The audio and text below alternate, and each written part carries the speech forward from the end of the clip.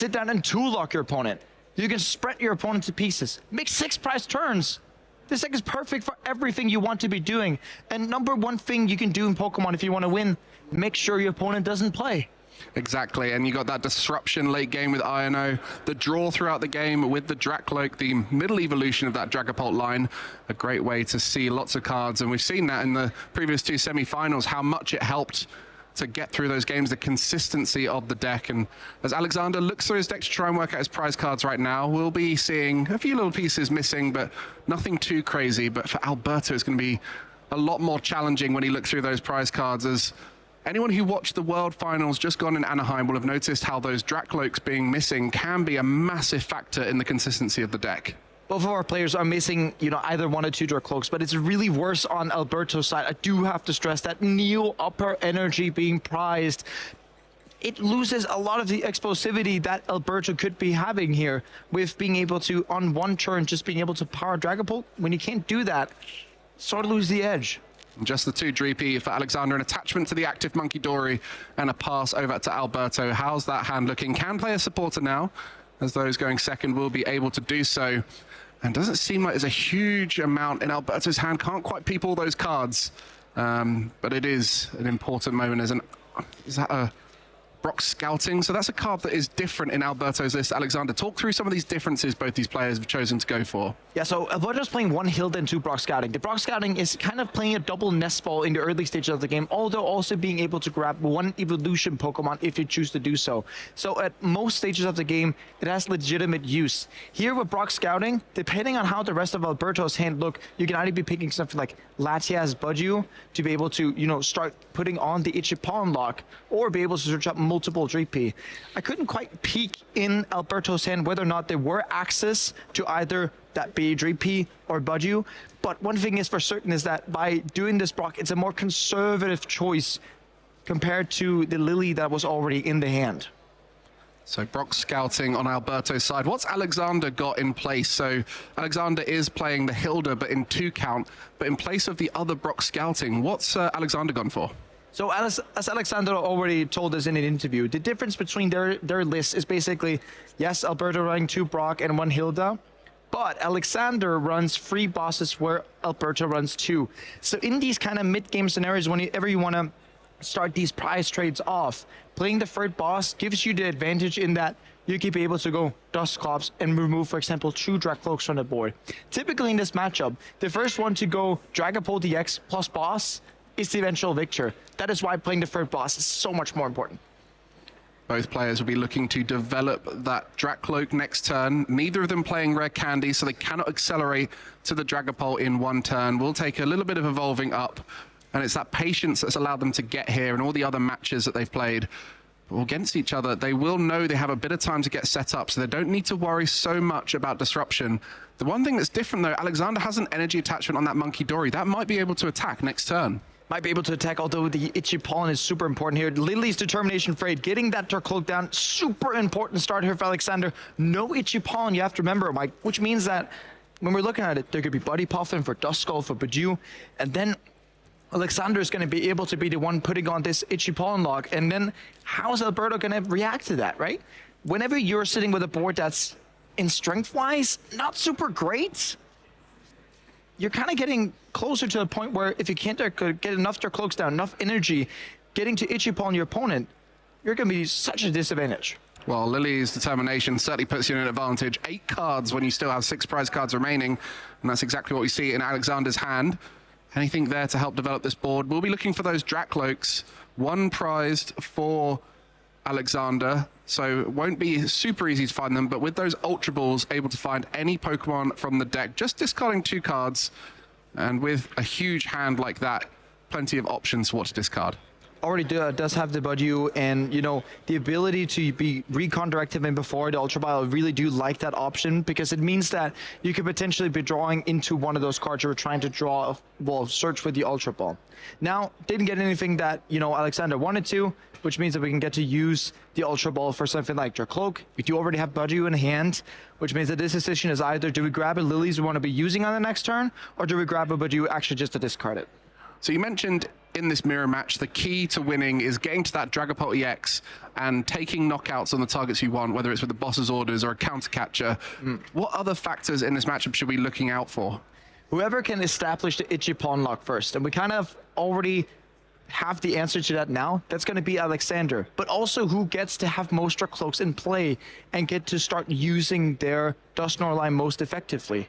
A thing you can also be doing in this mirror match whenever you can get your Dusknoir line going is that if your opponent only has one Dark Cloak down or one Dark Cloak with energy, speaking of that, you can go ahead and see like, well, I'll just go ahead and Curse Blast that and keep using Itchy Pollen. The longer you can keep your Itchy Pollen train going, basically, and the longer you can keep this lock of setting up, getting energy in play, getting Dusknoirs up and going, the better it is. Well, with neither of them having rare candy, targeting those singular Drakloak is going to be key. But for Alexander, he has established 2 Drakloak at this stage. And with that energy on the Monkey Dory, we'll be putting the buddy down just before retreating, and we'll be getting that Itchy Pollen lock that you mentioned. No items will be available for Alberto, and with that attachment, not only ahead with the Itchy Pollen and the evolutions, but also with the attachments. I'm already going to say it here, Mike, we do need some help on Alberto's side. The hand does contain Drakloak as far as I can see, but not much more than that. Drakloak, Lille's Determination, probably going to go look at being like, we need to get energy, or Latias plus Buddy and Duskull to start setting up and try to compete against Alexander's board. If Alexander continues to, you know, solidify the advantage board-wise that he already has by getting something like Luminous for the Monkey Dory, we can see this game get out of Alberto's grasp really quickly. You see, not evolving the active Duskull, wanting to keep it a basic Pokemon and with a single retreat, just in case off the back of this Lille's Determination can find a way to get a Latias maybe, or an energy to retreat. And that's another factor in the matchup. We have these low HP EXs like Latias EX, Pheasantipity EX, and even that Blood Moon can sometimes be forced into play if you start it. How do they affect the matchup? You do really want to keep them out of play. Latias, Pheasantipity, they both have 210 HP, which are, you know, kind of squishy Pokemon in this case. When we're talking Hawlucha can be putting 10 damage on, and then suddenly it's only 200 left. Well, Phantom Dive takes care of that. Or you can, during multiple turns, be able to place your Phantom Dive damage onto either Pheasantipity or onto, you know, Latias as well, and then Dusknoir's going to take it away. And we see the first recon directive for Alberto in the final here, having an amazing Swiss run. We got to see him in day 1 with one of the most phenomenal turns, taking out a Gardevoir all in one turn, 6 prize cards. It won't be the case here in this matchup, as the stability of both these decks really makes it hard to take a lot of prize cards in one, as we see Alexander starting to draw more cards. And we mentioned about that advantage. There is a lone Drakloak in play with a singular energy on it. If Alexander this turn is able to take that out, that will put Alberto so far back in the matchup. We can always talk about what Alexander would consider, you know, the best hand possible. What even could happen here is if you go Dusclops 50 onto the Cloak, evolve into Dragapult, attaches that second energy, both the Duskull and the active and the Cloak are gone. And we do see the 50 there. Do we see Boss's Orders and energy? There's energy. Wow. Is this the turn? Boss's Orders. Boss's Orders is going to be able to take out the complete line there. Hawlucha onto both of them too. I think that might be putting him in range for the full turn here. Whoa. With the Dragapult. He's going to be winning this turn. Phantom Dive takes out the active, 40 on the Duskull remaining, 20 on the Dreepy, and Alexander wins so early in this first game. Wipe the board, Mike. Wipe it off. Alexander Rutovic showing us, well, if my opponent is not setting up perfectly, Dusclops, Hawlucha, getting all my Dragapult pieces. Oh, that's how you do it. We were talking about how to slow down Alberto, but it turns out you can win the game there and then. Alexander having a great start, going first with that Buddy Poffin, able to establish the Dreepy. Meanwhile, Alberto a little bit slow considering he went second, matching the quality of Alexander's turn, but by being one turn ahead, Alexander was able to evolve up so much quicker. Yeah, and getting double Drakloak turn 2 was really the turning point of this match. And then at later stages, you know, you got to see Alberto one Drakloak. No Itchy Pollen. You have to remember, Mike, the difference of these two boards was Itchy Pollen, Duskull, multiple Drakloaks, and yeah, we get to see the finishing point here with Dusclops onto the Dreepy, Boss's Orders, Evolution, Attach, Hawlucha, perfect maps once more. Yeah, I think there was even damage to spare. There was only 40 HP left on the Duskull, 10 on the Dreepy, so well within range, and that just shows you how important it is to establish that board nice and wide, get loads of Drakloaks in play, and of course we looked at those prize cards being rough for Alberto, but it really didn't make that much of a difference in the grand scheme of things because he needed more Dreepies, he needed to establish more in his bench, needed the itchy pollen to try and slow down his opponent. But Alexander, what a start. Yeah, it was pressing those two Drakloaks that was really, you know, detrimental in this game. On top, like the new up energy in the phases of the game we actually got to didn't matter in the grand scheme of things. But as Alberto, you're thinking, there's a good question in this matchup. Do you wish to go first and kind of take a little bet on, can I draw Buddy Buddy Puffin to open the game, or do you want to go second and get to actually play a supporter like Brox? Pretty certain that Alberto's going to say, I'm going to go second. It's a more consistent option, considering you're playing 4 Buddy Buddy Puffin, you're playing 4 Ultra Ball, you're playing 2 Brox Scouting, and you're playing your latest determination. Probably, you know, a lot better just go ahead and say, I'm going to take the consistent option, hope that game 1 doesn't repeat itself, and then we'll take it from there. Well, if you're able to get that itchy pollen off on your first attacking turn, you can really slow down your opponent's setup. You know, if you've got a Lily's Determination into a bunch of cards that they're all items, you can't really help set up your board too much. So second normally is favorable, but in this case... I don't see the draw supporters here from Alberto. So the top decks coming into his turn is going to be super important here. Getting game 2 out of finals underway. Wow, here we go. There's the prize cards for both these players. Again, nothing too crazy. A little bit of the consistency might be gone, but Alexander going first finds the Buddy Buddy Puffin once again. Badu in the active for both players, and Alexander will be able to establish some of those Dreepy. What a perfect start from Alexander. Starting Badu, nice. Maneuverability, check. Mobility, with that too. But also just getting Buddy Buddy Puffin, you can get the double Dreepy and start your setup after Cloak. And what I really want to scout into his hand is, do we have Cloaks? Do we have Ultra Balls? Do we potentially have, well, Hilda's prize, one of them at the very least, but do we have options to search out more Cloak and energy to build the perfect board once again? I think I peeped an energy, so we'll have an attachment for turn.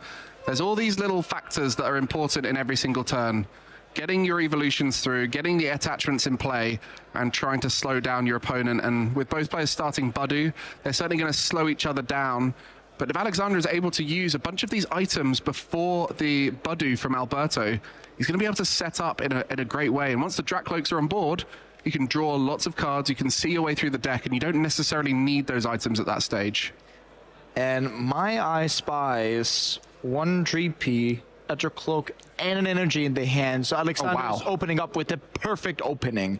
On top of that, having a supporter ready for next turn, it's as yeah, Alexander's just calling cards he wants to have in his hand, which is, I mean, if you want to try and win the regionals finals, that's what you want to do. And there's a Drakloak for next turn, the attachment in place. Alberto, how's your hand looking? It was a little bit slow last game, but now you're going to be trying to establish the board. A few Ultra Balls in there, not ideal early on because you have to discard important resources, but we'll have to use some of that to try and build up a board here. But I'm really sorry here, Mike. I still do not see any draw supporters. I don't see any Lily's Determination. I don't see any Iono. I don't even see a Brock. This could be a pretty quick game if that's the that's the case, as the Duskulls in play, the Dreepy's in play, and Alberto not feeling so confident with this. I think discarding 2 counter catcher there, and that's taking away options for later on. There's only 3 in Alberto's deck. And that's the typical count you see in every single Dragapult Dusknoir deck. Triple counter catcher, which is all right. Maybe sometimes you'd only be needing to play 1 counter catcher during the entirety of the game. But here, Alberto is in survival mode already. And you might be saying, well, Jesper, it's only turn 1. Why is it in survival mode? Do you see the board that Alexander is already presenting? The options in hand? Everything is just going to come. It's going to snowball towards the end of the game. Alberto looks like he has to play double Ultra Ball to be able to get, first of all, Dreepy, but then their Cloak for next turn, and hope that their Cloak next turn plus the top deck for draw off turn gets him there. Look at the discards as well. Boss's Orders and Professor Turo's Scenario. These are not the cards you want to be discarding, but needs to get the Drakloak now because of the fact the item lock's coming through next turn. So for Alberto, has a Dreepy and a Drakloak to work with, which is not a lot facing down what Alexander has. And I mean, it just shows the effort of Alberto's trying to do. Like, he has faced adversity before. We saw this in previous stream games. But I think it's you know, by far the weakest opening we've seen of Alberto. One card left in hand. And Alexander knows exactly what that card is. It's that Dracloak. He's just got off the Ultra Ball. So item lock in play now. Badu with Itchy Pollen means Alexander cannot play items this turn. And so has the Dracloak naturally in hand. And is that an energy as well? All these energies are so key.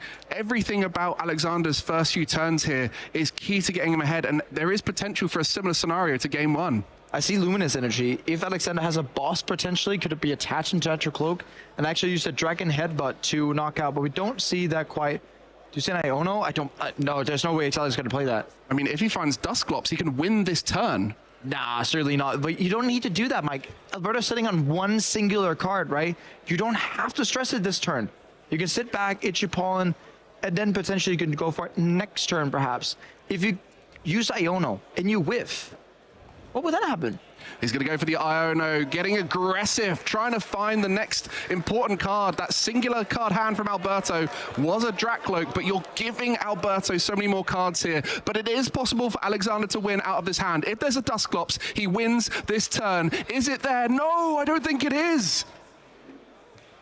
No, I see purple, but it's not Dusclops. And this just reminds me a bit of, for the old heads out there, the 2014 Pokemon Worlds Finals, where Igor Costa end his opponent out of a miserable hand. In this case, N being replaced with Iono, and Alexander being replaced, well, Igor being replaced with Alexander in this case. And is this what Alberto needs to come back into this? Taking the knockout on the active Badu, so getting aggressive at this stage.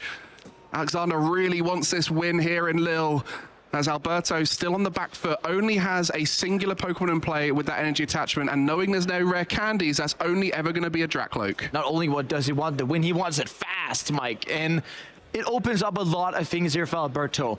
You can evolve into Dracloak. You can go ahead and use Flip the Script to set your board up.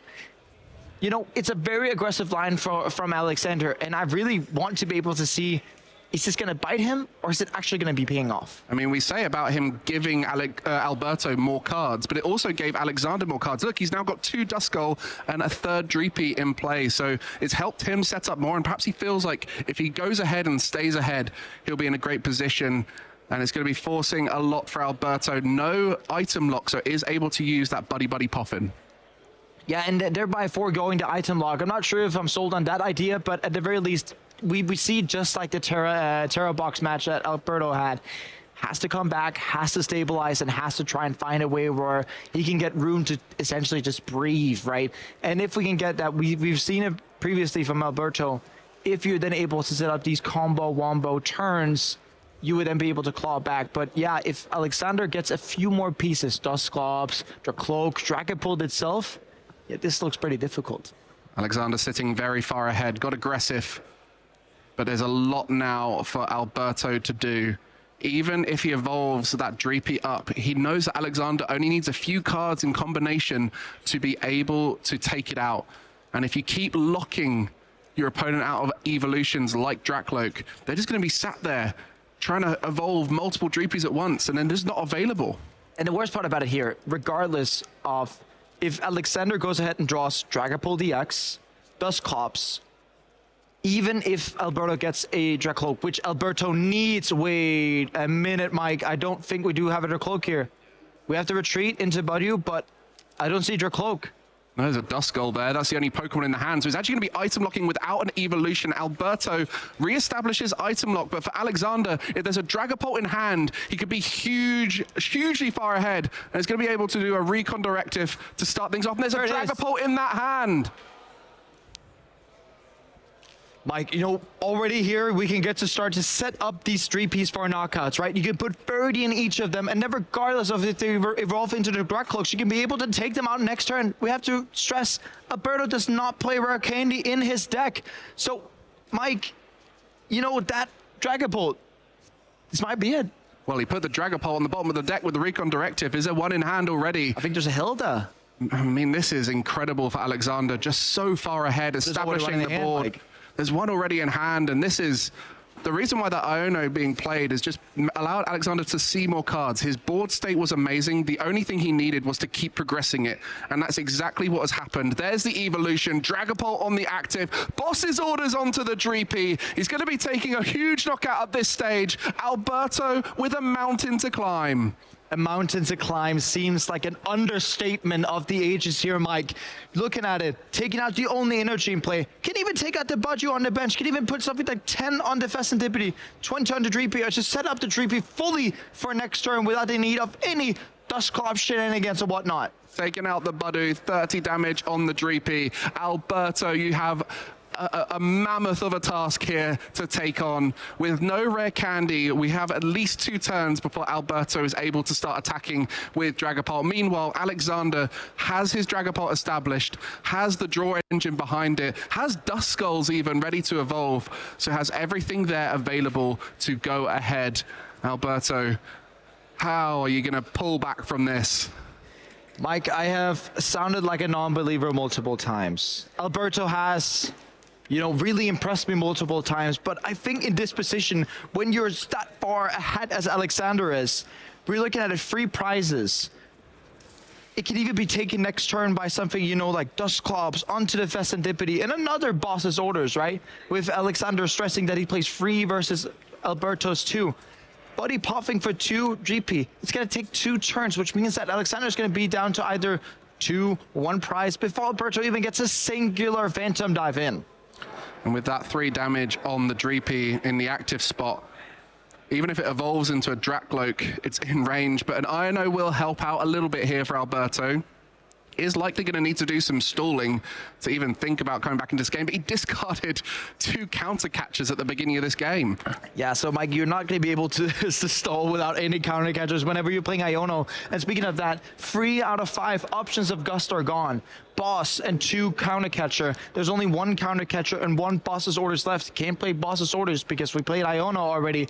And looking at the hand, I don't see anything here, Mike, that we actually can use for something. Festivity can use flip the script, draw free cards.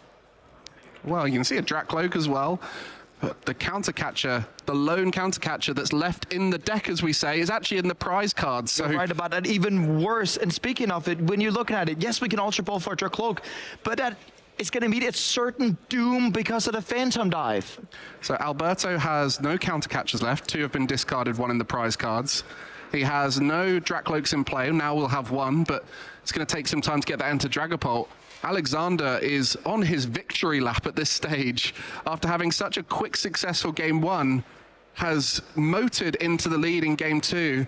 Now Alberto is really going to be wondering, what can he even do at this stage to come back in? This looks like a game where if we were in a foot race, Alexander could start running backwards and still win it. With the way we're only going to be able to see 1 Dracloak from Alberto, ladies and gentlemen, I have to stress that that is going to be knocked out next turn. That is for sure. And with no counter catcher, we're not going to be able to avoid that. Well, Alberto came top 8 at Lille 2 years ago, top 4 at Lille just last year, is in the final of Lille this year, trying to repeat his Gdansk Regional Championship win last time. But for Alexander, he is staring down moments away from an opportunity to become his first time regional champion in the Masters division. It's all over to Alexander now. We'll be able to just he has 1 Dustclops. We need 2 Dustclops for the win here, Mike. Well, not in that hand from the Recon Directive. Even a Night Stretcher would do. And so many options, even if he doesn't win this turn in such a strong position. And you've got to imagine the nerves right now Alexander's going to be feeling, even though it feels so safe. You're always going to be feeling nervous as a top player when you're staring down your first regional win. And here's Lily's determination. Do we get a Night Stretcher? Do we get the second Dustclops? Being able to go ahead and Dustclops wherever on the bench that isn't Festivity. We don't care anymore, Alexander. Just show us what you're going to be hitting off this Lily's determination. 6 cards, 1 option, another Dustclops, or a Night Stretcher, and Alexander will become your Lille regional champion. Is it going to be happening? Let's see what's in those cards. Not quite. It's not quite there. It's Ultra Ball. There's an Ultra Ball. That means he can do this turn. Ultra Ball for that Dusclops. Alexander, do you see it right now? Ultra Ball going into the deck. And if he finds that Dusclops right now, it's going to be game. Alexander wins Lille!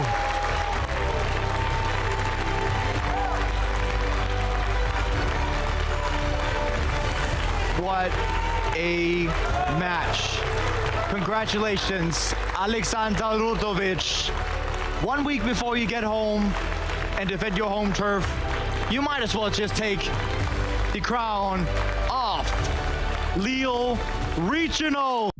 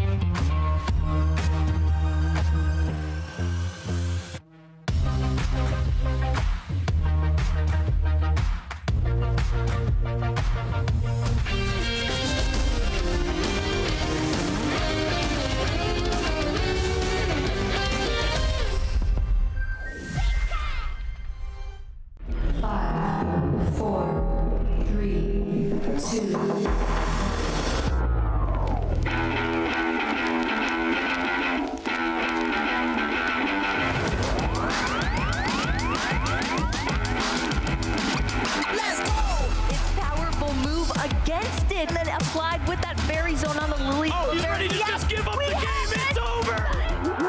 You've been patient. You've been waiting all this time, but you ready. You've been putting in that grind, so let's go. Champions are hard to find, but you know the goal when you're ready to shine. Have they heard of you? Then they know. You got your sights set on that road. If it's on the battle, then let's go. Cause you'll never stop. Show them what you got.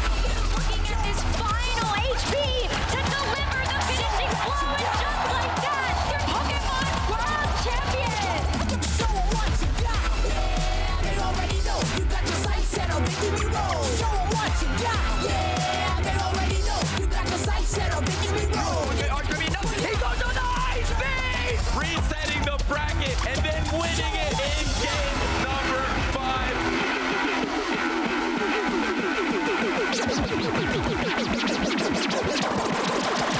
Show them what you got. Yeah, they already know. You got your sights set on victory road. Show them what you got. Yeah, they already know. You got your sights set on victory road.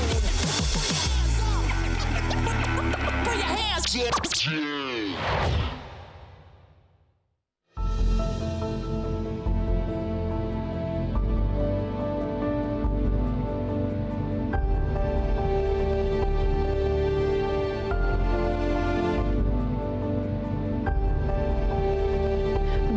To you live from this stunning port city on the Baltic coast, a place where centuries of history meets modern energy.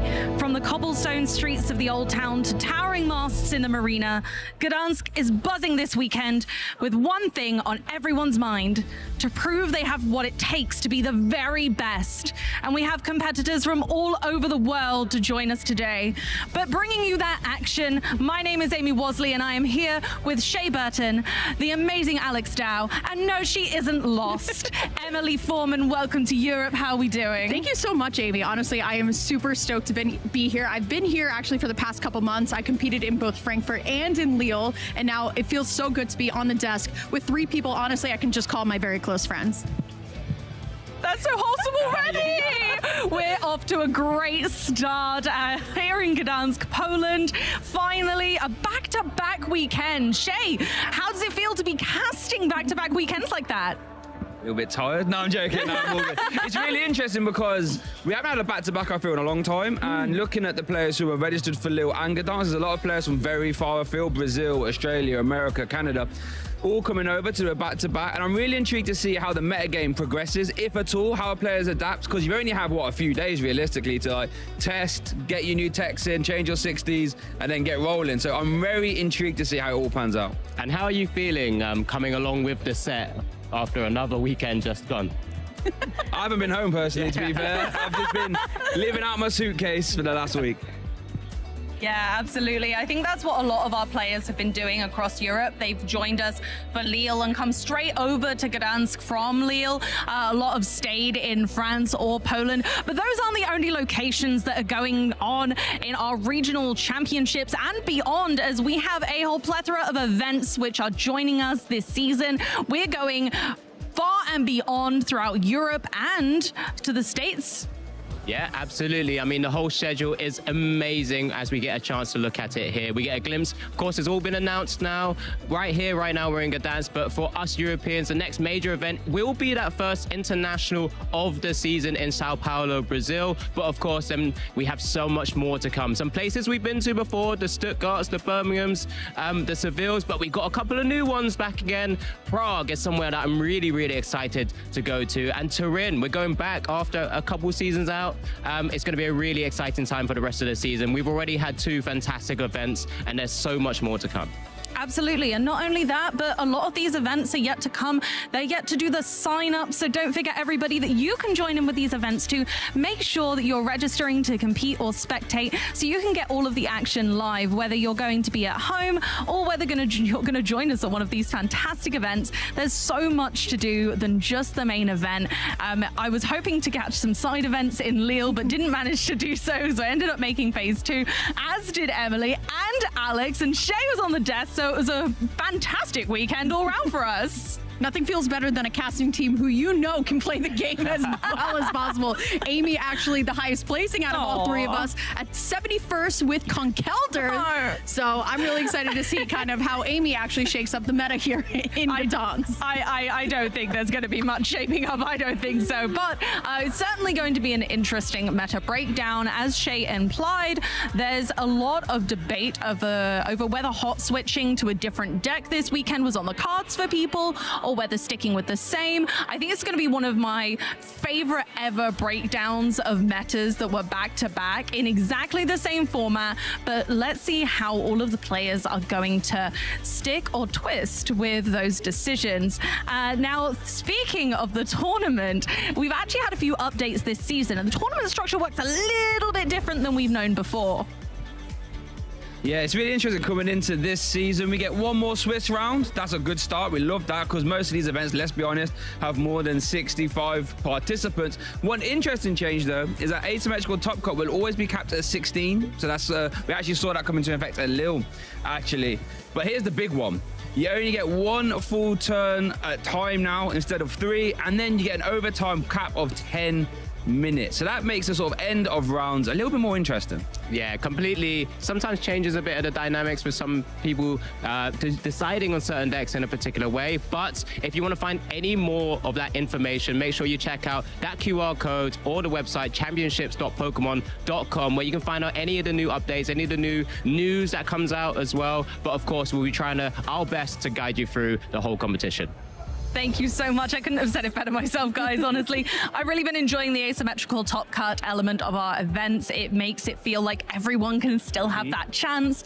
It doesn't matter your record. Sort of early on, you can always pull it back. And then you can fight for your spot in that top 8. And that's what it really comes down to, because everyone's in need of those big old championship points to get to the World Championships. We need to make sure that we're earning them big. And how are we going to do that, Emily? Honestly, by going out and competing at all of these events that we have. As you can see, we have the championship point breakdown for you on the left side. Now, granted, if you do win a regional, not only do you get those 350 points, but you do get that automatic invite to the World Championships, which always does feel good. But if you look to the right, that right chart, last season, 125 Masters, that this season we're actually adding 10 more spots in. Ooh. So a little bit of a relief for a lot of those players who are just, I know for us in NA, it was at 720, I believe, last season. So I think it's a little bit of a relief, a little bit less of a threshold. Yeah, I get that, absolutely. And it means that that ever-changing leaderboard, it's like the top charts of Pokemon players out here, and you get that ever-changing leaderboard, and it just 10 extra spots is actually a huge amount, and it will trickle down to more players, and it will allow for a little more wiggle room. If you don't do so well at an event, it's cool, go enjoy the side events, you'll be fine. Just make sure you catch us at the next one. But it's not just championship points that our players are after. No, let's be honest here. Look at that graph. If you win the Gdansk Regional Championship, you're walking home with $10,000 US in your account. That is a monumental amount of money. Second place gets 7,000 as well, and it cascades all the way down to top 32. Juniors and seniors getting involved in the mix. But again, it's not just money though. Get your hands on 108 booster pack. That's a monumental, a cornucopia of booster pack. Yeah, absolutely. And again, similar to the cash prizing that's available as well, a lot of this does trickle down based on the size of the tournaments as well. I mean, we've only showing the sort of booster boxes or packs that you may win just from the top 64, but just what we've seen in the most recent tournaments, that's actually trickled down to top 128, top 256. On occasion, we've even seen it go down to 512 as well. So everyone has that opportunity to continue playing, and that's the main thing, right? We all love playing Pokemon. And when there's prizes at stake as well, you've got even more incentive to try and do your best and hopefully walk away with something to, you know, enjoy. Look, at the end of the day, if I can get booster packs with Conkelders, so can you.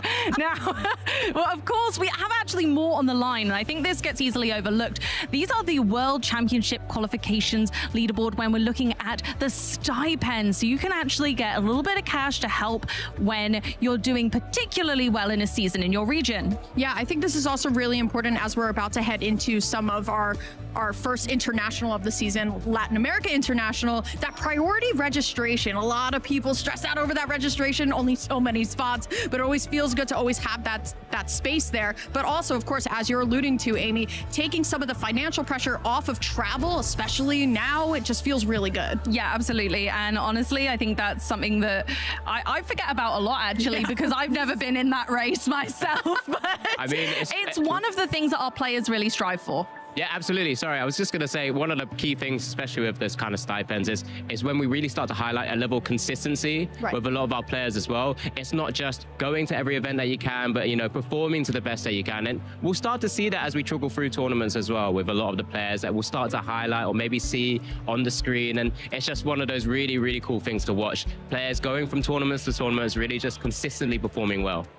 And even just last weekend, we crowned 3 champions in the Masters division across 3 events, and of course our juniors and seniors from each division as well. So let's take a little look back at Lille and see how all of that went.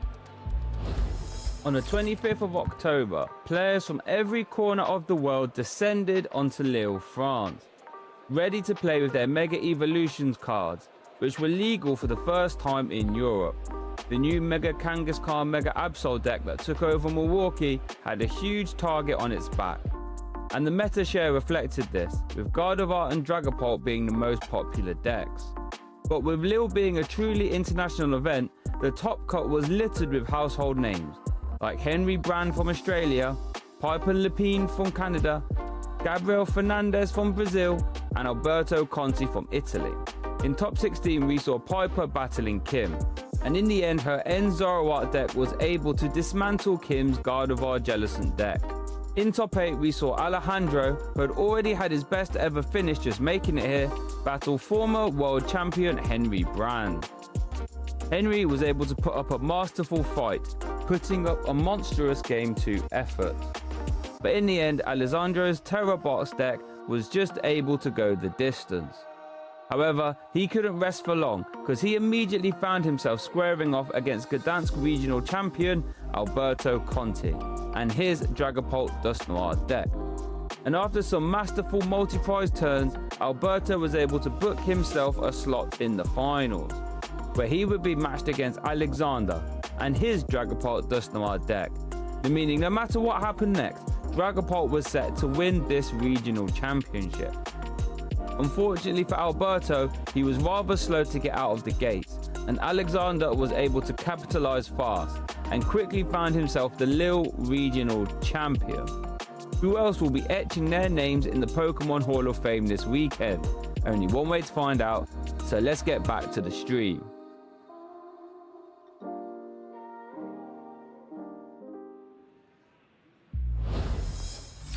Wow, Shay, that was immaculate. I can't believe you managed to do all of that in our small time there. Incredible. Thank you for guiding us through everything in and out of Lille.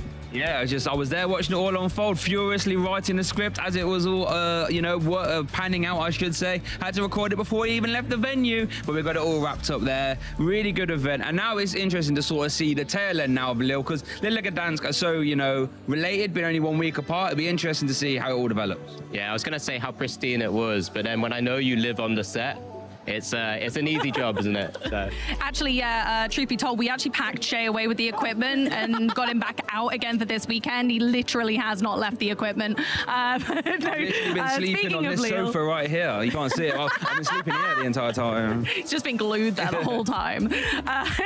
But speaking of Lille, of course, we've got what we alluded to earlier, that interesting meta breakdown, which actually led to the end of the event, showing that Dragapult had finally overcome Gardevoir. Yeah, but some things never change, and it was Gardevoir at the top, fully represented. Honestly, none of these decks really surprise me. Their positioning changes kind of event over event, but it seems like Gardevoir's reign before we crowned a brand new champion and a brand new archetypist champion, it felt like Gardevoir's reign was just never coming to an end. I know it did in Milwaukee for a minute, but it always just feels like the top players are always playing this consistent Gardevoir EX deck. And yeah, it's been there for a long time now. We've known that Gardevoir has been there, and it didn't change much through gaining the Mega Gardevoir. It's still up there at the top. Yeah, absolutely. But what did sort of impact a lot of our meta from the Mega Evolution set was that Mega Absol EX Mega Kangaskhan deck, which sort of, we say came out of nowhere, but it did pop up in Milwaukee, had a fantastic showing, and then everyone got a couple of weeks to try and figure it out. And it's still there. It is a very strong deck, but it was kind of expected to still be maybe not one of the top 6 or most top 6 represented decks, but it was there in some showing in some way, shape, or form. Yep, and you know what? In the end, it was all about Dragapult. Double dragons giving us that dastardly ending. But those top 8 decks actually made it there. We're really curious. Yeah, they really were. I mean, who would have thought there'd be so much Dragapult knocking about, completely booting Gardevoir out of top 8. Another story that came out, I think, from Lille, though, was the Zoroark almost resurgence, having two copies being represented there in top 8 by Piper Lapide and Gabriel Fernandez, truly showing how international this regional really was. And then a little sneaky Terrabot's getting in there as well. Yeah, one of the cool things about this, I mean, we're just showcasing the top 8, right? But we've already mentioned there was a top 16, the asymmetric top cut, and it was just incredible to see how the whole meta game panned out. This kind of whole mixture of various rock paper scissors type formats that we're getting. Dragapult, there were 5 of them in top 16, multiple sort of dark types in the top 16 as well, with the not Mega Charizard, but the Charizard EX Pidgeot and the Zoroark that you've already mentioned, Shay. So we're really in a really cool spot right now. Honestly, I just want to talk about it. Gabriel Fernandez playing that Hoopa EX. We were talking about how much the Mega Absol, Mega Kangaskhan EX deck has declined, right? But so many people really putting in the reps and putting in the time and trying to find those direct counters. That Hoopa EX coming out, last weekend, but I don't know how many players are going to put it in their deck this weekend. No, it had that really strange moment where it was like, oh my goodness, Hoopa, it's the answer. And then Mega Absol kind of declined a little bit. Was it that useful in the end? Is it going to stay in the decks? Is it not? This could be a dramatic change of format, even though there's been a week between, even less than a week before we crowned a champion. Like, that itself is wild. Just thinking about the lack of time that trainers have had to even achieve to get hold of cards and trade with their friends. They must have been going mad at Pokémon League this week because everyone was needing to get those techs. But you know what? I'm not done being nostalgic for last weekend. I'm sorry. Let's run it back and have a look at that finals moment. Yeah, it was an incredible finals where we did have the Dragapult Dusknoir decks in a mirror match Alberto Conti here against Alexander Rutovic, and this was the final turn. Alexander really took a sort of dominating display in this final, and this is where it just kind of all came together. Needed that Ultra Ball for the final piece for this turn. You can see the fist already ready to kind of hand over the Dragon Champion sort of badge as self-proclaimed Dragon type leader that Alberto Conti's already mentioned online, but Alexander was the one who took the victory and earned himself that direct invitation to the World Championships in San Francisco.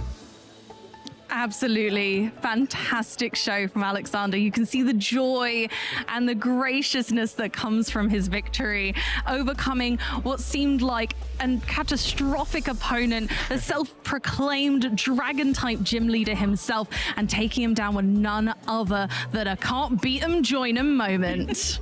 Yeah, it's really interesting as well that Alberto Conti is the reigning Gdansk Regional Champion, and then the week before getting straight to the final. So he has to be feeling rather confident. Momentum has to be on his side now. But he's thinking, right, the week before the event I won last year, I made the final. If I just win one more this weekend, I'm being a back-to-back champion here in Gdansk. So that's another interesting story to keep your eye on. Yeah, I can't wait. We're going to have a bit of a theme throughout this weekend of this idea, because it's back-to-back weekends, whether we are going to stick or twist. It wouldn't surprise me when these guys have performed so well, and we do get a chance to see Alexander join the champions graphic there, whether a lot of these players will just stick with the deck that they played last week, where they've done all that testing, and then coming into another tournament, when will there be that many changes? Or whether it's going to be the same, they're going to run it back again, especially when it comes to our two finalists there. Will they stick with what they know with Dragapult or change it up? When you get so close to victory, when you win with Dragapult, surely you stick with it. Or is it time to have a bit of fun? Because you've earned a lot of championship points, you got a lot of prizes. Do we change it up or do we stay the same? I can't wait to see what our competitors are going to bring. But speaking of competitors, we've got an EU leaderboard now already, shaping up quite nicely with some really high championship point levels already, and a couple of golden tickets there, which signal they're already guaranteed to go to the World Championships. Yeah, this is a stacked leaderboard already, and we're not too far into the season, but Tord Redcliffe, right at the top, Alberto Conti at second, been doing really well, Kai, Wayne, right. Now, I actually want to draw attention to number 6 there, Emma Hagen, because towards the start of the season, she was here, there, and everywhere, going all across the globe trotting, and I saw her do a post on social media saying, all right, Lille wasn't my greatest event, but here I am. I'm going to try and skyrocket myself back up that leaderboard a bit more. And she hasn't got too far to go to get herself a number first, so I'm intrigued to see how her weekend pans out. Yeah, and just the rest of the names that we've seen. I mean, Drew Stevenson's had a great sort of run throughout the early parts of this season so far, so it wouldn't surprise me if we're able to see Drew also again towards those upper tables at this tournament. But there's so many names there, and we can spend hours talking about every single one of them. Really good. There's some real hot names up there, some real superstars in our community, some great winners that we've seen before, and they're really showing their spots and making their name known in our community. But if you don't want to miss a single minuscule micromanagement of that action, you're going to make sure that you head to pokemon.com/broadcast, and you're going to make sure that that is bookmarked, because you're going to want to miss out on anything. You're going to be able to get all of the details of our events and how to get involved, but also how to watch from home. Don't forget to use #PlayPokemon in any of your social media interactions this weekend. Whether you're at home or whether you're here in the hall with us, please let us know what's going on. Have you done a fun cosplay? Have you seen a fun cosplay? Have your pets been involved? Have they been sitting on your lap the whole time? Is your cat the next top Gardevoir player? Who knows what could be going on? But make sure that #PlayPokemon is used in all of it, because we don't want to miss anything, and we might be able to feature some of your communications on our stream. So I'm excited. Are you guys feeling ready? Oh, absolutely. I can't wait. I know for me, I'm just so ready. It's been about 5 months since I've casted, so I've been rearing to get back ready to go. I went to NAIC and Worlds, and so far 3 regionals of the season. I'm like, oh man, I just love playing Pokemon, and especially now around the world, it just feels so good to just be in a hall with all of my friends. And still, once again, like everyone's been kind of alluding to, we don't know how many people have stayed on their decks. There's so many questions that we have, and that's going to be all figured out today. That's okay. Get ready for wild comebacks, clutch plays, and celebrations that could shake those shipyard cranes. The decks are shuffled, the stage is set, we're ready, so it's time to kick off the action. This weekend, the 2026 Regional Championships are bringing the electrifying action of the Pokemon trading card game to the global stage. Top trainers from across the world have gathered to compete for a share of over $125,000 in cash prizes, travel awards, and the all-important championship points that could secure their spot at Worlds 2026 in San Francisco, California. It's a 2-day battle for glory. Trainers kick off the weekend in Swiss rounds, with each match being a best-of-3 showdown. To advance to Phase 2, trainers need to rack up total match points to exceed the threshold for their division. In Phase 2, the pressure intensifies as the remaining trainers face off in more Swiss rounds to determine who advances to the top cut. After all Swiss rounds are completed, the top 8 competitors, plus up to 8 additional competitors with the same number of match points as 8th place, will advance into an asymmetrical top cut single elimination bracket. Win and you move on. Lose and your journey ends. Only one trainer will rise above the rest to claim the title of regional champion.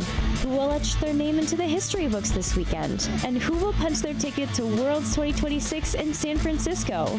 Don't miss a minute of the action. Stay tuned all weekend long to watch the battles unfold live. To stay up to date on future Play Pokemon events, visit championships.pokemon.com.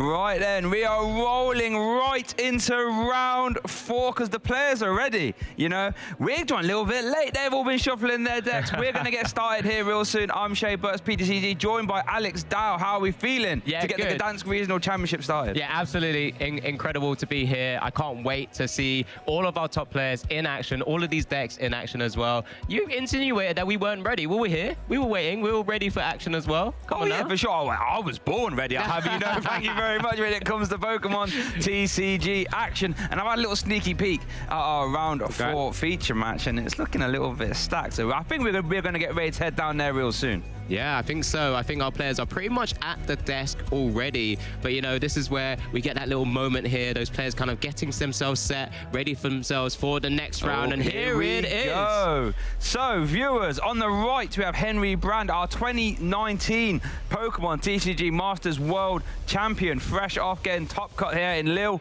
And then on the left, we have Andrew Elliott as well, both sitting on that perfect 3-0 record. And when you're trying to catapult yourself deep into a tournament, that's where you want to be, on that 3-0. Yeah, absolutely. I mean, this is a great opportunity to continue just surging up the standings so far. We do get a chance to see Andrew's current sort of how he's been doing so far. And he's actually had a pretty good sort of, let's say, calendar year at this point, where we've got quite a few sort of day 2s moving into those top 1-2As. Even EUIC was able to perform and do well there as well. So he's really starting to find himself in a great spot where, you know, he's facing a lot of these top players, not getting too sort of, maybe sort of getting the jitters of actually facing some of them and actually being part of that crew eventually, and just trying to make himself, push himself a little bit further as well, given the opportunity. Yeah, all in that calendar year, as you say, some momentum was definitely on his side, but I know he probably want to improve one of them finishes.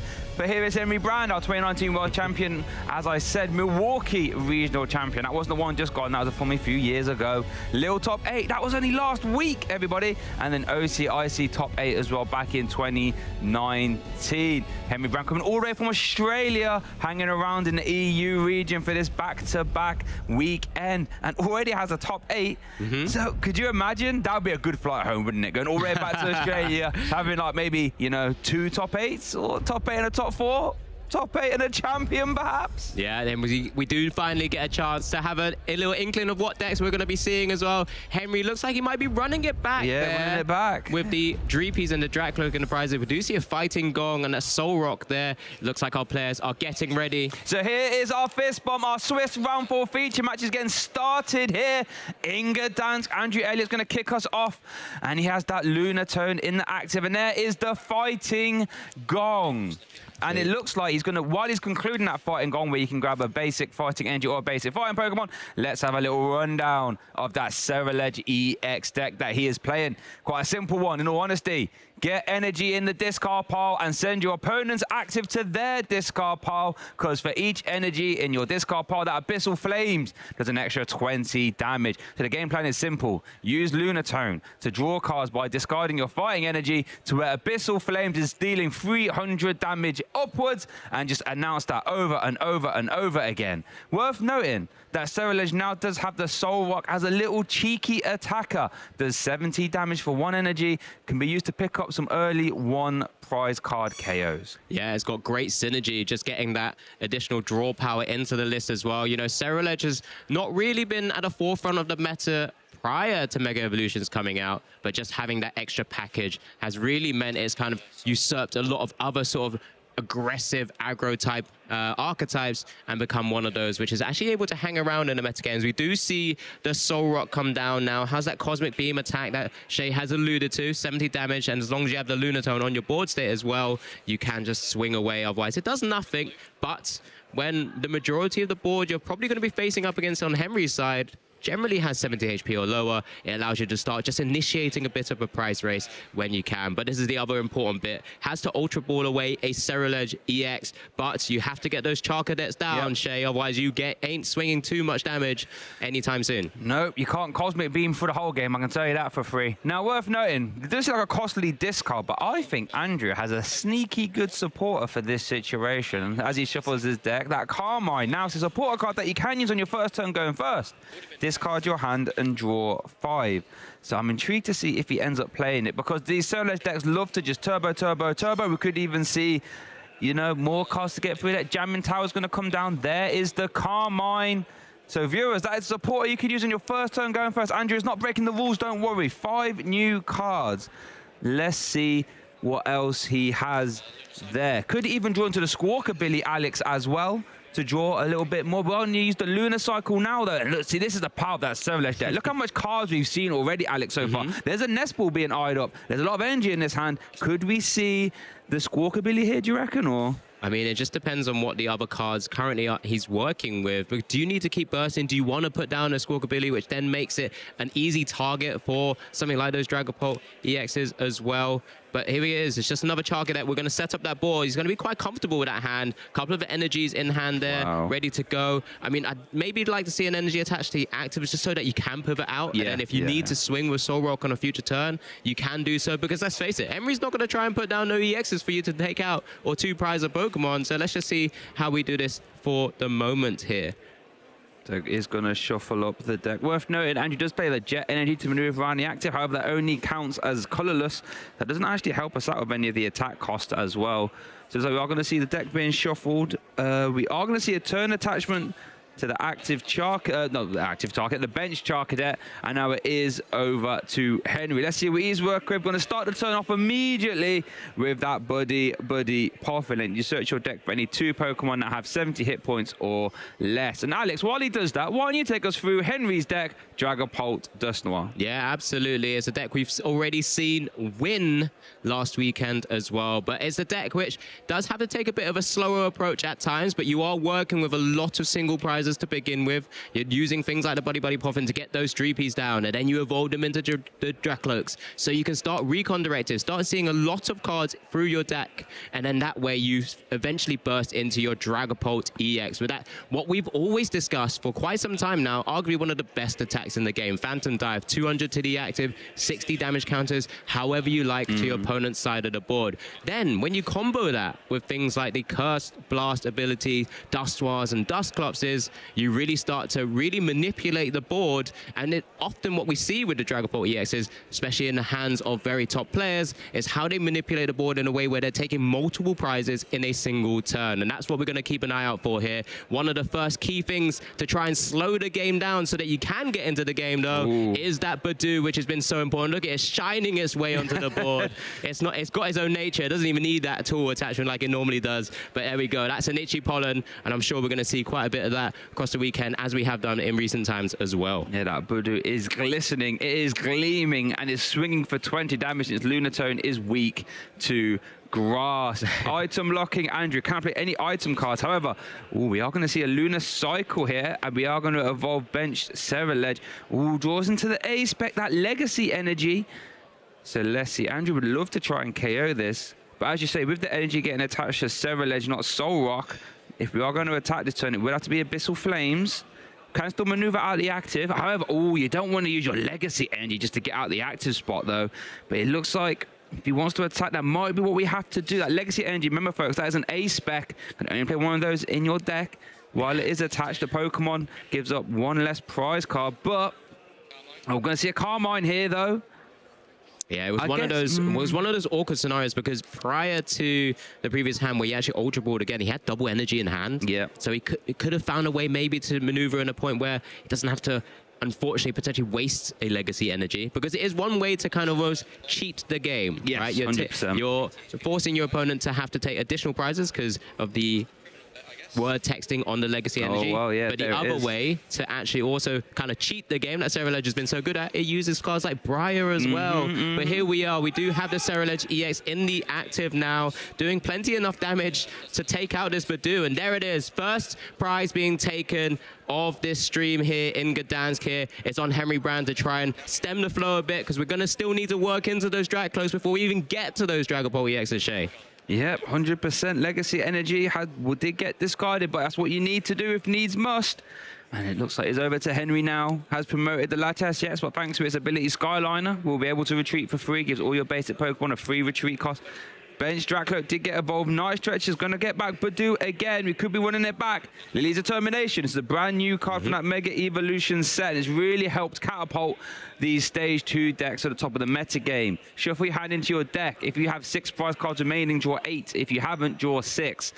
Long-term viewers, remember Cynthia back in the day? This is strictly better than Cynthia, and it really helps these Stage 2 decks, right, Alex? Yeah, absolutely. It's probably one of the most important cards that have come out of Mega Evolutions. It was the one card where a lot of people were saying that should be on your buy list if you're going to want to continue playing the Pokemon TCG. This is before, of course, we saw some other decks kind of come through the weeds, like the Mega decks that are coming. But Lily's was the most important thing, because it's just so powerful, especially we know that there's so many Stage 2 decks right now, and that's where we're seeing it to full effect, as we do see the first Recon Directive here as well. First. I think I don't think I actually explained why this Dragapult is so important in this deck. It's one of these Stage 2 decks that love to keep the Stage 1s in play as long as possible. Dracloak has that ability, Recon Directive. Lets you look at the top 2 cards of your deck. You can put 1 in your hand and 1 go to the bottom. So over the course of the turn, you are seeing, as we do see a counter catcher, I should say, into the Charcadet. Bear in mind, that one has a 2 retreat cost, by the way. Keep an eye on that.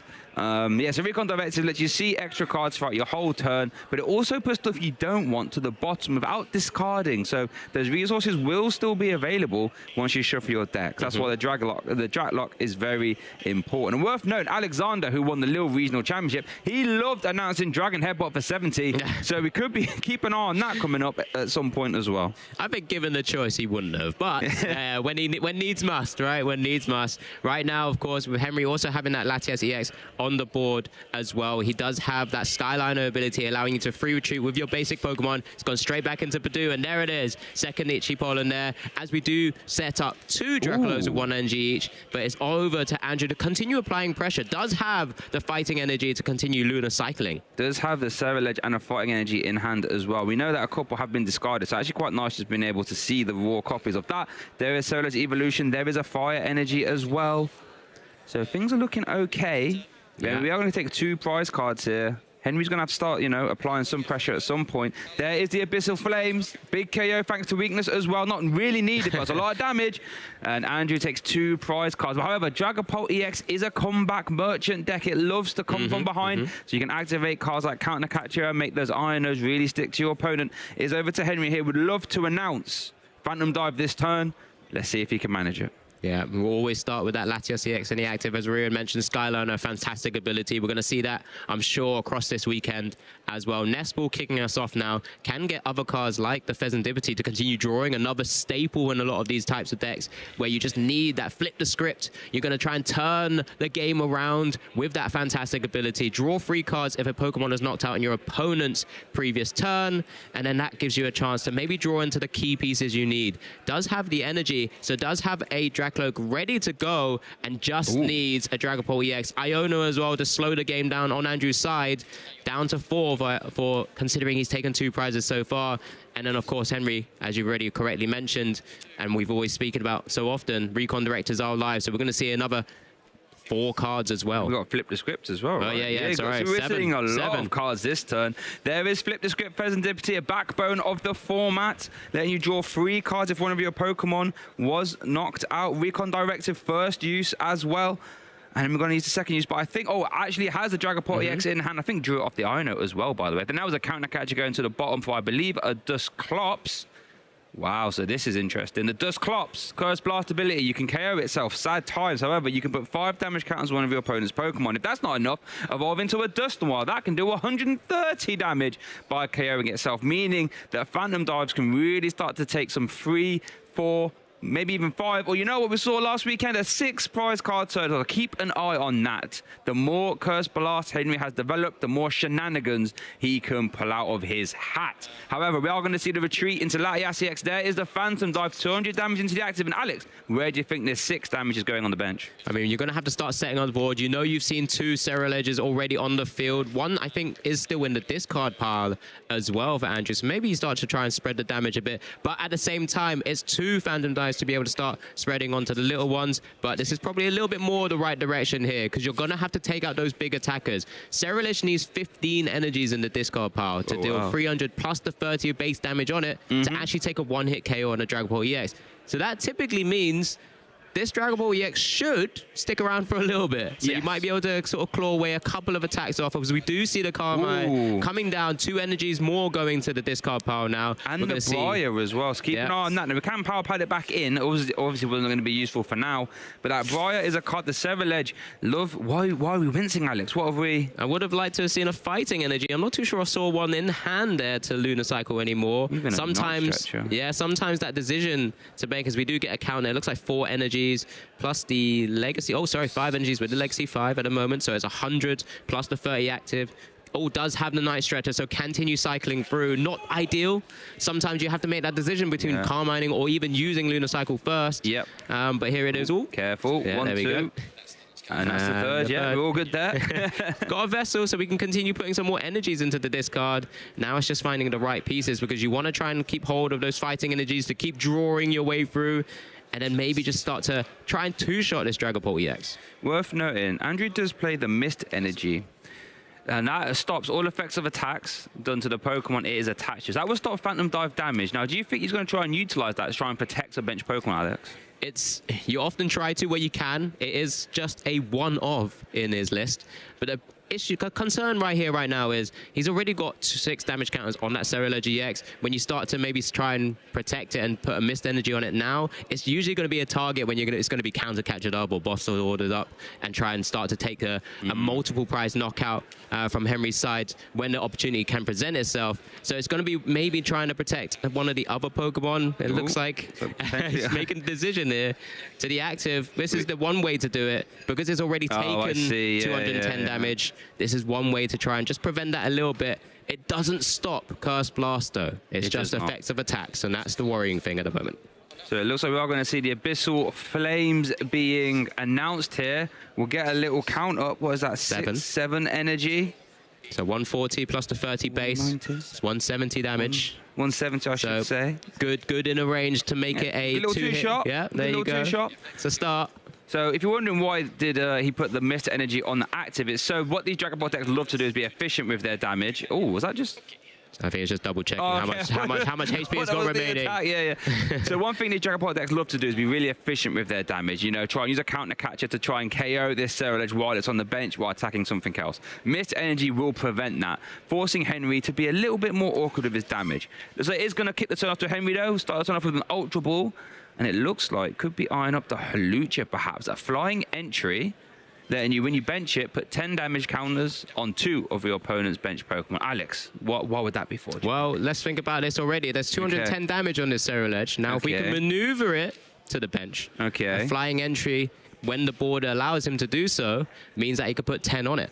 And then it's actually then within range of just a Dusclops. There's 60 HP remaining. So it's some things that you're beginning to eye up. And then at the same time, Henry does have the Duskmite in hand as well. So can go that route to take a massive knockout here, or potentially try and maybe not even go ahead on prizes sometimes. He wants the space. Evolve, and then are we using Curse Blast straight? We are going to KO itself, KO the active Ceruledge, mid-turn knockout. Andrew will get to take a prize. Henry gets to take 2 prize cards here, though. Key thing is Henry stays behind in the prize race, so if there are more counter catchers that he still can try and utilize as well. We've already seen one, I think you mentioned, went to the bottom of the deck. There you go, 1 in hand. Next to that, Lily. Can still maneuver the Pokemon around and actually then force a really awkward spot. There it is. Counter catcher on the Soul Rock as well. Flying entry. There's the flying entry. Uh-oh, that Charker there on the bench.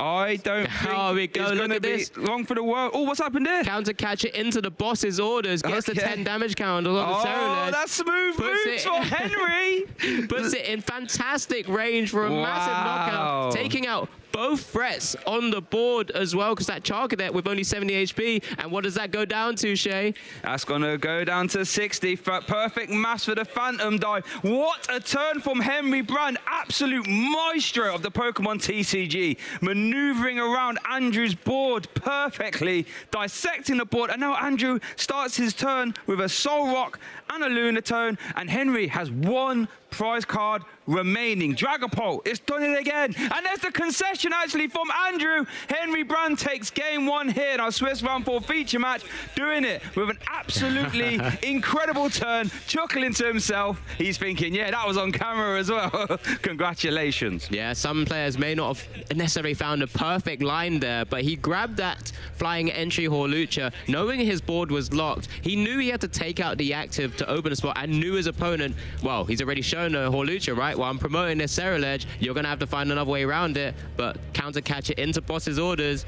When you've got so many cards and pieces in your hand, it's worked perfectly, and Henry was able to demonstrate Dragapult Dusknoir to absolute perfection. We get a replay here, Shay. Yeah, this was the replay of game 1, that early counter catch it into the Charcadet, just trying to buy some time with the Itchy Pollen. Henry was just able to buy enough time, spreading out that energy cost, the energy, so we can get into the Phantom Dive later on. This was the first Phantom Dive. Bear in mind, Andrew's taken 2 prize cards already, but Henry, cool as ice, knew all I had to do is just get into this game slowly, announce Phantom Dive a couple times. That's all he had to do, was announce Phantom Dive twice, but this was the monumental turn. Curse Blast into the active, KOing that, forces Andrew to promote something else. Henry said, no, I don't want that in the active, thank you very much.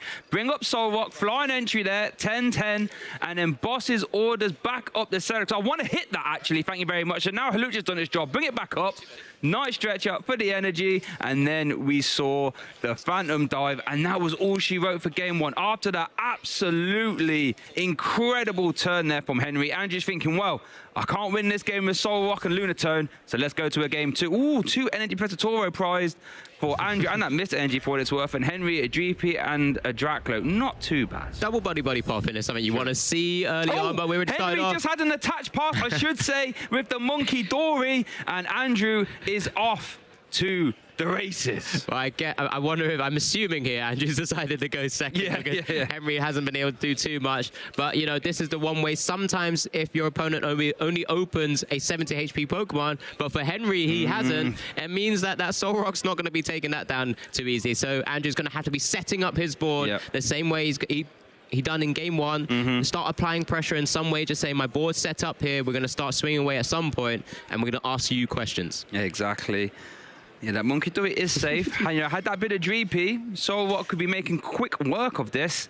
However, that's not the case, so Andrew's going to have to set up as normal. Nest Ball looks like eyeing up that Squawkabilly, a card we didn't see in game 1. No, we're going to get shuffled up instead. There is Soul Rock.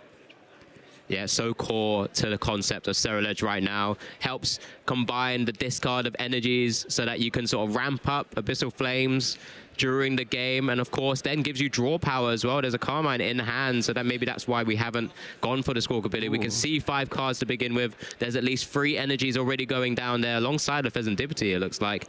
As we do see an Earthen Vessel here, so we can keep going. We're going to see some more cards, some more fighting energy, I'm sure, is going to come out of the deck right now, and just kind of try and weave in maybe another Charcadet. He knows he's not really under threat, which is a good thing, you know. I guess the Monkey Dory could attack. Yeah, that's what I was just looking at. But it's not taking a knockout. No, it's not taking a knockout, but that 60 damage could be relevant if that Charcadet became a Ceruledge at some point. So, but then I think if you're Henry, you need to start getting energy onto your GP and such. Does play near upper energy in his A spec. So, we are going to see more Charcadets are coming down. Okay, there we go. There you go. So we have not the 80 HP one has come down. Everyone's still wanting to play the 70 HP. Then we're going for are we attacking here? And that damage will just get bounced back. And actually could actually then take a knockout. What's this? I mean, with the mind bend. Yeah, true, actually. Yeah. It's all clicking. It's all coming together. Oh, here's the Squawkabilly, though. We didn't get to see this in game 1. I'm a massive fan of this card. Has that Squawk and Seize ability if it's your first turn of the game. discard your hand, and you can get to draw 6 new cards. Absolutely fantastic ability if you're just trying to turbo through your deck as fast as possible. So Andrew thinking, right, I wasn't quite happy with that hand, so let's get 6 more. Keep an eye on the energy cards as they're flying into the discard pile as well. So more energy there. Ooh, there's a lot of energy in that hand, though. Jamming Tower, 3 energy, Soul Rock, and was that Professor Churro, perhaps? There's a fighting energy in there, right? We can keep cycling through, and that's fine. No, that he didn't attack. Yeah, it's obviously a good thing to kind of keep an eye on. But Henry straight away putting the Badoo down. Does have Lily's determination. No Buddy Poffin right now, or other Dreepies right now, which can be a little bit of a worry. But he's going to try and slow the game down with Itchy Pollen at some stage anyway. But seeing 8 cards is always going to feel absolutely fantastic, and then we'll try and work through the game from there, because of course Andrew hasn't been able to attack, take any knockouts, for example.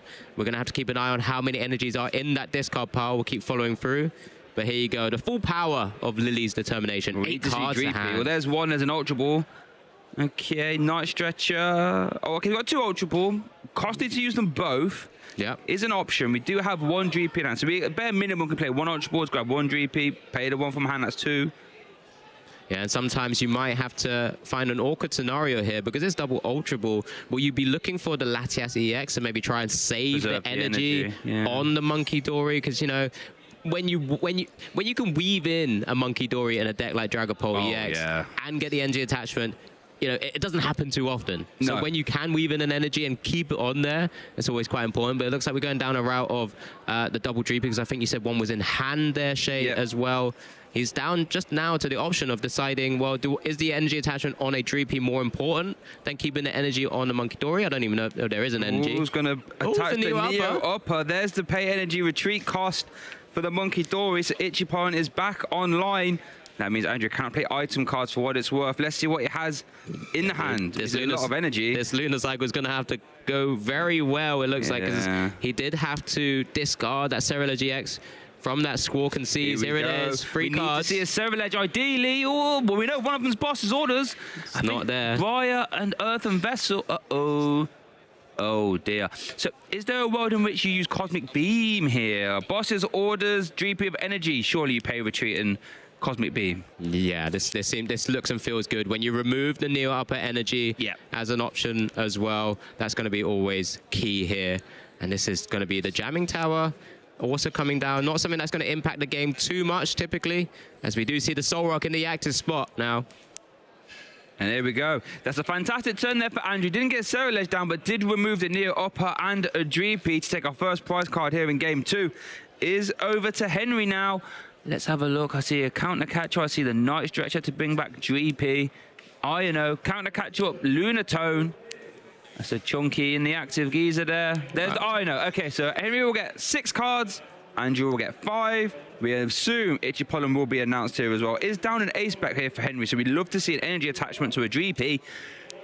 Yeah, this is going to be one of those awkward things, because there's an energy on Soul Rock already, we can attach to the active and just retreat back in and still swing away. But it does mean that, you know, you have to waste that energy attachment onto the Lunatone for the moment. So just correctly identifying this is a way to slow down a bit of the game plan from Andrew's side. You know, if we're keeping just Charcadets on the board, they're not big bulky EXs that have to eventually get through. As we do see the Pheasant Dipty flipping the script, looking to turn the story around here as well. So it's just see what further cards we've got. We finally get a Dusk Gold down at the same time. Love to see that. Got the energy, and it's just going to be the Itchy Pollen. And then it is over to Andrew. Itchy Pollen doing 20 damage because of weakness, of course. Now, there is a Cerulege. So evolving the 1 damage so that it's not an easy target to a Dragapult EX Phantom Dive. We got energy as well. Was that another Cerulege? 2 Cerulege. Okay, we like that when you under item lock. I can tell you that for free. Now, do we use Lunar Cycle now? I think that's what he's second guessing himself. He's going to attach it. I think that's safe. Well done. yeah, I like that. Yeah, just in case. There's the Carmine. Okay, let's see what we get here. At the bare minimum, we can use Cosmic Beam. Ooh, no fighting and no fire energy, I should say. Still item lock, so unable to play him. So it is going to be the pay retreat into the Cosmic Beam. Soul Rock taking another prize card here. But remember, this is where Andrew was in game 1, so we can't get too ahead of ourselves here. Henry knows. Okay, this is going to have to be the time. He's checking the discard pile. Worth noting, hang on, how many 5 energy in that discard pile because he's priced through 2, right? Took 1 out of the prizes. Keep an eye on that. Night Stretcher might be very important just to try and get those 5 energy back. Is over to Henry now, though. Is going to have to promote a Pokemon. Ooh, we haven't got Laias yet. Got to be a little bit careful. It is going to be the Dratloak. And here we go. What can Henry piece together here, Alice? What do you think he's going to try and... What's his perfect turn, do you think? I mean, this is still one of those boards where he's going to need to get that Dratloak on the bench active as well, so he can keep cycling to get those combo pieces. That's always going to be key. We do see Flip the Script. He already has Energy and Dragon Ball EX in hand as well, so he can start swinging away. Has now drawn into a Dusclops, so 1 smaller Curse Blast is live. But right now, whether that's useful or not, is to be seen. I think we're going to try and get maybe another Duskull down is another option at the same time, as it looks like. Was that the flying entry hall? Lucha coming down. Sent to the bottom. Oh, sent to the bottom. Okay. Of course, the other option. Yeah. It's not Halucha's time yet, my friend. There is Luminous Energy. No, Fire Energy. Ooh, okay. We doing a Dragon Headbutt? Or are we going into another, maybe Badoo at this point? Maybe slow the game back even more. We could be going Badoo. We could be doing Dragon or Jet Headbutt, I should say. 70. You've been calling for this. If he's going to Dragon Headbutt, I mean, you've been wanting to see more of it, Shay. I love maybe this is one way to get Squawkabilly down to, 90 HP. This is, again... That's Curse Blast range. Exactly. It's one of those things where that's why it's always scary to put down Squawkabilly in a matchup like this when your opponent can manipulate the board. But at the same time, if you get an attachment onto the Squawkabilly, you're not attaching to the Ceruledge, which means your maximum going to be doing is 70 damage next turn. Yeah, no, so you can wait. You can take your time. It's an interesting play. And, putting down Squawkabilly against Dragapult, it's one of them. It's really scary, actually. And then what can you do? We're obviously projecting right now, but if Solrock comes up and attacks the Dragapult, you can get an NG attachment onto Monkey Dory and then start manipulating more damage counters. But there it is. There's Dragon Headbutt. Your favorite attack of last weekend, it always sounded like. Dragon Headbutt is the Dratloak. It's Jet Headbutt. Sorry, Jet Headbutt. My bad. From Dragapult. Thank you very much. Headbutt. Yeah, he's evolved now. He's Jet Fire. He's going around here, there, and everywhere. It's over to Andrew. Has got his items back for the first time in a while in this game, so let's see what he can manufacture. So iron up the Lunar Cycle. Remember, one way to just maneuver is something like the Professor Churro scenario, but it is prized. That's one thing we have to remember from what we saw a little bit earlier, of course. But the other way to maneuver has been those jet energies that a lot of these decks play. Sure. But again, that doesn't count as a colored energy, though. Exactly. It's not an Abyssal Flame energy to allow him to attack. Remember, he does need 15 into the discard pile to be able to actually one-hit KO a Dragapult EX. So like we said, this Dragapult typically will stick around for a little bit longer.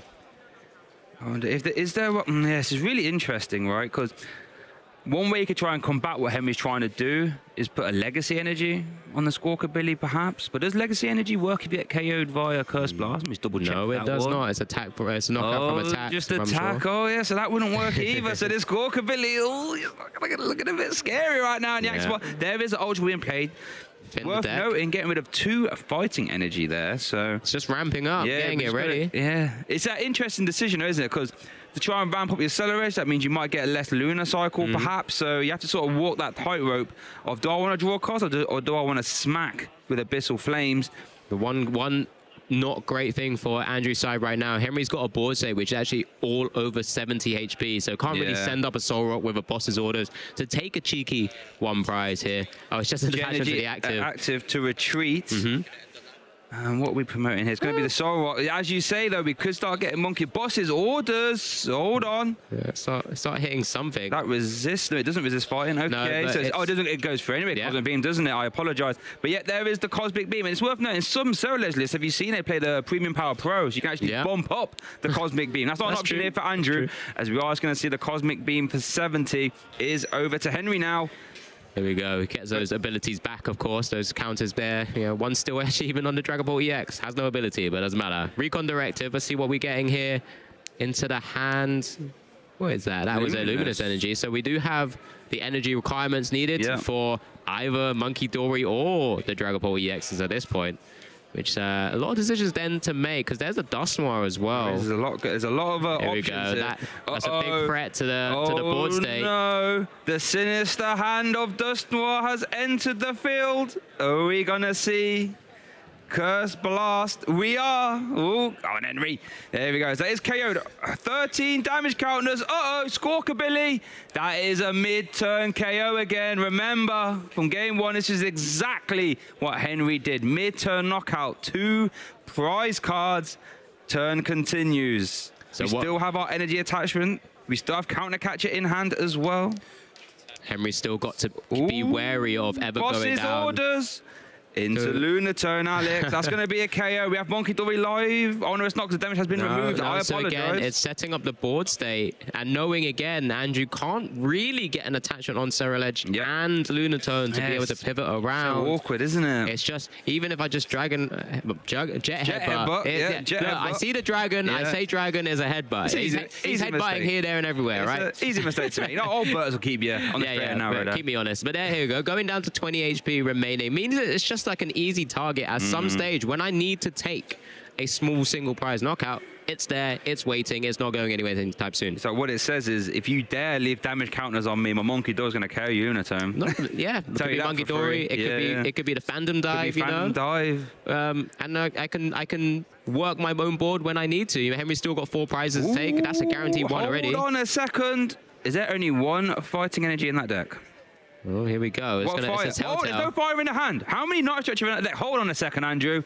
How much Night Stretcher are there? I need to see. We haven't seen too many get discarded, I don't think. That deck's not that big. He's going to fail the search.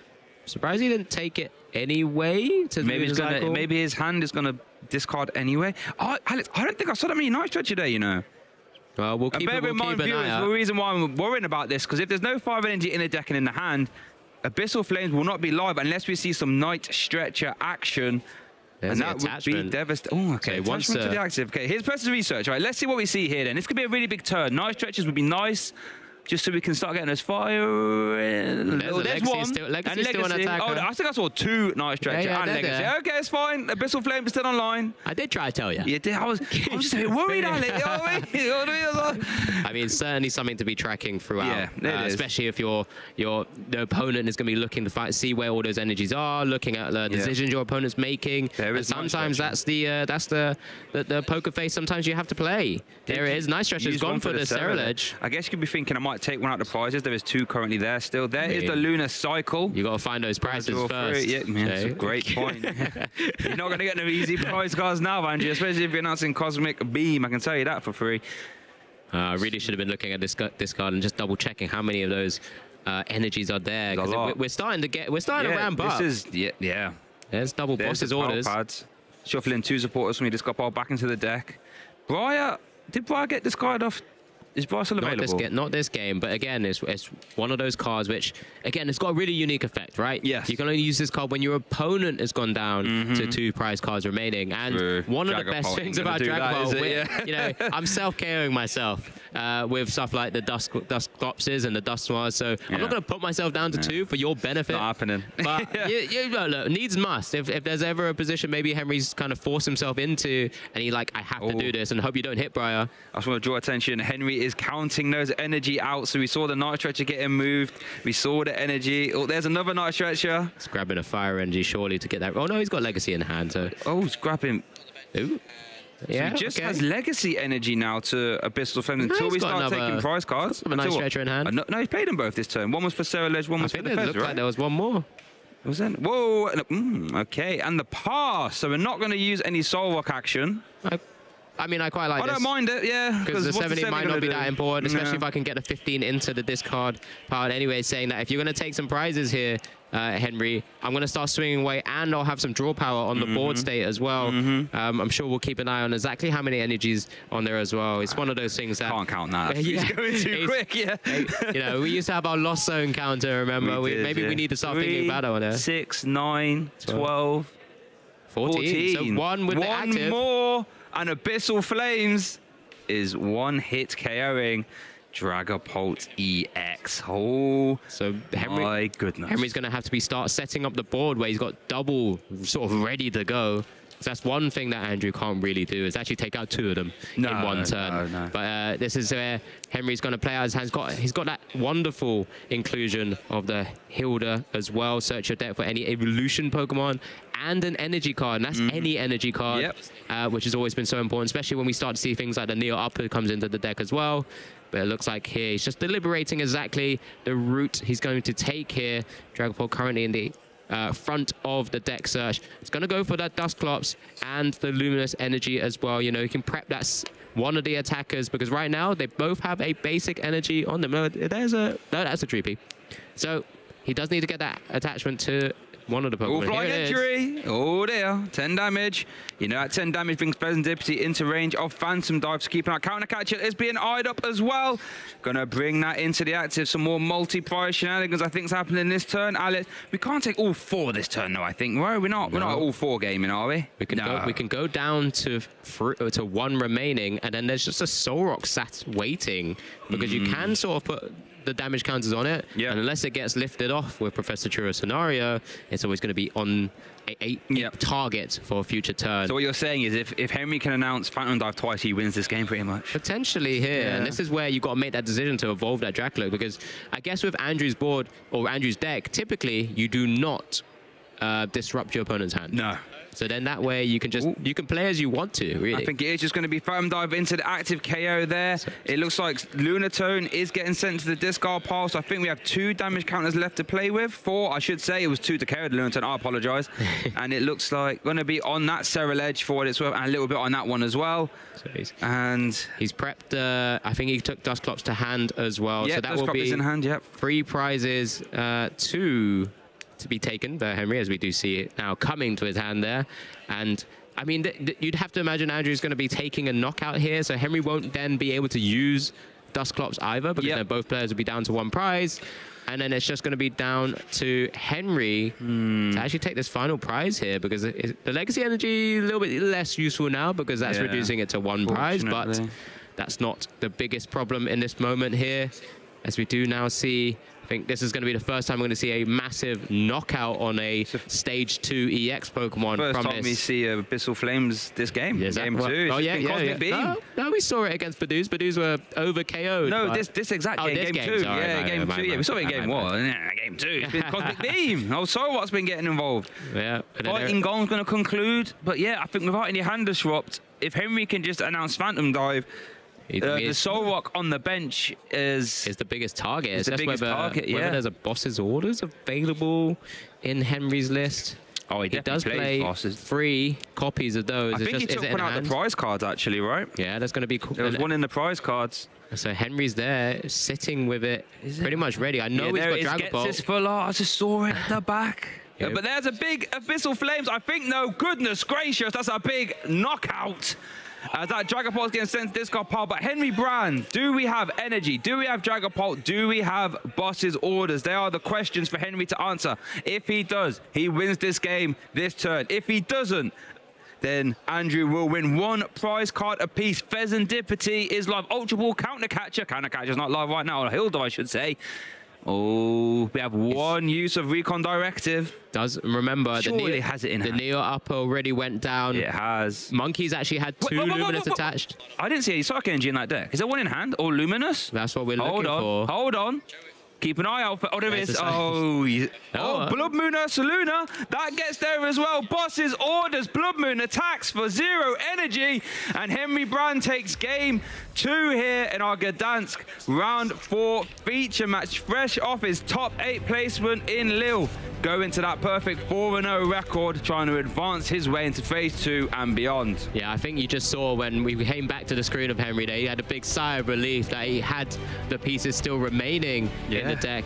Blood Moon Ursaluna, a fantastic inclusion. We do get to see a replay of the whole game though. This game 1, Shay. You know, Henry just kind of was able to set up behind the Badoo, just keep locking things out, but start putting quite relevant 10 damage from the Itchy Pollens pretty much around the board before finally sort of maneuvering into an attacker, set up a couple of Serral Edge EXs, and then we're about to see probably one cool thing of the deck where you're actually taking massive amounts of knockouts, taking out all the threats here with the Dustwar's Curse Blast on the active. We see this really cool play here, counter catcher onto the Solrock, flying entry Hawlucha, putting the 10 on the Cerulege, and then just bringing it straight back up. You're like, you can maneuver it wherever you want. It's coming straight back to the active for me to smack it again. Love that. Henry Brand playing musical chairs with Andrew's active there. I want this. No, bring that back. Thank you very much. Now put that in the active. Thank you. So I can take these 3 prize cards that I want and basically say, you're a Cerulege deck playing without a Cerulege or Charka deck, scoop them up. Let's go to game 2, please. And that's exactly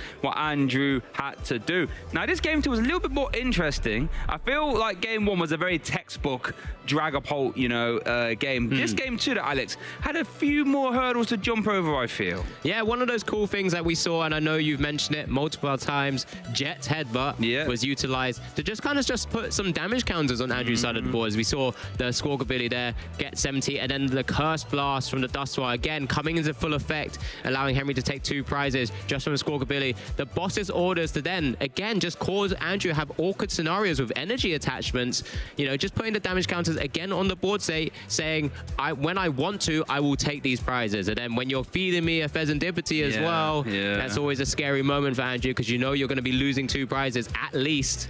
And there it is. Henry's putting himself down to 1 prize when he finally announced Phantom Dive, and he was just double checking all those pieces, found that Blood Moon Ursaluna EX, a fantastic card that's just kind of goes into so many different decks with that seasoned skill ability, and is able to take a very easy knockout, especially with no energy attachments, because your opponent's taken 5 prizes. Yep, you know, what's better than 240 damage for 5 inch? How about 240 damage for 0 coming in the clutch there?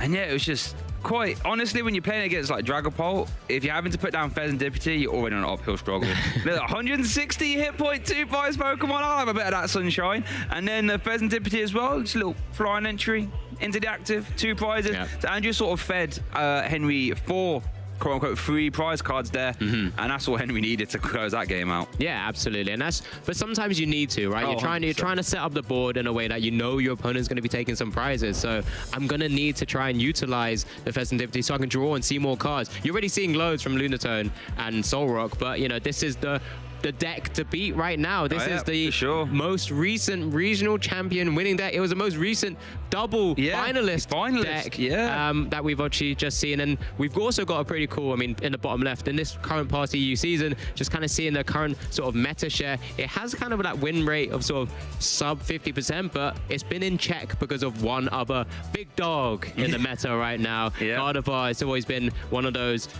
sort of slightly worse or bad matchups because it's had inclusions like Clefairy EX, but as we do see here, but it has a fantastic core strategy, has fantastic built-in draw power, has fantastic synergy with Dustnoir as well, and there's just so much going for it. It's definitely a deck to continue watching out for this tournament. Yeah, it's a scary deck to play against because you really can't. No, it always happens. I know viewers, if you go to your local league or play on TCG Live, it always happens. Against a Dragapult deck, you go 2 prize cards up, you go 3 prize cuff, and you're like, I got this. Like, what are they going to do? And it's like, I own a Cannon Catcher, Curse Blast, Hawlucha, this, that. I'm like, oh my board, where's my board state gone? I'm left with, you know, nothing, and my opponent's just getting ready like, I'm going to announce Phantom Dive again, and you're going to be in trouble. And it's really interesting because, you know, Dragapult, I think, like, coming off the back of Worlds, always the bridesmaid, getting 2nd place a lot. But then, you know, in Lille just said, right, this is my event. Before we even conclude the final, we knew Dragapult was going to be the victor. And here, as we do see a lot of, well, at least Henry, who did make top 8 at Lille with that deck as well, saying it's still good. Could it be Dragapult's time again, Alex? I mean, it was 1 of 5 in the asymmetric top cut last week, which is an incredible sort of, I guess, conversion into day 2 and then conversion into the top cut as well. So it's like fantastic to see just how strong that archetype is. And I guess it's where I've kind of spoken about it, the kind of rock, paper, scissors format. It's not quite rock, paper, scissors. We actually have like multiple rock, paper, scissors going on at the same time at the moment. But when Gardevoir's kind of on the slight downward trend, we know it's a heavily played deck, but you know there's other counters to that. And then what counters the Gardevoir is Dragapult. So it's just kind of sneaking in the shadows, and then it really does super well, and that's what we get in the hands of like fantastic players. It's just, it wouldn't surprise me to see someone like Henry Brand make back-to-back sort of asymmetrical top cuts, or top cuts I should say. But at the same time, both players are doing super well, right? Henry's moving on to for 4-0. sure. Andrew's still on a 3-1 record. Still a fantastic spot to be in. Remember, you need those 16 match points to make it into phase 2 of the tournament, obviously a competition as well, to even try and maybe push yourself even further. You've been there before, so we'll see if Andrew can continue to make it, but he's still in a great spot. I mean, Andrew did the thing you want to do against Dragapult. It's just one hit KO it.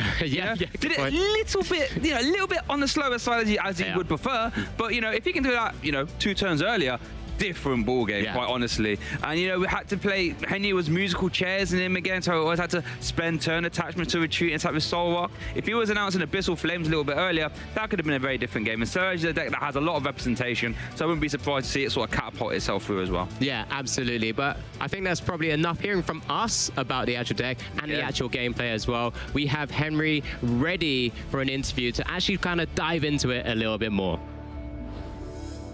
Thank you, Shay and Alex. I'm Emily here, joined in the lounge by our last round's winner, Henry Brand here. Hello. Still doing well. Congratulations on your performance last weekend. Thank you very in much. Lille. Yeah. But now you're here in Gdansk running the same deck. Have you changed any cards in your deck? Well, funnily enough, for those watching home, no, I haven't. I've changed no cards. I'm actually proud of myself for this because I always give this advice to other players to stick with what you know and that your deck choice doesn't actually matter. And really it doesn't compared to your play. It's 90-10. So I'm really glad that I took my own advice and just played the same thing, especially when you have back-to-back tournaments. It's really good to keep comfortable. Absolutely. Did you have any decks in mind after your performance last week that you thought you were going to switch to? Or was it just, I'm just going to run it back with Dragapult? Yeah, I mean, I built a couple fun decks that I was hoping would work, but not quite. And then I thought Gardevoir was very well positioned, but I just didn't like it as much as Dragapult at the end of the day. I'm so practiced on it. I feel like you can your draw engine lets you make a lot of great plays, and you're never really out of the game, which is awesome. Absolutely, and we see your just mastery with the deck, right? Seeing the boss's order and counter catcher play, the switching in and out to get your right amount of damage counters onto your deck. Any advice for beginning Dragapult players when they're really trying to get that math down in their head? Yeah, there's a few things. So kind of try and count up the total amount of damage you need. Sure. So rather than think oh, this needs 30 or this needs 50, add it all up and say all right, I need 110. And then, okay, how can I get that? So Clops plus 50 plus 60, cool, we're there. And so you need to try and think of the total and it makes it a little bit easier. Also, that game was kind of nice to watch because I lost my Neo Upper very early. Yes, you did. And so the trapping was good for damage, but it was actually really good to buy energy tempo back. Sure. Because you're able to build that energy tempo back. So if you do lose the Neo Upper early, you try and stall things to just build up your board again. Yeah, absolutely. Now, of course, you were in Lille and now you're here in Gdansk. So may I ask, what have you been doing for the past week in Europe? Well, I played a lot of Pokemon this week. I had a bit of a rest. I wasn't feeling too great after Lille, so we'll see how we go today. But and just enjoying the sights. Of course, there is a regional back in my own home country this weekend.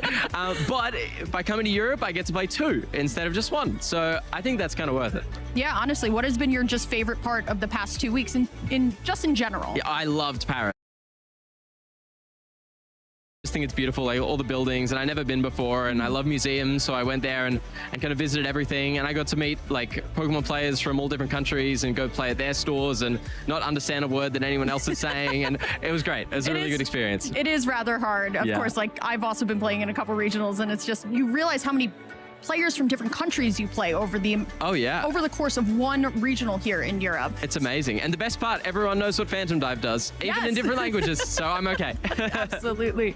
Well, Henry, thank you so much for your time. Do you have any shout outs that you want to give before we kind of return you back to the Swiss? No, that's all good. I mean, you can follow me on social media. I like to post a lot about Pokemon. I love taking a walk.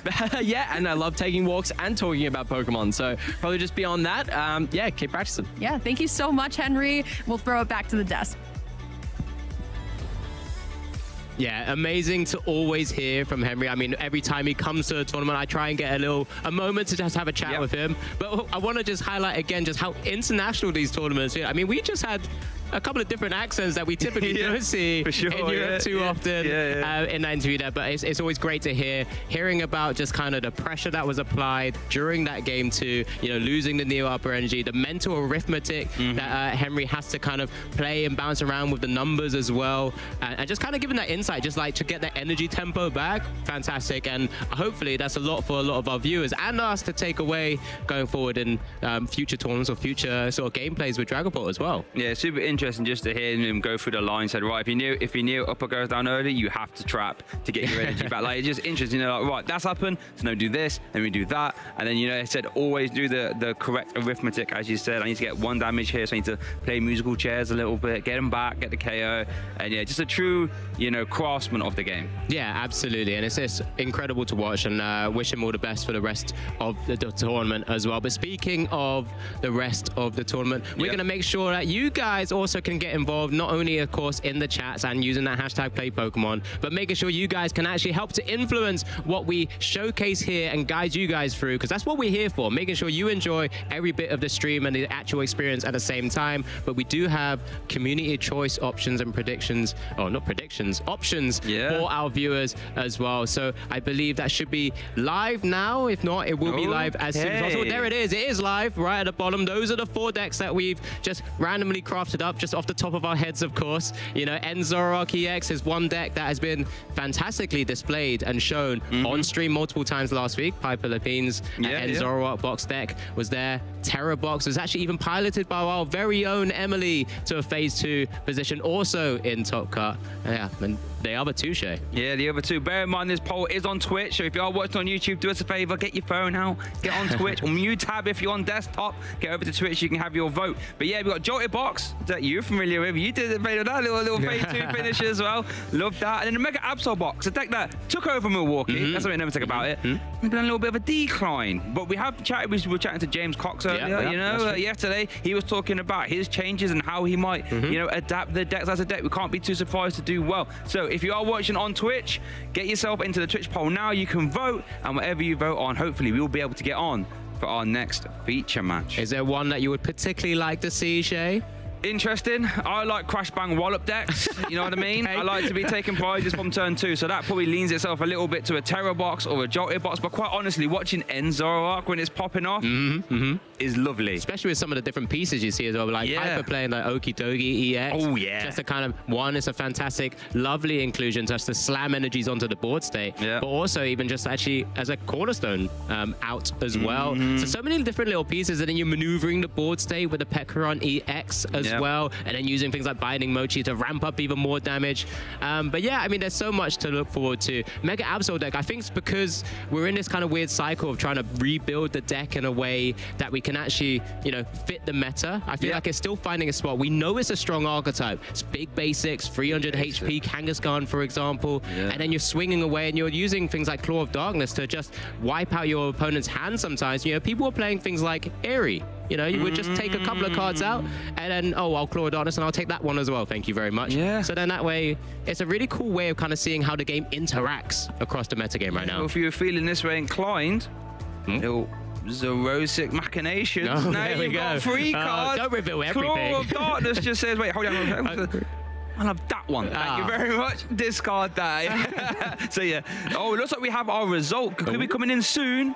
Now, we're about to find out. Mega Absol box. Maybe they want to see some Zoroark as well. Yeah, I would love to see that because it's a card that doesn't always come around in many. We see it in like control types. Yeah, we have. And I guess Mega Absol, one of those that Claw of Darkness attack is a very control type attack. It is. It really is. But I think I will stand the test in terms of it. Just the fact that it's so different in terms of what it's got so much space. You could put so many different cards into the deck. You can fit in like an enhanced hammer. We've seen variants which is more control type. You fit in things like Crushing Hammer. I don't know if we get into that cycle of going to Crushing Hammers again. That's a wild time. But yeah, it's so interesting. So we'll do our best to make sure we can put on Mega Absol box in due course as well. We'll make sure that stays in the back of our mind as we want to make sure you guys are enjoying the stream as much as possible.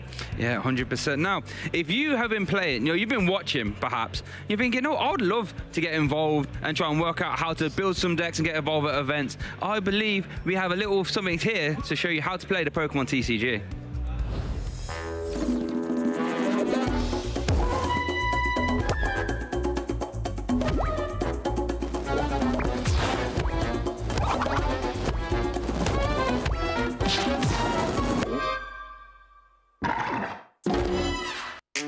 trainers, Chip Ritchie here. In this short video, I'm going to take you through the basics of how to play the Pokémon trading card game. The Pokémon trading card game is an exciting way to enjoy the world of Pokémon. You can play at home with friends and family, online against other trainers, or compete to earn championship points and try to be one of the very best. Players construct their own decks of exactly 60 cards to play with. Most trainers play in the standard format, which only allows for cards with the newest regulation marks to be used. You can only have up to 4 copies of a single card in your deck, with the exception of basic energy. There are 3 types of cards in this game: the Pokémon themselves, which you use to attack your opponent's Pokémon, trainer cards to help you support your deck's strategy, and energy cards to pay for your Pokémon's attack costs.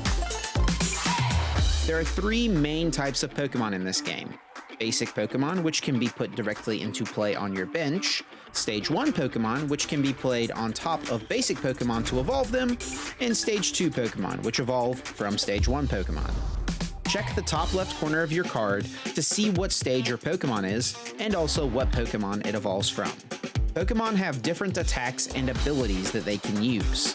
Most attacks require a certain amount of energy cards in order to use them. We'll go more in depth on this later. Pokémon also have HP, which lets you know how much damage that Pokémon can take before it is knocked out. There are 4 types of trainer cards you can play: supporters, items, tools, and stadiums. It's very important to include plenty of trainer cards in your deck, as they will help you to more consistently execute your strategy. There are only 2 different classifications of energy card: basic energy and special energy. You need energy in order to use a Pokémon's attack. You can attach an energy card to one of your Pokémon once during each turn. Some Pokémon require specific types of energy in order to use their attacks. Each basic energy provides 1 energy of its type, or 1 colorless energy at a time. The main areas of the game board include the active spot, the bench, the deck, the discard pile, and your prize cards.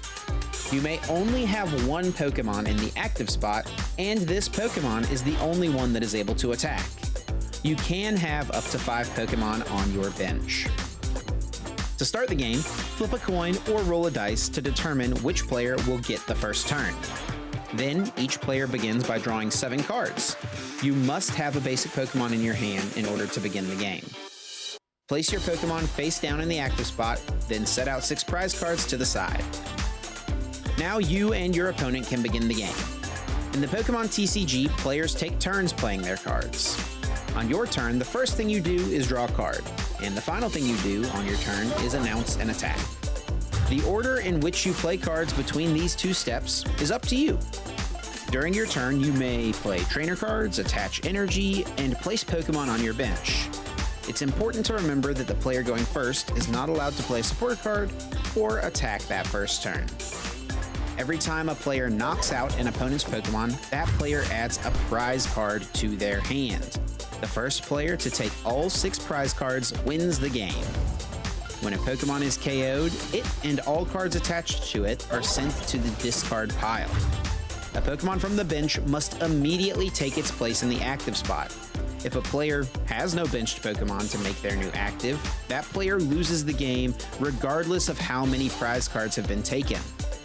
As mentioned earlier, players must start their turn by drawing a card. If a player has no cards remaining in their deck at the start of their turn, then that player loses the game. These are just the basics of what it takes to play the Pokémon TCG. Be sure to tune in to our Championship Series coverage, and to learn more, visit Pokemon.com/play.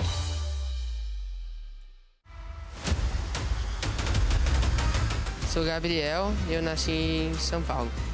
Meu Pokémon inicial seria o Pikachu. É meu Pokémon, um dos Pokémons favoritos meu. Eu jogo bastante com meu irmão, ele sempre me ajuda nos treinos. Competitivo, os 2 primeiros anos ali foi mais na brincadeira, aí depois umas pessoas vieram falar com a gente dos torneios maiores e a gente foi acabando entrando nesse lado competitivo do Pokémon TCG. Já fui em 3 campeonatos mundiais, em Londres, no Japão e no Havaí. Uma das memórias favoritas foi quando eu ganhei o Mundial do Japão, em Yokohama. Foi incrível lá. Porque é o maior torneio que existe no Pokémon mundial e no Japão, onde foi criado, é melhor ainda.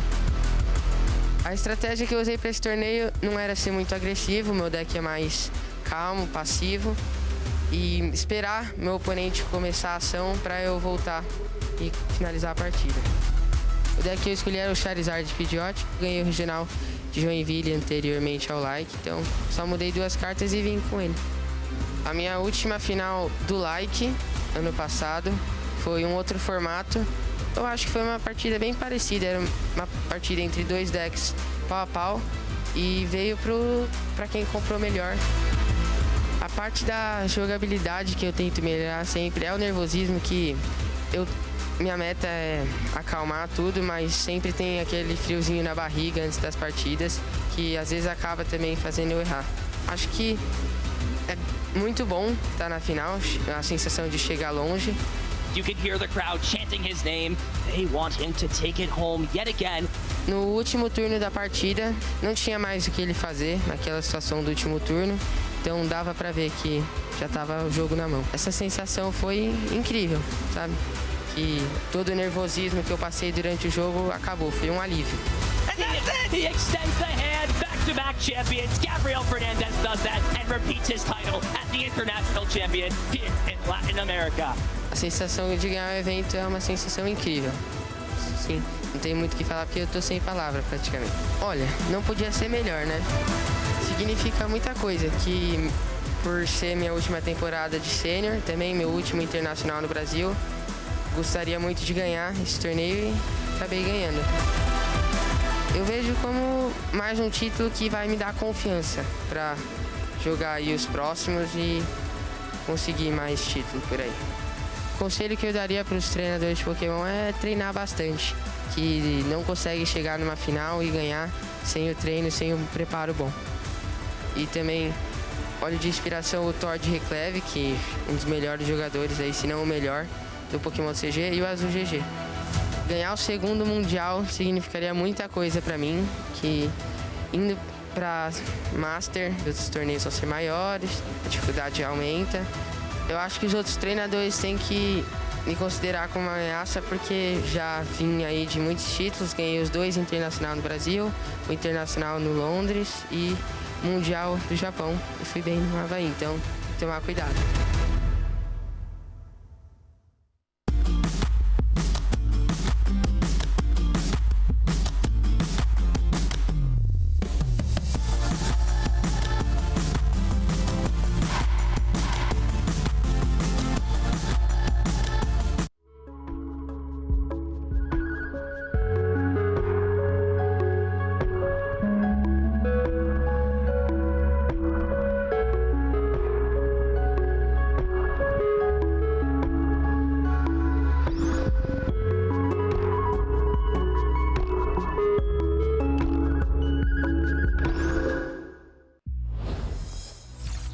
We're back at the Gdansk Regional Championships, a venue hallowed in Pokemon history, a center of trade and commerce. And for this weekend, we have players from all over the world, Europe, Australia even, North America, Canada, and Brazil as well. And I can't wait to get our round 5 started. I'm Shea Burton, joined for the first time on European Desk, Emily Foreman. How are we feeling this morning? Shay, I can feel it from here, honestly. I'm going to be really honest with you. Like, there's so much energy. I am so excited. As I said on the couch a little bit earlier, I've been in Europe for quite some time playing Pokemon. I've been up and down, you know, the United Kingdom at this point, just playing cups, challenges, getting to know so many players. And this region as a whole feels so nice to play in. But of course, I've also been in NA playing those regionals over there. I was in Pittsburgh as well. So honestly, I'm just living and breathing Pokemon right now. That's what it's all about, living, being Pokemon. Did very well in Lille as well, right?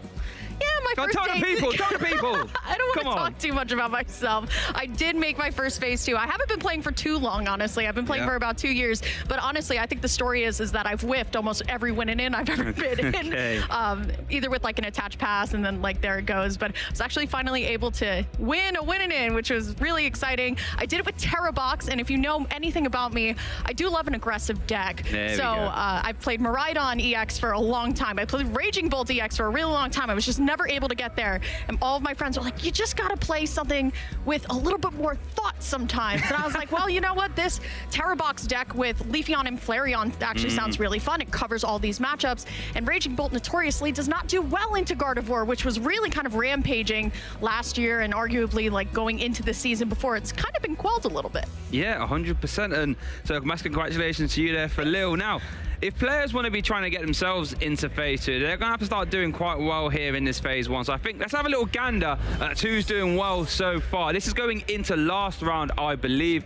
Christian Fontenot, that 4-0, a past regional champion. Vinny Fernandez, 4-0, Toby Clark. These are all names that you should know if you're in and around the European scene. There's some other names there, Emily. Who else is jumping out at you there? Hermione from last week as well. I believe still playing the same Charizard EX deck. And we talked to Henry a little bit earlier saying, you know what, I'm just going to, it worked out last week. Yeah. It's going to work out this week. I'm just going to run the same deck. I'm interested to see if he made any changes into the deck there. But still, of course, Tord Reklev on the screen as well. We are still rather early, of course, in the Swiss. Anything can happen, but it sure does feel good to have 4-0 right in front.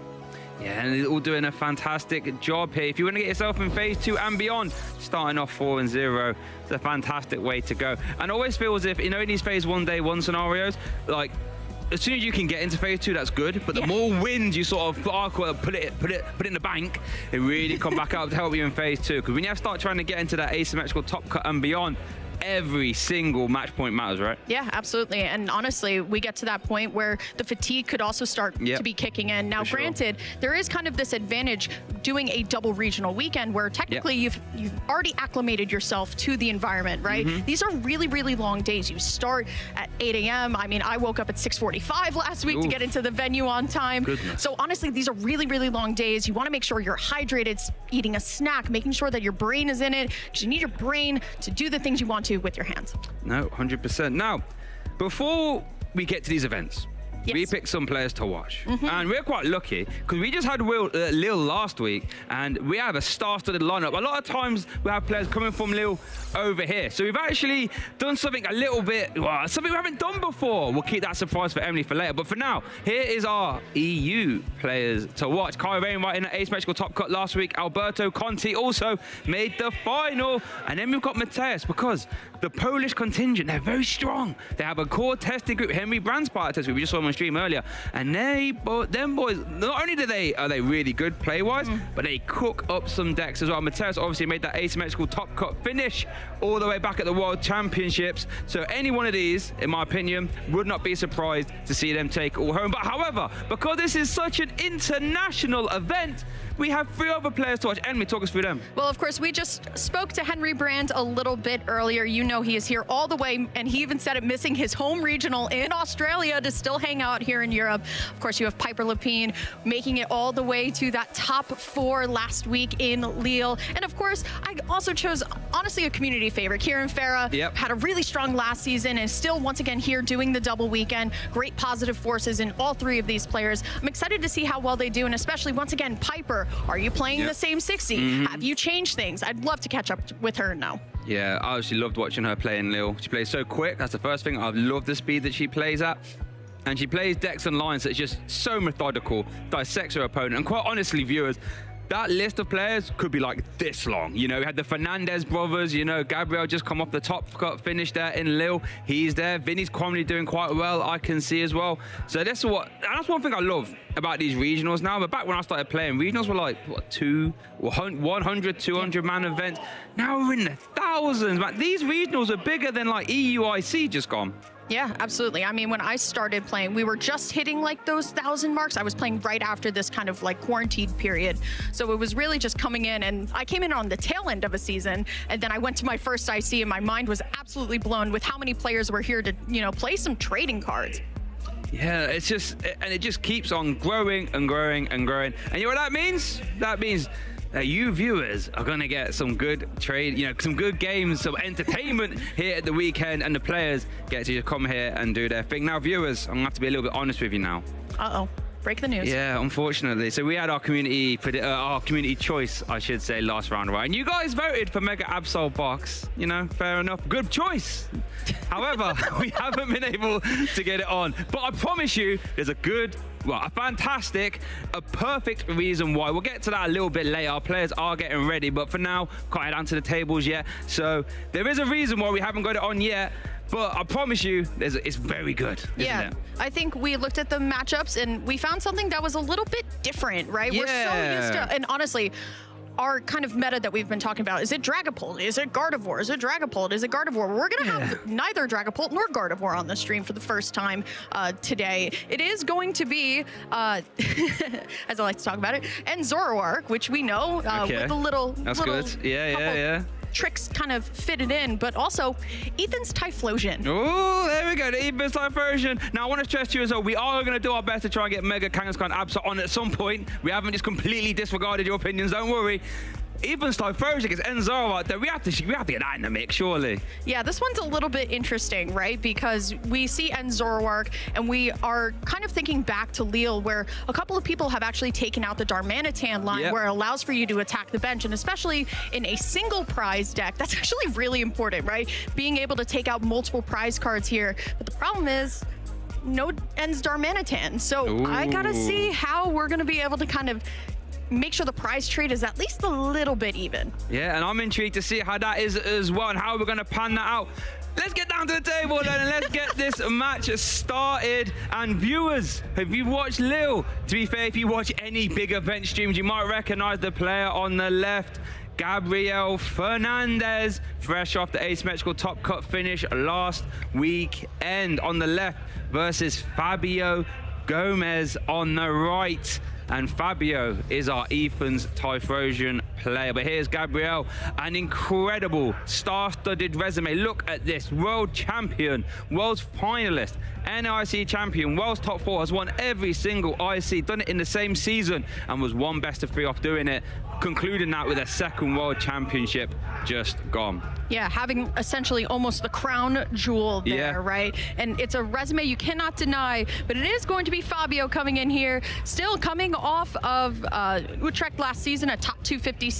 But who's to say that, you know, something can't happen now? The story writes itself. No, yeah, 100%. You know, he's going to want to try and get a better finish than that. Had his best finish in Lille, we just saw that gone. So, you know, he's thinking, okay, let's see if we can catapult ourselves. But Ethan's Typhlosion is one of those decks where if you run hot, you are super hot. You know what I mean? You are KOing things left to right and center, and it could get a little bit out of hand. And Emmy did, you know, spoil a little bit of the matchup earlier. There is no Darmanitan, so the sort of natural defense that Zoroark deck player would love against a one prize deck is to just announce Flame Body Cannon turn after turn after turn. That won't be an option. So this is going to be a very interesting game. Yeah, absolutely. Especially if you're not going to be able to hit all the way through to that 270 hit points. But then Gabriel does have the Monkey Dory as well, so we can see some little cheeky throwing damage counters around here. Speaking of cheeky, that camera angle, that just revealed the ace back of Gabriel. And I know you guys saw it, so let's not cheat around it a little bit more. The hero's cake, the heroic Zoroark. I wonder if we're going to see that coming up. And there's actually a little bit of spice for your life in Gabriel's deck, but I'm going to leave that one for a little bit later. We might see a little bit of spice from Gabriel. That could come up in his matchup, I imagine. So, but I'll let that be a surprise until we see it. We can't reveal all the secrets straight away. Absolutely. But looking on over into Fabio's deck, the ace spec is going to be the secret box here. I know sometimes players have opted to go for a maximum belt to try and hit those higher numbers, but it is going to be the secret box here. And like I said, I'm very interested because this list that Fabio has is a straight single prize Ethan's Typhlosion list. Ethan's Typhlosion is not a partner to anything like a Charizard, for example. We are just straight playing these Ethan's Typhlosions with a couple of support Pokemon in the back, right? We have that Victini to start hitting these numbers. Another little bit of spice from Gabriel's hand. These camera angles, they're keeping us quick and honest here. Absolutely love it. I actually mentioned this in the last round with Alex, the Zerosic Machinations. Yes. That is actually something, and I promise you, that wasn't even the spice I was referring to in Gabriel's list earlier. Oh, look at the reaction from Gabriel's thinking, oh my goodness, what have I matched here? There's the thing about the mulligan rules, right? You instantly know what your opponent is playing. He's thinking, what am I gonna do about this? Fabio, cool as a cucumber though. He's not reacting at all. Gabriel knows, he's thinking, now, you know these boys, Gabriel and Vinny, they test a lot. Yeah. How many of those games do you reckon was against Ethan's Typhlosion? Not too many, Shay, but I think honestly, just by the look on Gabriel's face, I don't think he's honestly too excited about this one. Once again, we bring it back to this key point. And Star Manitan is not in this deck, right? We can't go on ahead and Flame Body Cannon all the way for multiple prize cards in this game. It really is just going to have to be hitting what's in front of us and then hoping that maybe Monkey Dory can pick up the slack in the back. Maybe. But still, the looks that Gabriel gave to the camera, you just know this one's going to be at least a fun one. Well, you know what they say, a picture tells 1,000 words, and I think those expressions tell me about 10,000 words, if I'm being perfectly honest. But it looks like both players are set up now. We are going to get our Swiss round 5 started soon. Gabriel is on the left, Fabio is on the right. Prize cards are coming down. Let's get a quick gander at them. Oh, Enzo Arc times 2. Enzo Reshiram times 1. Does play 2 copies though for Fabio. Does prize the what's that one called again? Don Dozo. Tatsuguri is in the prizes. I forgot about that one there. I'll be honest with you. But we got there. There's the fist bump. Swiss round 5 feature match getting started here in Gdansk. Fabio is starting us off and has led that Victini. That makes your evolution poke fire one do an extra 10. So Emily, while Fabio does this buddy popping, I'm just going to have a little quick explainer for the people about this Ethan's Typhlosion deck. I wouldn't blame you if you didn't know what it does. Well, I don't blame anyone either. It was a deck that did come out of the Journey Together set. And Ethan's Typhlosion, the more Ethan's Adventure supporter cards you have in the discard, you do 60 more damage. Now, granted, Shay, you're only allowed to run 4 copies of one card in your deck, aside from energy, right? But you're maxed out to these 4 copies of Ethan's Adventure. So if you're able to get all these Ethan's Adventures into the discard, and you can play them, right? You can play them for what they're worth, or you can do something like a Ultra Ball double discard of them, and you can start stacking up your damage. But Ethan's Adventure does allow for you to grab a combination of things, right? You can grab Ethan's Pokemon and basic fire energy. You can only grab 3 though, but still, I mean, once again, it's a great card, and it also, you can grab from the deck with Ethan's Quilava, the ability bonded by the Journey, where once during your turn, you can go and search for that Ethan's Adventure card. So once again, the combo potential on this deck is massive. It really is, and quite honestly, if that Ethan's Typhlosion, if you get like all 4 Ethan's Discovery and discard pile,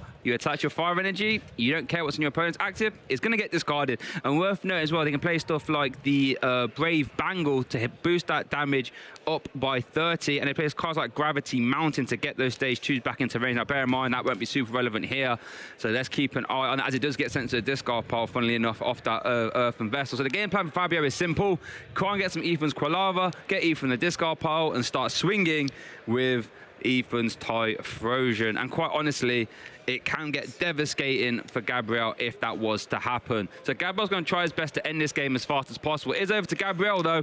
Remember, they just get the top cut finish there in Lille. And it looks like there's Dipity in the active, debating on what to play. We do see the 0-6 in the hand turn 1, funnily enough. That makes your opponent discard to have 3 cards in their hand. And here is the buddy popping. So Gabriel is playing the Ends Zoroark archetype.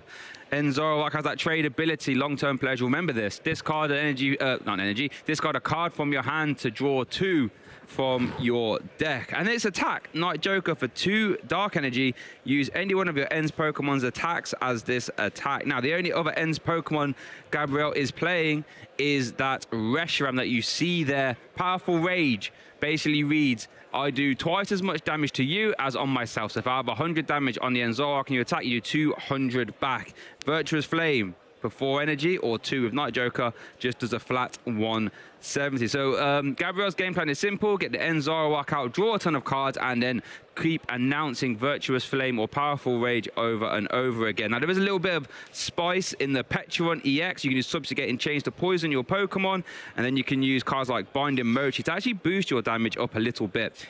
But yeah, there's some other little interesting things that I don't think Gabriel was playing in Lille, such as Janine's Secret Art, Emily. Yeah, this one's very interesting, where you can choose up to 2 of your dark Pokemon, and for each of them you can search a basic dark energy out of the deck and attach it to that Pokemon. You shuffle, of course, but if you attach to your active Pokemon, it's now poison. So you were talking about a little bit earlier, Shay, that binding mochi tool that we had, right? So a nice way to get yourself poisoned, you have a couple of outs to it, right? You have the Petron EX to bring yourself into the active, getting out of something like a corner trap if it was applicable here, or a counter by Yveltal. But still, we have a ton of ways to kind of modify this damage and hit what we need to hit. Now, granted, once again, this would be really important into some of these big stage 2 decks like Dragapult EX, but once again, we have to be mindful. I mean, Virtuous Flame is going to be able to hit Typhlosion, but still, look at the Cyrano coming down for the turn. Now, I wonder, is this where Gabriel's going to reveal the spice that I was alluding to earlier? No, he's going to get the 2 Zoroark and the Petra. Remember, there's actually 2 Zoroark in the prize cards as well, so that's not super ideal. But the Cyrano letting you grab 3 EX Pokemon.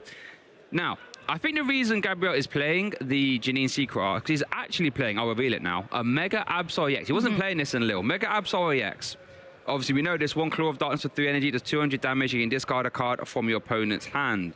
Now, I wonder, if you're squaring off against a Stage 2 deck, Emily, do you think a Zerosic plus Claw of Darkness, or even just Claw of Darkness on its own, would that be a route you try and weave in, or...? I mean, of course, right? We want to limit as many options as possible here. Fabio is playing a deck where it does... and it can require a couple combo pieces, especially if you already have that Ethan's Adventure in hand. You don't really have anything else, right? If you can't safely grab your Quilava to grab another Ethan's Adventure, the combos are gonna kind of hurt here. So I'm interested to see how Gabrielle's going to weave in the Mega Absol EX as well, just because, once again, we have ways to power it up where we're going to be able to hit for higher than just 200, right? That could be really good onto one of our Terra Ogre Pawns in format as well. But so far, so good. This is a great turn from Gabrielle, pretty set up here. I don't see the out just yet to our Ends Reshiram here, but honestly, we get the energy attached. We already have the 2 Zoruas down, and we're just going to pass. And I don't, honestly, Shay, I don't think we need to do anything else. Well, we are going to see the evolution into the Quilava. Bonded by the Journey activation. Grab an Ethan's Adventure from your deck. And with this turn attachment to the active from Gabrielle, I wonder if he's going to try and eye up some Cruel Arrow, perhaps, or you just use that just to get out the active. We'll keep an eye on that later. But for now, Ethan's Adventure is going to enter the hand, the backbone, the engine, and the damage modifier of this deck. When you play it, you search your deck for any 3 in combination of Ethan's Pokemon and basic Fire Energy cards. And that means you can... This is really good, because not only do you get used for playing this card, but every time you do play it, your damage gets real ramped up, as we are going to see that conclude for Ethan, Cyndaquil, the Quilava, and another Cyndaquil as well. And here comes the second Bonded by the Journey. So that means we've got 1 in the discard pile, 1 in the hand. This could start to get out of hand real fast. Absolutely. And the thing is, Fabio knows that there's no direct attackers that Gabrielle can copy right now. So it's not necessarily the worst thing. We are going to have 4 Cyndaquil down on the bench as well. So we're starting to already get set up here. And another thing to point out here too, Fabio is not playing another 2 prize Pokemon, right? No Pheasantipity in here, no Mew. It is just straight single prize attackers. So I'm interested to see how he's going to be able to handle it, especially because it's just a pass back. But look, we already have 2 Quilavas on the board, Shay. Yep, with energy as well. There's going to see Enzo Evolution on the bench. Serrano, that was by trade, not being played. To discard that, draw 2. There's the other Enzo worth noting. Only had 2 available to him. So they are now both in play. There's the trade. Get rid of Zerosic Machination, so that will not be a factor in this game unless we start seeing some power pad action to shuffle it back in. But it looks like, well, we'll see. We've got a turn attack, we've got supporter still. I'm not really sure what we're... Does it play Ends PP up? Does not. No. So it looks like Janine Secret Art is the only way to accelerate energy. Well, I like where you were going a little bit earlier, Shay, where Pheasantipity is technically a dark type. We could accelerate to the active and use secret, or we could use Cruel Arrow to go on ahead and, you know, get rid of something on the bench, right? Especially with this energy, right? Oh, there it is. And that's the line that is going to be taken here. Pheasantipity will get poisoned, but it is definitely enough to get one of these Quilavas down, or even one of the Cyndaquils. But honestly, Gabrielle is going to play this turn, but it's such a weird prize line now at this point where yes, you can absolutely hit with this Pheasantipity here. But once again, if you're not taking a Quilava this turn, we're going to start seeing the kind of mastermind of this deck, right? We're going to grab at least 2 more Ethan's Adventures next turn, and we're going to start to be able to hit for those big numbers, especially if we see that Brave Bengal modifier. And it's worth noting, Fabio does play a copy of Shaman, opted not to get it down, so this Call Arrow can access the bench with, there is the Petulant as well. Also, that's going to get rid of the poison, so there will be no cheeky poison damage being used there. Love that. Subjugating change, in case you must know, switches a dark Pokemon into the active from your bench, and then the Yveltal has 3 retreat costs, so that's how you can get the Pheasantibity right back there. So now with the supporter being used, Petulant being used, turn attachment and a retreat, I don't think there's a terrible amount we can do this turn. It's like debating on whether to bench an Enzora. Remember, 2 Enzora are prized. But there is the Cruel Arrow, 100 damage to 1 of your opponent's Pokemon. Going to KO a Quilava. And that's our first prize card taken here, Emily, in our Swiss round 5 is over to Fabio. This one's going to be interesting, though, as we did see the draw for turn. We do have a Quilava down. I do believe, and just according to the prizes, we do have access to all of our Ethan's Adventures. And there it is, the one that we grabbed from last turn here, to start grabbing potentially another Quilava so we can grab that final piece. It all matters is if we have the Ultra Ball in hand, right? If we have the Ultra Ball in hand, we can attach to the Victini, bring it back to the bench, and bring our Ethan's Typhlosion active, and then we will definitely be hitting for at least 240 without a Brave Bengal modifier here. But that's going to be a first 2 big prizes for Fabio coming down here. But as you can see, we're prioritizing the energy as well. And here we go, 2 more Quilavas coming to the bench here. And this is what we're going back to, Shay, right? Ethan's Typhlosion, when it hits the right matchup, you are able to stack for these huge amounts of numbers. But if your deck is not playing a kind of combo piece where you can at least get both 2 Cyndaquils down in a turn, this prize trade is not your friend. It's really not. This is poetry in motion right here. We're going to get 4. Well, potentially we could get 4 in the discard pile this here. turn, and that just means we are just announcing Buddy Blast, turn after turn after turn. Now, here's an arsenal. You have to be a little bit careful here because Gabriel does play Clutch Yveltal. These Victini only do 30 damage for 2 energy, so we have to keep an eye on those. But they are, the reason there's that Victory Cheer ability, your Fire-type Evolution Pokemon do an extra 10. So right now, Buddy Blast doing an extra 20 before you even consider looking at the Ethan's in the discard pile. We are going to see a turn attachment, retreat, I should say. And then we are going to see the evolution as well.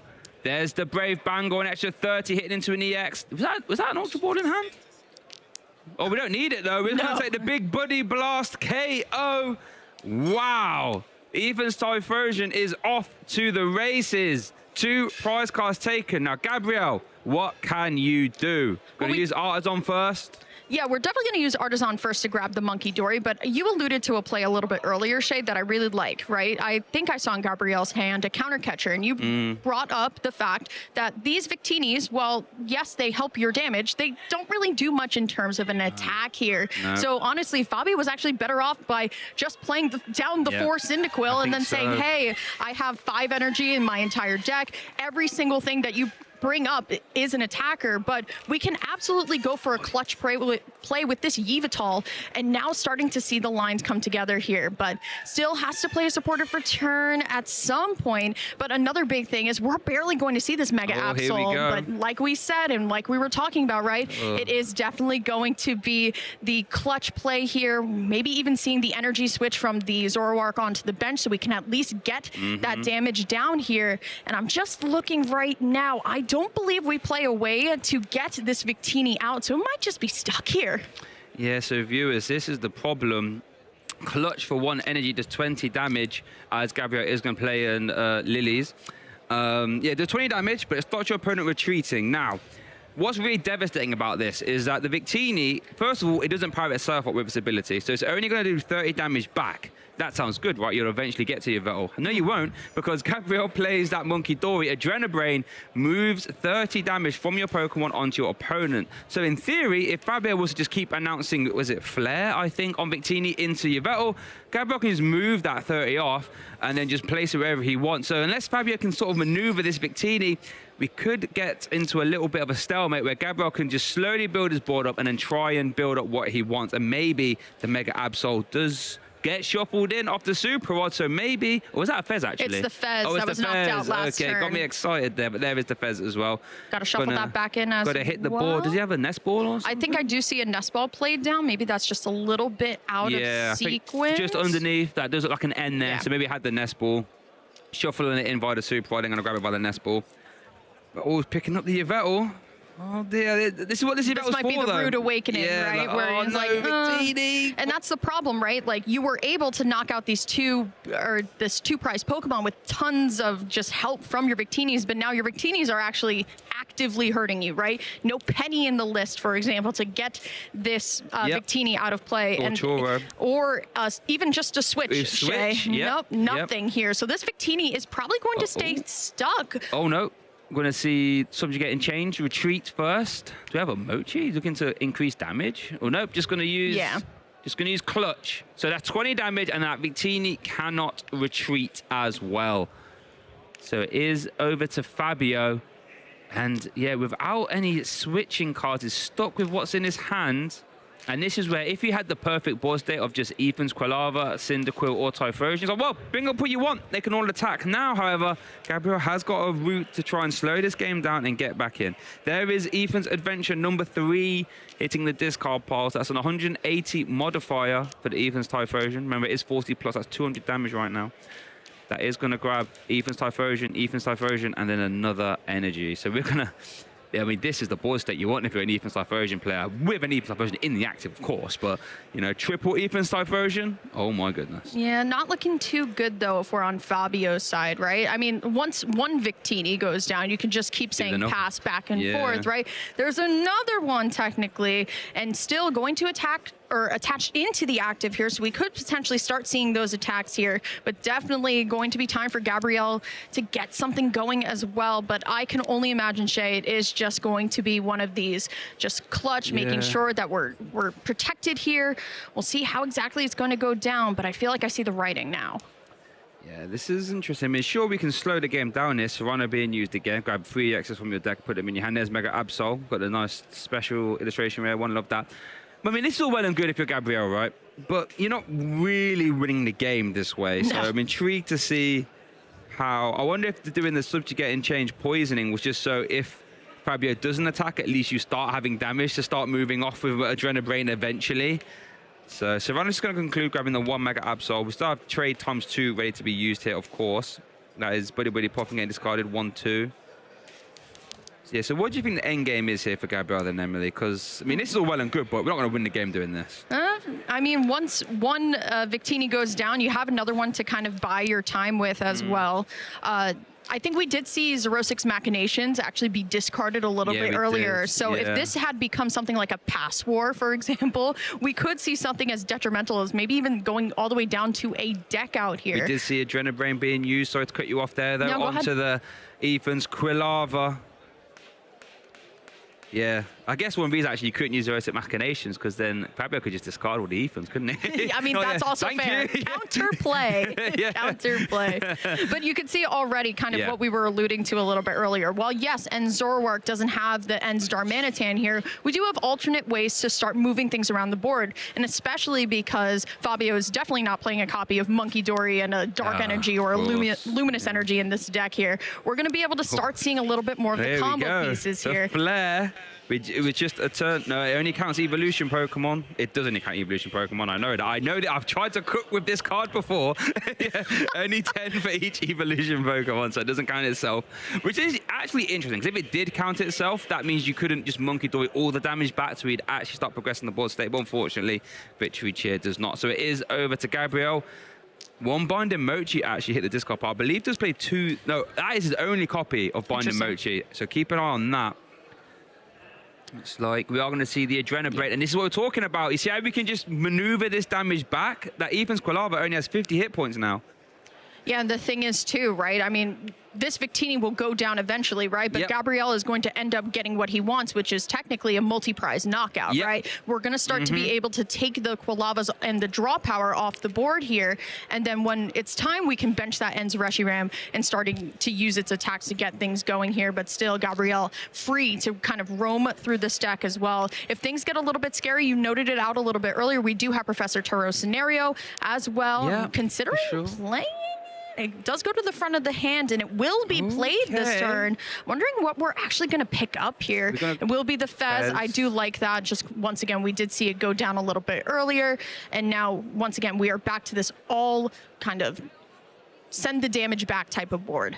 because it is worth noting, was bored like, oh, but here's the Mega Absol. This is something I'm really interested in now. Does play the Hero's Cape. Do you Hero's Cape up the Absol? Basically saying, you are not one-shotting this. That is not happening, thank you very much. And I'm going to start ripping cards out of your hand now. I think, I don't know, has the time for Mega Absol been and gone? Now that, I mean, the board is set up, essentially.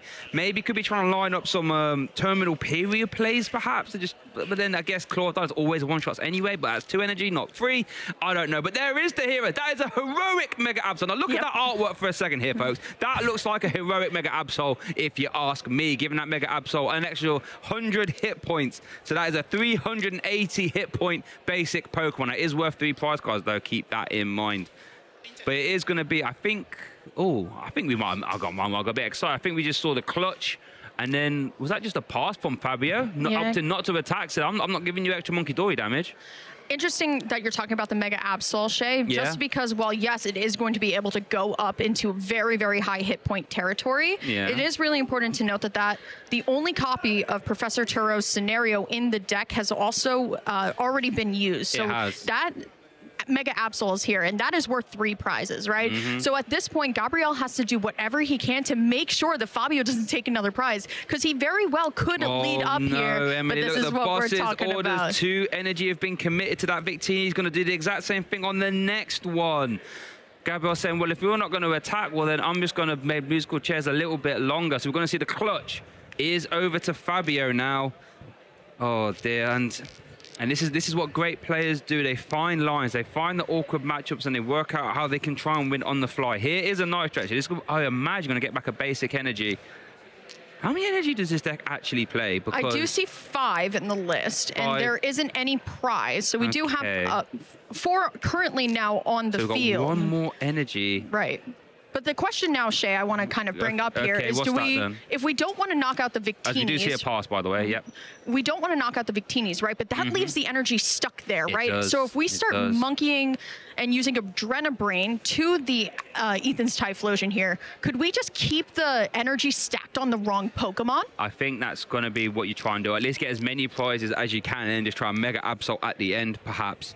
We are going to see Adrenabrain, though. As you can see, this Ethan Typhlosion hasn't even hit the active spot yet, and it's taken 110 damage, only 60 damage away from being carried. That's 2 full uses of Adrenabrain, and thanks to the poison, Gabriel is getting damage in play, regardless whether Fabio attacks or not. There was a turn attachment to that Mega Absol on the bench as well. Keep an eye on that. I do believe that is going to be involved in Gabriel's endgame at some point. Worth noting as well, there's a lot of things to keep an eye on in this matchup. Gabriel's bench locked, and there is no other ends Pokemon in play, so Night Joker is not an option. So we have to keep an eye on that. The Enzorwak are just trading and drawing cards right now. Yeah, this one's just so interesting because you kind of can see where Gabriel is going with this game 1, right? Keeping the energy on the wrong Pokemon and then potentially going into Mega Absol when we have an opportunity to get rid of all 3 of the Typhlosions, right? If we have enough time, if Fabio doesn't realize that, honestly, it could just be, let's play this to time, because already we're halfway. Our halfway point is almost here at this point, right? So if we lose this game 1, we got to get to a game 2 as quickly as possible here. But I could see something along the lines of Gabriel going for something like, let's stack up all of this energy onto the Typhlosions and then take them out, and then your only attackers are 2 Victinis. Yeah, and that's not going to be good. If you do see the Ultra being played there, Fabio did top deck the redeemable ticket. Then you liberate some cards out of your prizes if you have prized those Ethan Adventure. That wasn't the case this one, though. And that is going to grab Tatsugiri from the deck. Now, Fabio, if you're not liking this active lock-in, don't you dare put that Tatsugiri down, because that's going to be the exact same situation. Keep that in your hand, my son. It's getting out of depth for thinning. So it is just going to be a pass. We are going to see the poison tick over. 5 damage counts on you. Worth in mind, viewers, keeping in mind, I should say, sorry. Mega Absol now has 3 energy on it. There is Adrenabrain use again. So that is like, what, 150? No, 140, sorry, on that Ethan's Typhlosion. We're getting to that scary point, Shay, right? Where we can just keep this Victini stuck in the active and then just kind of bully the Pokemon around it. And that is kind of the masterful showing. And this is kind of what Enzorwak has turned into, right? Kind of this weird bully deck where it says, hey, if you've expended your resources, or if you don't have resources to get yourself out of the active, guess what? You're staying here. And I can just kind of choose and pick where I want my damage to go. Worth noting, we did see the clutch. But then we did see a Boss's Orders top deck from Fabio. Now, Bosses, again, but with the Oh, well, with the subject getting changed, the boss actually isn't that helpful. So it's just going to be the pass over. Yeah, Gabriel's really got a bit of a checkmate scenario there. Yeah. Worth keeping an eye on the cards in their deck. Now, I believe Power Pad hasn't been played. And he's got multiple Ionos And he's to got go as Iono, well. so we're not going to get any deck out victories here from Fabio. At least not now. But this is interesting, isn't it? And this clutch Yveltal was a really important. We see it in the Mega Absol Kangaskhan deck for this exact reason, letting you get back in the game. A bit like how Dragapult does counter catch Itchy Pollen. This is a bit like you counter catch Itchy Pollen. All right, let me just. Ooh, we're gonna draw 2 cards. Okay, what is there something specific he's digging for here this turn? Could be that penny. Could be big, right? You are able to, in comparison to Professor Turo, you pick up only basic Pokemon, but you can actually keep the tool, right? Yeah, so and energy as well. Could be going into something like using the penny to pick up Mega Absol and then maybe using Hero's Cape on something like Yveltal. Like, Maybe. could be. That would be like my wildest line that I could think of here. Picking up something just so you have an Ends Reshiram in play. But there is the KO. That Evans Typhlosion has sat on the bench, hasn't hit the active, but it has been KO'd. Gabriel Fernandez, what, 35 minutes has just taken. Oh, and here we go. Boss's orders into the other Evans Typhlosion. We are going to see the retreat, I think. Oh, and then that Mega Absol. Oh, he's tempting us, isn't he, that Gabriel? he's toying with our emotions here. It's a good idea. That hand is very big, though. Claw of Darkness, I imagine, isn't going to be a game winner on its own. But it would KO. Even Typhlosion only has, I say only, 170 hit points. It's very important to notice about... I've just realized, if he KOs this Evans Typhlosion, has started to find a basic energy to attack with the other one as well. If you're Fabio. Well, I think that could be what we're debating. We are going to see the subjugating change retreat into the Mega Absol. It's going to be pretty important as well, Shay, because we always talk about the Claw of Darkness, which of course does 200. You're able to reveal your opponent's hand and you get to discard a card. But look at the damage counters stacked up on those Victinis. If we could read Absol's first attack here, if your opponent's active has 6 damage counters on it, this is gets interesting. knocked out. If you get rid of the Ethan, that actually finds the basic energy that Fabio needs, right? But then it also powers him up if he can find it via other means. There was a boss's orders in that hand, which you can discard. Oh, this is actually really interesting. Gabriel discussing the discard pile. Gonna go after the super. I don't mind that, actually. Fair. Okay. So this is really scary. This is... wow. it's so hard to say, right? Because Ethan's Typhlosion is all about how many things do I need to get into the discard and what do I need to attach onto my Pokemon in order for me to get these one-hit KOs. And something interesting, once again, about Penny, right, is that once Mega Absol starts taking this damage, we could just Penny it up and then go back into our bully Yveltal clutch plays. Like, there's a lot of things that we can do here, but we are going to go back into this Victini here. Well, this is the thing. Ethan's Typhlosion, I bet Fabio hasn't got to announce Buddy Blast with 4 Ethan Typhlosion in the discard pile and not take a KO, and you really don't want to be doing that if you're Fabio. So, is the basic energy... No. Oh, there's no basic energy in deck. Yeah. Oh, dear. So with that super odd discard from Gabriel, quickly, was there any Night Stretcher even? I know there's a Night Stretcher in the discard pile. How many does he play? Only plays the 1. I don't think there's any way. Oh, no, Lana's Aid. Does that get back energy, actually? Does that do anything with energy? Yep, it does. Okay, so Lana's Aid is what we're fishing for here. That can get you back, is it 3 energy from the discard pile back into your hand? And that was in deck. So there's boss's orders. I don't mind this. I mean, it's the most awkward thing to try and remove if you want to try and remove it, because you can't subjugate and change that one. And it's going to be the pass, not going to attack, of course. All right, so Gabriel has no cards left in his deck right now, so we'll need to play a Power Pad or an Iona at the very least. Going to Trenabraid, take the little mid-turn KO there on that Victini. Oh, wow, Gabriel, what a game this has been from the Maestro from Brazil. There's the Penny, going to remove that Monkey Dory.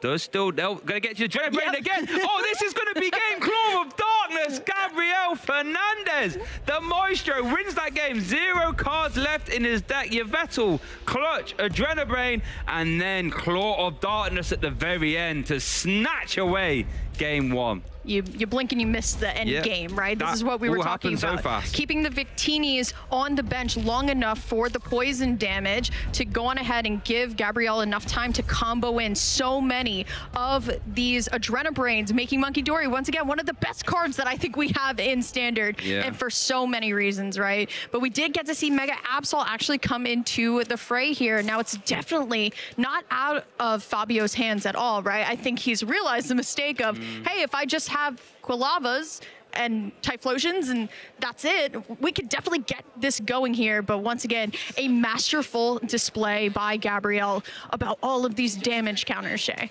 Yeah, it's really interesting. I feel so vindicated at the start, being like, I wonder if Mega Absol's going to get used with Hero Escape, and eventually we saw the end game. But as soon as that second Victini came down, I was like, oh no, I know what's going to happen. That Yveltal did exactly what it needed to do, gave Gabriel more than enough time to pick his opponent apart, and then in the very end, Adrenabrain usage ×2 thanks to that penny was enough to close the game out with that Claw of Darkness from that Mega Absol.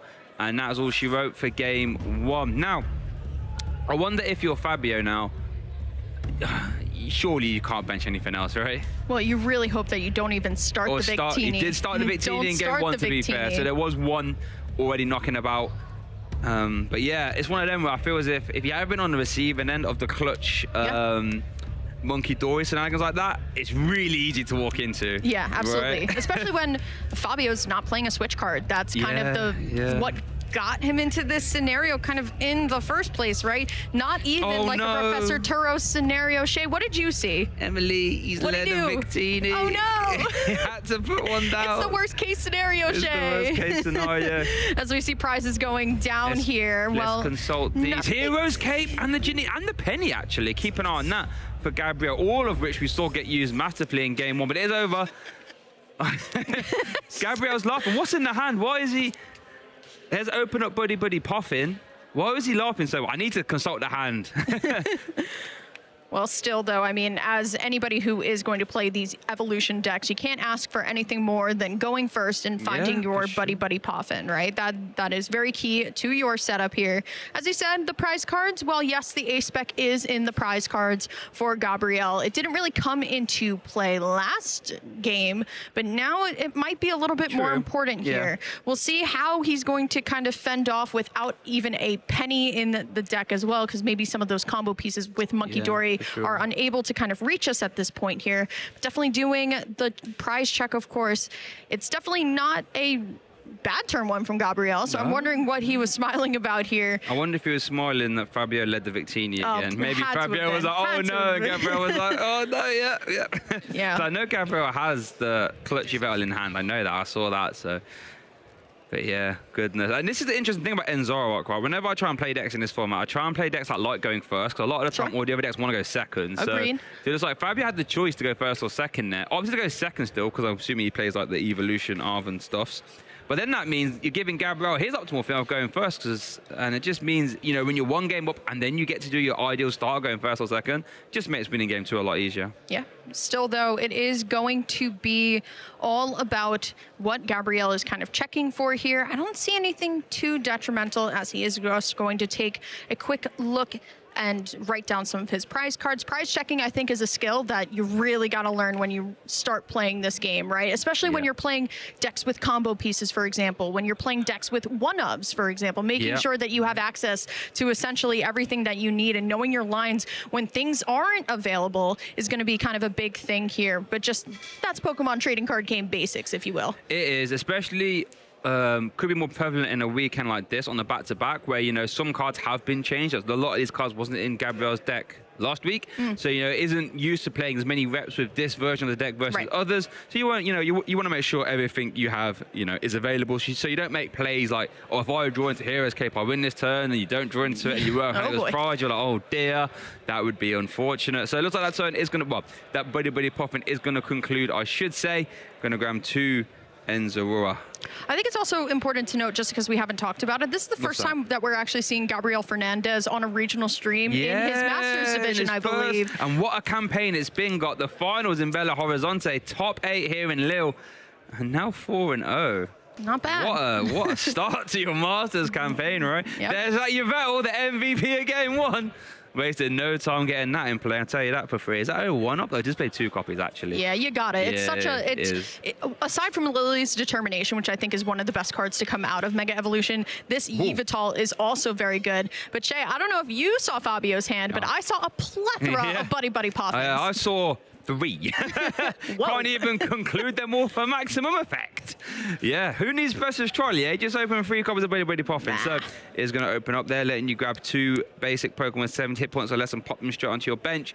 Now, let's see. This will be really interesting. What does this second one grab? Oh, we're going to go for Arven. I wonder if we're going to try and keep this low-key this time. We're going to go, right, 2 ends Typhlosion, do your worst. I wonder if that's what he's going to try and do. But the thing is, Shay, we don't have that much time left in this round, This is a right? fantastic and point. the thing is, if Gabrielle, and according to our rules, if Gabrielle wins game 1, right? Yeah. And we go to time and there's no finish from Fabio in this game number 2, it is going to be Gabrielle taking the set 1-0. So it is really important that we actually go as quickly as possible here, which is why we're seeing the Arven for for the technical machine evolution, so we can get into our Kolavas as quickly as possible, so we can find those Ethan's adventures and then start discarding them as quickly as possible. And it's worth noting the item taken was a rare candy. So Yes. Fabio really saying, we're going fast gaming here. If you try any shenanigans, I'm just going to rare candy for Typhlosion anyway. But there's a technical machine evolution, a backbone, a staple of this format. They only involve 2 of your benched Pokemon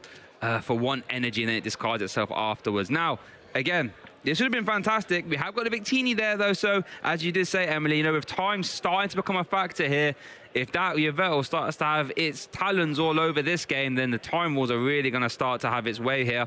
But it is over to Gabrielle now. Evolution does conclude. 2 Ethan's Quilava are currently in play. Over to Gabrielle. Yeah, honestly, if I'm Gabrielle at this point, with Cyrano already in hand and going to be played, this is an easy pluck for 3 and Zoroark EXs. And then we can start going to the store and start trading here, and as much as we want to, right? But if I'm Gabrielle, honestly, I'm going to look at the time and I'm going to play to the time, right? This Victini is already stuck in the active. We don't want to let anything else hit the active spot here. And especially if we want to, you know, mitigate as much prize loss as possible here, we just lead with the single prize there. Once again, we've seen from last game that Fabio doesn't have an answer to this clutch. Yeah, no, it really does. I guess even not boss orders, KO and a Quilava is also fine. What you definitely don't want to do is leave that Victini. You definitely don't want to KO the Victini, that's for sure. I think I'd rather leave the Victini in play versus KO it. So it looks like the Serrano is going to conclude 3 and Zoroark have been taken. Now you can shuffle the deck, of course, and evolve all 3 of them. And you see an extra 6 cards thanks to trade. Just what a ridiculous ability when he gets rolled. An extra 6 cards? Oh, yeah. Like, if that was a supporter card, you know, discard 3 cards from your hand to draw 6, everyone will be playing it. Yeah, and then you stack that on with something like a Lily's Determination, and you can count how many cards you see in 1 turn here. But I know when at Worlds 2 years ago, when and Zoroark with the ability trade was announced, I know I was in the crowd with a bunch of people just screaming hooray. They love this mechanic of trade. Discard 1, draw 2 here. We'll see how Gabrielle is going to kind of work with this turn, because I don't think he has an energy I was about to say, I haven't seen an energy yet. We still have 2 uses of trade to get there, though. Ooh, not yet. No, and that's really important here, Shay. Supporter, so we can't be using Janine's Secret Art to sort of get that energy in play. Has to evolve the final one here, too. But the problem is, Shay, if we want to get this Zoroark out of the active, we would need to attach another energy to it, which means we can't clutch. And we also just got rid of the air balloon as well. So a weird caveat here. We do have the energy, but then there's Pecharunt, though. This is how we're going to be able to get it into the active. I was just about to say it, and Gabrielle finds the answer here. Love that.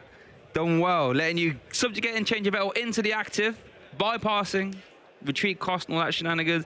And then you can do a rinse and repeat at game 1. Keep that Victini there thanks to clutch. And again, the self-poison, basically saying, if Fabio, if you don't want to attack, that's fine. I'm getting this damage into play no matter what. Fantastic play there, Emily. Yeah, loved it from Gabrielle. Really able to kind of weave it all together in the end, especially where this comes to a point, right, where what you're trading away is actually really important here. So it will be the clutch and back on over into Fabio's turn. And thus I ask once again, Shay, what do you even do here when this Victini is going to stay here for quite some time?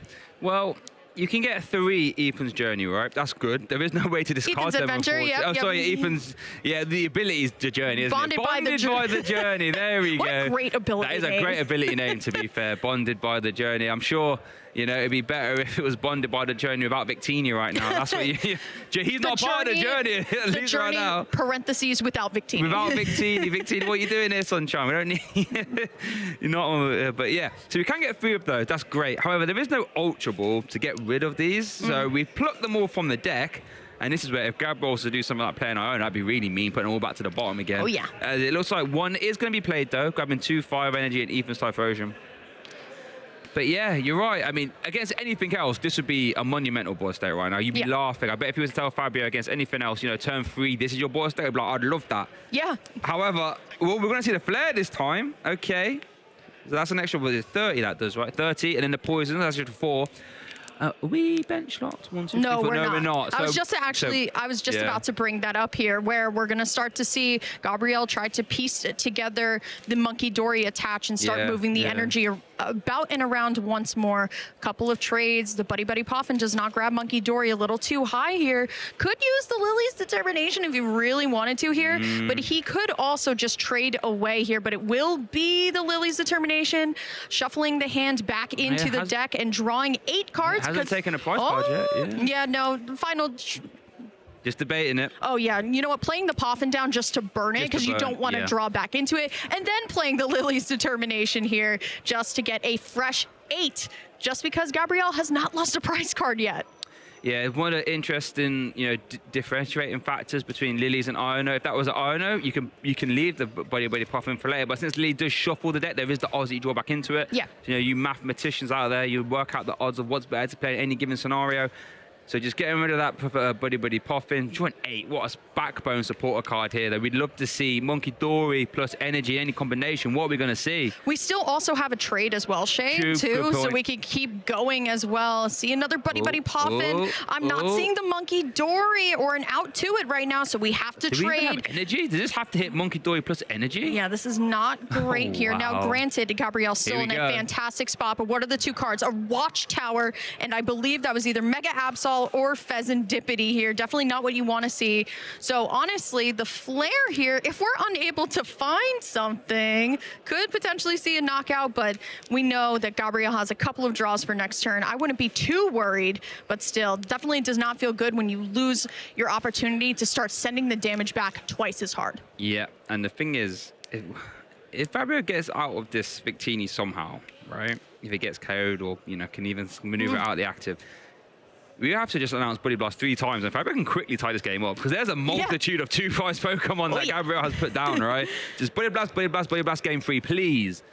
So does have a little bit of maneuverability, but unfortunately Clutch is still live right now. Ethan's Adventure, has been used. Only going to grab 1 Ethan's Adventure and the Ethan's Typhlosion, it looks like. So that's what, 2 in the discard pile now. Still no way to discard from the hand, so it's going to be the Flare. That's 90. 100. So, ooh, that's going to get KO'd coming out of Gabriel's turn, actually, thanks to that poison. Was that the Monkey Dory?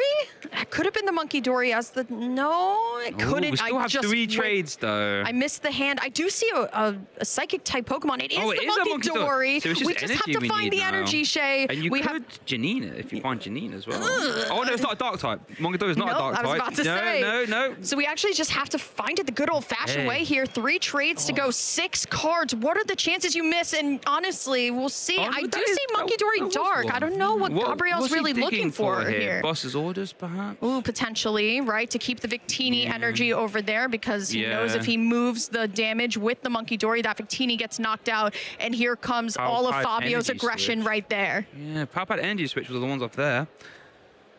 What is he? Last trade here. We'll see what exactly is going to get pulled. I see Counter Catcher. Doesn't actually apply here. Yeah, not live. Might have to give it up. I guess he doesn't really want the Yveltal to get KO'd. No, I guess not if he at was all. to move, you could move 30, but then you carry the Victini. Yes, it's not quite a great situation here. I guess you move the damage on somewhere else, perhaps, actually. But there is a Jonah Brain that is live, thanks to that Monkey Dory energy attachment. 30 damage to play with. Onto a Quilava. That essentially heals 30 from Yveltal, but will take 10 because of the poison. And then we'll eat a flare next turn and then as we eat a flare, so well. that'd be the KO, right? Yeah, with the poison With the going poison into the going next back. turn. Not exactly what you want to see if you're Gabrielle. You really needed something like a boss's orders this turn here. Wondering what the supporter for turn is going to be. We have exhausted all of our trades. Here's Maybe a Turo sure. scenario would be the point here. But we've already actually attached for turn Shay onto the Yeah, we Monkey did. Dory. We So we did. wouldn't be able to continue up the Yveltal lock here. See how exactly it's going to go. There's the Professor Turo. I think it is going to have to be the grabbing of Yveltal off the board here, but the question is, what do you give out? Yeah. It might just have to be the Monkey Dory. Oh, okay. Okay. I mean, we're not at KO range yet. Oh, it's the energy switch back in. Oh my because goodness. of the subjugating chains, of yep. course. And Get we're it- back. Beautiful stuff by Wow, Gabrielle. that's some gaming right there. Subjugating chains, just maneuvering those dark Pokemon about. So now he's done what he needed to do. Heal the Yveltal. Energy switch come in the clutch, letting you have 2 essential energy attachments a turn. And there's the clutch, 10 damage on Yveltal, 20 damage on the Victini. Oh, and it's just, was that a flare? Not even an Earth and Vessel with Ethan's Adventure. Okay, so there's just a flare back over to Gabrielle, not Ethan. It's Ethan's Pokemon.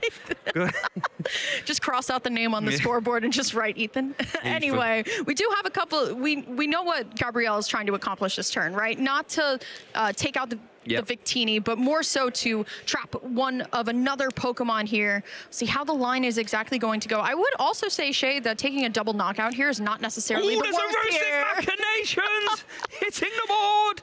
That means Fabio has to discard, so he has 3 cards in hand. Now, that's going to be a free way to get to Ethan's Adventure, of course.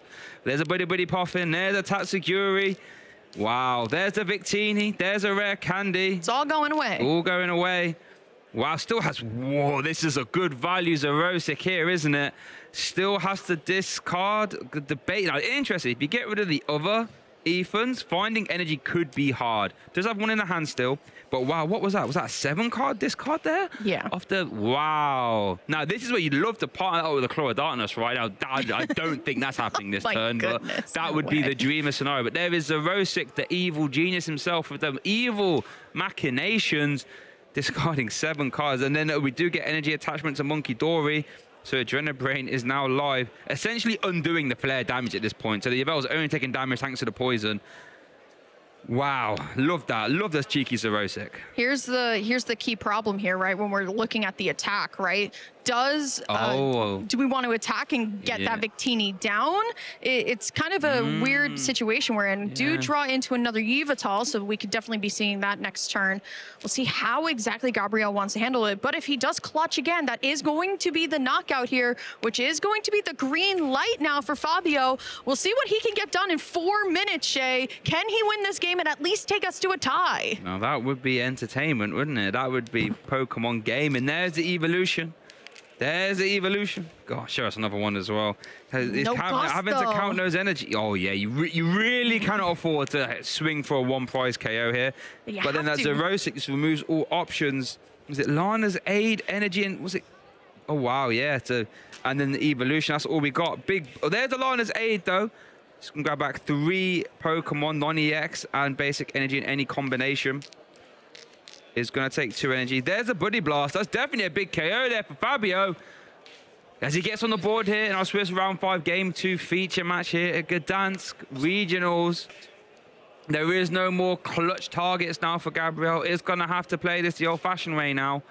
And let's see, 3 minutes, 22 seconds on the clock. Yeah. How will this pan out? The prize mapping here is really important from Fabio, as once again, the end of time rules have changed. Instead of +3 turns, we're just at +1 here. So we'll see how exactly Fabio is going to be able to tie it together here. But still, once again, it will be Gabrielle using Zoroark EX as a favorite ability, and it is going to be trade here. It does have the boss's orders.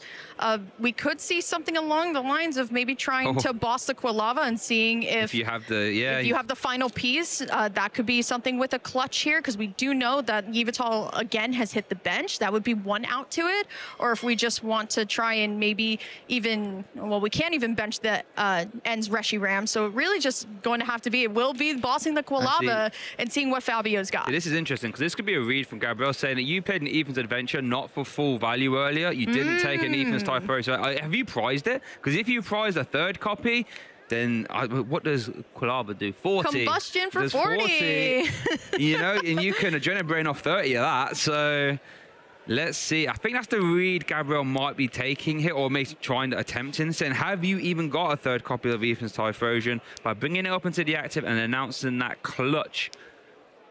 Wasting energy. It also gets rid of the kind of 2-2-2 prize trade that we could be going for, right? So we're mitigating, even if Fabio does have the opportunity to grab an Ethan's Typhlosion and get another prize card here, it is just going to be for one instead of multiple here. So once again, slowing down the clock, Shay, we are down to about 1:40 now. We have to see how Fabio is going to play around it, because you know Gabriel just going to be clutching all the way through.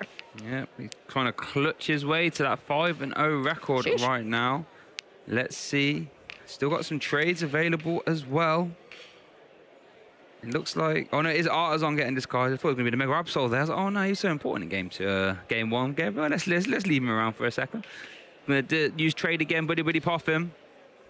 But it looks like there's the clutch. 10 from Poison is over to Fabio. The dreamer scenario here would be bosses, orders, evolution, and energy. And right now, Kieran with the switch, though, the switch effect.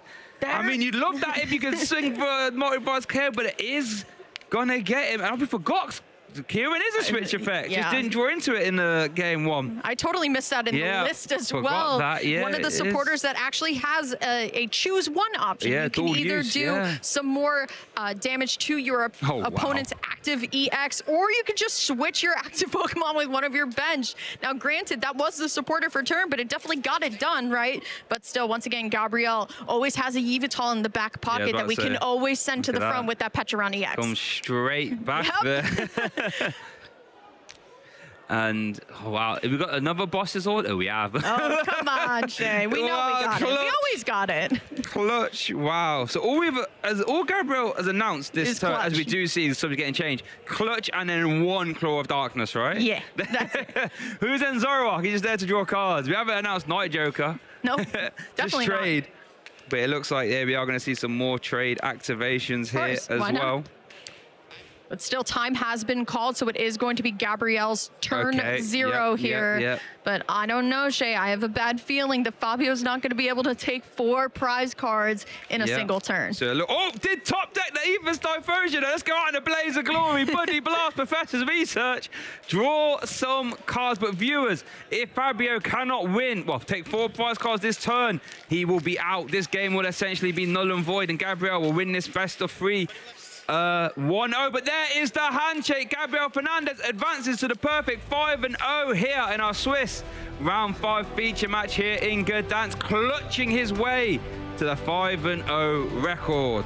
You know, Shay, we should really change the graphic from Zoroark with Reshiram to just a giant picture of Yveltal. Yeah, I agree. The way that the game flowed, right? And Gabriel, honestly, had no choice, right? Like, especially when we were talking about it at the beginning of the set, right? No N-Star Manitan, no way to kind of get multiple attackers down. So it really was just a game of numbers, as honestly this format has turned into for a very long time now, with Adrenabrain, Monkey Dory's ability that has really just taken this game by storm. As we check out the replay here, once again, just this game of kind of cat and mouse, waiting for one player to kind of throw everything that they got into the active here. So I'm excited to see how far Gabriel goes, but still, Fabio 100% in this. 4-1 is not a bad record to be at. It's really not. And he had the setup right. Sure, he had a little bit extra time, but if he had against anything else, he was drawing a lot of prize cards very fast. But this is our replay here in game 1. It looks like we just had the Claw of Darkness turn, just ripping stuff out the hand. But game 1 was all about clutch and Adrenabrain, believe it or not, as a lot of what game 2 was as well. But this was it. This was the big turn. Adrenabrain used ×2. We saw the KO. Claw of Darkness, that's all she wrote. In game 2, however, Gabriel did prize to Hero's Cape, so the heroic Mega Absol wasn't available. And it looked like, going by, now we can see the full screen reaction. I think Gabriel must have been reacting to the Hero's Cape potentially being prized there. Fabio saying, well, you know, I led Victini again, so I guess we're going to have some clutch action. And if it ain't broke, Emily, don't fix it. And that's all Gabriel needed to do, was just announce clutch and make life as hard as we can for Fabio. And I think, we actually didn't get to see the big hefty Zerosic machinations just to make sure you're not drawing cards, you're not playing boss's orders, and you're definitely not going to attack into a multi-prizer, and Gabriel advanced to that 5-0 record. Dare I say, Shay, can we just think of a world how that match went if he just did not start Victini? Twice. But, you know, like, how are you supposed to know, right? Like, until something like that happens. But we saw the Kieran in game number 2, which was, once again, where we started with, oh, well, we have no outs to, hey, we only have 1 out. But then, you know, Yveltal just comes back down, Ree gets powered up. This Petron EX also has really found its way into this deck, working out extremely well, right? Essentially saying, no matter what you want to keep in the active, it doesn't matter, because I'll be able to get the play no matter which way it goes. Yeah, the control you have over the game with the Petron and your Yveltal basically says, I'll fling Yveltal into active and I can retreat for free. And yeah, it's really scary, actually, watching that sort of all pan out there. And if you're Fabio thinking, oh, let it again. Oh, no. Oh, no, please. No, not like this. Not like this. I think he played really well. Honestly, he did. Well. He did, yeah. Unfortunately, he didn't draw the outs. But, you know, 4-1 record, that's still perfectly great for this time. Yeah, absolutely. And it goes to show, once again, if you just make the right deck call, right, and you're hitting all of these stage 2 Pokemon that, you know, sometimes don't play Yveltal. They don't play a way to kind of keep you stuck in the active. I think Dragapult has kind of drawn away from playing something like a Maractus, right? And we're kind of back into really just playing like straight Dragapult Dusknoir and just going straight through with that. So it was really nice to see something different, right, for our second round of phase 1 here on the stream, at least. But honestly, dare I say that it was a buddy blast of a time. Yay, let's go. Love that. And it's interesting, it's sort of those lines that I say that separates the good players from the great players from the world-class players. So just realize, okay, this is an awful matchup. If my opponent announces Buddy Blast like potentially three times, I can lose this game. So how do I make that as hard as possible? Let's clutch, bring something up, maneuver the damage, sprinkle it around, and then and only then, when I can win by announcing Claw of Darkness, will I do that? That's exactly what Gabriel did, and just showing why he's a world-class player, and you know, having one of the most strong and potent year 1 campaigns as a master that I think I've seen in a while. Absolutely, and I think it's important to note as well, I tried to point this out this morning when we were talking about the top 8 decks from last week. Gabriel was one of the players that was playing the Hoopa EX in the deck. Now, I can't imagine that is still in there. Maybe it is, right? Maybe it has its purposes other than playing Hoopa EX, but it definitely, I don't think, is in there still. And I'd love to hear from Gabriel on what things he's decided to change up. Once again, just like the questions I asked Henry, what have you been doing for the past week here in Europe? Because obviously not flying all the way back to Brazil and then flying back, you know what, if that's your vibe, like absolutely. But still, I think it's been a really nice time to see him kind of glow up into a master and see that he's still playing just as strong as he was in seniors. Yeah, and you know, what a first tournament he had. Belo Horizonte got all the way to the final and then matched Gustavo Wada, a fellow countryman, as it were. And it was almost like there's a picture I saw on social media, then like shaking hands. It's almost like you know, the sort of grandfather of that sort of era. I'm so Gustavo proud. Wada, who's a past regional world champion, I should say, in his juniors division, and has top 8 worlds as well. Against the new upstart Gabriel, Gustavo Wada was able to best him there. But then Gabriel, the next tournament, goes and makes top 8 in Lille, and now it's 5-0. It's like, can anyone stop him?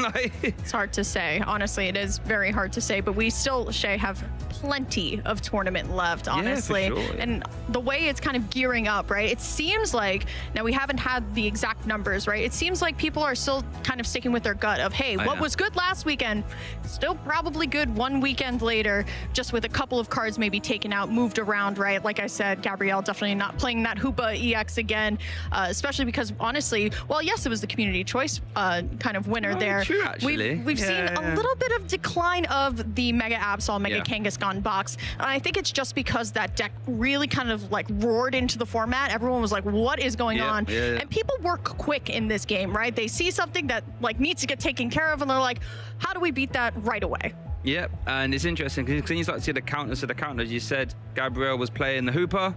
No obvious swap them out. I imagine that Absol maybe come in one of those slots with the Heroes Cape, the 06 sort of fit in. But yeah, people adapted to that Mega Absol deck pretty quickly. I had a Barnstormer in Milwaukee, but it can still adapt as well. And as we say, we are going to try and get that on for you since it was your community choice. We are going to try. But you kind of got a little bit of it there with the Mega Absol, right? Yeah, a little bit. A little bit. Who better to ask than Gabriel, though? Because it seems like Amy, right in the lounge, right with Gabriel. Welcome everybody, I'm here on the floor where it is absolutely buzzing with energy here in Gdansk, Poland. But of course we have our winner of our feature match. Gabriel, how are you feeling being on such a strong record? Yeah, feeling good. Hopefully running back the good result from Lille. Absolutely. Lille went really well for you, got so close, but the tweaks that you made to your deck are really interesting. What do you think the most notable is? I really like Zerozic. It's a pretty cool card I added to my list, and the Mega Absol is also pretty good. With the Hero's Cape, it's just broken. Yeah, honestly, I've got to agree. I think the Hero's Cape makes a really big difference. And also, I love the Zerozic. I think it's a card that people won't be expecting, but with you making sure that, you know, you can have them build that really big hand and then snatch it away from them. That's a great tactic. Have you found it useful in more than just this matchup? Yeah, so I faced Control the last round. Oh my gosh. And I just... Zerozic, he had like a 20 card hand, and he scooped. So, oh, bless.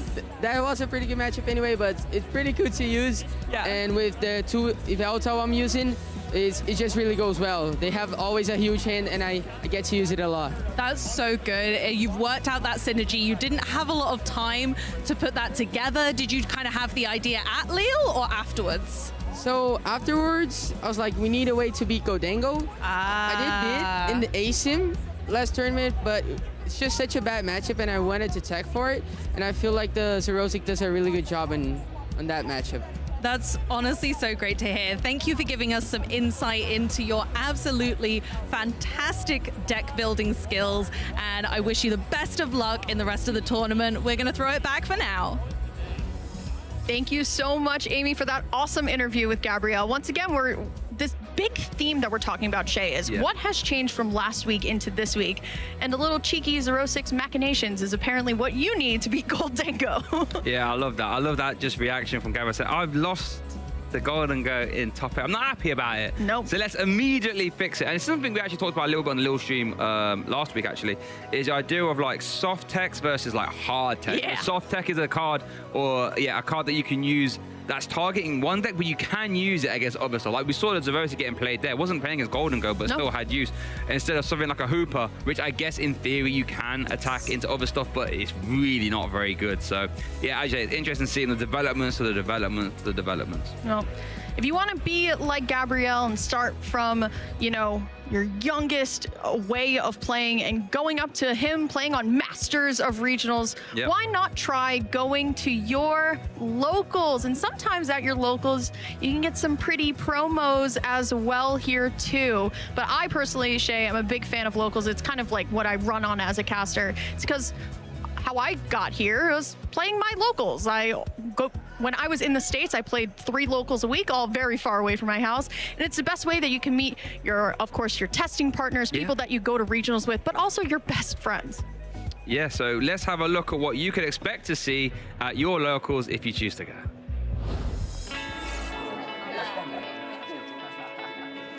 Hey, do you want to play? Yeah.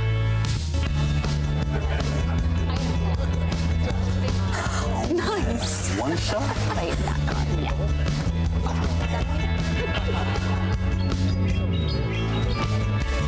I'll use twin cannons. Great game, guys. Bye. See you next week. Come play at your local Pokémon League. So if you want to be in a building filled with like-minded Pokemon fanatics like me, and I'm sure like yourself as well, get your phone out, scan that QR code, and get involved. Now, I'm going to let you into a little story here, viewers. I had to do this exact process myself. So I just moved flat recently in the UK. I've moved down south, and I was like, I don't know where my local league is anymore. So I had to use this QR code myself, punch in where I live, my address, and it told me where the closest leagues were. And now I'm part of a new local community. It couldn't be easier, so I want you to do that right now. And I think that's something you've had to do as well recently as well, Emily, right? Yeah, you want to talk about moving from one side of a country to another. Try saying, hello guys, I'm going to spend 6 months on a different continent. Where do I play Pokemon?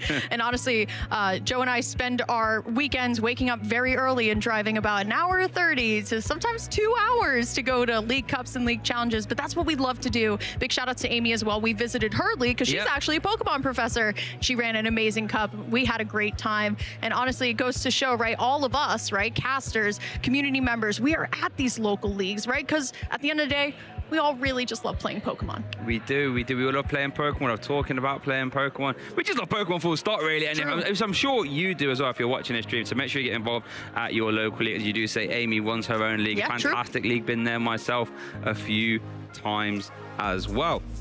So that wraps up our round 5, though. Woo. Yeah, it does. So how about we have a little bit of a rest? You can grab some snacks, you can grab a drink and all that jazz. We're going to come back with round 6 real soon. And for now, let's have a look at how the Scarlet and Violet era panned out for us in the Pokemon TCG.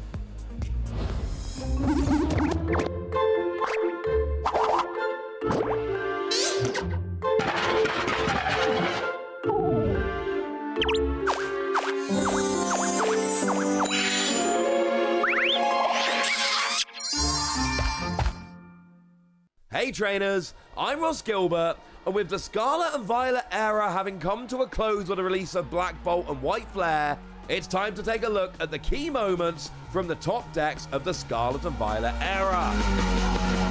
We'll find the evolution needed. Charizard EX, the knockout. Here we go, look at all the pieces. Perfect match, Isaiah takes the KO. Starting off with our friend Charizard. It's got the phenomenal Burning Darkness attack that gets more powerful as the game goes along, and a best friend in the guise of Pidgeot, whose quick search ability can grab any card you like from your deck. It was the deck with which Tord Reklev won the European International Championships in the 2024 season, taking down Isaiah Bradner's Lost Zone deck in the final, a player who would win their own International Championship the following season. More on that in a moment. Dragapult, since its release in Twilight Masquerade, has always been fighting for the title of best deck, and between the phenomenal Phantom Dive attack doing 200 to the active Pokemon while dropping 6 damage counters, and the Stage 1 Dracloak from which it evolved having Recon Directive, an ability allowing you to draw cards and gain consistency, you can see why. It won the first regional championship of last season with Ryuki Okada taking the title in Dortmund, beating Rahul Reddy's Lugia in the final, and then it added a North American regional victory in Vancouver with Andrew Hedrick taking down Lucas Shing's Golden Go in the final. And it may never have taken an international championship title in the Masters division, but it did go toe-to-toe with Gardevoir in the World's final last season, which leads us nicely to Gardevoir, really revolving around this Psychic Embrace ability, allowing you to accelerate energy as you like, and although it's got the fairly significant downside of placing damage counters when you accelerate energy, that's okay because we've got stuff like Monkey Dory, which can, for instance, take the damage from your Pokemon and move it to your opponents. And when we're talking about Gardevoir, we could mention how Tord Reklev took second place at the European Internationals the first weekend Gardevoir was legal. We could mention Henry Chow's 3 regional wins last season with the deck. We could mention that it took both finalist spots at the North American International Championships before Isaiah Bradner took his first International Championship victory.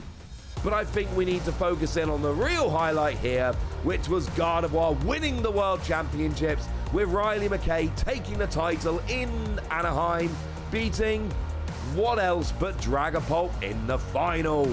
There were many memorable decks and many memorable moments in the Scarlet and Violet era, but these stand out to me as the most impactful. But will these decks remain as impactful moving forward? Will new decks come and take their place? Stay tuned to find out.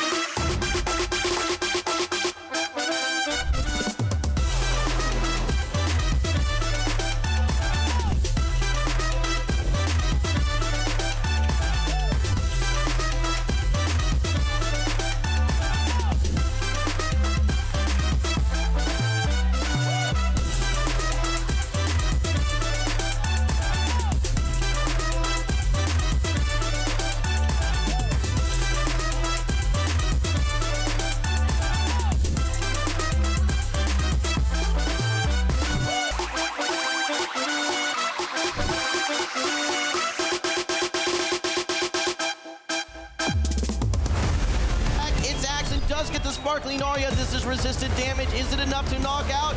Looks like it takes down the Goliathopod. Parabolic charge is loaded here, but there's only 1 HP remaining on this tiny little Dedenne. Saxon is going to take a 3-0 series sweep. Race for Saxon. He is your 2025 North America International Champion. Pika Dip looking for an opportunity to get in. Rayquaza is getting shrunk down real low. It's on the back of Overlord, the best player in the game. The overheat is there. The overheat's the cure. Luminosity Gaming is going to go scramble to score. They've got a ton of shields. The prophecy from Luminosity, a 3-1 victory as LG wins LAIC. LG wins EUIC. LG wins NAIC. One of the best to ever do it, Luminosity Gaming!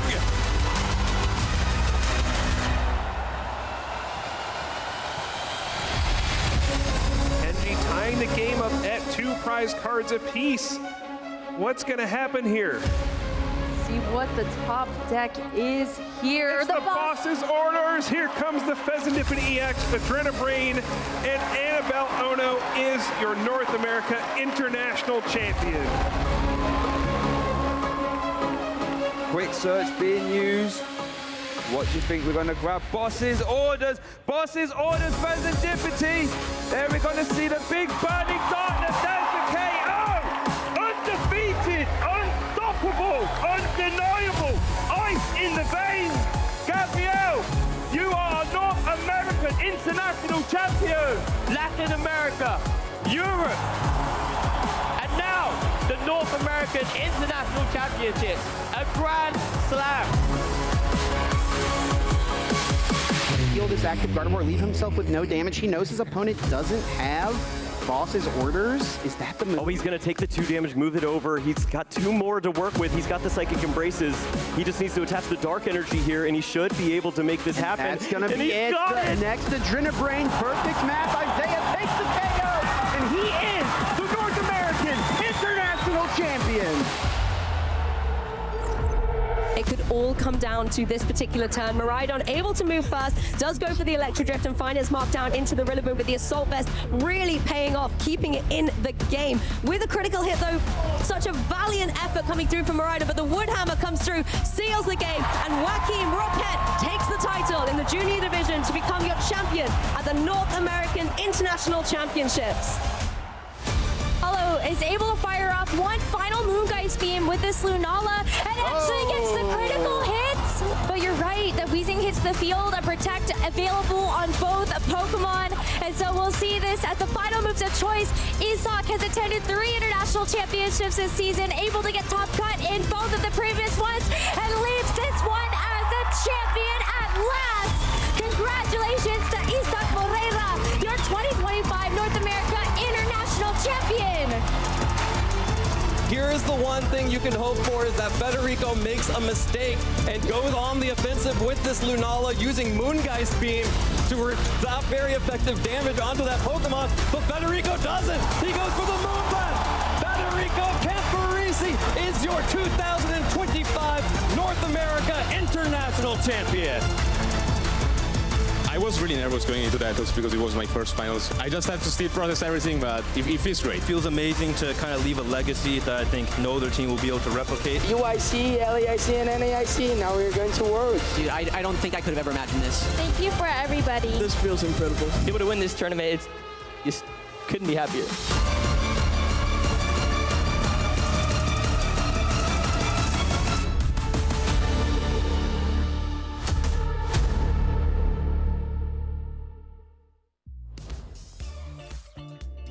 I'm Ethan Wild, and I'm just here to play Pokemon and have fun.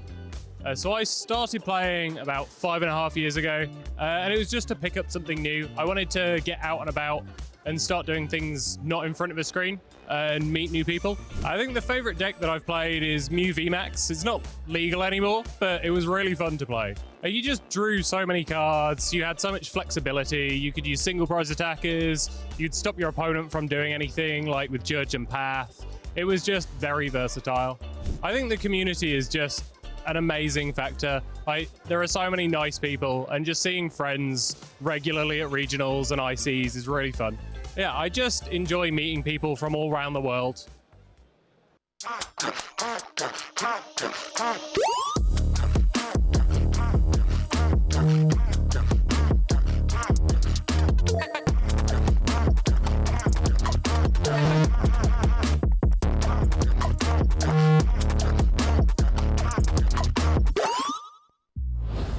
Coming back from that break, I hope you did grab a snack and grab a drink. I, Emily Foreman, am now joined here by the best Conkelder player right now in Europe, Amy Wasley, coming off of a hot 71st at Lille.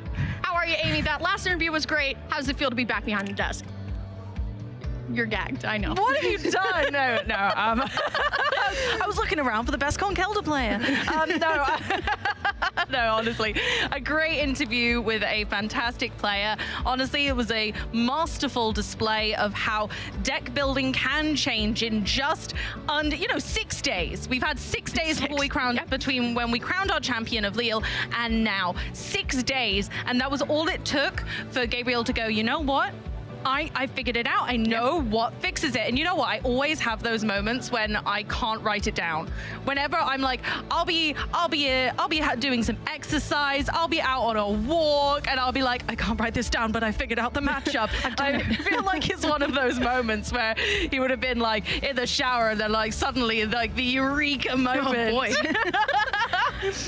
Well, still, Amy, I mean, last round we did have to divert away from the community choice, but I'm very happy to bring you all the community choice that you all have voted for. It is going to be Mega Absol and Mega Kangaskhan going up against, it is going to be TerraBox here. Ooh. So this one should be fun, but honestly, we are going from match to match, Amy. We are on fire today. We very much are here in Gdansk, in Poland. We have our players at the desk. We're ready to go. We've got Aurelian here, Frankfurt top 64, and Lille top 256, running it back again. I wonder if they're playing the same list or whether they've changed things up. We might be able to find that little factoid out for you. But regardless, a very well-placing player this season. Yeah, absolutely. And to make day two times in a row too, not easy to do at all here. So I'm excited to see what Aurelian does bring to the table as well. But going on over into our other side here on the Mega Absol, Mega Kangaskhan deck, it will be Marcel here.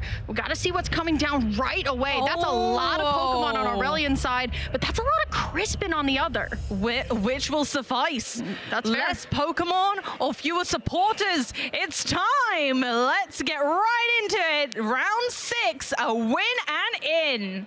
See what the starters will be here. It is going to be Aurelian starting off here, and that's what TerraBox loves to do. Loves to start with that opener, especially with a Terra Pokemon on your bench, so you can go on ahead and use Noctowl, which will be this engine going into our second turn here. Okay, it's just an attached pass after a Hoot on the bench for Aurelian, and we're over to Marcel's turn, where we're using Mega Kangaskhan, one of the probably most used Mega Pokemon, because it's just so versatile, allowing you to draw more cards straight into a Pokegear.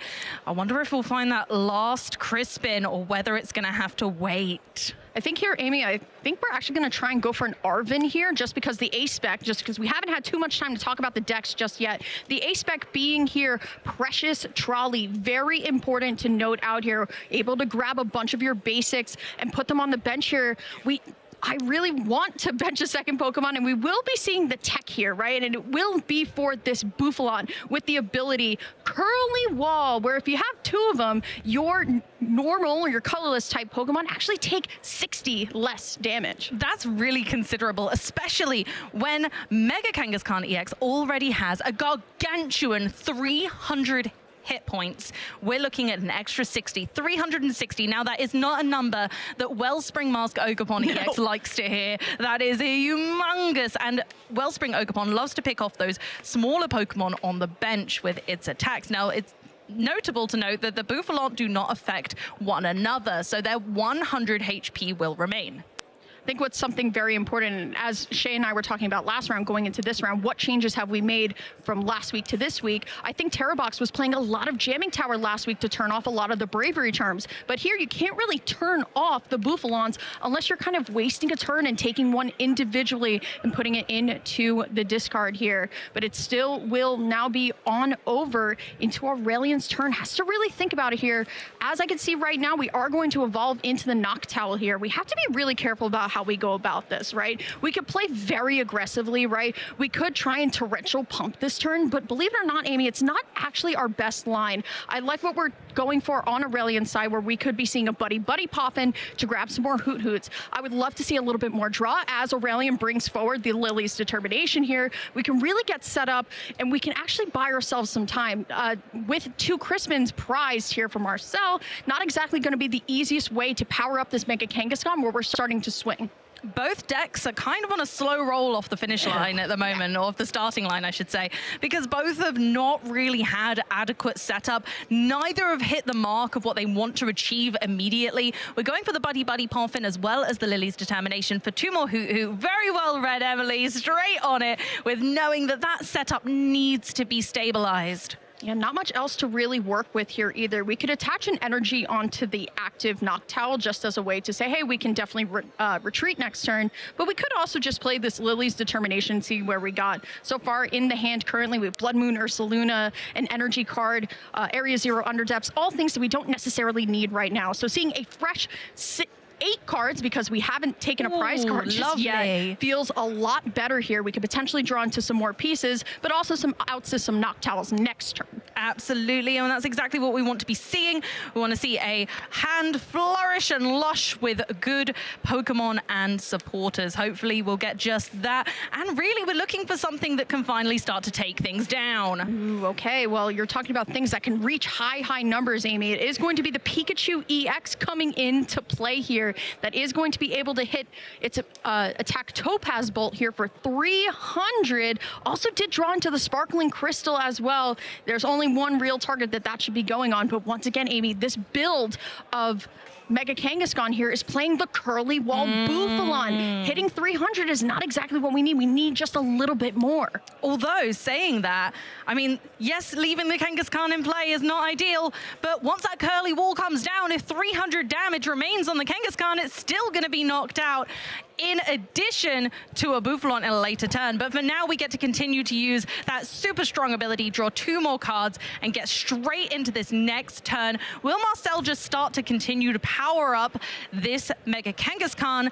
But for now, we're straight into that Arven. Precious Trolley, here we go. We're going to get all the guys on the bench. They're going to be here, present, and honestly, just getting, again, set up properly. Both of these players wished both of these actions happened on their previous turns, but we're getting there now, and it's a real tit for tat. Yeah. Every single time Aurelian goes, okay, finally, I have a board. Now Marcel goes, you know what? I could do that too. Yeah, Amy, do you mind doing some math for me, okay? Oh, gosh. So Arven, as we know, grabs a item and a tool here. And the tool that was actually grabbed was Bravery Charm, right? Which only goes on basics. Now, as much as I have had my reps on Mega Kangaskhan before, if we add a Bravery Charm to a Mega Kangaskhan plus the Curly Wall, how much damage do we have to do in 1 turn to get rid of that Pokemon and take 3 prizes? Tell me, Amy, what do you got? Okay, so we've got a 60 extra from the Bouffalon and 50 extra from a Bravery Charm, meaning 410 HP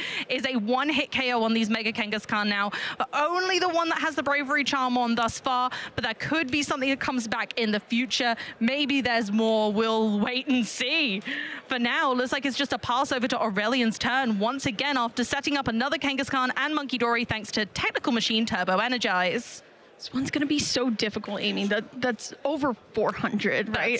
Technically on a basic, right? You can only imagine just by looking at the list. There's 3 penny in this list, Amy. So we can recycle not only our Mega Kangaskhan's, right, when they get damaged, but we can also recycle the Bravery Charm as well. So honestly, Marcel has this perfect wall essentially put up, a Curly Wall, if you will. And this is actually really hard for any deck to hit, right? Even Charizard card going all the way up with Burning Darkness can't hit 400. No, you're absolutely right. And like you said, we can just keep recycling that entire engine. And now that it's set up, it becomes a slightly unbreakable wall unless you deal with the Bouffalon. But that's really suboptimal, taking one prize card just to lower a bit of HP. But we can't get to the 410. It's just all a bit of a nightmare all round. This family has some serious power behind its unit. Yeah, the thing is, too, my tech card going into this weekend that I wanted everyone to kind of think about here is the Shaman that is currently on Marcel's side as well. Wellspring Ogerpon did tons of damage last weekend, ruined a lot of people's boards, and just seeing a Wellspring Ogerpon saying, hey, you know what? I know that you're going to go for a Torrential Pump on my Bouffalons at some point here to try and open up the board just a little bit. This Shaman essentially puts a complete stop to a lot of that. Will be Jewel Seeker for the Crispin here. Now, we do see a Lily's Clefairy EX. So if we were to go on ahead and expand the bench all the way out, we're still not hitting the number that we actually need here, but we could start seeing a little bit of damage going back and forth. But still, once again, Mega Kangaskhan's attack does hit for 200 flat, and that Lily's Clefairy is going down. Yeah, and that's the thing. That's the risk with Lily's Clefairy, is it's just got that really not ideal HP, and it still gives up 2 prize cards. So although it's a heavy hitter, it's a real glass cannon in this format. Gonna go ahead and use that Crispin,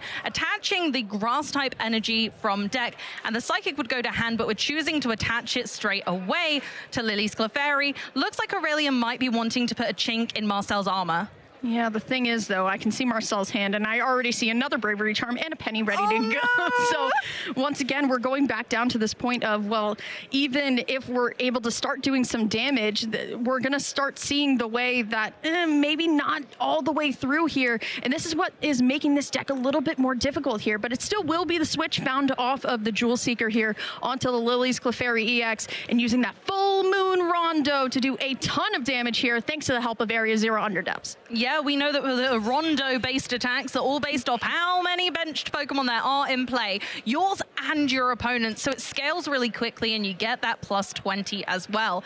Great into Dragon types, but not so effective into Mega Kangaskhan EX at this stage, unfortunately. All of the bench Pokemon on Aurelian's side versus just a full bench on Marcel's side, only thanks to the Curly Ball, only equaled about what, 100 something damage, 180 damage 180. here? It's a fraction of what we're needing.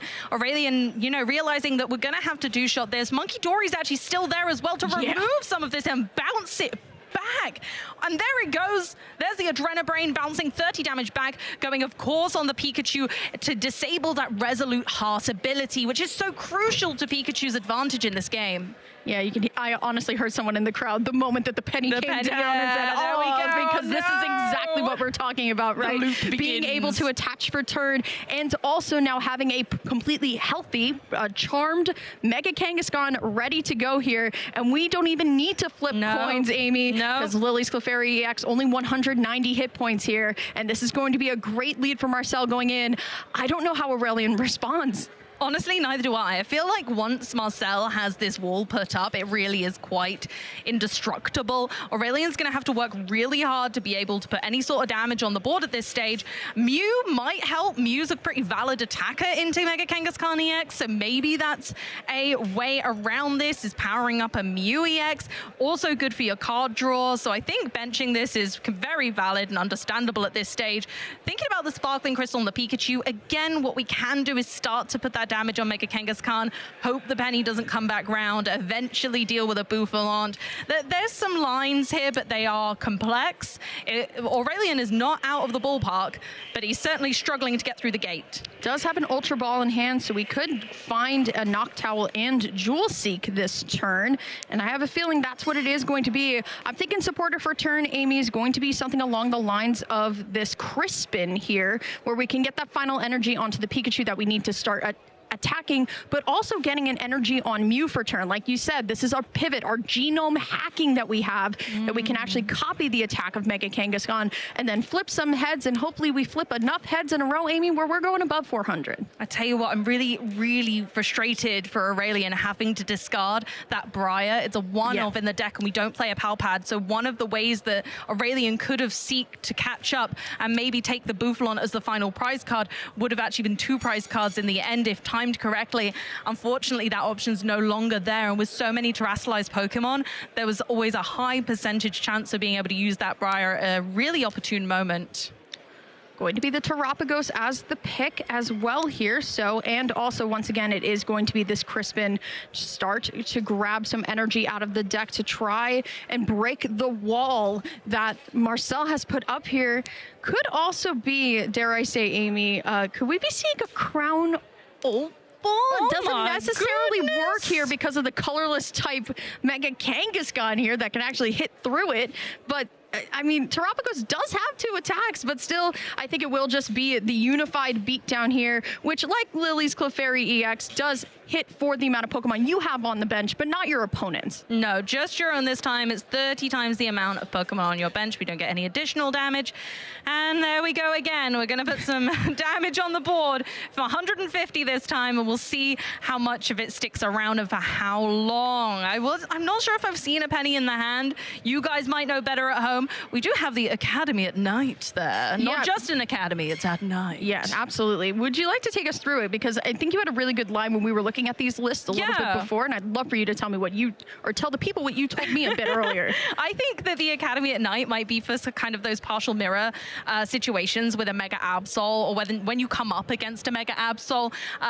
Marcel does have one in his list, but I think this is a nice tell for being able to put cards on the top of your deck that you don't want your opponent to be taking out of your hand and putting in the discard pile. It's like a protection method. You know that's going to be your next top deck no matter what. It's Iono protection as well as Absol protection, and you're going to draw cards with the Mega Kangaskhan, so you'll draw it back in no time. Well, it is going to be the boss's orders here onto the Mew EX here, and no coin flips necessary as well. And I don't know if you caught that off of the prizes, Amy, but that was a penny taken as well.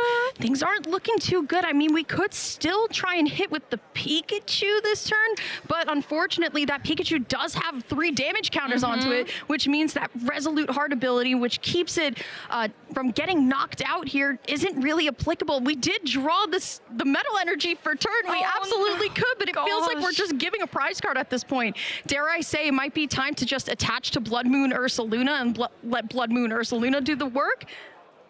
Honestly, I'm not sure at this stage. It feels like we're definitely contemplating the Pikachu. It's here. We're retreating into the Pikachu. I just don't think it's going to be enough, but you never know.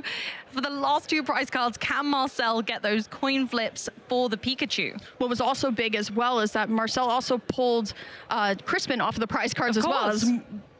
Aside from the penny, but also the Crispin, right? So we still, no matter what, have our options here. Will be Topaz Bolt, and still will be just the draw for turn, the attack from Marcel, and we are going to go into a game number 2, Marcel taking it very dominantly. Absolutely. Admirable play, polished to perfection. A gem right here in the Ember Expo in Poland, in Gdansk. 2025. Marcel making a real stand, saying, actually, there's more to this Kangaskhan than just draw power. It has a mighty shield behind it and many friends, and look what I can achieve. Yeah, and once again, as we were talking about in the beginning of this set, right, and beginning of the day, what have people changed from last weekend going into this weekend? I sure did not see Bouffalant Curly Wall coming into the mix here, but it makes the most amount of sense, right? Yeah. We can turn off Bravery Charm. You can't turn off a Bouffalant, right? No. And still, it will just be Mega Kangaskhan powering through. The penny as well, such a great supporter card for decks like this, right? Where we need our tools, right? We need to keep stacking up the damage as much as possible and then saying, you know what, I'll just take it away. And especially with Monkey Dory, right? Using Monkey Dory to break apart Pikachu's Resolute Heart ability, but then again, it just comes down to a boss prize trade, right? 2/2/2, going straight through it, runaway draw, and all the way through. Absolutely, drawing all of those cards, sequencing it perfectly, pennying at the right time, gave Aurelian no room for improvement, no room for a comeback, because the pressure was so high and hot and on it. So there was no way that Aurelian even had space to bring it back. Now, we've just seen the prize cards go down, and Emily's just pointing it hurts, Go on, Amy. tell me. Hurts. Tell me about it. I hate to see your sparkling crystal not only in your prize cards, but at the top of your prize cards. not feeling too great. Now, when we're talking about counterplay to something like a Mega Absol, Mega Kangaskhan deck, that Iron Bundle was also a really good idea as well. Just getting it out of the active and then putting it back in. We'll see how this one's going to go, but I like how Aurelian is actually going second here. So preventing the TM Turbo Energize that we talked about a little bit earlier, but starting this Cornerstone Mask Ogerpon here. Yeah, starting the Cornerstone. We didn't see it at all last game. Has a little bit of relevance in this matchup, but Aurelian does play that Terrapagos, which can just mow through this Cornerstone's ability. Normally, can't be affected by a Pokemon with an ability. Well, Terrapagos doesn't have an ability. Nope. Terrapagos is just strong in its own right. Doesn't need it. And so we do have a bit of a counter, and obviously Aurelian did show that off last turn. But we're going to see, of course, a retreat into our Kangaskhan to draw more cards. You couldn't really ask for more from this deck right now. The hand isn't looking great. We do have the Crispin. We've got Turbo Energize. We've got an Energy. But other than that, there isn't a lot more Pokemon-wise going on, and we need that curly wall as quickly as we can so Aurelian doesn't run away with this. Well, Amy, I'm looking at Aurelian's hand, right? And when you play Terra Box, you can't ask for anything more than having a couple owls in your hand and a nest ball, right? Able to go on ahead and grab that Fan Rotom here. We actually don't even need to grab Fan Rotom at all here. We're going to be able to do the prize check, and Aurelian's going to have something not nice to really kind of see here, as that Sparkling Crystal is going to be prized here. But one of the advantages of Terra Box that we all kind of know is that Terra Box really does its best to play counter, right? If we have a deck that takes a couple turns to set up, we have Wellspring Ogerpon EX to wipe things off the board as quickly as possible, right? If we have something a little bit, heavier, like a Dragapult, once it completely gets set up, right, we have Lily's Clefairy EX to take care of that. I don't think Terra Box really has an answer to the biggest wall we've seen so far in Mega Kangaskhan. No, I think you're right. I think, unfortunately, it does fall short in the mathematics. You can't really piece that together as nicely as you'd want to. But let's see how Aurelian changes his gameplay now. He knows what's going on with Marcel's deck. We're starting to transformative start from our Ditto into a Pikachu from the deck. The Ditto goes to the discard pile. We have Hoot Hoot, Hoot Hoot set up on the bench, and that's a lot of hoots, and we love to see it because this deck relies on that Noctowl engine to just keep going and to be able to pluck exactly the card you want from the deck at the opportune moment. Using the Run Errand once again to draw a couple of cards here straight into the Pokegear. I can imagine that Marcel really wants to see the Precious Trolley this turn, right? We want to start getting that curly wall set up just because the Pikachu already threatening here. And there's the Arven off of the Pokegear. You can imagine what's going to be found will probably be that Precious Trolley and another Bravery Charm here. It's automatically being plucked from the deck, Amy. There it is, that Bravery Charm, giving Mama Kangaskhan the bravery she needs to take her and her kid into battle as they power on forward with the help of their friends Bouffalante, Monkey Dory, other Bouffalante, and of course Mega Kangaskhan EX again. The bench that we saw last game work magically together, minus Cornerstone. My only question here is that the Bravery Charm was the grab here. I'm assuming that we have Energy Turbo Energize in hand. I was about to say, because we gotta get an attacker going, right? That's pretty important. We don't actually have a Latias in play though, Amy, so we're gonna have to pay a pretty heavy retreat cost, or we might have to play a more patient game to get things really going here if we want to start attacking next turn. Now we do play 2 copies of Energy Switch, so that does actually that can come into play next turn, but still we're going to go straight to the Monkey Dory here because we're just assuming that Aurelian has the pieces to at least Topaz Bolt once next turn. Yeah, we have, obviously we have our curly wall on board, but you're right, we're going to need a little more energy than just this to achieve much. Now Aurelian has everything in their ballpark right now to be able to come back and make some meaningful attacks before Marcel manages to kind of make that big comeback to start that rapid fire combo attack from Mega Kangaskhan. Aurelian now has the opportunity to get whatever Noctowls they need into play. With the Area 0 Underdepths in play, we can Nest Ball and grab another Pokemon for our bench. We can have up to 8 Pokemon on our bench because we have the Pikachu in play, who's a Terra Pokemon.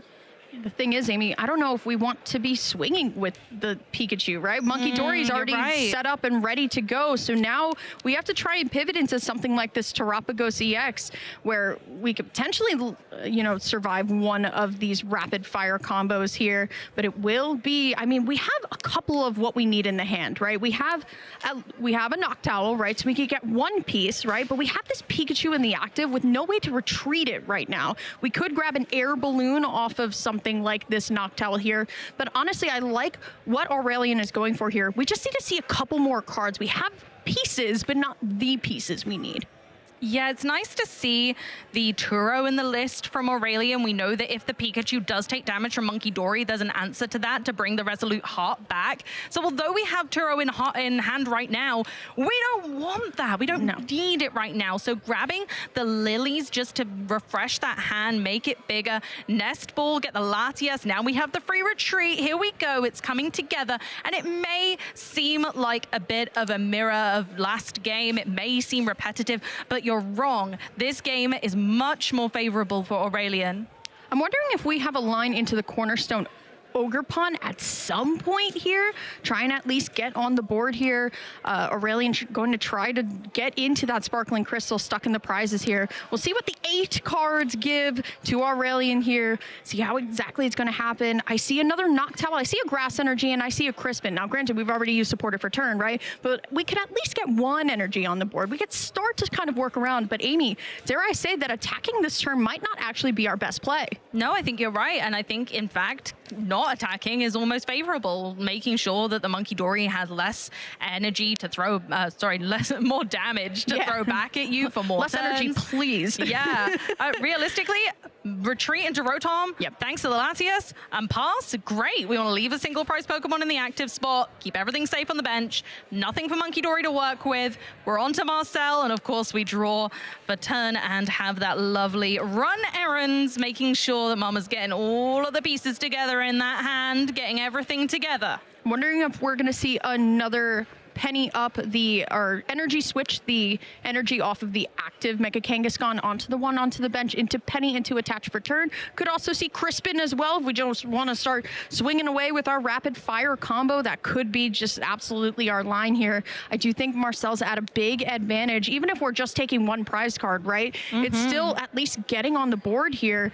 Granted, we still also have plenty of time left. About half the round is gone here, but Marcel playing at a great pace here, has the wall set up, and now all we just need are the pieces to start swinging. I wonder whether you want to take a single prize card knowing that traditionally Aurelian will be playing counter catches, and you're going to play into that, and you've got the Cornerstone, you've got the Bouffalance, you've got the Monkey Dory. There are lots of targets that would be lovely for Aurelian right now, but we are going for the Crispin, we're going for the aggressive play, attaching to Mega Kangaskhan with the Crispin, and then we can choose to attach for turn from one of the energy in our hand. Looks like we might be going for the Fighting rather than Darkness Energy to keep that for a second Monkey Dory, which I can see in the hand for later maybe. Oh, no, we're going to take it slow and steady maybe. Thinking about the benched Kangaskhan instead. Does have the air balloon as well if we really want to go that route, but I think if Aurelian is taking the slower route, I think Marcel also in their own right can also take a slow route. Absolutely. Right? We didn't say, you know what, if you didn't attack last turn, I don't need to attack last turn. I'd rather have all of my attackers powered up and ready to go than anything else. Could just be a pass, and it will just be back on over to Aurelian's side. So this one's an interesting read. It was, okay, well, I don't really want to take a single prize Pokemon. I've got vulnerable Pokemon on my bench. One prize card doesn't benefit me. I'm better off getting this Penny Loop kind of ready to rumble by having another Kangaskhan fully attached energy ready to go for when I need to pick this one up. Sure. So I love this. Yeah. Taking it slow and steady truly does win the race, and I'm not sure who's going to take the first prize card at this rate. No. We could just take our time though, right? So we are going to Jewel Seeker here. I think both players are going to go for the same line of, hey, let me have all of my attackers powered up, and then let's just start swinging. The problem is, though, if you're Aurelian, you can definitely get that Earthen Vessel that I think I saw flashed just a little bit here. We could still, you know, funnel that energy to the Teal Mask Ogerpon and still try and move it around to the Terapagos, to the Pikachu, for example. But it's still just an uncomfortable position to be in when I think Aurelian's like clear line is, hey, I can take the Cornerstone with Terapagos, but then what? Yeah, you're absolutely right. Then what indeed? there isn't many ways to go. You still can't dish out enough damage in one go. And the moment you give Marcel that leeway is the moment it starts to unfold, as we saw last battle. Will be the Earthen Vessel discarding of the Buddy Buddy Poffin, though, to grab 2 Grass Energy here. Once again, my favorite card in this format, Teal Mask Ogerpon EX. Once during your turn, if you have a Grass Energy in your hand, you can attach it to Teal, to the Ogerpon for essentially free, and you also get to draw a card. It's a great engine that we've seen in a ton of decks so far. Allows for you to get that 1 extra draw here. We do have Crispin. I do see a Boss.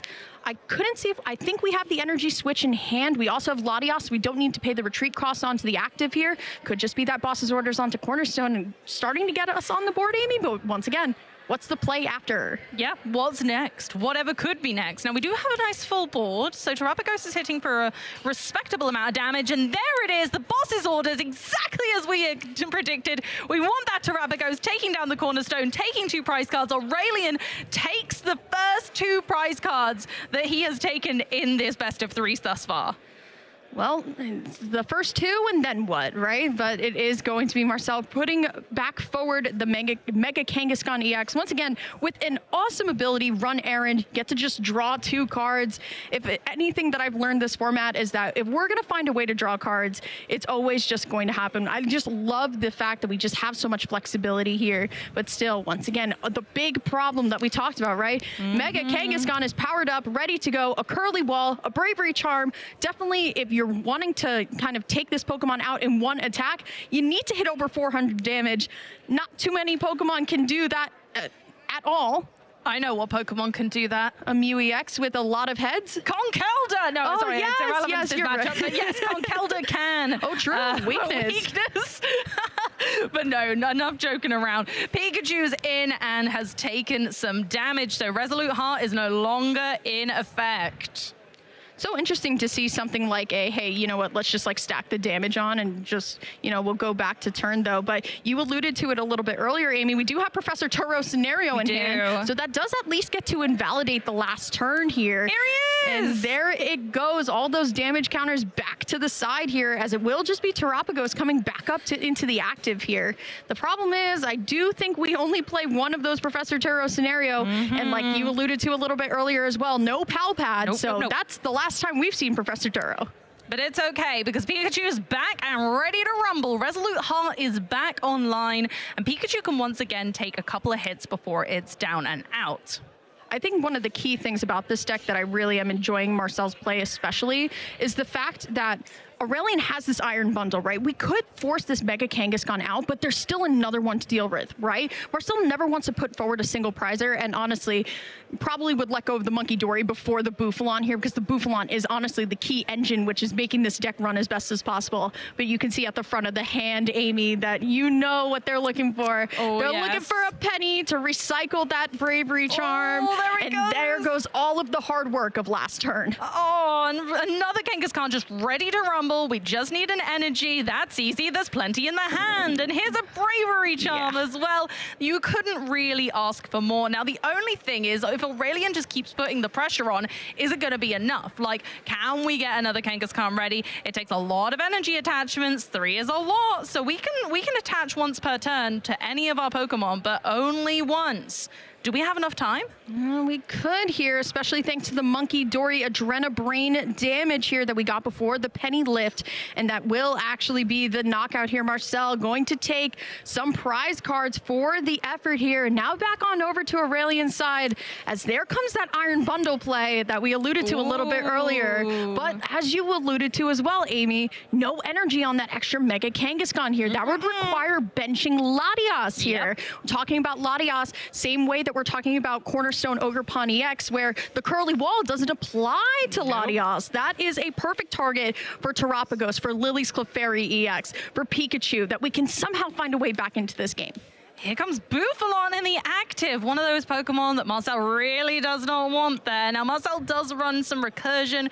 We do have 2 Night Stretchers, so Bouffalon can jump back on the bench quite easily from the discard pile, but it's not a great effect. Marcel doesn't want that HP total going anywhere down from that 410. Yes, you heard me right if you have just tuned in. 410 HP on this Mega Kangaskhan EX with the Bravery Charm, but then we do have that one on the bench, which is just 300, which is good Pikachu numbers, I hear. Still, though, I'm looking through the deck now, and the answer isn't jumping out at me, right? We have some energy in the deck, and I know that Nest Ball has been played, probably looking for that Pheasantipity, right? And we could potentially find a way to get Crispin this turn, but then we're going to bench lock ourselves, right? And according to Aurelian's list here, only plays 2 copies of the Area 0 Underdepths with no Stadium Sync Qianpao either, so we can't actually bump the Stadium. So whatever is coming down here is going to end up being stuck. Has to really think about it. If we want to at least get a hit here, okay, it is going to be the Crispin, though. We're going aggressive, Amy. We could. Tell me. We could. Ooh, I don't know. It's so a risky one. If we're willing to bet that that giant hand doesn't have a penny in it, we could saw block and try and just slow attach the extra energy to this Ogerpon so that we're able to knock out the Bouffalant next turn. And because there's currently no Shaman on the bench, we can do some damage on the bench as well. Shaman came into great effect last battle, but Marcel's chosen not to bench it yet. So it might allude that, you know, Marcel might have it in the prize cards. Obviously, we know he doesn't, but Aurelian might be thinking that. Like the line as well, where we could torrential pump the Monkey Dory, also not affected by the curly wall as well. That's another piece of the puzzle that is technically taken care of here. But I think you're right, Amy. I think it might just be the Sob and kind of hope here. This is such a risky play when you really think about it, really right? is. Because we're going to do this 20 damage with Sob. Now, if Marcel has Penny in hand, we can Monkey Dory the damage back to Wellspring Mask Ogerpon and then take the knockout anyway. But it's actually going to do for nothing here because of the curly wall. So any other way could have been absolutely disastrous. But I think, Amy, I don't think we have Penny in hand for once. No, I think we might have got away with it. We might be able to do a torrential pump, but looking at the curly wall, the way it's worded says, as long as you have at least one other Bouffalant in play, all of your basic colorless Pokemon take 60 less damage from attacks from your opponent's Pokemon. It doesn't stack, but it does increase the HP of the one on the bench as well. So I don't think the torrential pump is really going to be enough right now. Can only grab the Monkey Dory, but that's it, right? And the Monkey Dory, well, yes, has been serving its purpose really well. That's not going to be enough to really get us there. So it is just going to be the pass here. And just remember, we are ticking down on time as well. Aurelian has to win this game at least within 60 minutes to get us to a tie here. We are going to start powering up the Pikachu, though. So I'm wondering if this is just a continuous Sob block and then just saying, you know what, I'll wait for you, or if we're going to play it more aggressively soon. Yeah, I think we have to start going with the aggression soon.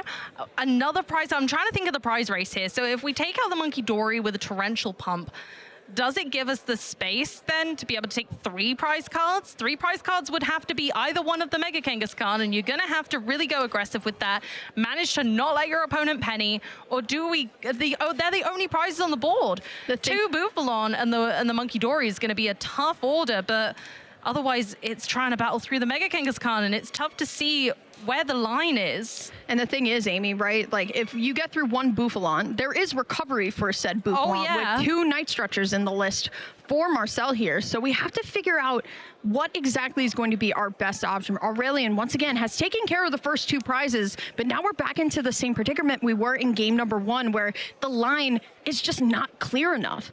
And because we've given so much time to Marcel, the second Kangaskhan is almost ready to go as well. So because we've bought time, has it been almost a crutch? Has it been not as advantageous as we'd hoped? Because now both Kangaskhan are almost ready to go.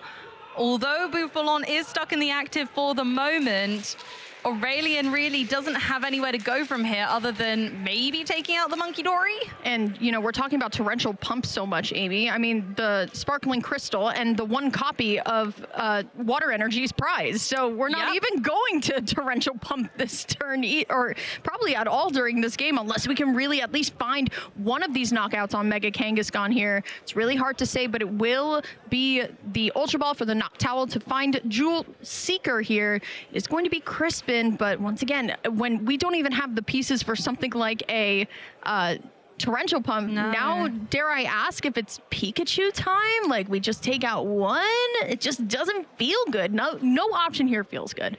I mean, it does mean there's no damage for Monkey Dory to sling back at Pikachu. Resolute Heart would stay in effect. So I don't dislike it as an option.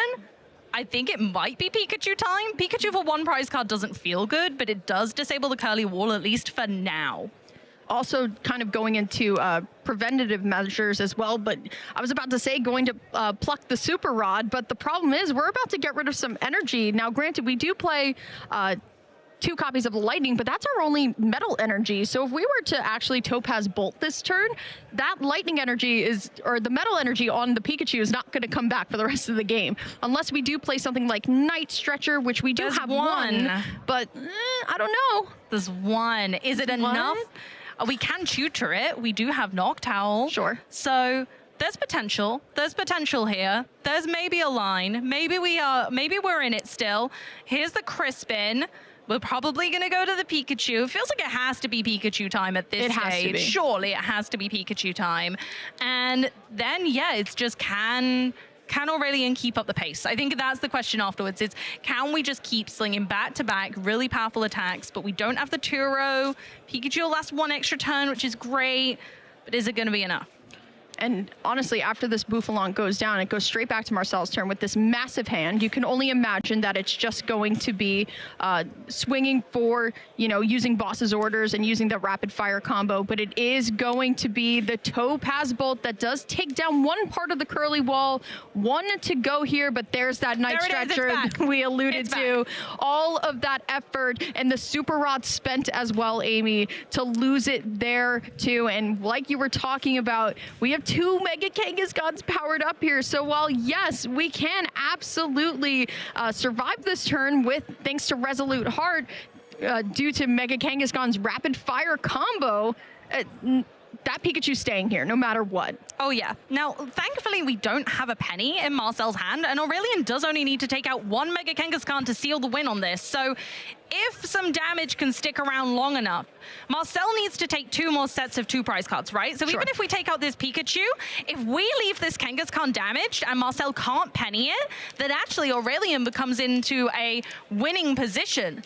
There's a win on the horizon there. There is an opportunity. There's a chance, but is Aurelion brave enough to take that chance of allowing Marcel to take more prize cards?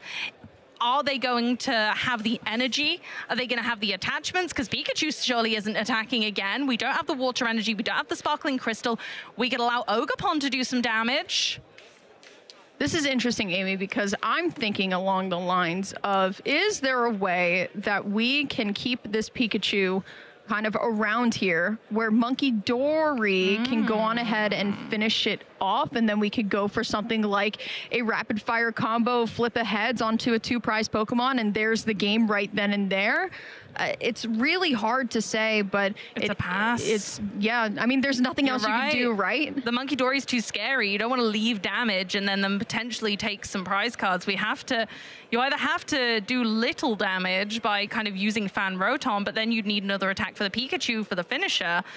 It's the only way that you'd be able to do it without giving up 4 prize cards, because you need to leave a single prizer in the active, because Pikachu would go down. And unfortunately, here comes, Boss's Orders to take out Pikachu. I feel like this is a bit over the top, but we just need to do 10 damage. Here, potentially the Academy at Night might be played here to potentially do something like, hey, if you have 1 copy of something like a Iono Judge in hand, maybe I'll just throw something to the top, like my 2nd copy of Boss's Orders, or maybe this penny that we have in hand.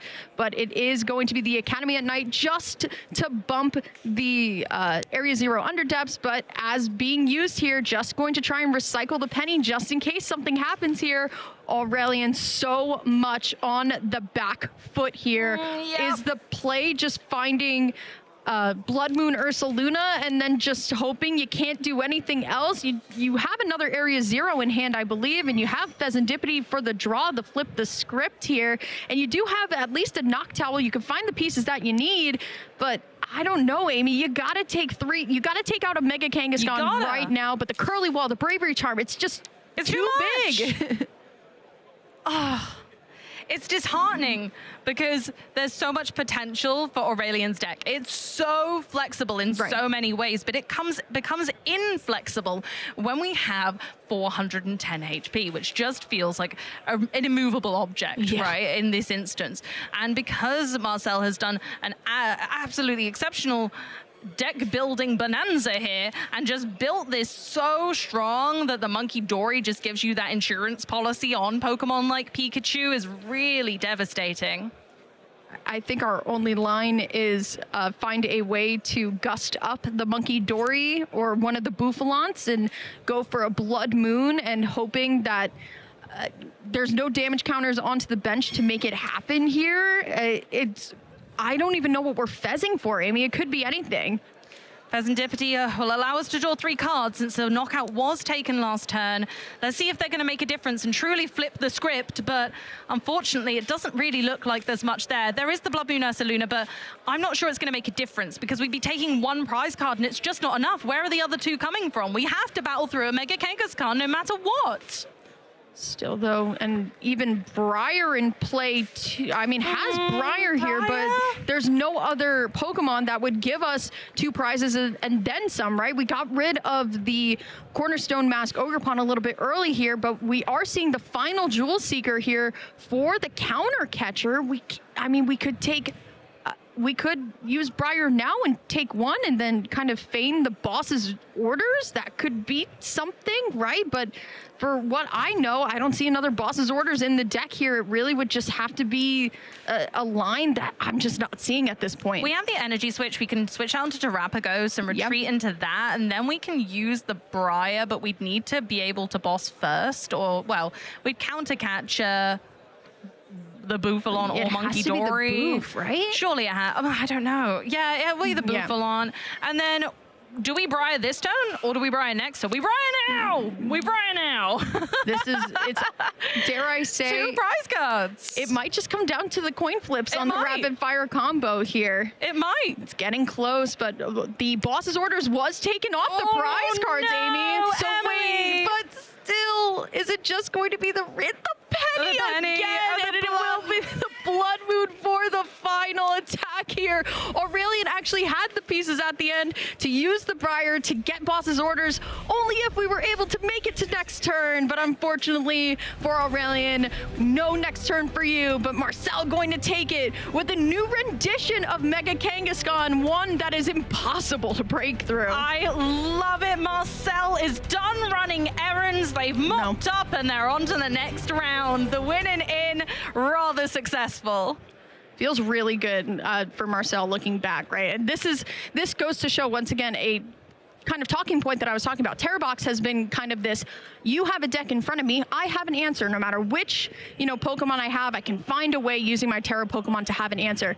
It's hard to have an answer to Curly Wall Mega Kangaskhan, Amy. I mean, it's just too big. The amount of pennies that it plays, the bravery charms, right? And even Monkey Dory, once again, coming into the fray here, sending this damage back while it seems kind of obvious, say, hey, we could just swing for 300 on Pikachu. What about the Curly Walls? What about the bravery charms? It's just not so simple, especially when Monkey Dory breaking apart that Resolute Heart. Yeah, and we saw it used to great effect as we kept attempting in this game 1 to take down a Kangaskhan, but it just kept being pennied up. Aurelian had no wiggle room whatsoever. Went 1 up to Marcel, straight back in to the fray. Aurelian did manage to take 2 prize cards early on, and it really was that moment that made us realize maybe there was some wiggle room. After all, Aurelian just needed to crack that armor early, and then it all started to come together for them with some, really powerful plays. In the end, we used the Pikachu with the Turo to great effect,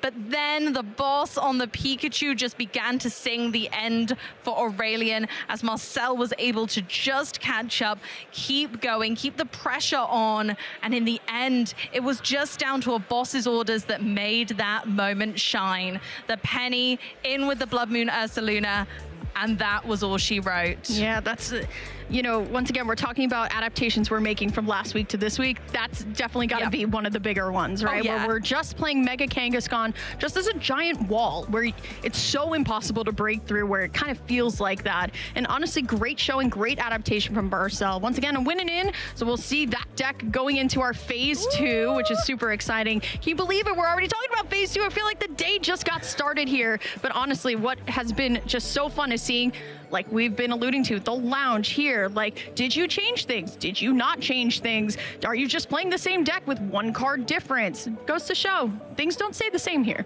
No, absolutely. Even in 6 days' time, things have changed so much that we're now seeing a whole new deck archetype that we didn't get to feature last weekend, that we finally got to see, and in great effect. There aren't many fighting types in the format, so there aren't many things that are going to hit for weakness realistically.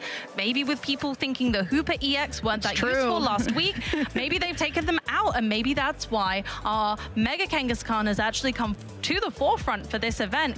Even though maybe it was in Lille, maybe we just didn't notice it. Maybe it flew under the radar, and today it's come through and already charging towards success. Not only proving that it's a powerful draw engine, but also proving that it's got the attacks to back it up too. It's got everything. And Shay and I were casting Gabriel Fernandez last week, top 8 with Zoroark and this Hoopa, right? And I was even wrong when I was saying, yeah, you know, we're just going to take out the Hoopa. We definitely don't need it this week. Turns out we definitely needed Hoopa EX this week if we're at least on Aurelian's side, but of course still standing strong at a 5-1 record now. Still not too bad, right? You can always just... Not shabby, you know, just 5-1. Just 5-1, not the worst thing in the world, but still obviously a very strong chance at that phase number 2. Things are looking real good though. Honestly, I'm loving the diversity of decks that we've gotten on stream so far. We've gotten, at least for me, the last 2 rounds, I've gotten Ethan's Typhlosion and Zoroark, Terrabox, and now Mega Kangaskhan with the Curly Wall. It's a really open format right now. Yes, I agree. Practically anything can do well if you hit the right matchups, if you have the right deck diversity, if you have played to your outs. Sometimes it is okay, right? I'm playing a little bit of matchup roulette here. I don't really want to see, in my case, it was God of War last weekend. No, you did not. But everyone will have that deck. Yeah. There is no deck in format that can answer everything, and that's good. We want that diversity. We want to be able to see some tussles. We want back and forth. And honestly, I think it's a beautiful format for that. It feels like anyone can bring their pet deck and do really well. It feels like if you've owned something, if you've mastered a deck, if you've brought it strength through strength, if you're testing at cups, challenges, locals, why not bring it here? Totally makes sense. And honestly, I want to hear from the man himself on why he brought it here. We've got Alex standing by with an interview with our last round's winner. Thank you very much, guys. Yes, I'm very, very pleased to have here our winner of our Swiss round 6. Marcel, congratulations. How are you feeling after that? Hi, ich fühle mich sehr gut, war aber auch echt nervös vor dem Spiel. So he said that he's feeling really good, but he's also feeling very nervous about being on stream and playing in front of so many people. Yeah, I mean, this is the first time on stream, so hopefully it's been a really fun experience. I mean, it's great to win as well. Just tell me a little bit about your matchup. How did you feel going into Terrabox? Terrabox ist tatsächlich sehr favored für uns. Also ich kann das fast gar nicht verlieren eigentlich. Die haben nicht, wenn die nicht dagegen Tech-Karten spielen, gewinnen wir das sehr einfach eigentlich. Okay, so he's saying that against Terrabox, he's feeling really comfortable with his deck choice. And yeah, so if they don't play any fancy tech cards, he will probably have a good time against it. Yeah, we saw it on the stream that it was very dominating with the Bouffalon and the curly wall ability. So it looked very, very easy almost. But I mean, this is, like you said, first time on stream, first time sort of being in this kind of environment. How are you feeling? How long have you been playing Pokémon, actually? Ich spiele jetzt 1 Jahr ungefähr, seit der Dortmund Regional letztes Jahr, so in dem Dreh. Okay, so he's playing for about 1 year, starting playing at the Dortmund Regional last year. So already made it on stage and just really glad about it. Yeah, and in fantastic position that you've got 5 wins, 1 tie. That means you are already qualified for phase 2. I mean, it's a great testament to anyone new who's just like starting to play the game. It's like a good example of you being able to play. So it's really amazing. It's just great to have you on stream. And I wish you all the best. We just wanted to have a quick catch up. Congratulations. Go enjoy the rest of it, and good luck for your rest of your matches as well. Thank you very much for showcasing your deck on stream. Thanks. Thank you. And yeah, that's it. Wow, thanks so much, Alex. That was fantastic to hear all about the deck. I'm honestly so thrilled that we got to feature that one.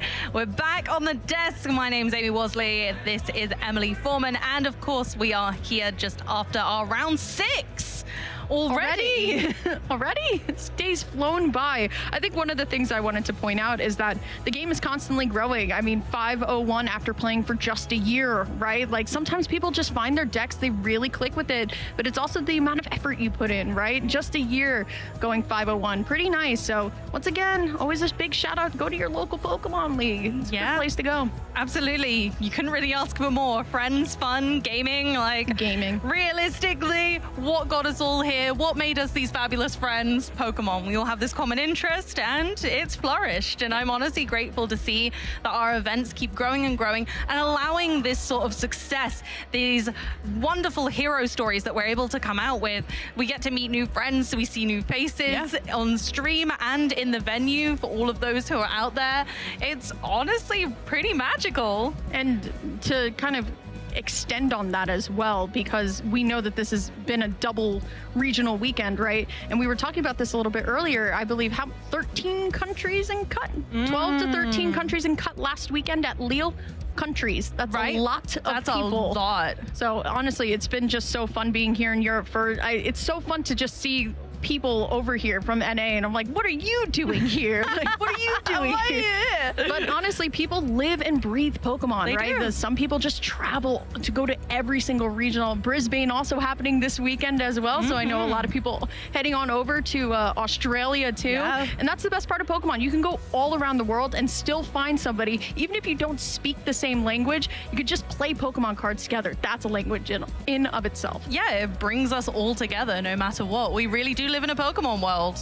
They said it first and I'll repeat it again. So it's one of those magical things that just allows us to travel. I think whenever I go on vacation, I always see if there's a Pokemon League using the event locator. I'm always like, oh, I wonder if I can make it to a Pokemon League night. I always take my decks with me, and it's nice just to go along and see what's happening around the world, what people are bringing, and kind of what's cooking over there as well. Because I always see a diverse meta between even just the US and Europe.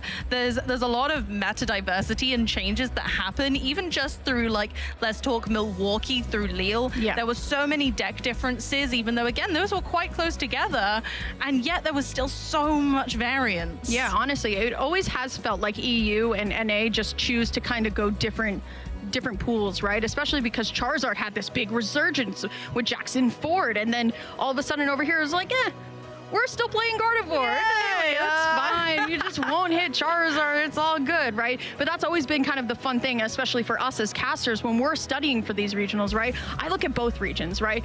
Can one region affect how the other's meta share is really going? And that's what makes it very interesting to be kind of a student of the game. Yeah, absolutely. And that's something that we really enjoy as part of this game as well, is all of those analytical elements as well. But speaking of analytical elements and how the game is played, we've got a little introduction to some of the newer rules that we're experiencing this season.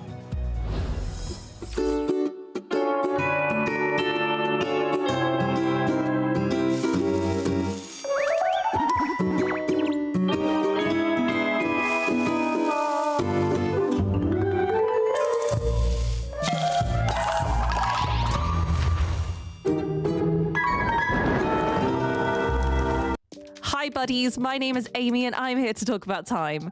Unlike Dialga, we can't control it, so there have been some changes to the time rulings in the trading card game. Previous to this season, the rules went as follows. When time is up, each player gets 2 additional turns, including the turn they were in when time was called. We called this turns, where the current turn was turn 0 and then moves into 1, 2, and 3. If the game still has no resolution, the game is a tie. In the new system, we only have 2 turns total to try and resolve the game. So the player whose turn it is when the clock hits 50 minutes is turn 0. The next player gets 1 final turn. If the game has still not been resolved in this time, the game ends in a tie. Since our championship events are played in best of 3, this tie can result in a player winning overall, if they had won a previous game and the other player had not. This will change the landscape of our events this season. As time restraints are even tighter than they used to be, fitting 3 games of Pokémon trading card game into 50 minutes is one of the biggest challenges of competitive play. And now that time limit is more strict than ever before. Competitors will have to train hard to keep within these new time restraints. Efficiency is key. The new rule is crucial to keeping the tournament running on schedule. With events exceeding 2,000 competitors, it's an ever-expanding challenge to manage time restraints. It can get complicated, from time extensions to sheer amount of people who need to make their way to their next match. Everything takes time, and there's only so much in the day. And so with that, I'm out of time. So it's your turn, and if we don't have a resolution, it's a tie. Oh, wait. Oh, this isn't a game. Okay, bye.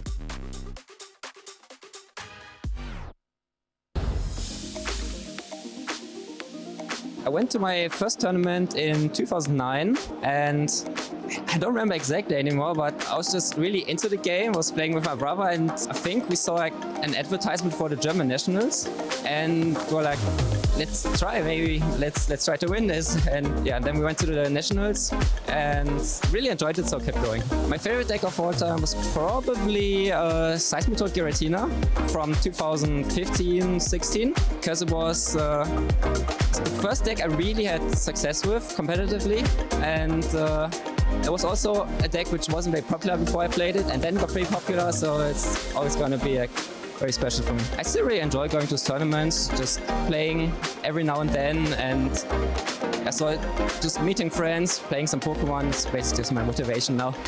I wouldn't really say idol, but I'm really looking up to, of course, Todd and Azul, which are 2 best players in the world right now, and it's just so consistent, and I was just also innovating the decks and always coming up with great new ideas, and that's definitely inspires me to also maybe still try.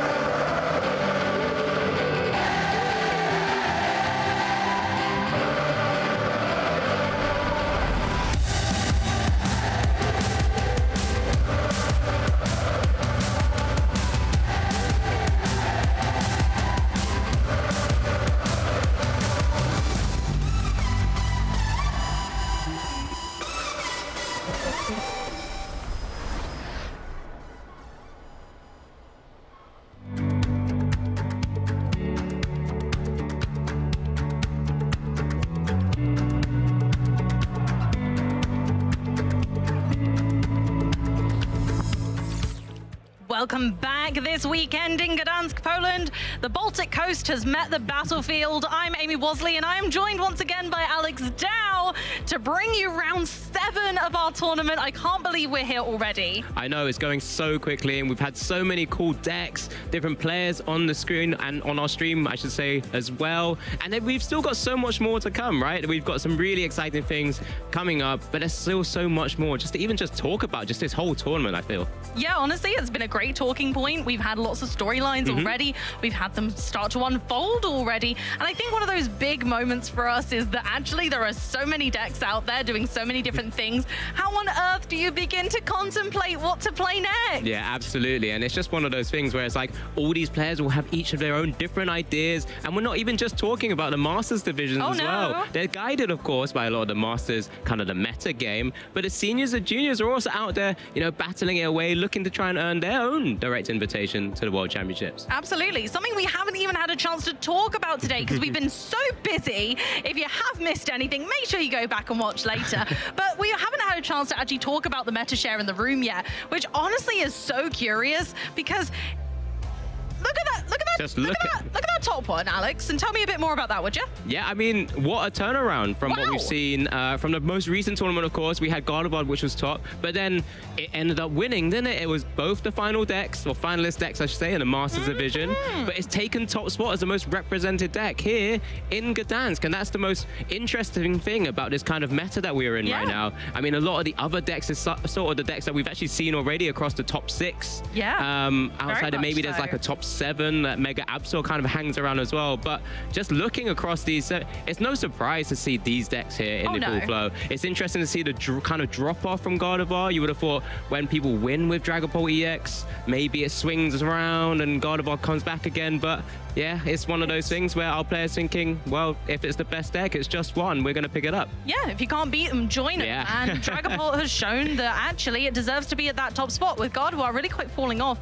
at only 10% of the room, with Dragon Ball being 12% is the largest kind of separation we've had of Gardevoir not being at the top for a long time. And Dragon Ball has finally kind of pushed through that barrier and phantom forced its way into the top spot via that finals mirror match last weekend. Yeah, I mean, we've seen a few other sort of changes across the meta as well. Charizard there didn't have the greatest of tournaments. There was one in the asymmetric top cut. I think Hermione actually made it to top 8 as well, but it's dropped off only to 5% here. You know, it's actually really teetering on the edge of actually falling out of the top 6.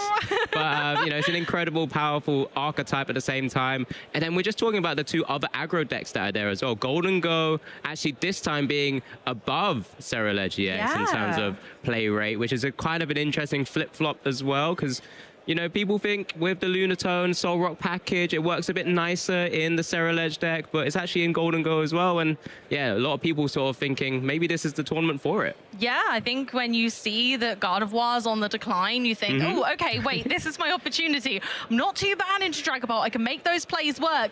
And I think when you have decks that have the strong some kind of Monkey Dory lines as well, like Grimmsnarl, especially when decks like Gardevoir start to falter, start to come down the rankings, Grimmsnarl's there ready for it, and it's come straight back up onto our graphic at 8%, which I think is a really strong showing from Grimmsnarl. Yeah, absolutely. When it finds itself in the right meta game, it's a really strong archetype. Really and with Lily's determination now in the deck, doesn't have to discard key resources, can keep those pieces in the game flowing a bit better, taking the prizes when it wants to take the prizes. It's a really, really cool archetype. I mean, if you are just joining again, we've of course just had Swiss round 6. This is the little sort of meta breakdown for the Masters division. You can see on the left-hand side there, 1,675 players, and you can see the percentages across the top 6 archetypes. And it's just one of those things that we want to showcase what players tend to be facing across the tournament, and that's why we're kind of covering this here as well. I mean, it's just so much to talk about. Like I said, with any of the decks, any of the players, we can spend hours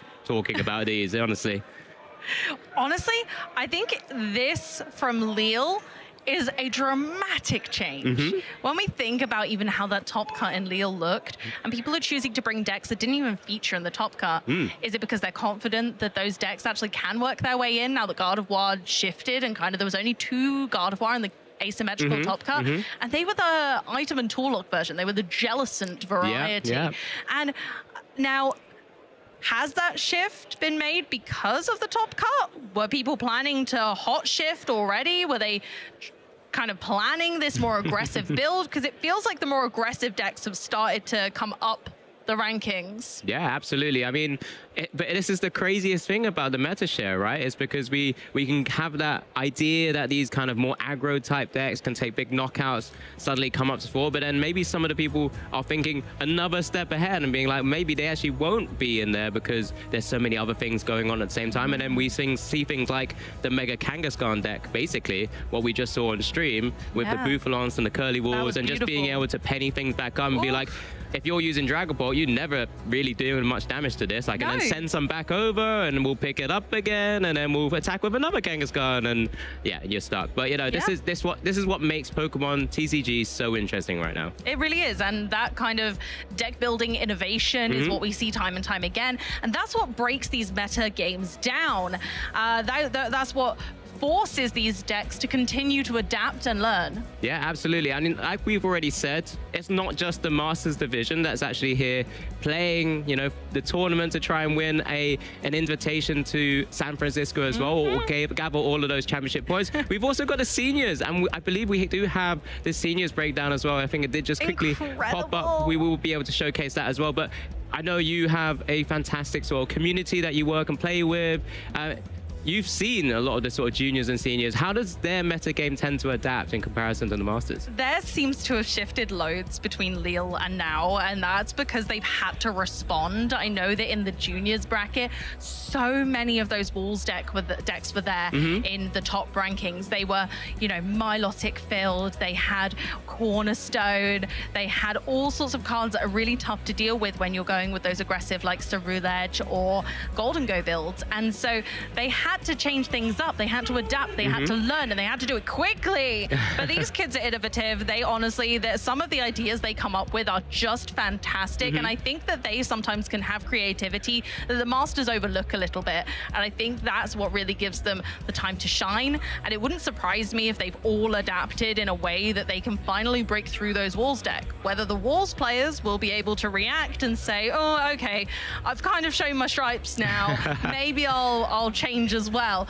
So actually, I think the juniors and seniors bracket is going to be a really interesting one. Seniors does tend to mirror Masters quite closely sometimes, but not always. Yeah, so we have the juniors meta breakdown here, as it's just showing on the screen. It's 121 junior players vying for that first spot, and the most played deck here this time round in comparison to last week in Lille is actually Cerulege, with 15 of those players piloting it this weekend here in Gdansk. Dragapult Dusknoir is still around the top as well. It's only one deck less, but you've still got a few differences in comparison to what we saw with the Masters. God of War Jellicent is in there, you know, that item lock ability of that Jellicent EX really causing chaos in the juniors division. I think the most notable thing is that we've got 121 players. 60 decks are in our other division. That's how hard these juniors are cooking, that 60 decks are in our unclassified or further down on the bracket. So either everything is super diverse and crazy, or we have some really unexplored decks coming up from the juniors and you just don't know where they're going to land. When only 15 juniors are on the highest placing deck on our graphic, only 7 total on Jellicent Gardevoir and 8 on Gardevoir EX Monkey Dory. You've got to be thinking, what else is going on in there? Yeah, absolutely. And, you know, we talk about it all the time, how a lot of those sort of younger divisions maybe take a little bit of a inspiration from Masters, because naturally, when you see the Masters doing well with a particular archetype, they'll try it out. But often what we tend to see with trends with the juniors and seniors, as we do get a chance to look at seniors now, is they do follow, but they will look at to play either decks which maybe are towards the maybe aggro type decks, or even ones that trend that they've been around for a longer time because they've had more practice and time with it. We're looking at the seniors now. Golden Go's at the top there as well. We do have arguably the two titans, as they were, with Gardevoir EX and Dragapult just behind in the 10%. But then we've got decks like Charizard. It's been around a long time. This is the first time I think we've ever seen Mega Absol EX, Mega Kangaskhan EX on a front page meta breakdown, which is pretty cool. But that's, again, the seniors, 16 of those out of the 220 here vying for championship points, prizes, and of course that direct invitation. here in Gdansk. So it's such an interesting way to see how the meta shapes up, especially with such a small amount of time from Lille into Gdansk. I'm keen to see why there was such a shift between Cerulege being first on the juniors graphic, but the seniors have gone, nah, it's Golden Go, it's Golden Go. Both decks, a lot of players will argue, are quite similar in the way that they work. They're both dishing out damage based on energy. Now, one is based on energy you're discarding from hand, and the other is just existing in the discard pile. So they have a lot of key differences, but especially with this Lunatone Solrock engine, they have more similarities than ever. And I think that hot debate between which is better is ongoing and present, and honestly very prevalent when you look at that meta shift between the juniors and seniors. You can see it happening in real time. Yeah, absolutely. I mean, the seniors, if I recall correctly, last week actually was I'm going to call it a Gardevoir mirror. It was a sort of a more Gardevoir, standard Gardevoir build up against Gardevoir Jellicent. And it was Gardevoir Jellicent, which I believe took it down in the seniors division. So it's like, again, seeing how the seniors can adapt to the actual meta game, to what's been doing well in their sort of own asymmetrical top cut as well. Because although we say it's only 200 players, there's still quite a lot of players. It wasn't too long ago that we saw Masters Division being sort of those kind of numbers, way back when now it feels like. But you still get to play against a variety of different decks. You're still having to play against a wide meta. You can't just think, I'm testing against my friend and I'm going to end up playing them in a tournament now. You have to think about the rest as well. Yeah, and there's so much. Yes, exactly. That's the crazy thing right now, is that the floor is so wide, the decks are so open, we've got so much to prep for that almost you can't prep for everything. And I really pointedly remember an interview that I did a really long time ago now with Tord, who was saying that actually you can't prepare for everything. There's always going to be things that you can't prepare for. Pick the top 3 or 4 decks that you're concerned about, or that you maybe haven't had as much practice as you'd like to. Start with those and really nail those matchups. There'll be similar stories and similar lines of play which you can take from those and apply to other matchups. Yeah, absolutely. I mean, just thinking about this tournament, Amy, I think there were a few predictions that we made. I mean, maybe a deck choice that you would have had coming into this tournament. What sort of deck were you thinking about as your deck for the tournament? So for this tournament, I was thinking, actually, if you can't beat them, join them. And I was thinking exactly that, as I would have thought maybe Dragapult is the play. Maybe it's just worth going ferocious with this one. And then my other caster prediction was that Solrock. I think that Solrock and Lunatone have been really crucial to allowing some decks just that extra bit of draw power they needed to be able to continue to succeed. And the Solrock itself is such an advantageous attacker at the beginning of a game that I wanted to feature that one specifically, because it can be overshadowed by Lunatone and its draw power, but I think they work so harmoniously as one as a support Pokemon, as one as an attack. It's a beautiful combination. Yeah, absolutely. And I went the complete opposite way to what Amy did. I went Gardevoir to actually take down everyone else who's joining that Dragapult bandwagon. I do think Gardevoir's time is now. It kind of often falls off a little bit. And then people forget about just how strong that archetype is. People are still maybe trying to figure out how best to play in certain metas. You can use Mega Gardevoir, you can go down the more heavier rare candy draw supporter route, you can go via the TM Evolution Curlier routes. I mean, it's had some, improvements because of Lily's determination and a call sign Curlier as well. My second card actually would have been one of those cards that would have been super relevant in one of the stream matches we've already seen. We've already seen that Yveltal core, like kind of lock, as it were, often has kind of come up trump, especially when we've seen it more and more often with like those Mega Absol decks. And Professor Churro is one way to go. Yeah, you're trying to stall for time, or maybe not time, but stall for give a bit more tempo in terms of certain games. But I'm going to stop that, and I'm going to continue just applying a lot of pressure. Speaking of applying pressure and all of the game mechanics that we've just seen unfold, we've got some more tasty gameplay for you guys. Our players are ready, the stage is set, the decks are being shuffled to perfection, and we have Francesco and Robin Schultz to show you on this Swiss Round 7 here at Gdansk, Poland. Yeah, Robin Schultz are now Gdansk native as well. He's here living in Gdansk, but he is and was our 2018 World's Champion with that Zoroark Garbodor deck that he piloted to perfection. And of course, he has won an IC as well. He's had a top 4 here in Gdansk. Maybe that's why he wanted to come back and live here, but he's, you know, a very well accomplished player, and it's no surprise to see him doing well and back on our streams once again. Absolutely too true. Unquestionably one of the most fantastic players that we've seen in modern times on our screens, and we're back again bringing the action with Robin, maybe bringing a bit more fire this time and maybe snatching that Gdansk crown off Alberto. Yeah, absolutely. We do get a chance and glimpse of what the kind of decks we're going to be seeing now. Robin there with the Monkey Dory Dark Energy. And on the left-hand side, you can see some of those Noctowl pieces. And it looks like we're kicking off. Oh, we're going back. We're going to kick things off with our Swiss round 7. There it is. Turn 1 is going to be started and kicked off by Francesco on the left-hand side there. There comes a Hoo-Hoo. It looks like that Ditto in the active, which has got that fantastic ability. I've always loved the attack, though. It's great. It is good, but we don't get to use Splup. We're using the ability, transformative start, which allows Francesco to go into the deck, pluck one basic Pokemon and switch it out for Ditto, just like it's transforming. Ditto then goes to the discard pile, but you can only use it on your first turn. So Ditto won't be able to be utilized after this. It's perfect timing.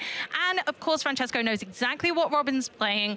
That Genesect in the active spot really points to Golden Go. Yeah, absolutely. So Francesco is going to be looking for ways to maybe power up something like the Pikachu EX because of that fantastic Resolute Heart ability. Can often find itself in a position where it's actually taking 2 big knockouts before your opponent can even return KO anything. But of course, when you have that Wellspring in the active as well, you know you can potentially start feasting on some of those smaller HP Pokemon like those Gimme Ghouls, which only have 70 HP, or even actually Robin's playing also the 50 HP one. Delicious. I mean, I'm sorry, no, him with an S-ball. Here we go.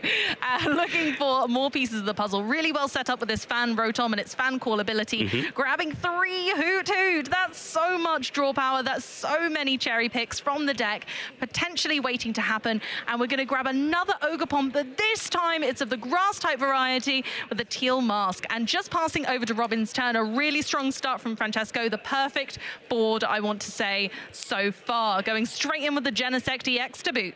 Yeah, that fantastic ability, Metallic Signal, allows you to search your deck for 2 Evolution Metal Pokemon and put them into your hand. Another great consistency boost to decks like this Golden Go EX, and or even others, but actually there's a couple of others that maybe people kind of forgotten about, but for this it's worked perfectly. It has, of course, fantastic draw power in that coin bonus ability, and then you're really starting to smack into your opponent's Pokemon with real force with that fantastic Make It Rain attack. We've seen it a lot on stream before. We're seeing it for the first time, I believe, in Gdansk here now, but we have to get there first. As we do see the Arven coming down, getting those buddy Poffins, you're going to have to get those Gimme Ghouls into play as soon as possible, knowing that there's a massive threat on the board because of that Wellspring Ogerpon staring Robin down. And there we go. We've got double buddy Poffin, all 4 of the Gimme Ghouls down. So even saying if you take out 2 of them, I'm going to have 2 ready to go as soon as possible.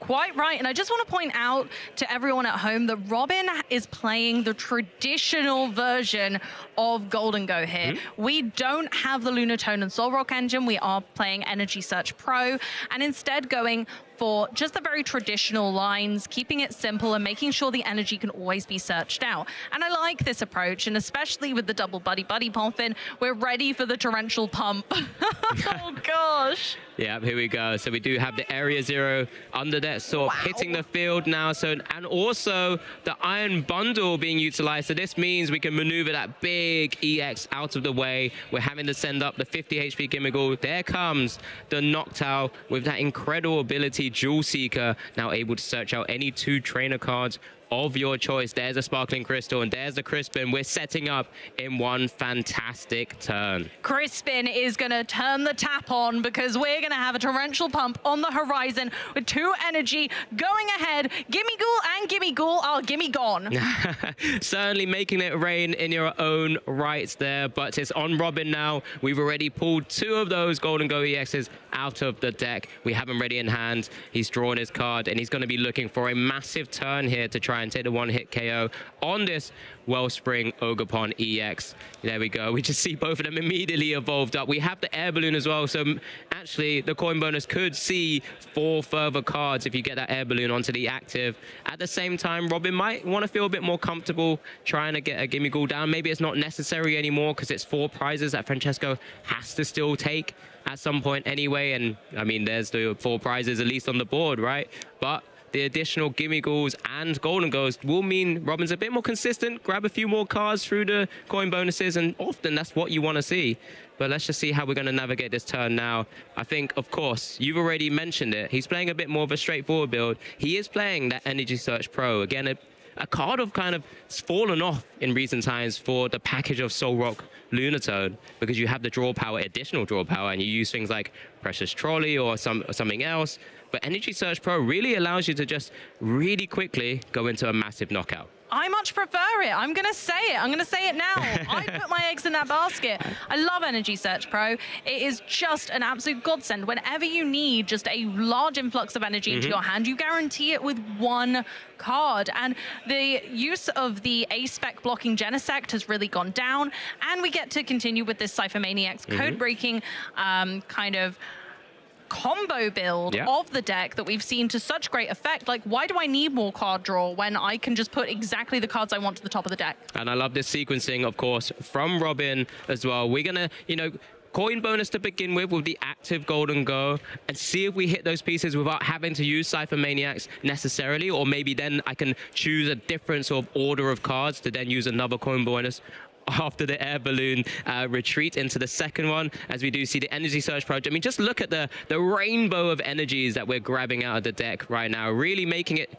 shine before we're making it rain down on this active Wellspring Ogerpon. You're quite right, Alex. That's definitely going to be the case. The weather's changing and Golden Go is forcing it upon the poor Wellspring Ogerpon, which might have not expected Golden Go in its traditional modern form to be able to power up this quickly. So now we're going in with a Super Rod, keeping things moving, keeping those Gimme Ghoul in the deck.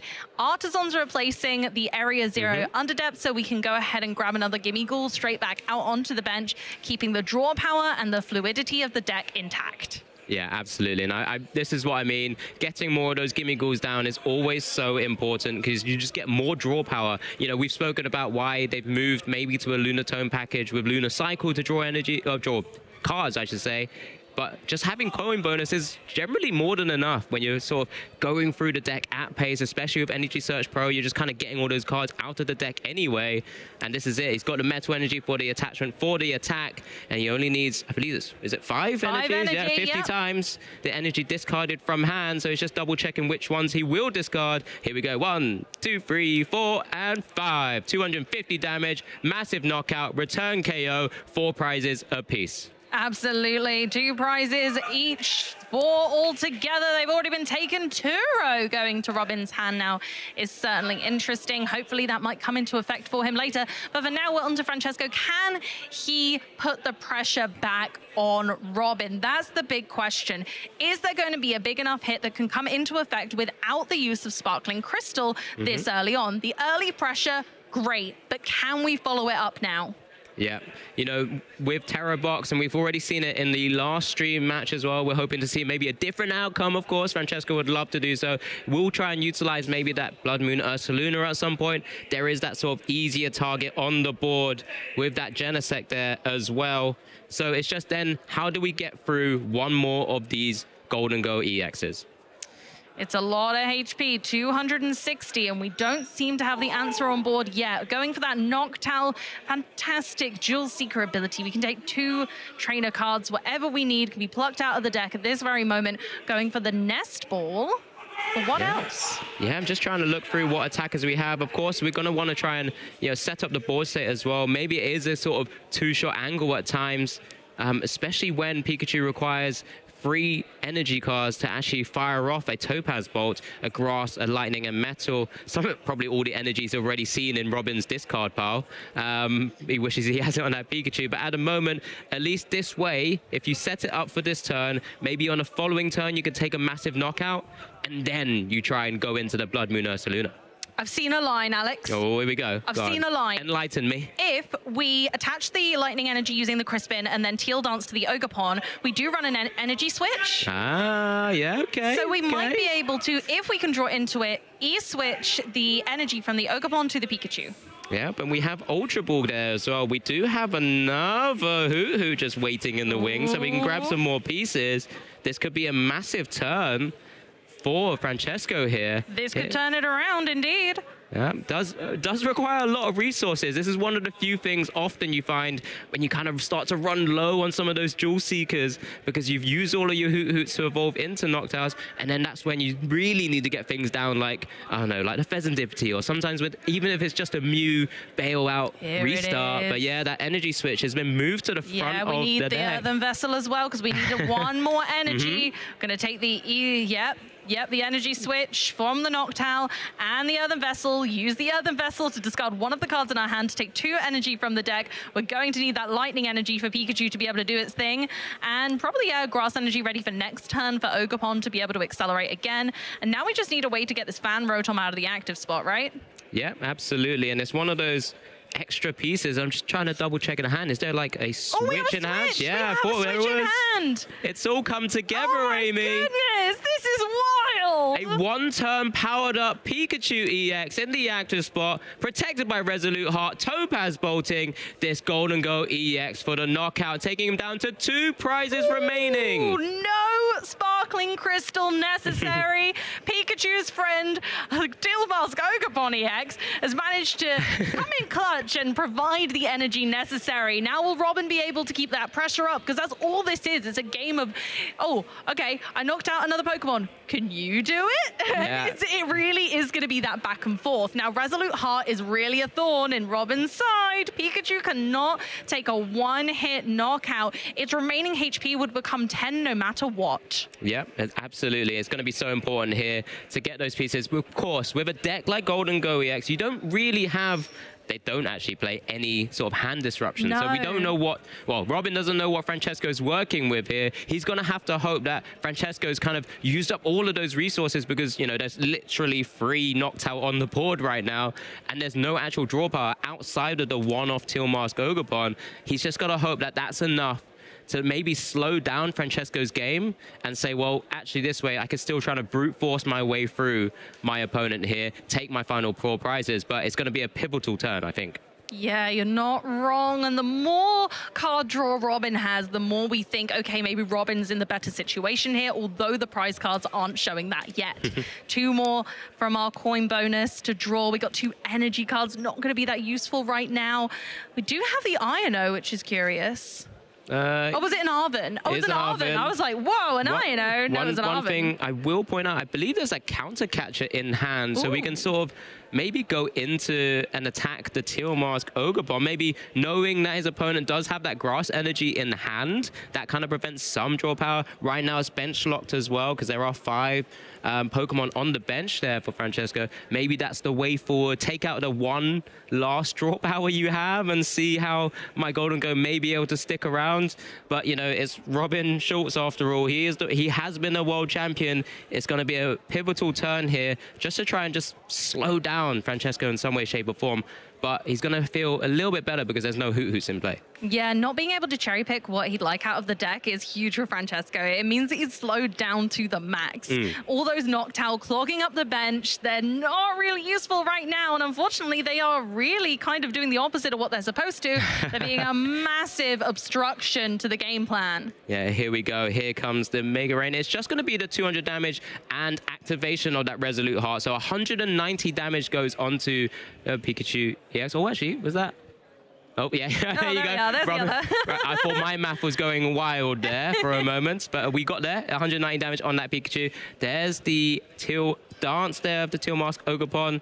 And then it's just, what else can Francesco do? That hand doesn't look too pretty right now. It's not great. I'm going to be honest with you, Alex. Unfortunately, we are bench locked, meaning that there are too many Pokemon on the bench. The bench can only have 5 Pokemon in maximum.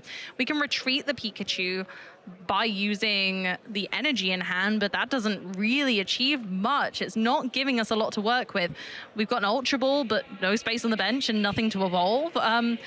We kind of need Robin to take a knockout here just to give us the space on the bench to work with. Now, if Francesco manages to get another Area 0 under Depths out, it could be a different story. It could change the tide of battle, especially with Lily's Clefairy in the deck.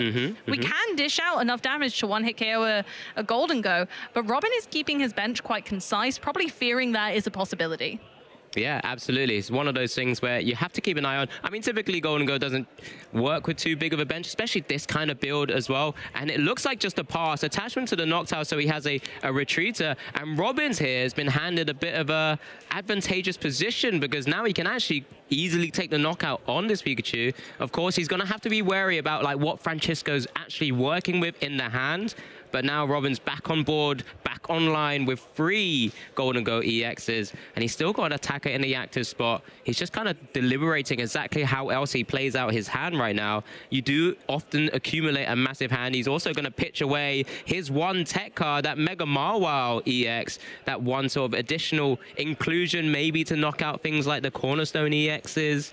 It's a really cool, cute inclusion, I think. It's a deck. It's actually a card I played last week. Oh, there we go. Getting to know all about those more while. Honestly, a great card that's been coming through from Mega Evolution to really gobble down the competition and bring us something different and highlight how flexible Golden Go really is still when it has such a stronghold on that Lunatone Solrock build. But I think this gives Robin a really great position. He's able to take 2 prize cards, even it up with Francesco. If Francesco can't find an answer, then Robin could just keep going through the sheer consistency of card draw that Golden Go brings. Yeah, absolutely. I mean, we're kind of still at the point where Francesco's might be looking for an Ultra Ball or a Nest Ball for his Blood Moon Ursaluna and still try and stretch over to the Genesect EX, because that is his one easy route to take a massive knockout here. But, you know, Robin can only do so much. He's got an Air Balloon on the active now.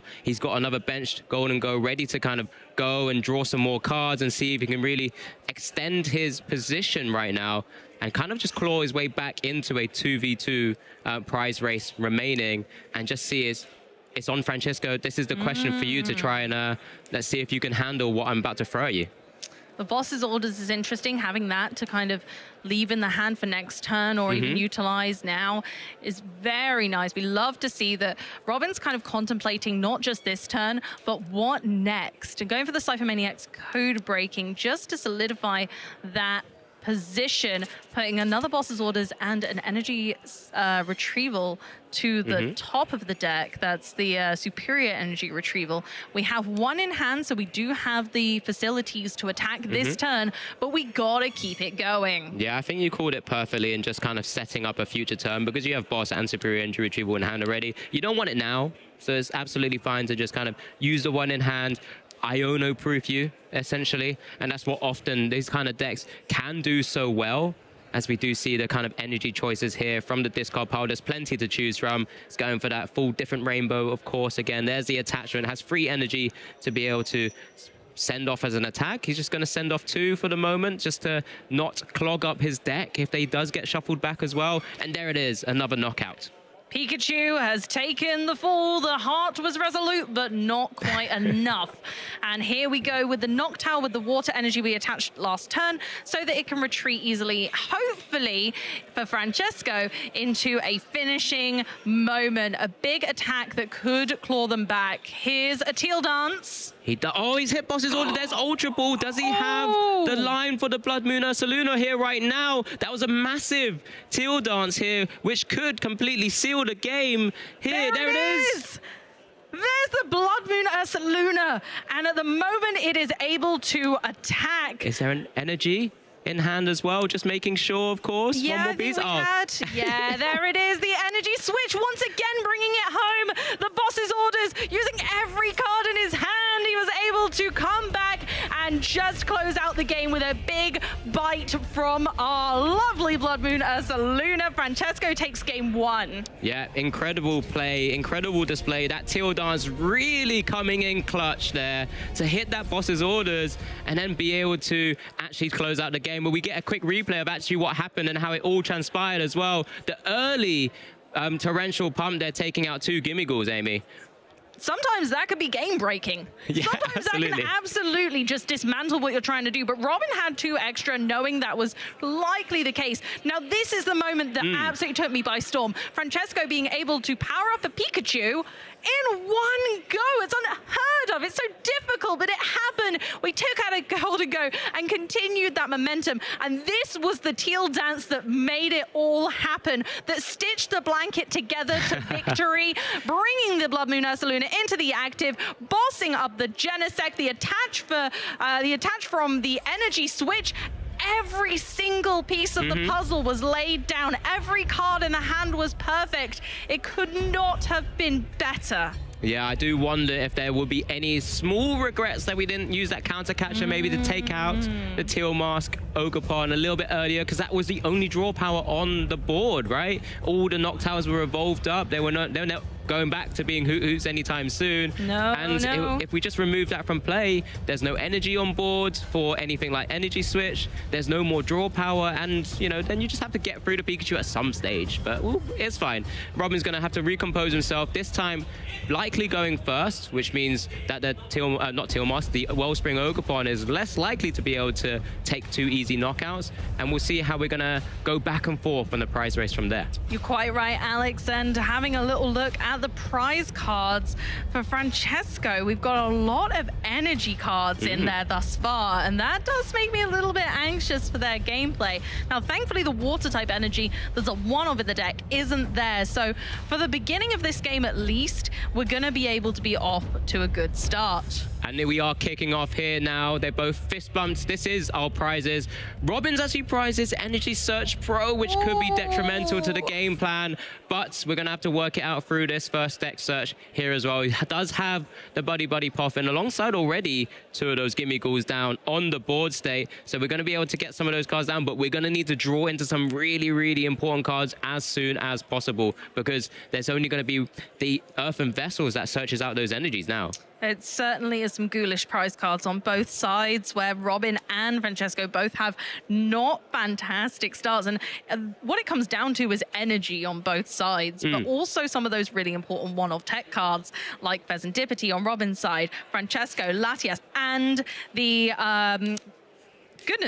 the Iron Bundle. Iron Bundle, yeah. That's it. And it's one of those things that actually we saw them come into great effect throughout this event already, and they can be really important puzzle pieces. Now, thankfully, Robin's able to set up this really strong board again, and as you very well assessed, going first just gives him that advantage of being able to hopefully avoid being stung. I will say that hand doesn't look that pretty on Robin's side, other than the Cypher Maniac's code breaking. It's just energy and an air balloon, and yeah, no golden go to draw cards. But you know, he may be able to be bailed out from the top deck, but it's on Francesco here to maybe apply some pressure.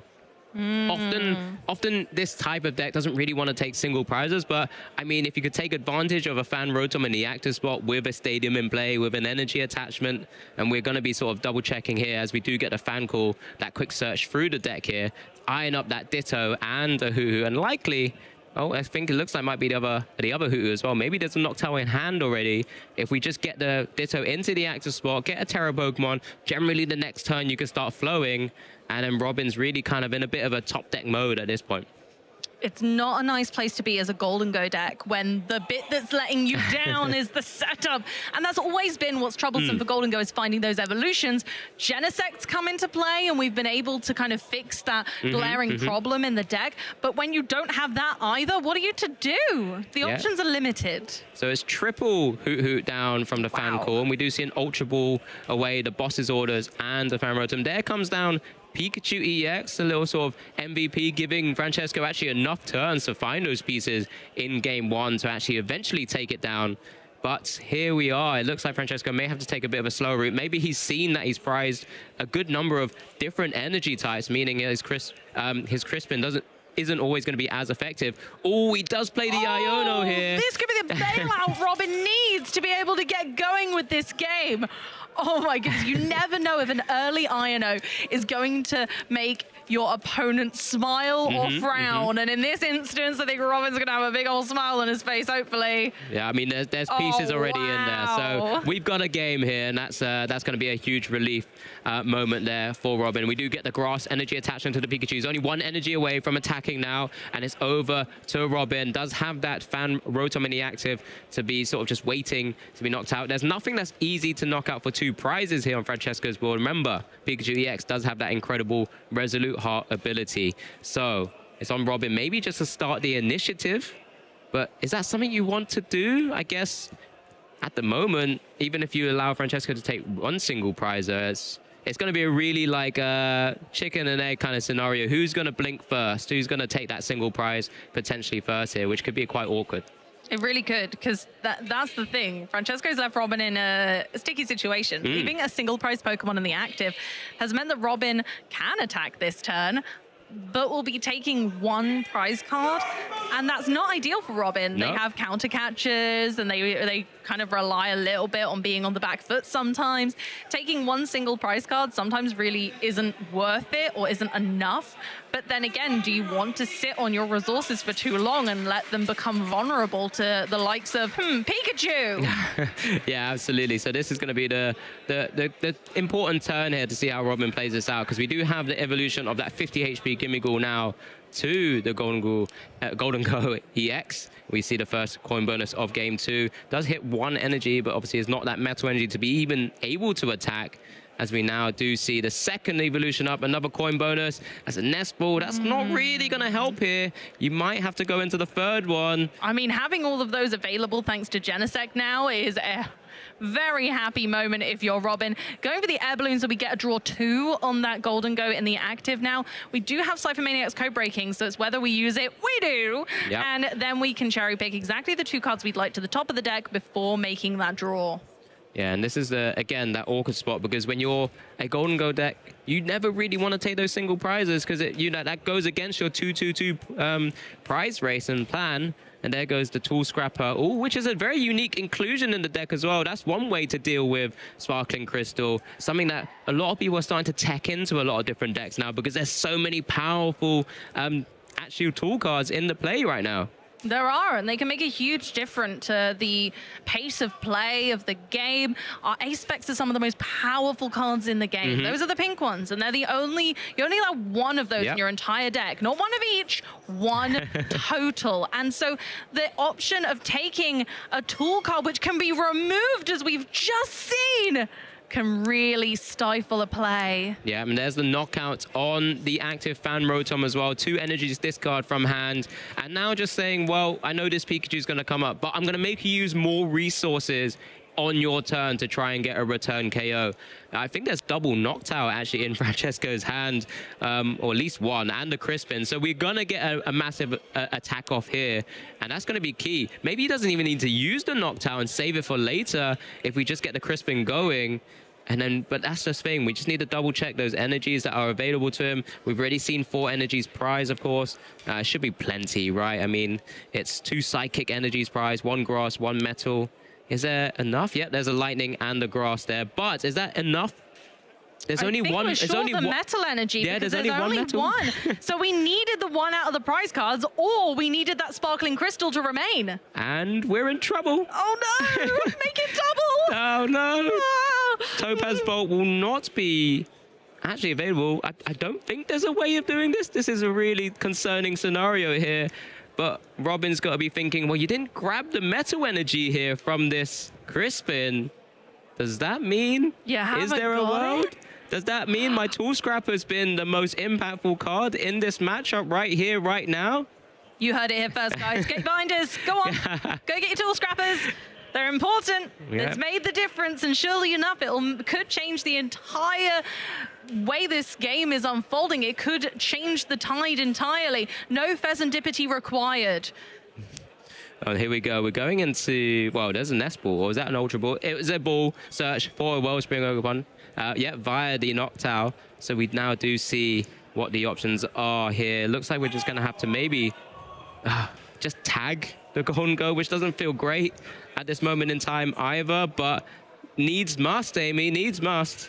Going for a sob, maybe, bossing up the Genesect, meaning the, you know, as tearful as Francesco might have been in that moment, we're looking at maybe not, oh, but we can't use boss's orders, right? Because we used Crispin this turn. So that's not possible. Unfortunately, that's not possible, and we're going to have to either sob the active Golden Go, which doesn't feel good, or nothing.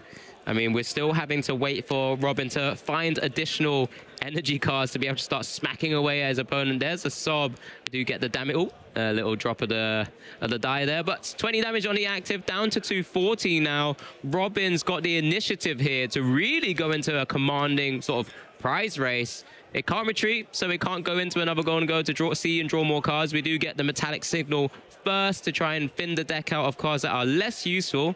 He will be looking for some of those, well, say some of those. He plays one Earthen Vessel, so it's going to be tough to find the 5 energies required, but where there's a will, there's a way. I suppose that's the great thing, at least, about Sob, is by trapping this Golden Go in the active, you do limit Robin's card draw a little bit. So although it feels bad that we didn't get to trap the Genesect to buy Francesco some more time, it still isn't the worst case scenario, and it's still better than literally doing nothing. Yeah, they're using absolutely. Sob, does 20 damage and stops your opponent from retreating their Pokemon via the traditional methods. Yeah, I do wonder if there's any other outs to using more Crispins because of the awkward energy prizing on Francesco's side for future turns. Maybe, you know, could have wanted to try and go into things like a Clefairy to hit the 240.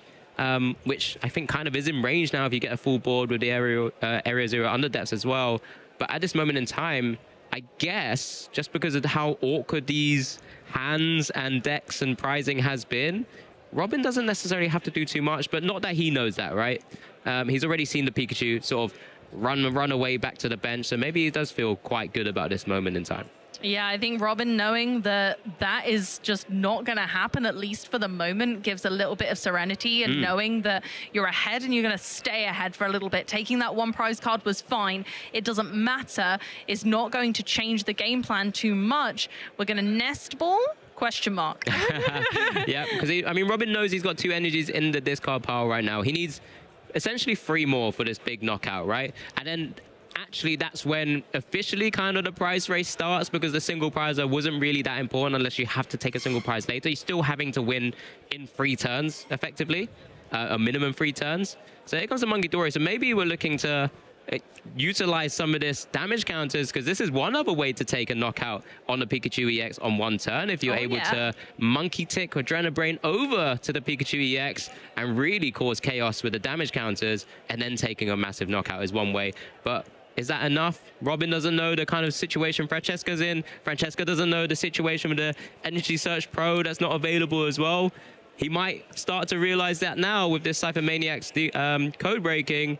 Especially when Dark type energy to the top just for the Monkey Dory, yeah, right? I think so. I think so, because otherwise, if you were typically seen across the table from a Golden Go EX, they're taking a knockout on this Wellspring if given the opportunity. Oh, 100%. But kind of signaling, oh, I can't right now, kind of will show the slightly sticky situation that Robin is in right now. But having said that, Wellspring Ogerpon still has a long way to go to be taking any meaningful knockouts, unfortunately. Torrential Pump just isn't really doing enough damage here. You're giving Monkey Dory more fuel. And honestly, a difficult Pokemon to set up. You'd have to use a Crispin, and then your supporter for turn is gone. Yeah, I mean, one of the other things is Francesco's almost already like telepathed his actual next turn as well, because he tried to boss his orders already, that Genesect EX on the previous turn, to try and soft lock Robin's board state for the moment, as we do see the Adrenabrain, just a 1 damage ticker over to the Pikachu. Wants to save the extra 1 maybe for a future turn as well.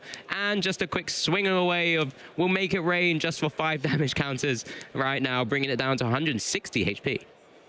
Again, I love that we took the opportunity to use the Monkey Dory to disable Pikachu's Resolute Heart ability, kind of signaling that for the future, Francesco is going to have an uphill battle if they manage to get this board online. But Robin's having just as much of a struggle. This hill is tall and it's hard to climb. These are both trainers exceptionally kind of bringing their decks to the forefront on fantastic records. We're in round 7 here in Gdansk, Poland. And these players, you know, they've gone a long way to get to 5-1. They've got a long way to go yet, but realistically, they're kind of both stuck in a rut right now. Yeah, absolutely. And remember, if you're just joining us, Francesco did win game 1 with some clutch plays with the Wellspring Ogerpon EX taking 2, Pikachu taking 2, and then Blood Moon Ursaluna coming in for the late sweep towards the end here. But we're in game 2 right now. We just saw an Ultra Ball for one of those such an important card pieces, the Noctowl with that Jewel Seeker ability, looking to expand that bench with your Terra type Pokemon in play, I should say, where you can now expand your bench up to 8 Pokemon. And this is where it gets real interesting, because then you can start utilizing some of those additional attackers or different Pokemon, different support Pokemon you can kind of bring into the game as well. But I think one of the most important things for both of these players is really just to actually work out, well, this feels a bit awkward how we're kind of exchanging turns right now. You know, Francesco, you weren't able to get a Topaz Bolt off with a Crispin. Why? Robin, you weren't able to actually take a knockout on this Wellspring Ogerpon EX. Why? And this is going to be a real back and forth, a really awkward spot for both players. You're quite right. I love that. Oh my goodness. Both players having signaled the thing they want is not accessible right now. Exactly. And that's going to have to come later, which could make for some real explosive plays later. But right now, both kind of doing what they can with what they've got. And right now for Francesco, I think that's going to be a case of trying to draw into maybe a Lille's Clefairy, start powering that up and get some knockouts that way. But it would be nice to be doing that, but both of our Psychic Energy are in the prize cards, so we can't even Lille's Clefairy. I just don't know where the attack is coming from here. Yeah, absolutely. I mean, right now, I think there's effectively 7 energies sort of out of the game, out of the deck for Francesco. There's 2 attached. He discarded 1 earlier from the Pikachu retreat. There are 4 prize. He only actually has 2 energies left. Somewhere in hand or deck, and with the Sparkling Crystal already gone, this is where it makes it real awkward. So he does have access to things like Night Stretcher, so he can pull that 1 energy in the discard pile back out of there as well. But you know, I think losing Sparkling Crystal has been such a big impactful sort of turn, where it just meant that he's had to really slow the game down from his side of the board. I don't know how we're going to launch an effective attack and get those prize cards. We've had to retreat to protect our Wellspring Ogerpon into a Noctowl and simply pass the turn over to Robin. Can Robin take advantage of this situation, or is the Energy Search Pro being gone just too much? I mean, what makes it so much easier for Robin now? Well, this Noctowl only has 100 HP. It only needs 2 energies to take it out. And that, again, will go back to Robin being able to take, well, 3 attacks from here right now means I can win the game, because this will make it back onto the even prizes taken, and then just 4 remaining, and it's just a couple of those EXs that are waiting in the wings that Robin will try and target down, I'm sure. So this is it's a real interesting way of how we just try and stop the game. I mean, what Francesco could have done was try and go for that sub lock onto the Genesect as an option, but he's decided to play that Lille's Determination, get another energy on that Pikachu, and just see how, at this point, we're going to go down the game. I think the Soblock is still a potential play here. I think knowing that Francesco has a Night Stretcher in hand, he might be allowing this Noctowl to be knocked out. He kind of wants it to be knocked out so that then he can bring it back and use the Noctowl again. Yeah, often you can try and just recycle some of these cards that are in the discard pile. I think, oh no, he got the attachment from the hand as well. So yeah, that Night Stretcher is going to be pretty useful. I mean, he doesn't know Robin plays Professor Churro scenario, right? We didn't see it in game 1, but maybe that's the kind of route we have to take. 12 minutes on the clock, still plenty of time for this game to finish as well. We do have Superior Energy Retrieval and Boss's Orders in hand. just kind of seeing which direction Robin's going to take here. Here's the boss's orders coming down. Oh, he's targeting those energies. You're powering up that Pikachu. We haven't seen it attack yet, but it's here. So here comes the superior energy retrieval. Discard 2 from hand. Grab 4 energies from your discard pile. And all it needs is the 4. So there goes the counter catcher because I'm so far ahead right now. And here it is. It's going to be a big knockout on that Terra Pikachu EX, I'm sure. Unless there's any more Robin could do. He's going to bench that final Gimme Ghoul as well. Just saying, well, I'm just going to keep going. Here it is. Make it rain, Alex. Pikachu is gone, and Noctowl, as much as Francesco might have wanted that to be the target, was not. So putting the Pikachu forward, Robin, the Noctowl forward, Robin took the advantage of an actually no. I don't want to take that out. You've given that to me, and that's not my target right now. The boss's orders well timed into that Pikachu while Resolute Heart was still offline. Here comes the Night Stretcher, and I'm not sure what we take anymore, Alex. No, this is where it gets real difficult because I know we've spoken about it a lot, but that Energy Search Pro is finally in Robin's hand as well. I mean, he's already seen sort of 4 or 5 energies throughout the deck so far. He's even got 2 attached. But here comes the Sob Lock onto the Genesect from the boss's orders. Energy attachment from that Night Stretcher there. There is Sob. Genesect down to 200 HP, unable to retreat. But there's a couple of cards in Robin's list that allows him to work around it. Oh, here it comes as the Turo straight away picking it up, keeping the pressure on. Gonna keep drawing cards. Genesect no more. We don't need Genesect anymore. It would be foolish to bench it again, so we're not gonna.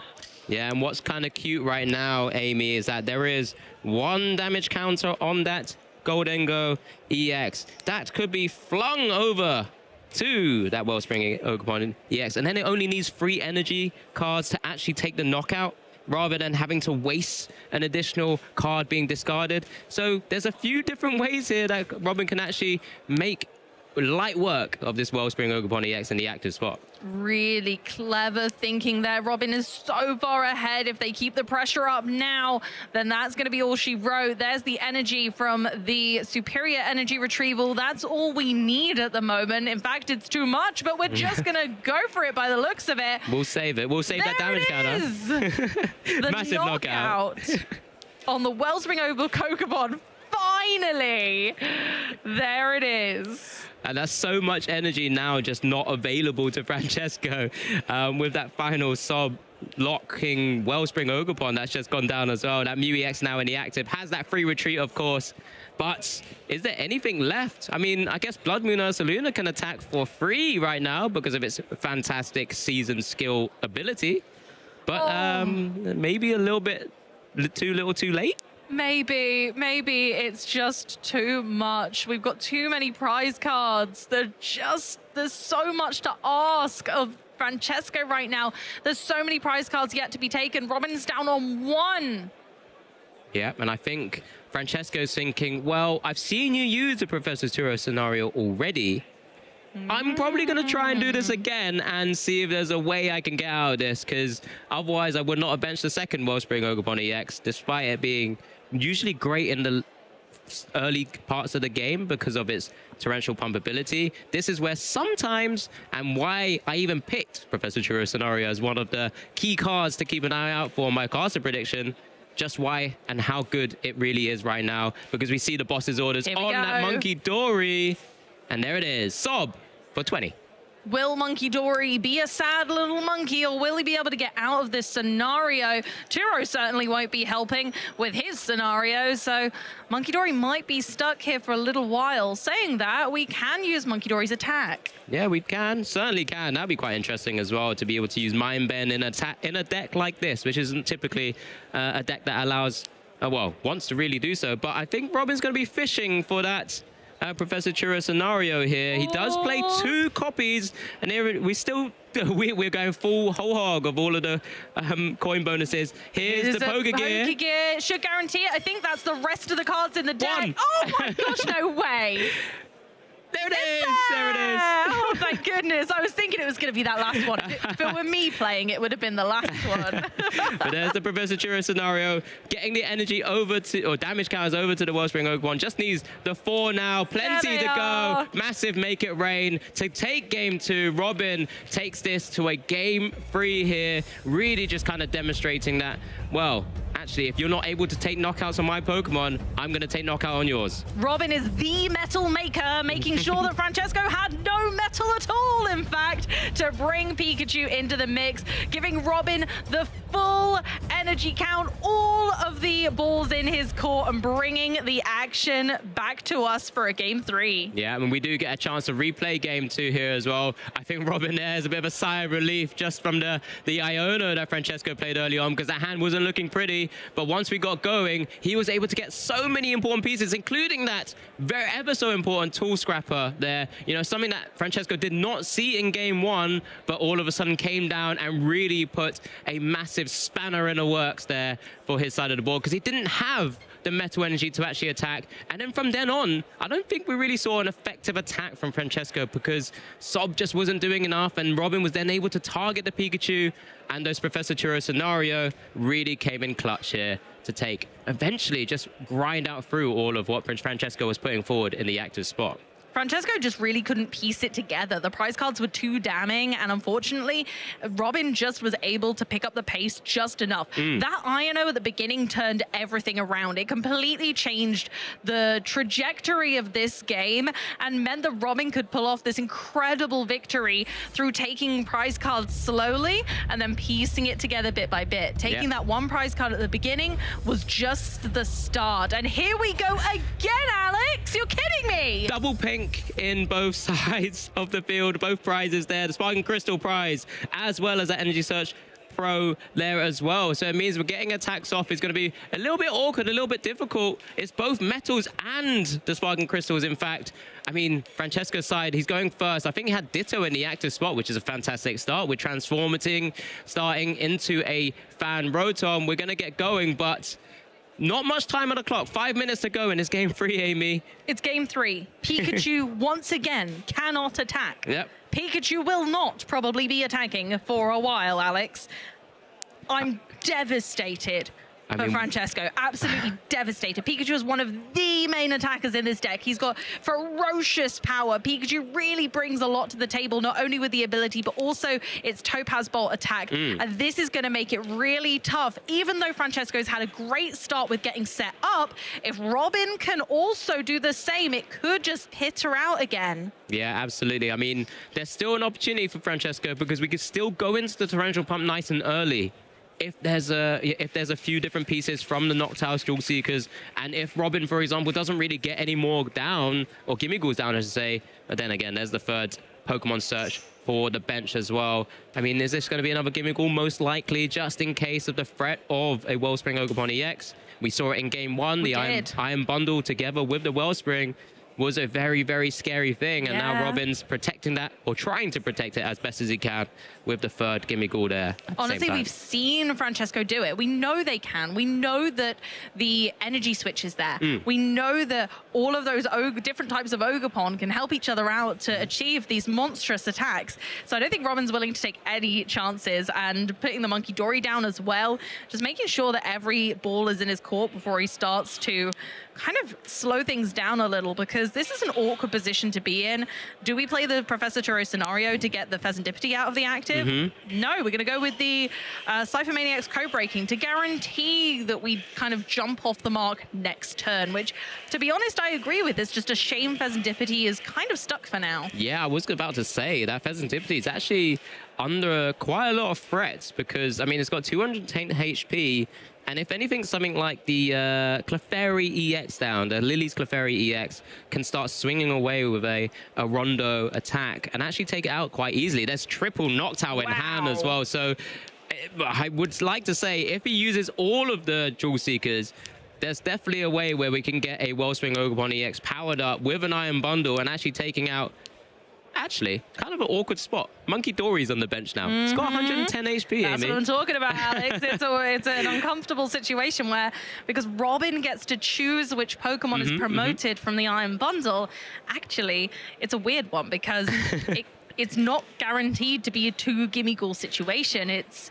a Monkey Dory Gimme Ghoul angle, and actually that's really not what Francesco wants to be going in with. So maybe going for this Pheasantipity is almost the better angle, because at least you're starting off strong with 2 prize cards. It's tough. Yeah, it's a decision to be made. I mean, like I said, there's not much time left on the clock, just over 2 minutes. We had a pretty long game 2 there, with Francesco obviously doing very well in game 1. Robin taking a really weird, awkward game 2 between both of our players.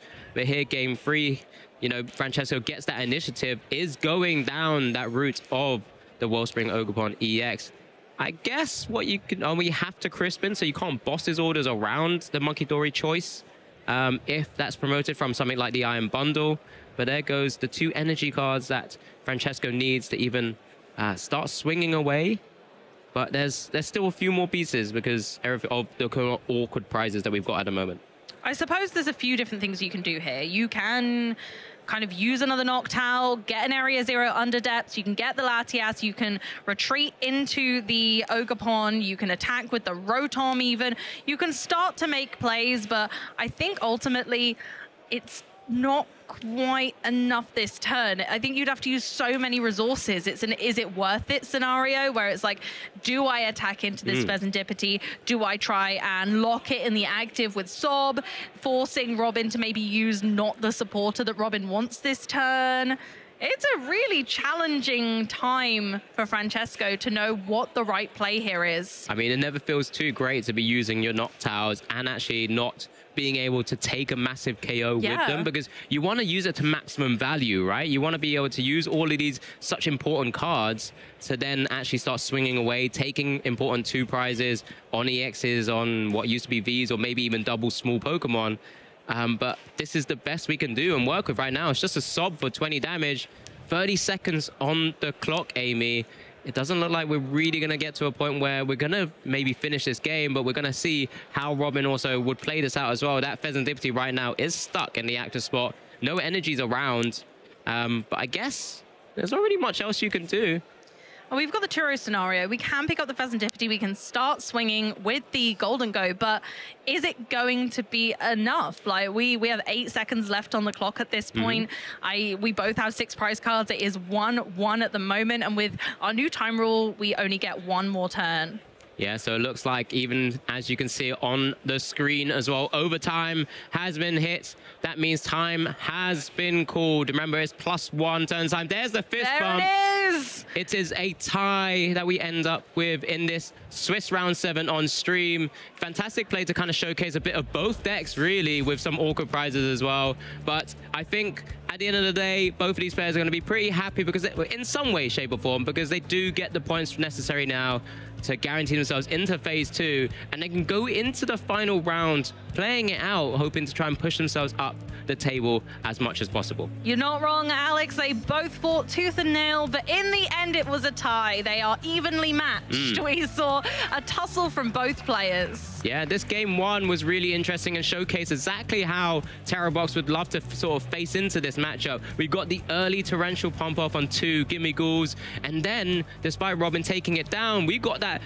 instant reply with a Pikachu, with that energy switch, with that Teal Mask Oban, Teal Dance doing its thing, getting to the active spot and just Topaz bolting through this Golden Go EX, taking the next 2 prizes, and then really just kind of forcing Robin into an awkward spot, knowing he can't really do too much. There was the attachment to this Noctowl to have a free retreater, and that Teal Dance was the most important thing, Amy. It hit that boss's orders for that Blood Moon Ursaluna to Blood Moon its way through a Genesect EX on the bench for game 1. Absolutely phenomenal plays. It brought us to game 2, where it was a really awkward setup for both players. The prize cards weren't ideal. The Tool Scrapper made the difference. It meant Pikachu couldn't attack, and it really slung Robin into the driver's seat, really bringing the pressure. And although it was a slow start for both players, the bossing of the Pikachu just flung Robin right to the beginning, giving him the ability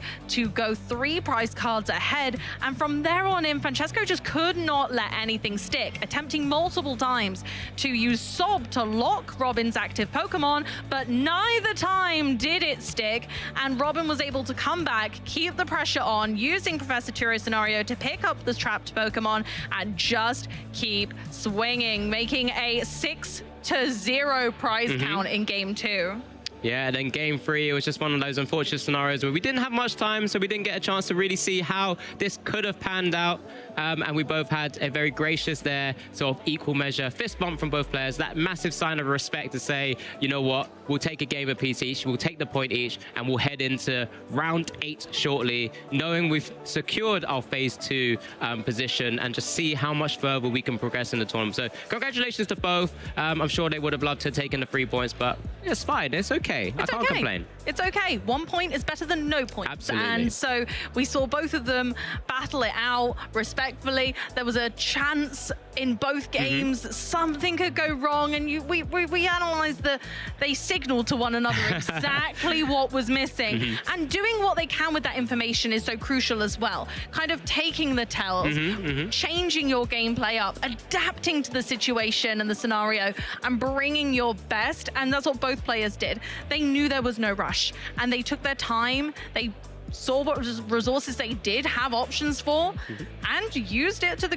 great effect. Yeah, it's one of the few things that I maybe in Pokemon TCG we don't discuss too often about, like actually feeding off your opponent's information that they may be giving out as well. Or when you're starting to see, like, when you see your opponent with a Pikachu with energies attached, and all of a sudden the metal energy doesn't go down, you know in the back of your mind that it's actually, I'm okay. This is actually my big EX Pokemon's not going down to this Pikachu, and I don't have to worry about it for the moment. And then from then onwards, I can take a bit more of a measured approach into the rest of the game, take the prizes when they're fed to me. If you start powering up something else, maybe I'll target that. And then that's kind of what we saw in game 2, but it was awkward for both our players, and that's made it so interesting to watch and see how they're navigating their turns, right? It was, so I think especially with the double prized ace specs at the end there, what I wouldn't have given to have seen the outcome of that game, because it just makes such a big difference when an ace spec is so pivotal to your whole deck's survival, like both of these are. They both function way less efficiently without their ace spec. So when we don't have one, like if it gets tool scrappered away, then it changes the way the deck functions, it changes the capabilities you have. Yeah, well, just like Robin in that game 2, where he actually had to get bailed out with that Iono, I need to take a little breather myself, but we do have Shay ready with someone special that he wants to speak to. Yeah, thank you so much for that, Alex. I was just walking around our lovely venue, and I stumbled onto our EU 6th place player, Emma Hagen, who's doing pretty well this event, aren't you, Emma? I am 5-1-1. I'm not used to ties, but it's a good score. I like it. Yeah, just before we went live, you mentioned that you went on like a 100-game run of no ties or something like this, was it? I think I counted it up to about 115, but that was only since I picked up EVs. It's only with this archetype. Before that, I didn't keep count. But the last time I took a tie, I think was in March or something. That is absolutely unbelievable. And speaking of unbelievable, you've been having a rather unbelievable season yourself. I love following you on social media because it just seems like Emma is in one country earning championship points, then another, then another. Talk to us about your early season. Well, I haven't been home since the first regionals of the season. I went from Frankfurt to England directly to the US, played Pittsburgh, Milwaukee, played some unofficial events, went back to the UK because it's very expensive to travel from Norway. So I just took a train down to Lille, train to Gdansk, and I've played 5 regionals without having my own bed, won cups in 3 different countries, just enjoying the travel life. Here we go. Love that, treating our Pokemon circuit like a truly international thing. That's what we love to see. Now, I know you have yourself a little soft goal for this season, to have the most amount of championship points from Norway. Now, you've picked a hard battle, so obviously Tor Direklev is from Norway, but how is that going for you so far? I mean, before Lille, I was ranked to Norway, ranked to Europe. Norway really enjoyed that, so I'm going to try to keep the streak going and pass them at this event. I won my rank 1 Norway back. She wants the rank 1 Norway back. I tell you what, I wouldn't be surprised if you got it. Now, I want to talk to you a little bit about the deck that you play a lot. EV Box, you've been an absolute champion, an aficionado of the EV Box. Why do you love that deck so much? I am in love, madly in love with the card Pidgeot EX. I will find any and all excuse to play the card. I don't like Sard, I don't like Pidgeot Control at the moment, so we play the best deck that has Pidgeot, and at the moment that is Eevee's. Okay, that you heard it here first. If you love Pidgeot EX, it's got to be Eevee. But I've got one more question for you, Emma. I know you're a big inspiration for a lot of players all around the world. Do you have any tips for maybe people who maybe go to locals but want to get to their first regional or international? Well, the tip is to just do it. You're supposed to do bad at your first event, and then you have your second event, and you can start doing better. And then you have your third event where you start getting day twos if you're lucky, and then it just balls on. Experience is the most important thing in this game. There you go, you heard it here first. If you want to get involved and be here just like Emma and do rather well, just get involved and get to your events. Thank you so much for your time, Emma. I hope you have a terrific rest of the weekend. And you know what, viewers, we're not done with the tips for you here, because we have some more coming at you right now.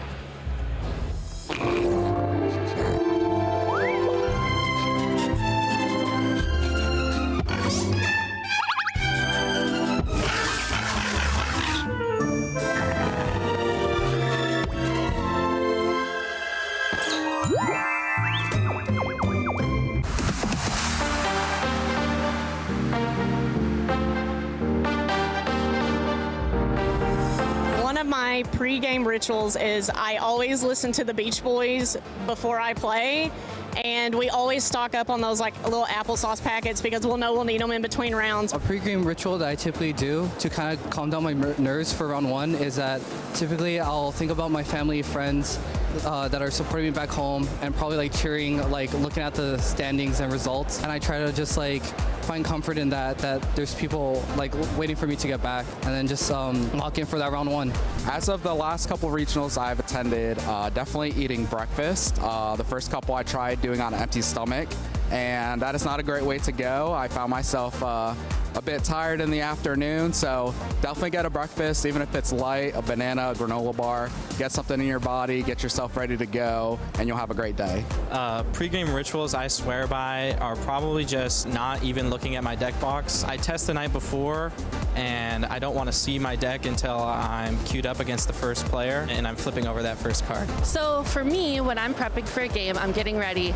The things I like to do are think about my team, think about the matchups I have, think about my prep, what I know, and just try not to sweat it, honestly. Like, there's so many different teams out there, there's so many different calcs and everything, and you can spend a long time bogging yourself down. Believe in your practice. Comfort is king. You prep for this, you rock it. So the pre-game rituals that I swear by is to take a deep breath and remember that it is impossible to win if you do not have fun. This is all about enjoying yourself, meeting new people, and just having fun with the game. Hey Pokemon trainers, my name is Benjamin and I'm here to talk to you about an important TCG strategy called prize mapping. First of all, what is prize mapping? Prize mapping is the conscious act of solving your most efficient way to victory in any Pokemon TCG game. We all know that Pokemon is a game of 6 prize cards. However, the contemporary metagame will always be represented by Pokemon which, when knocked out, could provide the player with either 1, 2, or even 3 prize cards. So in light of this, it'll require players to strategize their approach to taking prizes while playing. Much like prize checking or even sequencing, prize mapping and understanding your route to victory and what Pokemon you need to knock out in order to achieve your win is something that is held to the highest importance among all of our experienced players. So how does prize mapping look practically, and how can we relate this to the current metagame? Well, a deck that takes advantage of having a fantastic time prize mapping is of course Lost Box. Lost Box utilizes a plethora of powerful one-prize Pokemon, most notably in Sableye and Cramorant. So why is using one-prize Pokemon such a large advantage? Well, their opponent is only taking 1 prize card against a certain Pokemon. This ultimately means that the opponent will require 6 whole turns of attacking to take all of their prize cards, making it difficult to win within the same time frame that it takes for the Lost Box player to complete their strategy. Other than this fact, Lost Box is also fantastic at abusing its ability to spread damage efficiently across the board, allowing Pokemon like Sableye, Greninja, or even Kyogre to take multiple prizes in 1 turn, normally resulting in Lost Box taking 6 prize cards quicker than their opponent. Other than Lost Box, another deck we've also seen recently laying down the law with their opponents in its awkward prize mapping strategy is Arceus V-Star, coupled up with a few of its friends in Umbreon and Duraludon VMAX. And you guys at home may be thinking, Ben, how can a deck that only uses 2 and 3 prize Pokemon take advantage of prize mapping? This deck doesn't play any 1 prize Pokemon. And you're right to ask. Decks that possess these Pokemon can take advantage of the prize race simply by placing only 3 of its high prize value Pokemon on the field. Ordinarily, a board state for these decks will only present 1 Arceus and 2 of its powerful VMAX Pokemon, forcing the opponent into what players call an H prize card game, making it harder for their opponents to deal with such large Pokemon and leaving them with no other option but to try and knock out the Pokemon in front of them. Commonly, players will play certain Pokemon that can take heavy knockouts on Pokemon with very high hit points like Raichu V and its massive dynamic spark attack, or Pokemon that can take multiple knockouts by spreading their damage across multiple Pokemon, like Kyogre and its Aqua Storm attack. And it's not just Pokemon that can be used by our players, but trainer cards too. For example, cards like Echoing Horn can bring Pokemon from an opponent's discard pile, helping players that are struggling to keep up with the prize race by bringing back Pokemon from their discard pile back onto the field. And even stadiums like Collapse Stadium will help players with their board state, mitigating the risk of having vulnerable 2 or even 3 prize Pokemon on their bench, thus manipulating their opponent's prize mapping strategy.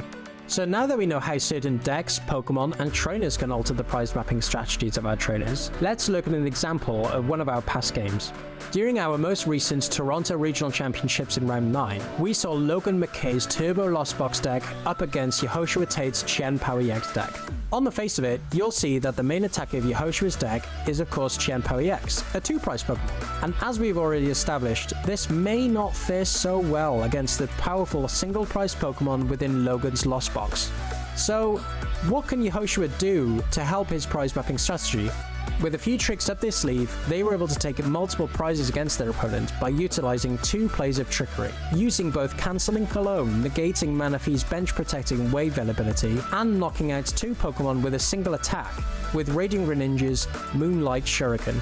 With low hit point Pokemon littering Logan's field and 2 copies of Cancelling Cologne, Yehoshua happily helped themselves to 2 easy prize cards and continued to get ahead of the prize race, showing a perfect example of how both certain Pokemon and trainer cards can help any trainer with their prize mapping strategy. With this summary and more tips, you'll be able to take your game to the next level. I really hope this helps you in understanding the importance of prize mapping and helps you win more games more efficiently. Who doesn't want to win quicker than their opponent? Until next time, trainers, catch you later.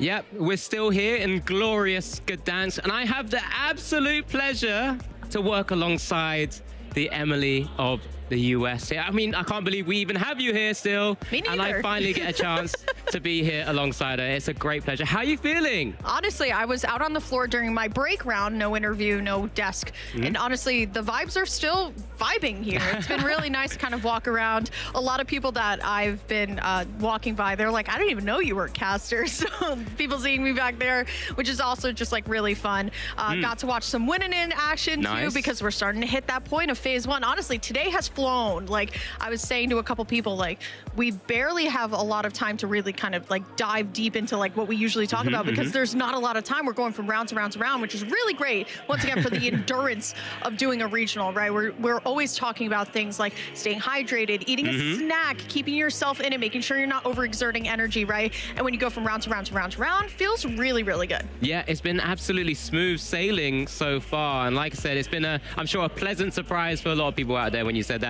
People coming up to you and saying, I didn't know you were going to be doing this. But it's like, surprise, we're here. We're just going to have so much fun. I hope you guys on catching the stream, whichever via YouTube or Twitch, are enjoying it as well. Of course, we've just had our Swiss round 7. We are going to be shortly heading into our Swiss round 8 as well, but there's still so much, as you've already alluded to digest and actually start thinking about, especially when we only got a little bit of glimpse of the actual meta breakdown here in Gdansk as well, right? So I mean, there's so much to talk about here. We know that there's been a few changes, a few movements, as well. I'd love to get your take on it from what you see here, Emily. Yeah, this is really interesting, right? I think a lot of people, when they think of the stream going up, they really want to get this screenshot right here. So we're going to leave this up for you guys for a little bit, right?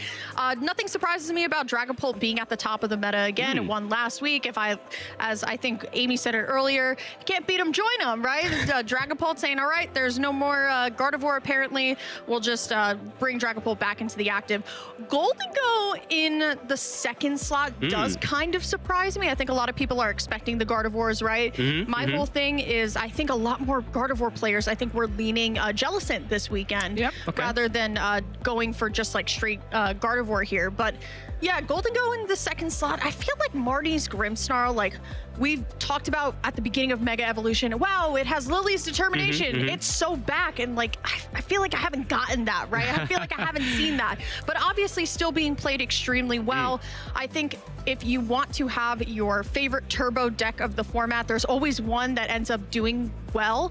You could play Raging Bull, but I think Several Edge right now might be a little bit better. I think players are enjoying it a little bit more. And then, of course, rounding out the end, Charizard Pidgeot doesn't surprise me.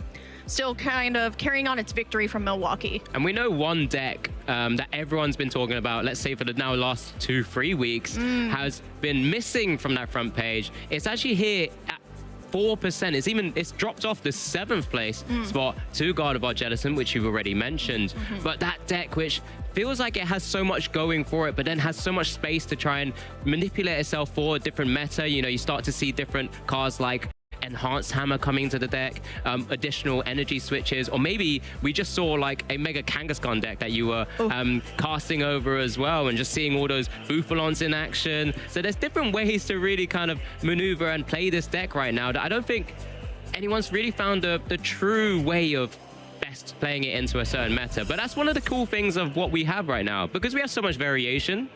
Decks can kind of adapt itself in a particular way, and that's what makes, I don't know, tournaments and casting these so much more fun. Absolutely. I think the Mega Evolution format has been a joy to experience so far. We're not seeing the same deck winning over and over again. We're seeing new decks come in, right? Like as you were referencing, Mega Kangaskhan, which we saw kind of when it was created during that Milwaukee time of like, hey, we're just going to play a counter to kind of everything. And, you know, Yveltal Clutch, and we'll kind of lean into that at certain points, right? Towards kind of, you know, creation here. But seeing kind of a variant of it today with something like the Curly Wall Bufalon, which is definitely something you can't hit 410, as I've learned, Alex. But not many things can. I don't think anything can. It's a scary, scary Pokemon to be sat across the table from. I mean, you actually played Terrabox at the last tournament. I mean, you didn't have to face up against a Curly Wall Kangaskhan. I'm thanking my lucky stars I didn't, Alex, because I don't know how I would have won that match. I mean, his opponent certainly tried. But I mean, heading into this tournament, I know you mentioned how Amy was talking about if you can't beat them, join them. Yeah.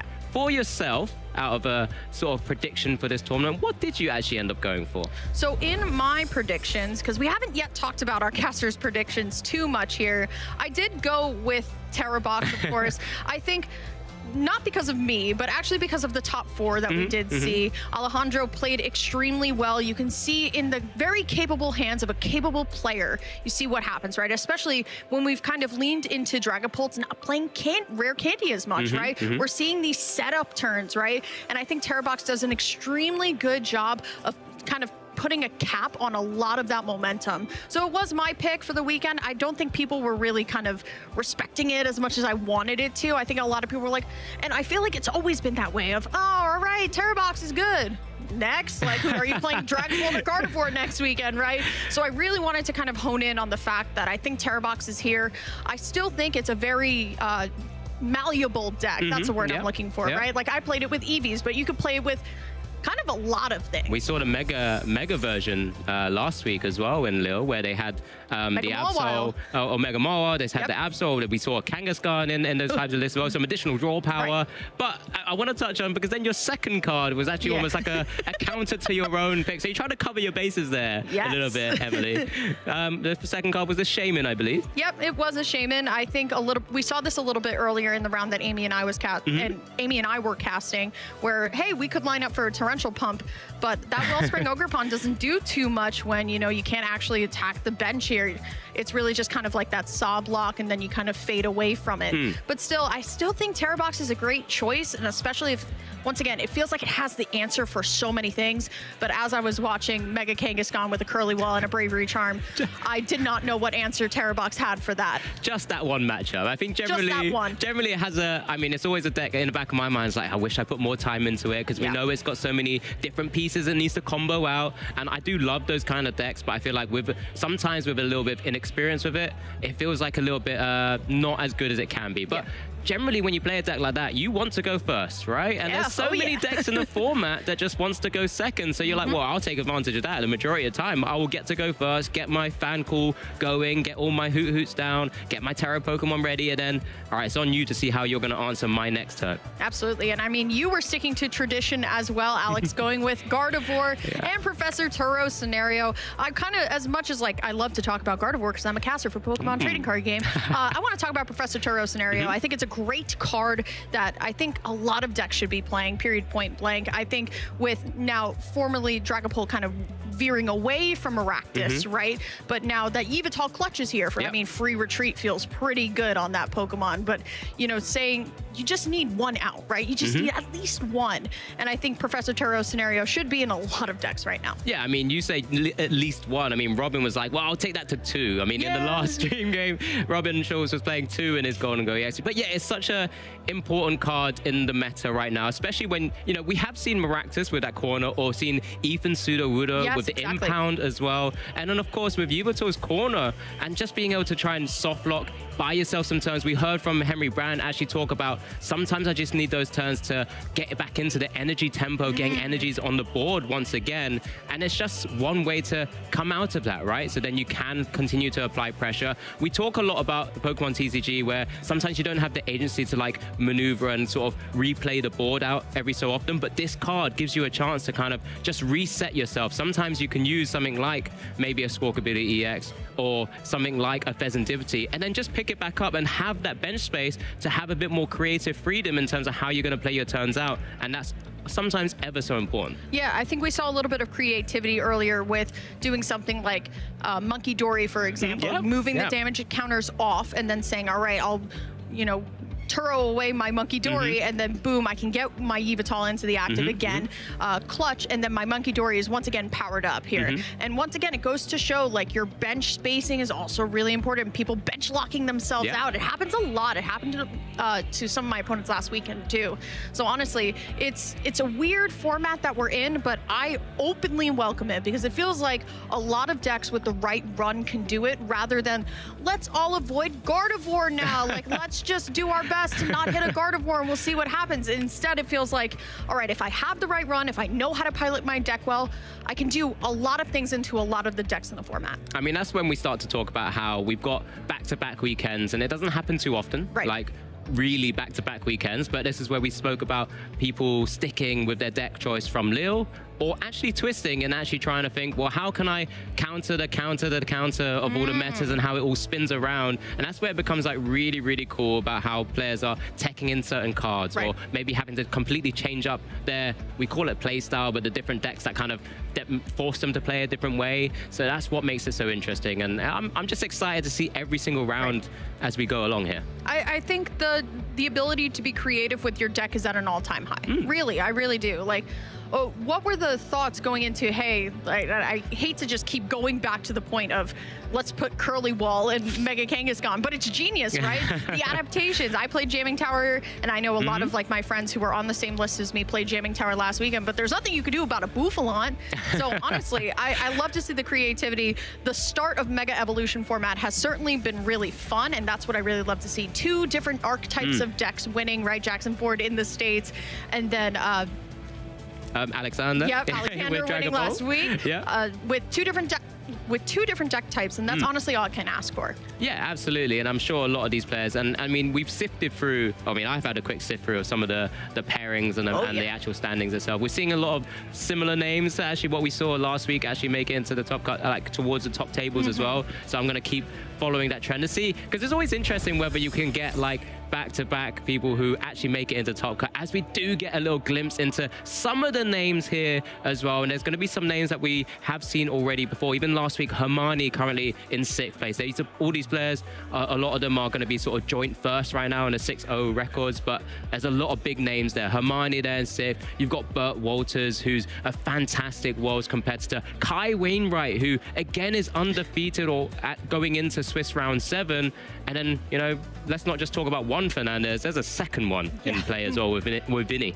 Yeah, I think that's also a beautiful thing about Pokemon is that it's really a family game at certain points. I know you know best, Alex. Yeah. Our player in 3rd here, Thomas Ducrot, actually played them last week. They played Dragapult Blaziken. I think they're on EVs this week, but getting a little bit of like those spicy, fun decks is what it's all about. And like I said, I'm so happy to be in Mega Evolution format because I feel like it's just creativity all-time high. Yeah, and it's just like, at the same time, all these tournaments are so massive now, right? Yes. You don't really know what you're going to be going up against. I mean, whenever we look at the meta breakdown graphic, it will say the number of players. So this tournament, we have 1,675, but it only showcased around 850 decks from those top 6 that are actually piloting it. The best of the rest and the rest of the decks that are actually in there, there's another 800 different potential archetypes that you might have to face into. So you can't really always just cater just to the top 6, 7, 8 decks. You actually have to play something consistent often and then kind of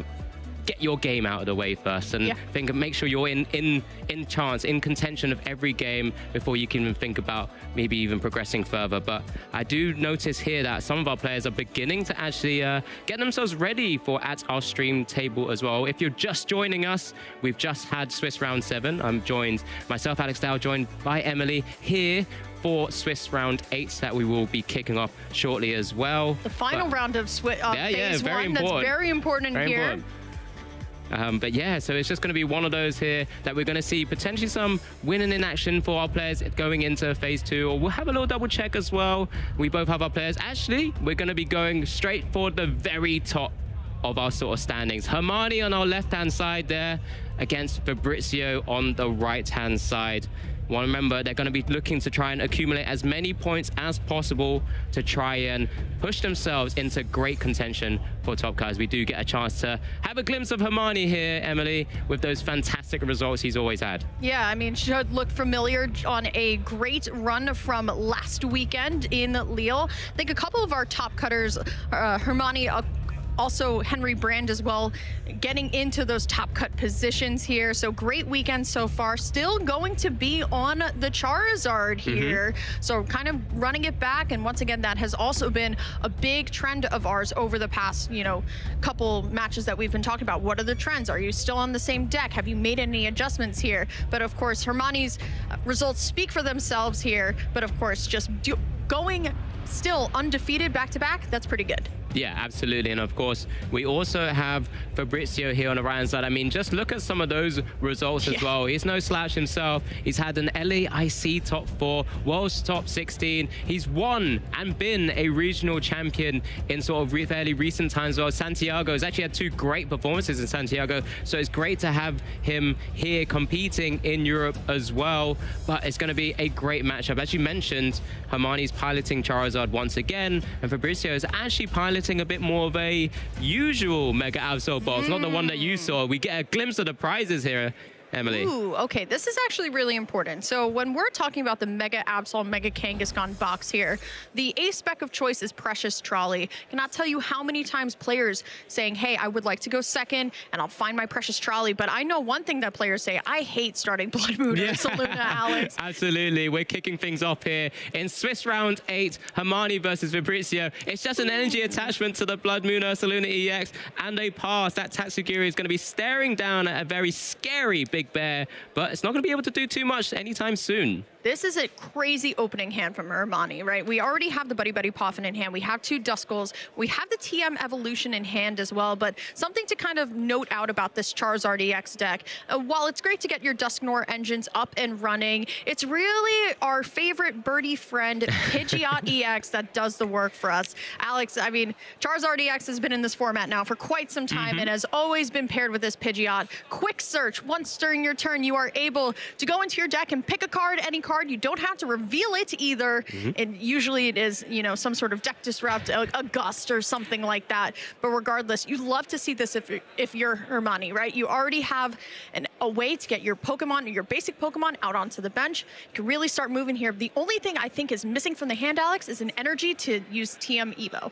Yeah, absolutely. I mean, there's a few different ways to kind of maneuver this point right now. We may be able to use the Tatsugiri to maybe grab an important supporter to get the other pieces alongside the energy. But at the same time, you know, we're still going to need to burst into those Charmanders, into the Charmeleons, into the Charizards. And remember, the Charizard's the massive, big, bad, dark attacker with that fantastic attack, Burning Darkness 180 base. But then 30 more for each prize card your opponent has taken. And then when combined, like you've already mentioned, it's just that important Pidgeot EX with that super, super incredible quick search ability. Just means sometimes you can just run away with games and you don't even have to worry about it too much. But when you're just staring at a board of just a Blood Moon Ursaluna, Fabricio hasn't got any draw power with that Mega Kangaskhan right now, you're going to be feeling pretty good about yourself right now. And Hermione doesn't even know this yet, but Precious Trolley, part of the whole kind of engine of Mega Kangaskhan, Mega Absol being prized, we're not going to be able to kind of have that explosive start where we're going to be able to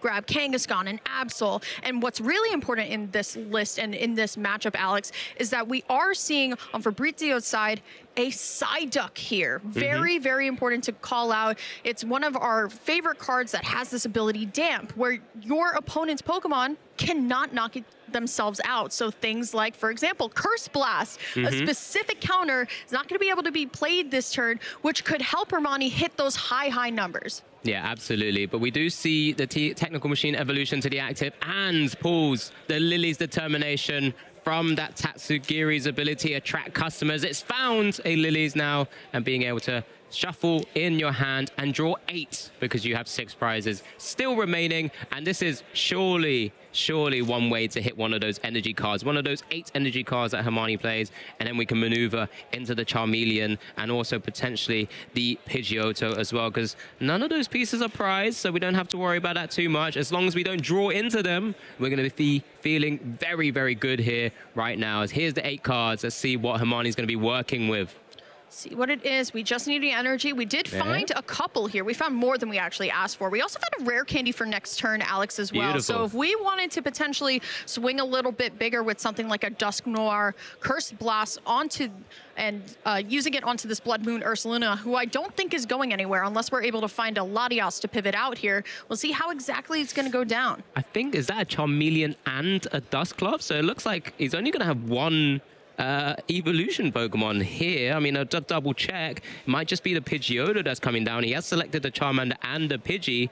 There's the Pidgeotto. Yeah, I believe the Charmeleon hit the hand alongside the Dusclops, so didn't have 2 targets. A bit unfortunate, but if you're just staring at a board of Blood Moon Ursaluna, it's not too much of an issue right now. And here comes an Arvin, and we're going to be able to maneuver around as well, because Fabricio does also have Latias in hand, but maybe we don't want to put it down too early. It is one of those Pokemon that I believe, is it weak to dark? It is weak to dark, Alex. So it is a psychic.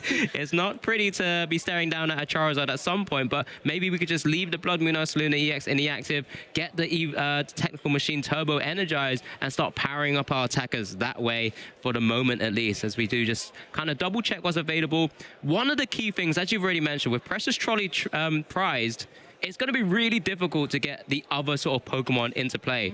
Usually with the Mega Kangaskhan or Mega Absol box deck, you really just want to have that perfect board state in one turn. Yeah. And that's usually done with Precious Trolley. And that's kind of the interesting part here is the question of where do I go, right? I see kind of a line where Fabrizio could potentially go something like Cornerstone Mask over Juan, because Cornerstone Stance, not able to be hit by a Pokemon with an ability, so we could be seeing that here.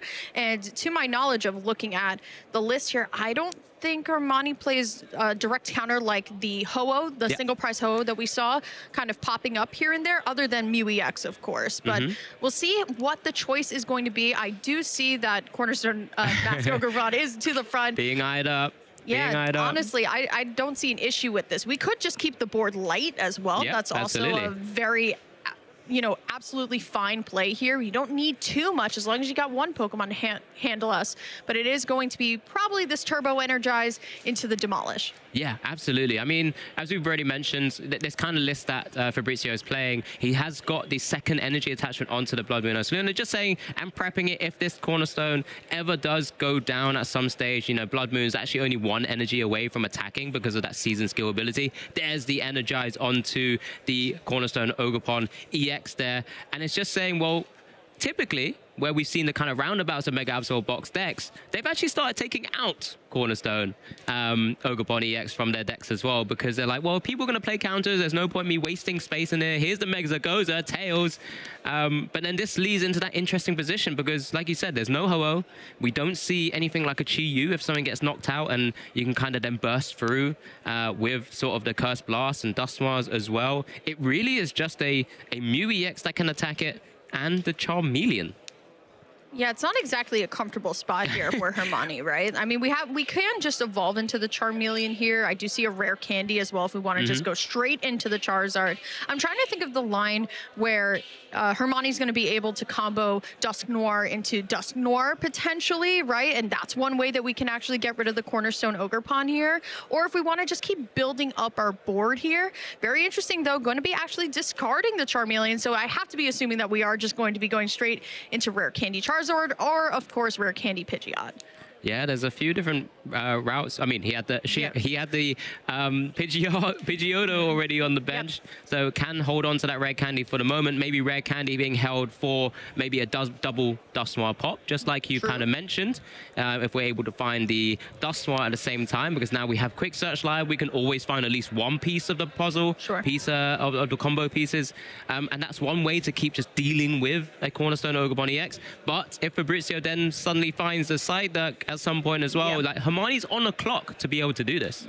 Yeah, and that's kind of the weird caveat we're in, right? Do we want to take advantage of the fact that there's not too much of a board to deal with now, plus also something like Iono? I mean, the hand doesn't look too good. My goodness, that's so much energy. But I think right at the bitter end, we do find, of course, my favorite supporter to come out of this set, Lily's Determination.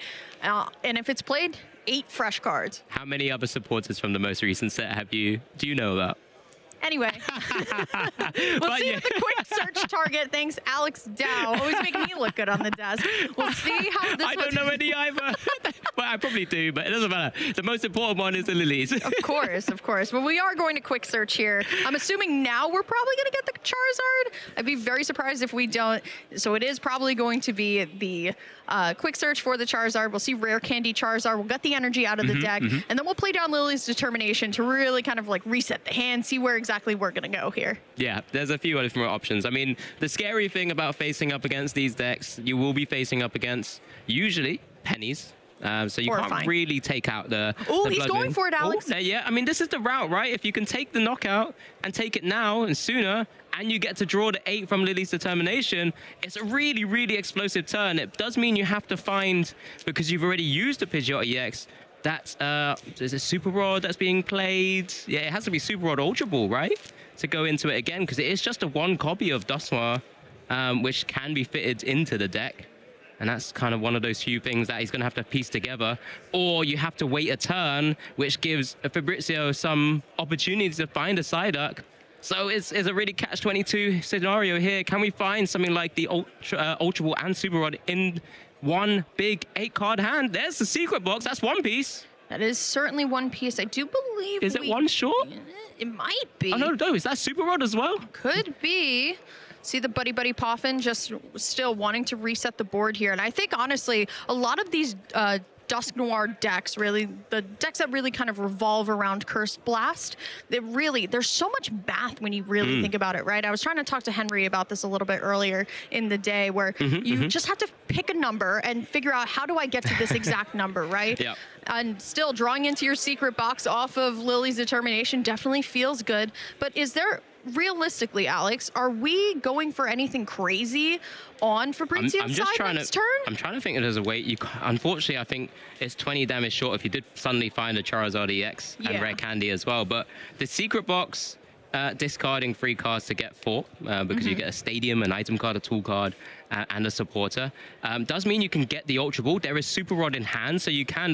But he's saving it for this one more turn because he wants to see one more piece. Can Fabrizio find the Psyduck here? And that's going to be so important because also Hermione's bench slot with no Clef Key available now.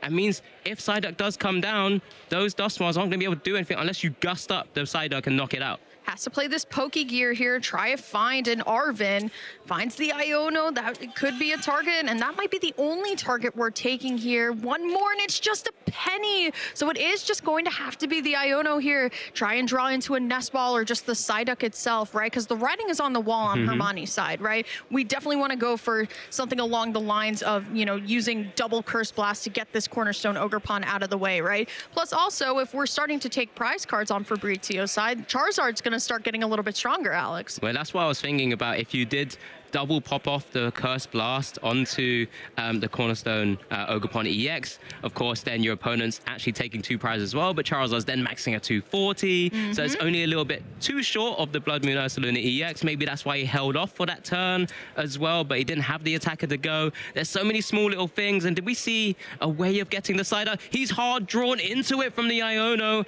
That is completely locked out. It looks like now the board, because simply it's just full of Pokemon that won't be able to do too much. Is there anything like a Professor Churro scenario? There is one. That's one way to reset what you could do here.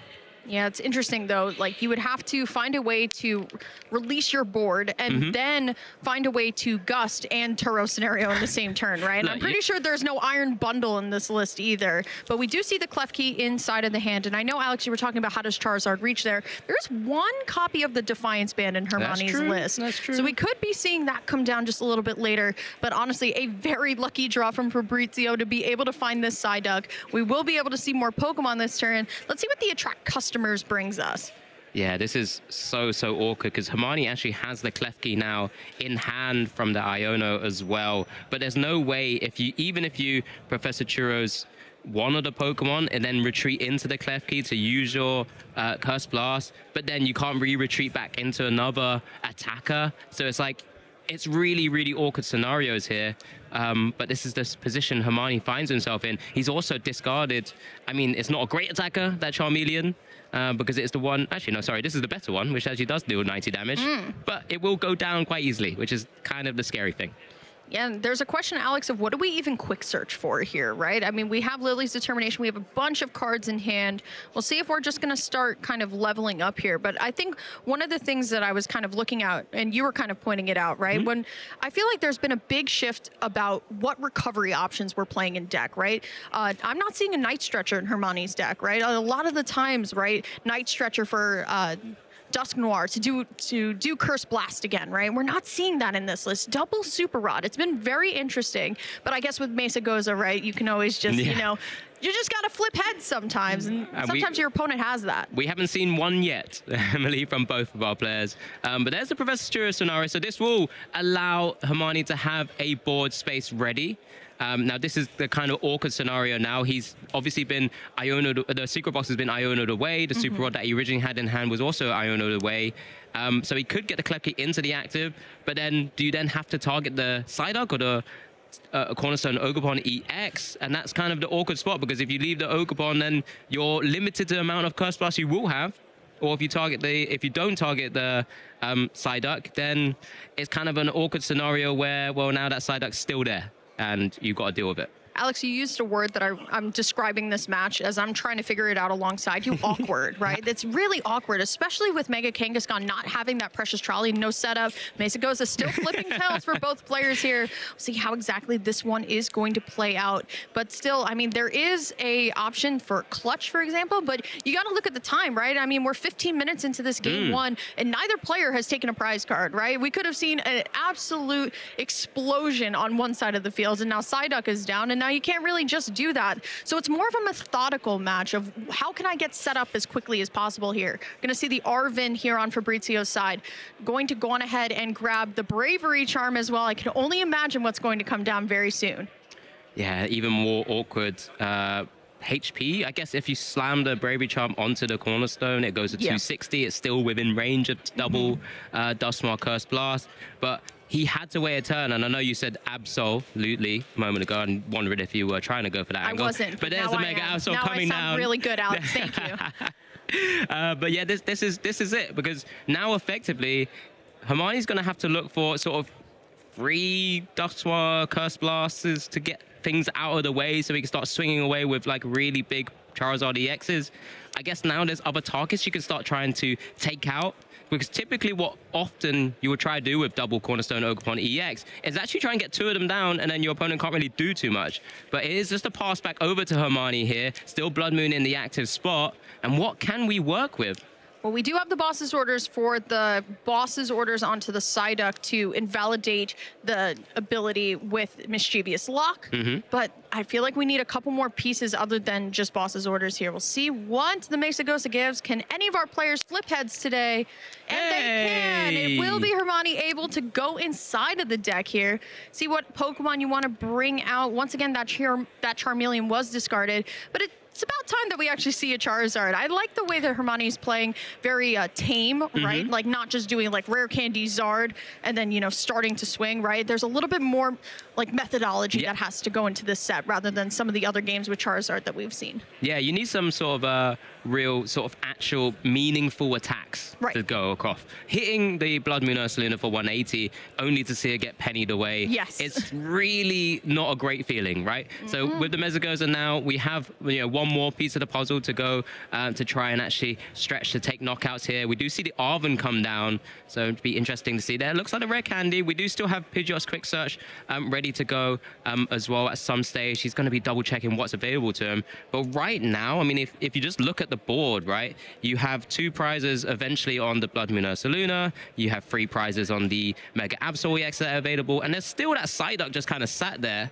at some stage. Of course, there's pennies to kind of reset the board when you need to, but that's one route to go down without actually having to deal with the Cornerstone Ogerpon EX, Emily.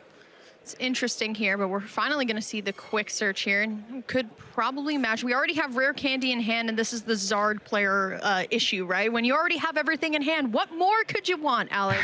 See a Jet Energy up to the front here, maybe trying to get something going, but a counter catcher is definitely what we're looking at, and we were talking about this a little bit earlier. When is the right time to start getting the Psyduck out of here and start launching these attacks?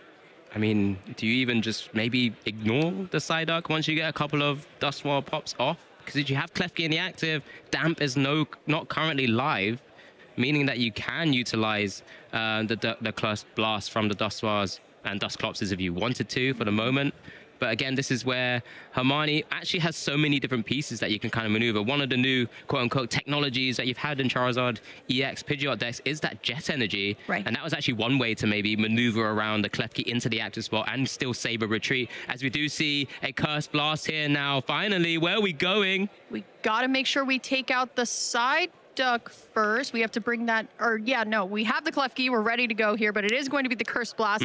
Set us up and ready to go here. See how exactly else this is going to play out here. Do you like Hermione going straight in with the Buddy Buddy Pop and saying, hey, you know what? Let me just start to get things potentially reset up here, but it's actually going to be the Mew EX. I mean, we talked about this a little bit earlier, right? How does Charizard hit this Cornerstone Ogerpon, and it will be through this Mew EX here. We can use the counter catcher that Hermione pulled a little bit earlier, and we're going to just use this Infernal Rain ability to power up the Mew EX. This works out very well. Yeah, it's another nice way to save maybe Klefki for a later turn to utilize Dusknoir again. You don't need to maybe use it now. We can bring up the Cornerstone Ogerpon EX, get rid of those energies that have been put onto it, and just use Mew to use genome hacking, to use its own attack against itself. It can then choose Demolish and deal 140 damage, which is more than the 260 that it has with that Bravery Charm on it. That Jet Energy to maneuver into the active spot as well. Really like the sort of uses of the different cards in that. There's the Fire Span to even stretch a bit further. And here we go. Is there actually, we can even take the knockout on the active. That is fair. And the thing also, Alex, here too, is that I believe Mew does resist fighting types as well. So does the Cornerstone Ogerpon actually will do 30 less here as it does go into the active. We'll see how exactly Fabrizio is going to respond here. We've finally seen some prize cards after Alex, maybe about 20 minutes of setup. And both players now have heads on Mesogoza. I think that was a flip as well for the first time. I mean, the other scary thing that you can maybe see Fabrizio trying to go down now is because he plays double energy switch, there's energies on the active Cornerstone Ogerpon EX. He can maneuver one of those energies. Actually, there's no... Oh, there is a dark. It's very shiny. Sometimes I miss it. But it can go onto the Mega Absol and actually get an energy attachment off and actually start clawing away at Hermione's board with that incredible attack Claw of Darkness, because you are hitting Mew for weakness then, and you're actually then pulling the prize race back in your favor, I suppose, because you'll be going down to 3. Yeah, and that would require, honestly, Hermione's same play to go over again, right? You would have to Super Rod the Mew back in and then evolve another Charmander on your bench into that Charizard EX and then Infernal Rain again to the Mew. And now all of a sudden your Charizards don't have any energy on it. This deck doesn't play too much acceleration because it's built into the deck, right? We're not playing something like a Crispin here, but it is going to be the lively Stadium bump as well here. The first time I'm seeing it all day, Alex, where our basic Pokemon are going to get some extra health on them, and that can actually be very helpful when you already have a Bravery Charm stacked onto your Cornerstone Mask Ogerpon. Yeah, Yveltal also coming down now. Obviously a great pivot option because it's got free retreat, but it obviously has and does come in clutch often the times as well with Penny.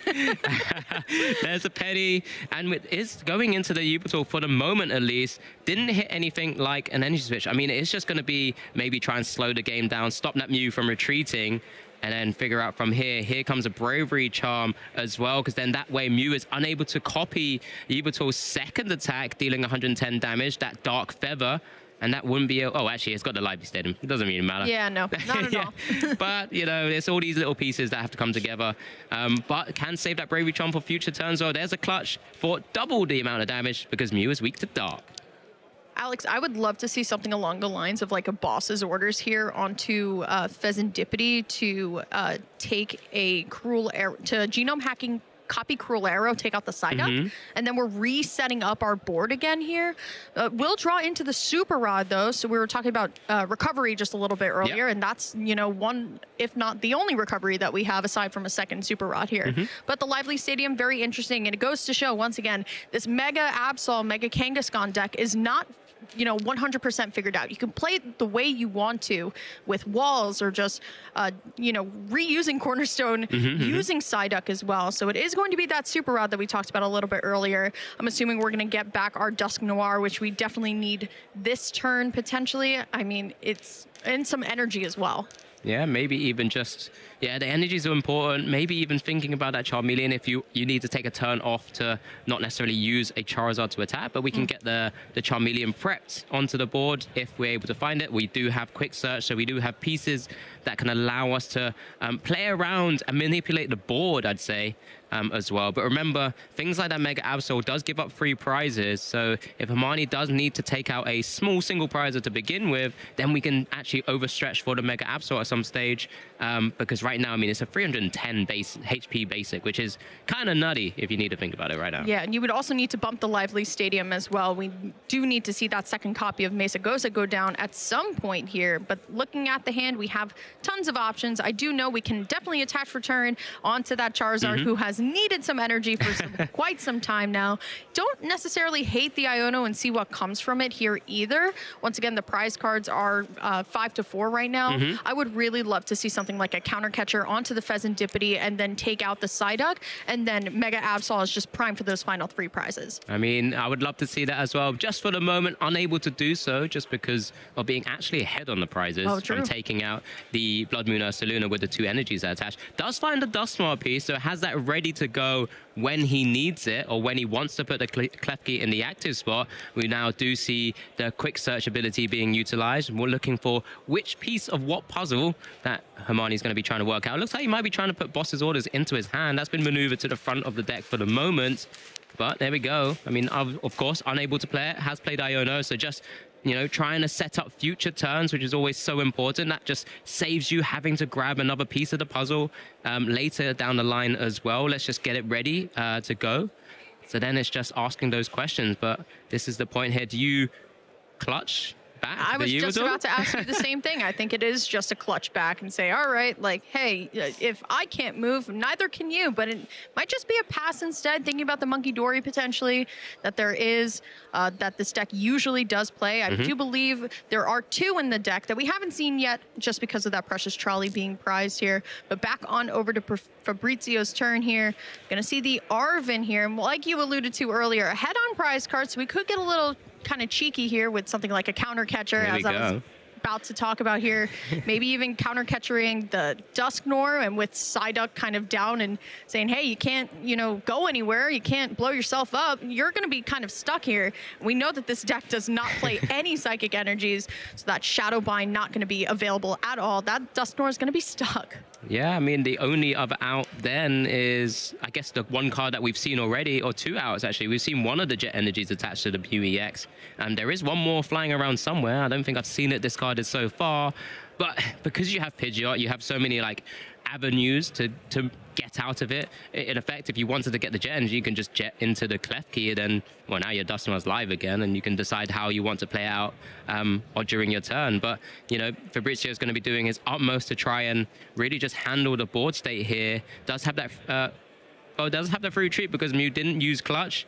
And will we see an energy switch? He does have it in hand. We're going to see a Claw of Darkness from Mega Absol, and it will take the knockout because it is hitting for weakness here.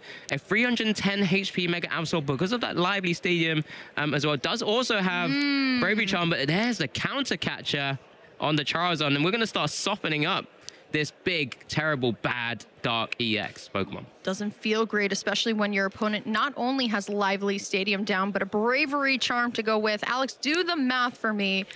What do we need to do? How much damage do we need to do to take out this Mega Absol in one hit? Well, Mega Absol right now, 280, and it will quickly touch upon this Claw Dodge. He's already seen Hermione actually telepath and take one card into hand, so he doesn't know which one he takes. It's likely that boss's orders. Yep. But Mega Absol EX, 280 HP, plus the 50 from the Bravery Charm, 330, Emily. And then you've got the Lively Stadium, 30 more, 360 HP basic. We spoke about Mega Kangaskhan having a lot of HP, but this is a dark, big bad attacker in itself. Claw of Darkness is causing chaos, removes the fire energy so that Charizard's actually unable to attack just off the cuff here.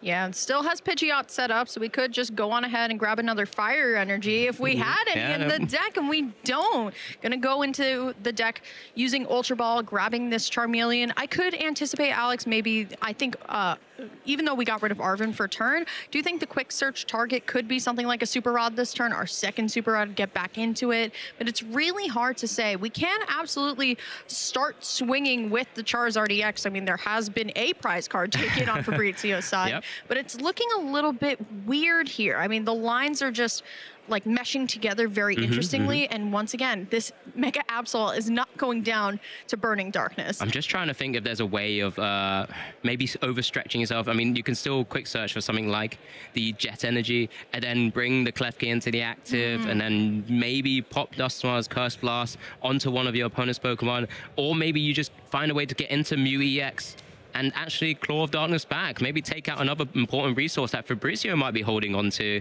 and saying, well, actually, I might just have to sacrifice this Mew EX for the moment just so I can get my board back to a decent state. But this is the troubling scenario that Hermione finds himself in right now. Don't think that hand's too big after the Iono and then into what's working with. There's a restart. Looks like it's going to be for 2 cards. See how big those cards can be. Is that a stadium? It was a Mesagoza, so we can at least bump the Lively Stadium here, but we still have... Bring it down. If we get that Mesagoza down, if this is a jet energy, we could actually go into Klefki, Curse Blast, the active for 130, change the stadium. Then the Absol only has 200 HP remaining and actually could take a massive knockout here, going down to 1 prize. I don't know necessarily if that's going to be a really devastating turn if you can actually pull that together, because yeah, no Lively Stadium means you go down to 330 HP, Curse Blast dealing 130, and then you can go into Mew, Claw of Darkness for 200. Is that the route we're going down? I imagine this is probably the one opportunity to do so.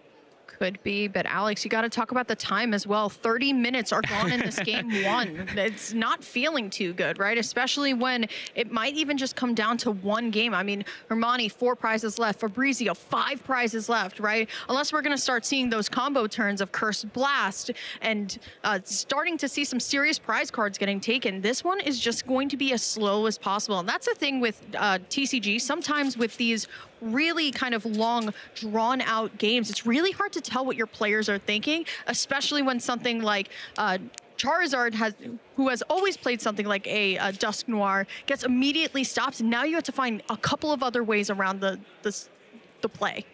I'm just second guessing myself. Maybe I mathed wrong. I don't know. Maybe that was just a route, because he did decide to go down the Iono route here with the Super Rod. Maybe get some of those energies back into the deck now, because there's 2 fire energies. That's why he wasn't able to really pull off another sort of meaningful attack.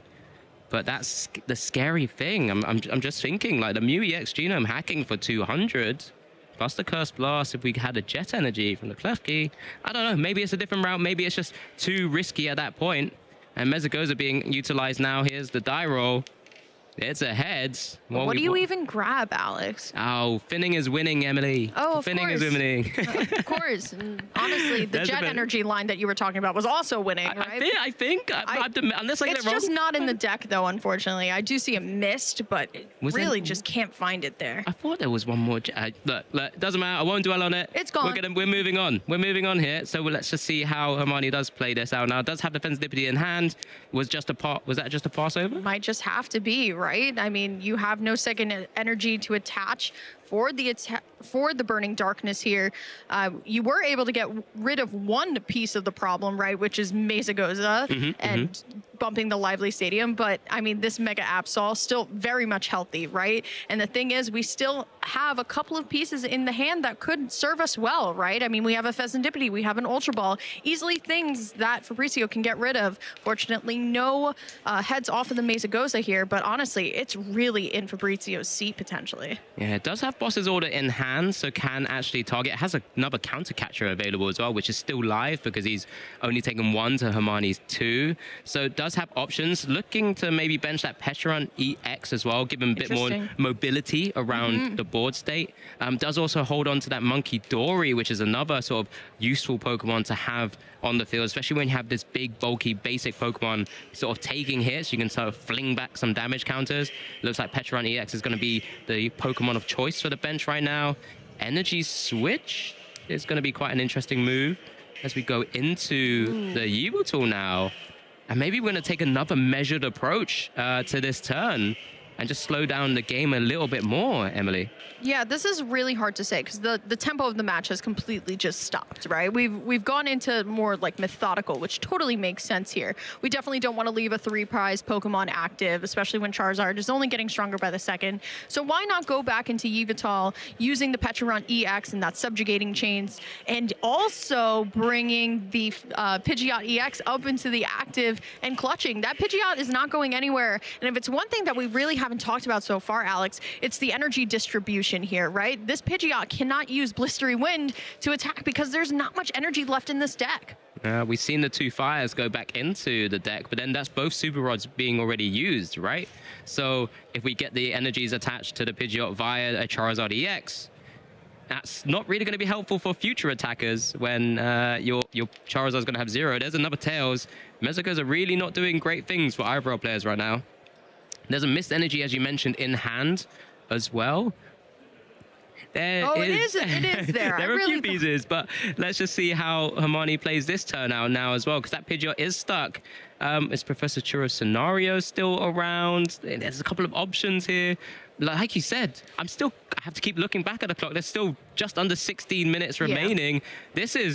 It's been a long while since I've seen a game 1 go this way. Yeah, absolutely. And once again, it's hard to even, decipher what is the most optimal line here, right? Us casters, we can go on and on about every line, right? But what's the right line? Especially when time is starting to kind of play into this as well, where we're really like, all right, well, both of these players at this point, right, just want to win their game 1. Yeah, absolutely. So they don't want to end in a tie. Now, granted, both of these players safely within our phase 2 of the bracket so far, right? But when it comes to things like asymmetrical cut, Alex, these points matter. Yeah, absolutely. Every point matters. It's another tails for Mezagoza. I think there's like 2 for 10 now, which is shocking. But we move on. We move on for the time being, as we do see the poison ticker. We have now another. So after the boss's orders on the Pidgeot, we're now going to try and trap this Duswa, because we're just going to be as annoying as possible and spread some damage counters around the board at this moment state. It looks like it's going to be another clutch. One of the things that Fabrizio is missing, and typically one of the most important things of this Mega Absol, Mega Kangaskhan deck, actually is trying to get energies on the board state, using Turbo Energize or just getting energy attachments off, and he's not really able to get too much going, and it's just going to be that clutch onto the Dustmar, which I assume then is also weak to dark. That's why it's the double damage of 40 on it currently at the moment. And goes to show, right? I mean, this is kind of what sometimes this deck falls back down into, right? Saying, all right, well, it seems like you're starting to get yourself going. You've taken a couple prize cards, but now let me stop you from doing anything, right? Now, as you said, Alex, 1 jet energy left in this deck here. So if we were able to find it, we could, you know, jet Klefki into the active and try to get something going here, but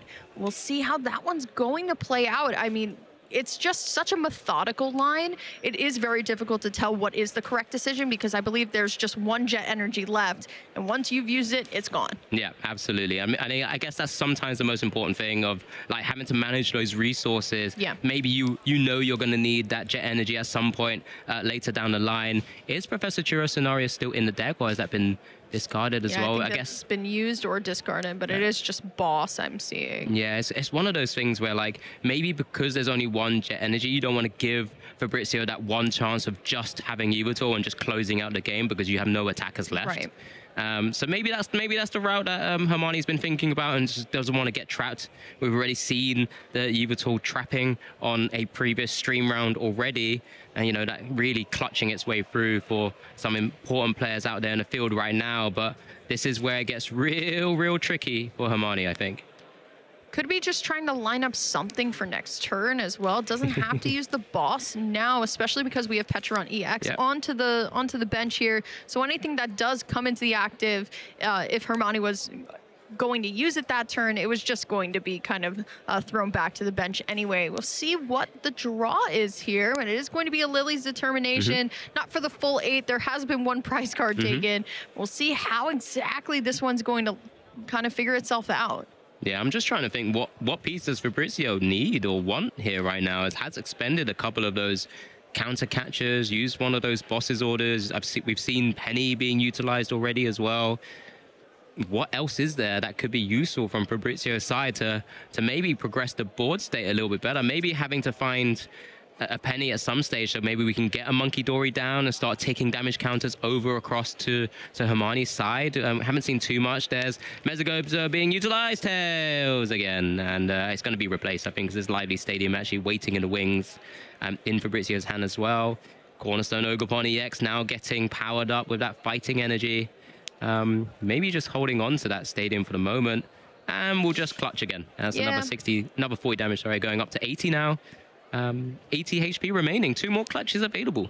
Yeah, I think now we're going to go into maintenance mode if we're on Fabrizio's side, right? I think now it's just, how can I draw this game out long enough here where you're not going to be able to do too much, as we're going to head back on over to Hermione's side, going to see the quick search. And once again, Alex, it's down to the fact of, do we want to launch that jet energy? And I think we do at this rate, right? I think we do want to start being able to take prizes. We're at 11 minutes left in the entire round, Alex, and this game has definitely been very puzzling, right? I think for both players, for us, we're trying to figure out what our optimal line is here, because honestly, whoever wins this game 1, and honestly, it has to finish, right? I mean, we got 11 minutes to finish 1 game.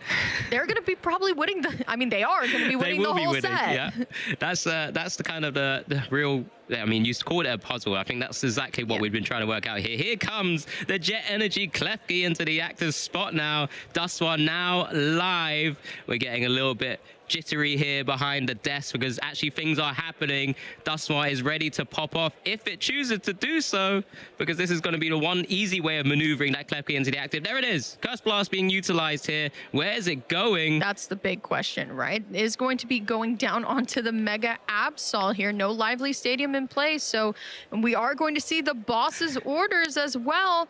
Alex, Could it be a Mew EX It's here? it's coming to fruition here now. Mew EX is coming into the active spot. Genome hacking is gonna be live and ready. And we also, actually it's even in prizes, so right now it's not doing too much. And there it is. We're gonna be popping off. And how do we deal with this board state here?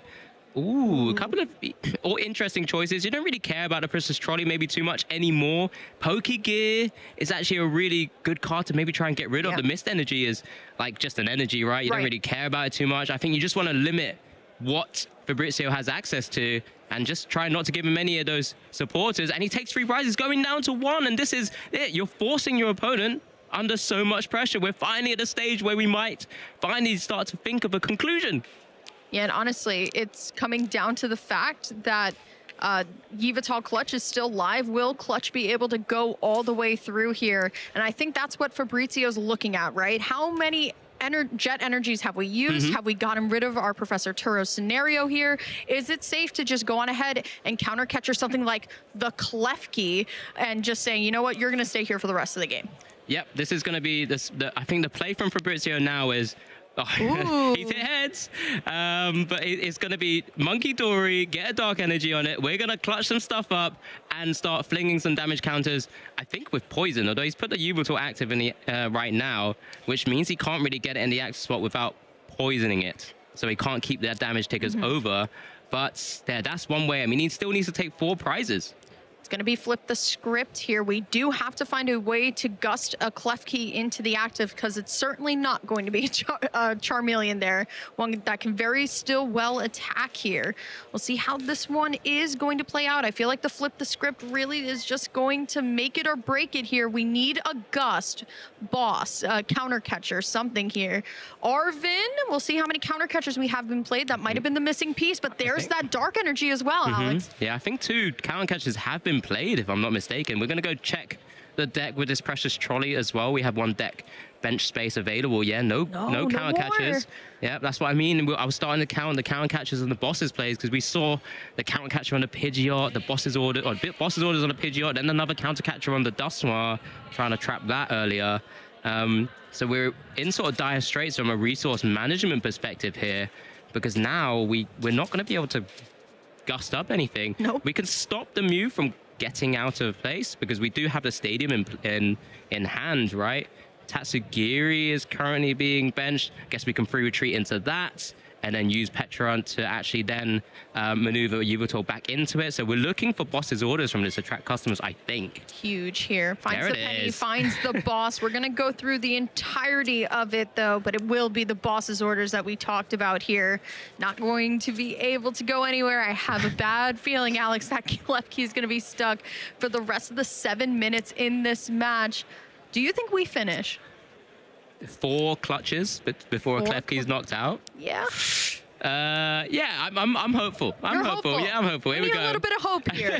Yveltal poisoned, boss's orders on the Klefki, and now that Klefki with 70 HP has no weakness according to the dark. It's weak to metal. Lively Stadium in play. Actually, that's Klefki's massive. bringing it up to 100, so it's actually 5 clutches here, and we're going to see some Yveltal play here with clutch. Maybe Fabrizio able to clutch this out and not lose, or maybe find a way to win if he's able to get some Monkey Dories down and start flinging some damage counters across the board.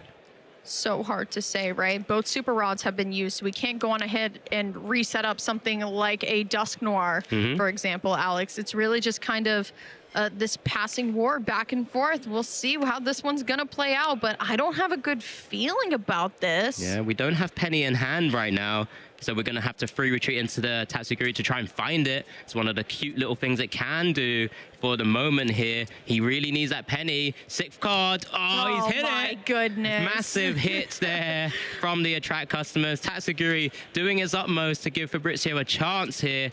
We're going to have to pick up one of those Pokemon on the board state. And then maneuver back into it with a poison Yveltal. So we can start clocking up some damage counters and then literally start flinging around some damage counters using the Adrenabrain of Monkey Dory. So that's, I think it's fine. Swing by Monkey Dory with Dark Energy comes down. And this is the game plan. We're going to be dealing 50 damage a turn, essentially, because of Monkey Dory's Adrenabrain and the clutch.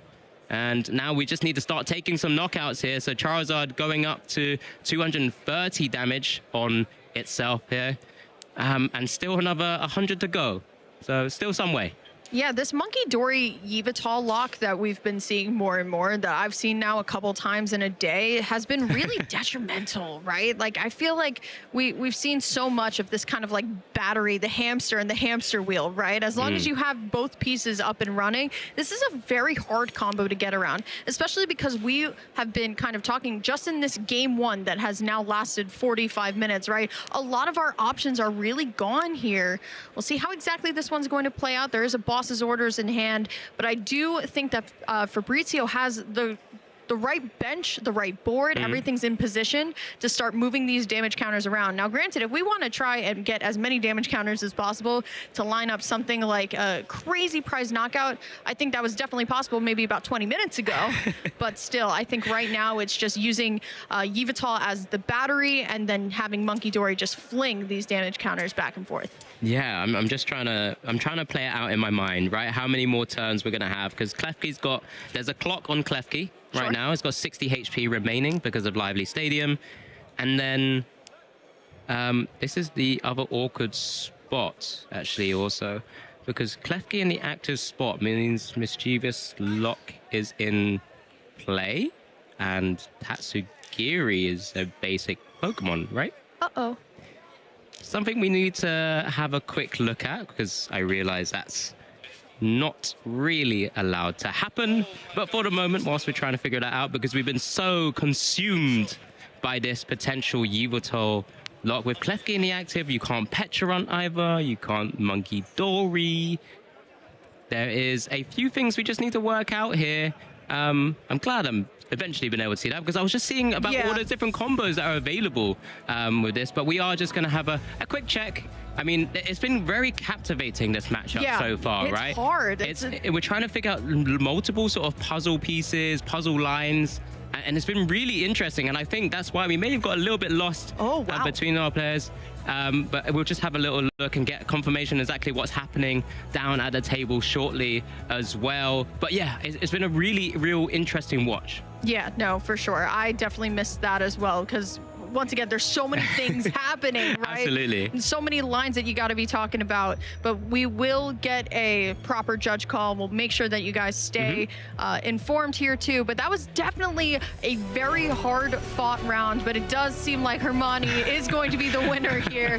Not too much time left there, but because of the judge call, Hermione going to walk away with this game 1-0. Yeah, I think even Hermione is a bit perplexed, I'd like to say. I think we all are, Alex. Based on exactly what's happened. Like I said, we're so consumed in the different lines that each of these players were having to make. But Hermione does take Swiss round 8 here. It was a concession from Fabrizio. I think both players, once they noticed that there was a bit of an unfortunate situation, but you know, that game went forever. And I think Hermione was in such a great position to begin with, and then it flip-flopped because of clutch plays. But then, unfortunately, under Klefki, you can't really do all of those combo pieces and combo turns. But it looks like we are going to a game 2 here. Gonna try it. We're gonna try. We'll see what we can do. We've got under 2 minutes to go.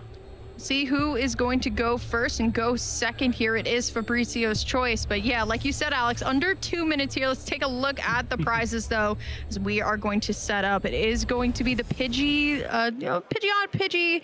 Got a couple of things to work with here, but I mean, nothing is stopping Hermione from going Rare Candy Charizard next turn and starting to swing. Yeah, man, that's just a bench of a Charmander and a pass over. So Fabrizio, on Fabrizio to try and, I don't know, force some pressure onto the board state. There comes the Precious Trolley, which is so important, and the Turbo Energize also coming out because the Arvent as well does mean he should have energy in hand. Now can get the perfect board state that he requires for the matchup. Typically quite difficult sometimes. There's a Psyduck. We saw it come into effect. Damp has a great ability. One of those other prevalent cards from the most recent sets to say, actually, I'm going to try and ruin the game in some way, shape, or form. That you can't use any Pokemon that requires itself to knock out, because it's, you lose it.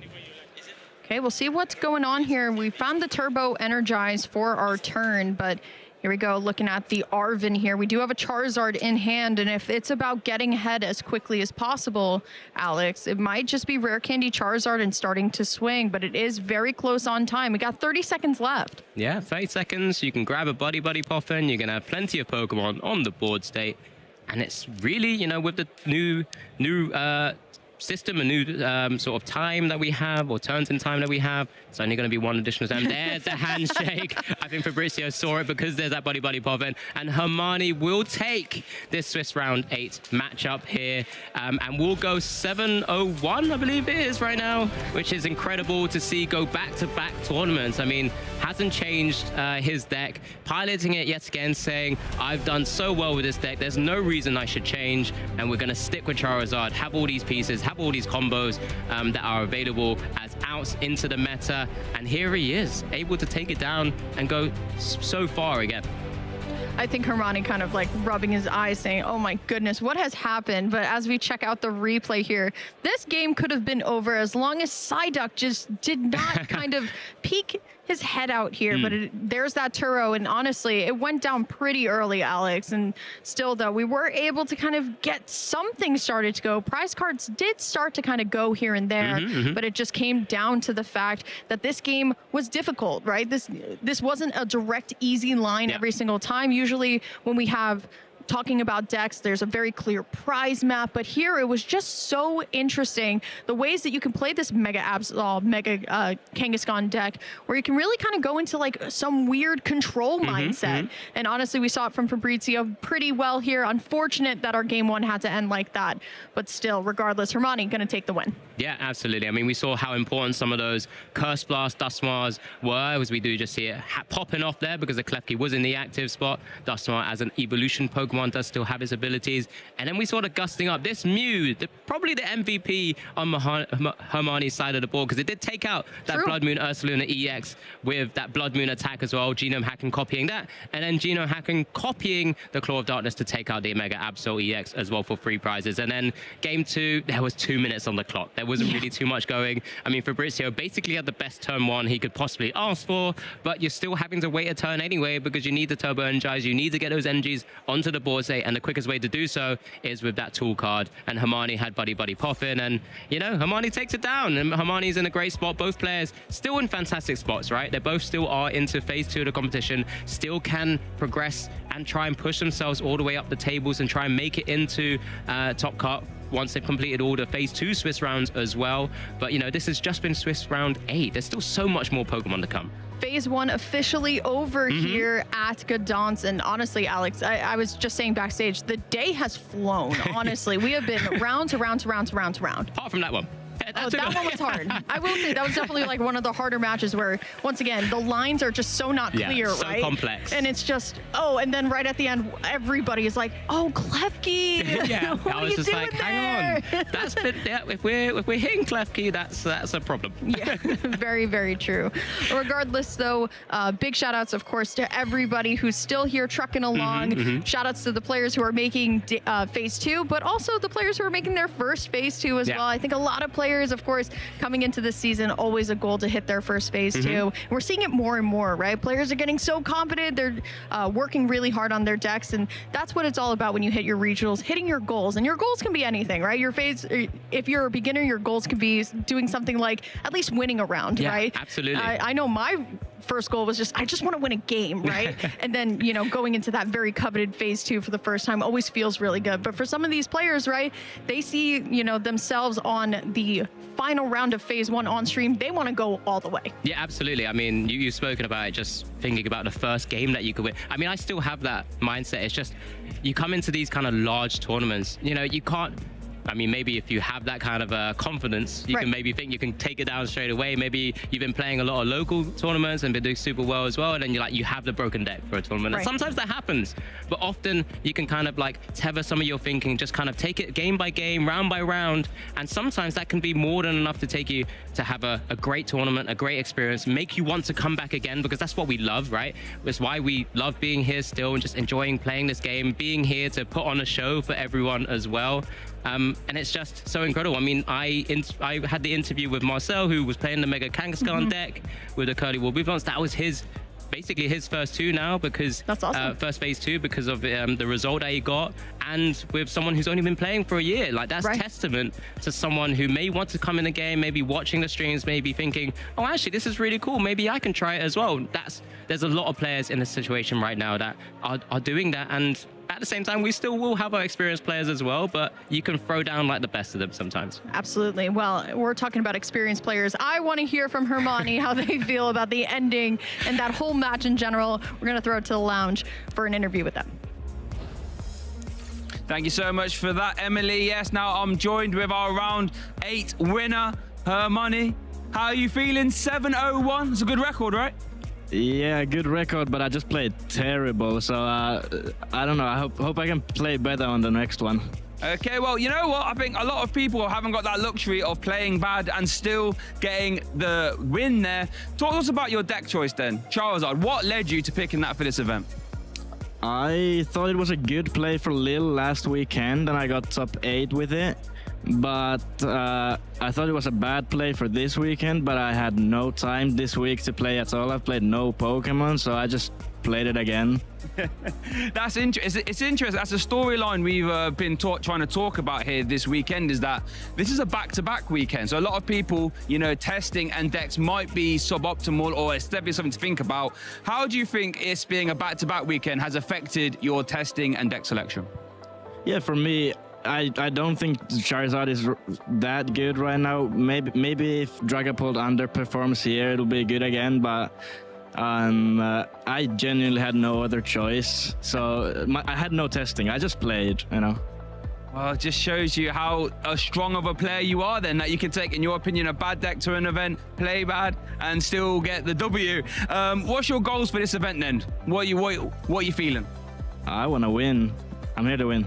Yeah, we heard it first. Somebody wants to win. Thank you so much for your time. It's been an absolute pleasure. I'll let you go now because you can decompress for your next round. But back to casters. Thank you so much, Shay, for that awesome interview with Hermione. Once again, wants to go all the way. I feel like for the people that we've seen on stream today, some of them repeats from last week, right? And obviously going for the gold now, right? Wants that just like glory, right? When you're so close and you're so close to punching your ticket to San Francisco, you just need one way to get back into it. So thank you, Hermione, for your time, of course. But as we're kind of trickling into phase number 2, we got a couple things to talk about. And it's honestly one of my favorite things to talk about, Alex. Locals! I just love locals. So we have a quick video for you guys just about, you know, finding your local league and what that could look like for you.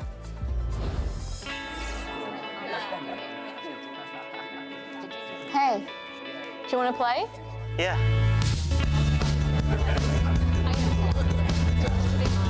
Nice. One shot? Play that card, yeah.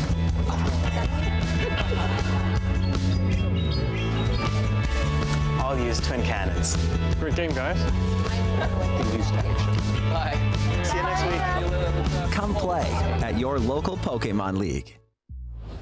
Well, honestly, Alex, right? I mean, going to regionals are all fun, but you got to get your practice for that. So go on ahead, scan that QR code right on your screen to find your closest Pokemon event to you. You have Event Locator, you just plug in where you live, and it shows all the Pokemon leagues around you. Cannot stress enough how much I think locals are so key and critical to your development, not only as a player, but you could find your next testing group. You can find your new best friends. I know for me, back in America, my testing group and I talk all the time. We talk every single day. I love just being able to kind of talk to like-minded people about Pokemon. Yeah, and that's the one thing that keeps bringing us back, right? I wouldn't still be here in this game if it wasn't for the friends and the people I meet at Pokemon tournaments or Pokemon events, and that's across all the Pokemon games as well. I know we love talking about the trading card game, but you can go to your local shops and local gaming stores, actually also to play Pokemon GO, Pokemon video game as well, or anything else that sort of floats your boat, because everyone loves the hobby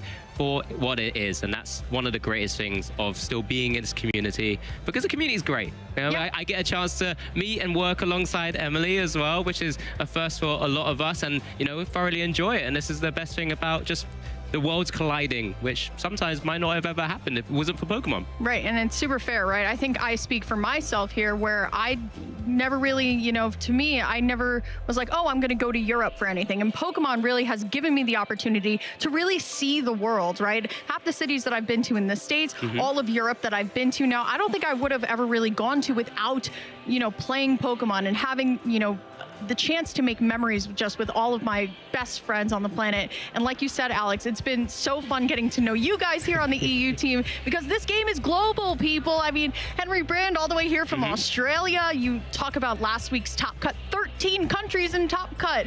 And that's all because players are traveling all over the world to play the Pokemon trading card game. Yeah, absolutely. And speaking of special people, we've got something very special lined up here. And I'm just going to send it straight over to Shay, because I know he's waiting with a very special person himself.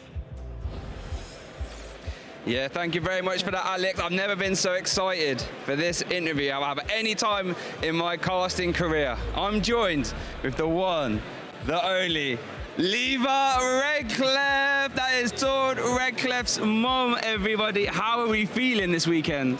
I'm feeling very great. I had so much fun. Love to hear it. Now, you're actually playing this event, right? And you started off the event rather well. What deck was you playing this weekend? I played Gdansk. Okay, love that. When was the last time you played an event? Never. Your very first event? It's a very first big event, yes. I played locals, yes. But not this big event, no. Okay, absolutely love that.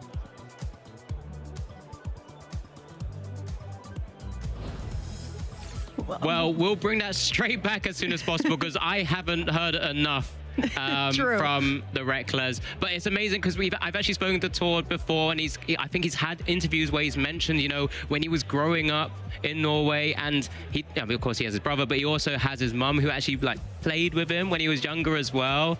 So it's really like quite something I can feel at home, because I have children now. I was about to say, Alex, right? Mr. Pokey Dad right next to me. So yeah, I can't wait to get back to that, but we'll go back to that as soon as possible, because I can't wait to hear more. Yeah, absolutely. And I think it goes to show that Pokemon is an all ages thing, right? I mean, you are seeing, and honestly, I cannot tell you how many times at a regional I've sat down talking to somebody like, oh, you know, how's your group doing? Saying like, oh, I'm playing in the Masters, but my children are playing in seniors and juniors. Yeah. It's really a family affair, and you can really see that, right? The Fernandez brothers, you know, all the way up doing amazing things in Masters together here. And the Onos, right? Like, they're also like Annabelle and Kenji. Yeah, right. Thank you. They're also, you know, casting at Milwaukee, which was so fun to see. The cutest thing. True. NAIC finals, right, for them as well was so monumental. It makes for such a great storyline. Yeah, absolutely. And I think we fixed Shay, so I think we're going straight back to Shay, and we'll try and work out and see and hear so much more from Tord's mum. Take two. Thank you so much for that, Alex. Yeah, we've scuttled along now, hopefully get a better reception. Now, I have never been so excited for this interview than anyone else in my casting career so far. I'm joined with the one, the only, Reva Redcliffe. That is Tord Redcliffe's mother, everybody. How are you feeling this weekend? I'm feeling great. Absolutely love to hear it. Now, this is your very first regional level event, yes? Yes, that's it. And did you have a lot of fun? I had a lot of fun. Everyone's so nice. There we go. We love to hear it. Everyone is so nice. Now, it's not very often we get to chat to you. How do you feel, you know, seeing your son, you know, always up there in the EU leaderboards, winning loads of events? How does that feel for you? Of course, I'm very proud of him. I'm very, very proud of him. Yeah, it feels good, of course. Of course, you know, a lot of people, and in a lot of people's opinions, they would say your son is the best Pokemon player of all time. Now, if I'm correct in thinking, you taught him how to play when he was younger, right? Yeah, I did. I taught him the game, but I didn't teach him the skills. He got them on his own. No, I think it's safe to say you must have had a little influence, right? A little influence?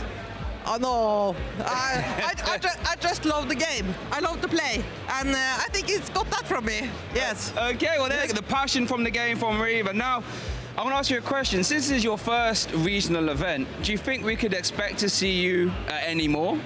Maybe. Maybe. Oh, the suspense, the suspense. I got one more question for you, Rhea, before I let you go. Now, since you taught Recklef how to play Pokemon, do you have any advice to people who are looking to get to their first regional event as well? I think doing the same as I did this time. Have fun. That's the main thing. Have fun. Have fun. There you go. Have fun, and good things will happen. You've been an absolute star, Reba. Thank you so much for your time. Thank you. But for now, it's back to casters. Yeah, thank you so much for that real heartwarming interview. I mean, one, I'm proud of Tord Reklev as well, just like you are. And two, I was expecting Shay to go, can you coach me and teach me how to become a potential international champion, a multi-regional champion, and one of the greatest of all time as well. But yeah, I actually loved having a chance to hear from her as well. Yeah, thank you so much for doing that interview, Mama Reklev. Yeah, honestly, it's really heartwarming to see a parent support their child's interests, right? And especially something that a long time ago, video games, but now it's like, I love that, she's completely, and she's very humble too, Yeah, right? Like absolutely. I've taught him the game, but he's honed his skills on his own. And it's just so wholesome to see. And once again, Pokemon being just a family thing at the end of the day. I mean, she said herself, she loves to play. And I love right? that. And that makes us just, I've got tingles just kind of thinking about playing Pokemon, and maybe eventually one day with my children as well. But it's lovely, and hopefully she continues to enjoy it. And she gave a little tease that we might see her again, and that's going to be another wonderful opportunity to just kind of see. I mean, imagine you were sat across, you're looking at your parents, and you just see Reklev. And you're like, oh God, who am I up against? And then it's going to be like the person who trained the best of all time. In NA, right? Diane Schmansky, Alex Schmansky's mom, always hitting him at a cup, I believe. So you want to talk about family affairs there too, right? You just love to see it, right? Masters covers a large age range, and you really do play players from all over that age range for sure. But still, right? Like the Poke parents, they know how to throw down. They really do.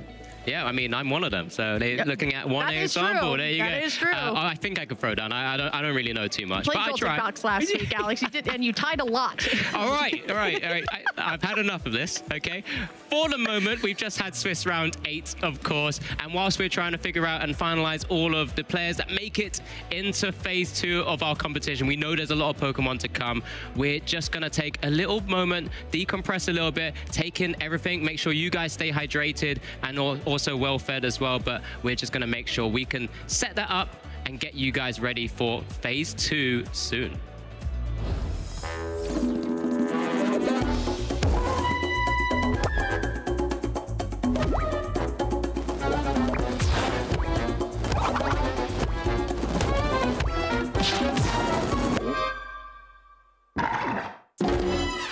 The Masters final at the 2025 World Championship in Anaheim contained the 2 best decks of the season, Dragapult EX and Gardevoir EX.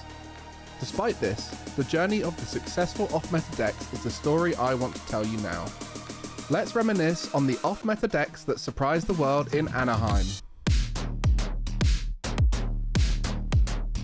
The meta is something we talk about at every Pokemon event, but what does it mean? Meta refers to the strategies and deck archetypes that are popular at a tournament, sometimes described as the most effective tactic available. Typically, a meta includes a few very strong decks which are often very popular, several solid options with some weaknesses here and there, and some counter decks designed to target the best strategies. But what really fascinates the community are off-meta decks, the ones nobody expected that suddenly shine on the biggest stage. At the 2025 World Championships, 3 kinds stood out: hybrid decks, revived decks, and unexpected decks. Let's explore how each left their mark and changed the meta going forward. Hybrid decks. Well, it's rare for a deck to squeeze in another archetype, but sometimes the overlap is too good to ignore. At Worlds, Fuguan Liao stunned the senior division with his take on Golden Go, adding the Joltik Box package, and went on to win the entire tournament. Why did it work? Well, both decks ran similar energy counts, including metal, and both thrived in aggressive setups. Cards like Levincia, Air Balloon, and heavy item package with Arven fit seamlessly into both. Importantly, both archetypes often left spare bench space, allowing them to coexist on the board. The synergy covered each other's weaknesses beautifully. Golden Go's coin bonus ability boosted consistency where Joltik Box lacked card draw. Meanwhile, Iron Hands pressured early 2-prize knockouts, buying time for Golden Go to set up. Because Iron Hands EX handed early knockouts, the deck could skip Energy Search Pro as its A-spec, instead using the powerful Prime Catcher, giving the deck an even sharper game plan targeting the bench. The result was a seamless hybrid that caught the field off guard and went the distance. Since then, Golden Go paired with Joltik has become a legitimate top-tier deck, evolving from surprise off-meta pick to part of the meta itself. Revived decks. Another type of off-meta success is the revival of an old favourite. Just because a deck falls out of the spotlight doesn't mean it's finished. Sometimes the right condition brings it roaring back. This World Championship, that story belonged to Charizard EX. Few players embody this better than Irvin Svinhuvud, who piloted Charizard to back-to-back top finishes in the 2025 season. He was runner-up at Stuttgart, losing only to another player playing Charizard EX, then won the very next European Regional in Birmingham with a nearly identical list. At Worlds, he went undefeated through day one, reminding everyone that Charizard was far from obsolete. Charizard's track record speaks for itself. Over the Scarlet and Violet era, it's been one of the winningest decks, including Gabriel Fernandez's NAIC victory with a fresh twist on the archetype. Despite waves of new powerful decks entering the format, Charizard repeatedly adapted and reclaimed relevance. At Worlds, the revival wasn't limited to one player. Junya Tanaka also piloted Charizard into Top Cut, meaning a quarter of the top 8 backed the supposedly outdated deck. It was a clear reminder, if a deck was once great, the right shift in matchups can bring it back to life. Unexpected decks. The rarest but most thrilling of off-meta deck success is the truly unexpected decks, ones that barely appeared before, then suddenly shines when it matters most. At Worlds, that deck was Zoroark.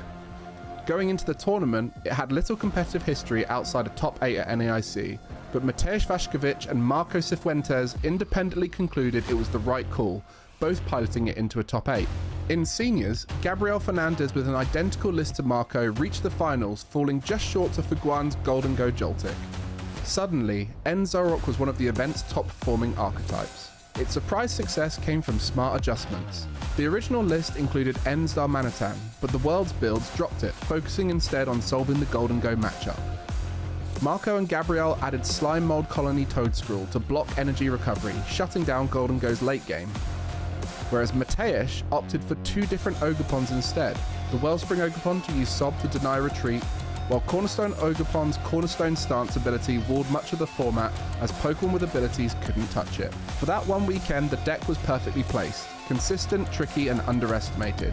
After Worlds, it seemed to fade back into obscurity, until Liam Halliburton went undefeated at Pittsburgh Regional just 1 month later, cementing what was once an off-meta deck into a tournament-winning deck to watch out for. For many, that's the beauty of the unexpected deck. They lurk in the background until the right tournament, ready to shock everyone again. Off-meta decks capture our imagination because they embody the underdog story. They remind us that even in a field dominated by top-tier archetypes, creativity and risk-taking can still win championships. Whether it's clever hybrids like Golden Go Joltik, a comeback tale like Charizard EX, or a smart innovation like Zoroark, these decks prove that Pokémon TCG always has room for surprises. What's your favourite off-meta deck you've ever played? Share it with the #PlayPokemon because maybe the next underdog story will be yours. On the 25th of October, players from every corner of the world descended onto Lille, France, ready to play with their Mega Evolutions cards, which were legal for the first time in Europe.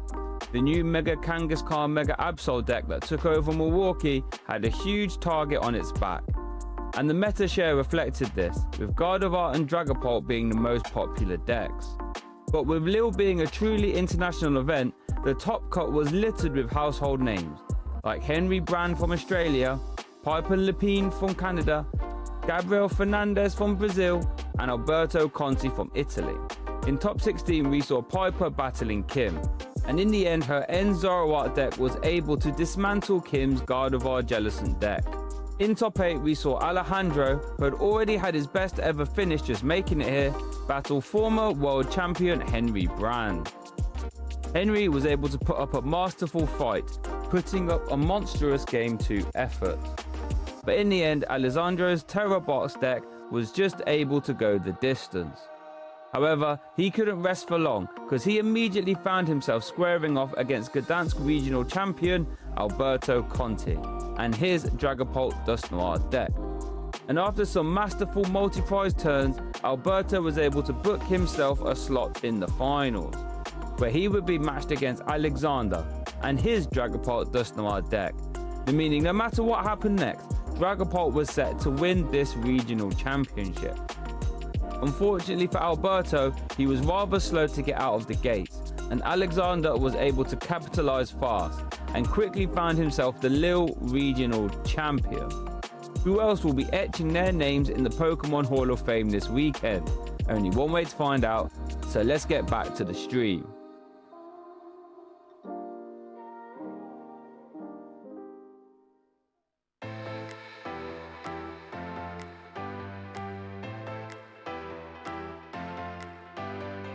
So this event for me was great all around. Going into day one, I didn't really know how I felt about my deck. It felt good, right? But I just didn't know it was good enough. I didn't really have that many games with it, admittedly. So I go into round one, and then day one starts, right? And I win my first round, and I win my second round. The day goes by, and I'm 8-0-1, and I go into day two as the first seed in the tournament. So I'm feeling really great. I'm feeling really confident. After day one, I'm like, okay, win the tournament or bust, right? I got this. I know I can beat every deck in this format. Clearly, I found that out day one. So I'm first seed after day one. I'm first seed after day two Swiss. And I'm going in the cut, and I'm thinking, you know what? So why don't I stay first throughout the entire tournament, right? And from there, I just knew I can win this tournament. I can beat every single deck that is left in this bracket, and I know that my deck is capable. I know I am capable. I just need to draw moderately well, and I would be original champion. And well, we're standing here now. Where's the switching car? There's the switching car, and Christian Fontenot is your Stuttgart regional champion. Well, the exact moment I knew I would win was when I saw the heavy ball off of the last flower selecting. I just really had to like make sure in my head that I really remembered that I prized the Cramorant. But when I saw the heavy ball, I'm like, this card gets me Cram. I have the switch card. He has Lone Mareep. But even before that, when he started Lone Mareep pass, I knew if I just drew a Colress, I should be able to hit it. I play the Colress. I knew there was a chance. I saw the heavy ball, and that was it. The community means a lot to me.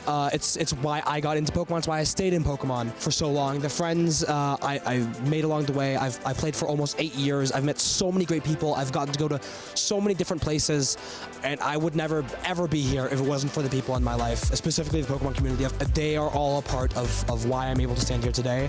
And I've even played against some of my friends in this tournament. In round two, I hit my friend Luke. I beat him, and then I just kind of took it from there, right? But just getting to play against him and all these other people, all these other super great people, it means a lot, and I wouldn't be here today without the community at large.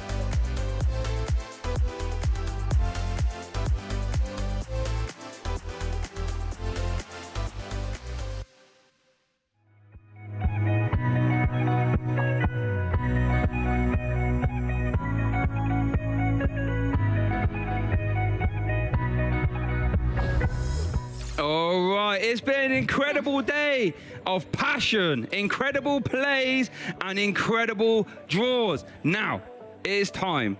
Phase 2 action where the big prizing will start. $10,000 on the line. I'm Shay Burton. I'm joined by Amy. How are we feeling to get Phase 2 started? Absolutely ecstatic. I'm ready to rumble. The buzz in the air is apparent as the players have all made it into that Phase 2, get to play their first game today. So you get a little bit of a head up on kind of how it's starting out, where you're going to place tomorrow, but we also get to play more games of Pokemon, and who doesn't love that? I absolutely love the idea of that, and I'm sure you do at home. Real quick, though, I want to touch on our caster prediction because I actually haven't had a chance to talk about them yet. I think you have, Amy. So let me give you the rundown of my picks real quick. Mega Lucario and Mega Manectric. Now, there might be a little bit of a theme, viewers. After seeing Dragapult do really well, I said, what sends Dragapult to the discard pile really fast? How about Mega Brave with some premium power pros? And how about Mega Manectric, 330 damage, Amy? What does that do? I don't know, actually, Shay. It What does it KOs do? everything, that's what it does. So that was my caster predictions right there. Shay. I don't know how many of them are in Phase 2. We will find out soon. But that's my caster predictions. What do you think about them? I don't know. 330. We saw a Kangaskhan earlier that had 410 HP, Shay. That's true, to be fair. You just told me everything. Yeah, get a Come little cheeky on, tool scrapper in there first. Nah. What about the Bouffalon? on, come yeah, okay, on. fair. Well, you got me there, you got me there, you got me there. But you can use the little stop basic damage against that, though. You're not hitting me. That was about that one. You're right. But let's take a quick look at the standings and how everything is shaping up for our Phase 2 right now. This is how we're standing right now. We've got some big names up there like Armani, who we've seen, Henry Brand, we've got Christian Fontenot, Matthew Roberry, Bert Walters is there. Yeah. Lots of interesting names, lots of fantastic scores heading straight into Phase 2. Yeah, Christian and Fontenot and Vinny Fernandez as well. I'm sure Gabriel's knocking about there at some point, all the way from Brazil. Yeah, absolutely stacked standings there, and they're going to be all battling for their way to try and get into that asymmetrical top cut and beyond, as are our two feature match players as well, who are ready and waiting to try and catapult themselves deep into this Phase 2. And I believe they're ready. So we're going to head down there real soon, and they've got a bit of a fun matchup as well, haven't they? I think so. I think it's a really interesting one. One deck we have streamed today and one we haven't. Battle it out to see which version of this deck really pulls through as maybe the superior build. Maybe this is a bit of a battle of the ages, because the decks fundamentally have the same base. Yep. And then they have been built upon and adapted. So first over, we have Lewis Beck, who has had a world's top 128 in 2025. That is recent. Wow. Gdansk Regional Top 64, EYC and Dortmund, a clearly very well-educated player when it comes to these style of events. And all recent finishes as well. And then on the right, we have Matthew Roberry, Birmingham Regional Top 64, Dortmund Regional Top 64, Lille Regional Top 64, and Frankfurt Regional Top 256. I can hear some cheers there for Matthew. Clearly a fan favourite here in the venue that he's pointing out to them. So I'm sure his friends and his fans will want to see him take the W. But I'm sure Lewis is going to say, well, hold on a minute.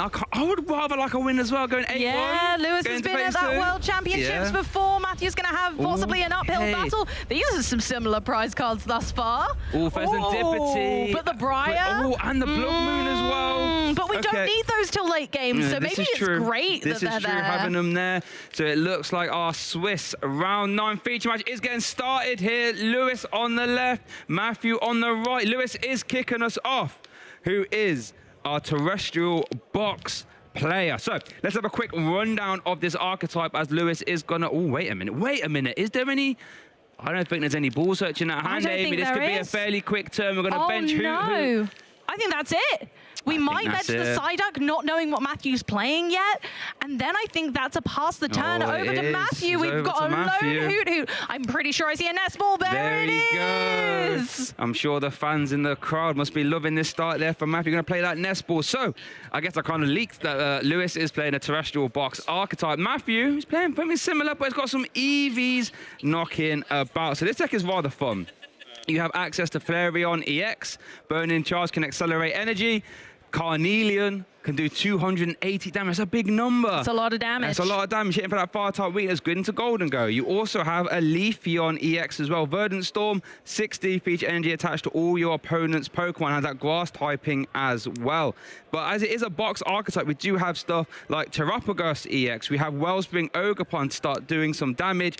And then to smooth it all over, you have one of the best consistency engines I've ever seen in Pidgeot EX Quick Search, but then the Jewel Seeker Noctowl as well. And it looks like Matthew immediately putting on the pressure here, gonna sob Iron Bundle. That means that can't retreat. Worth noting, you cannot activate Hyper Blower if Iron Bundle's in the active, so that Iron Bundle is gonna be stuck there, at least for this turn. Is the worst place for an Iron Bundle, realistically. Yeah, it is. Its attack is a bizarre one. It's not useful in this instance, and it takes a lot of energy. So Iron Bundle is truly stuck. Lewis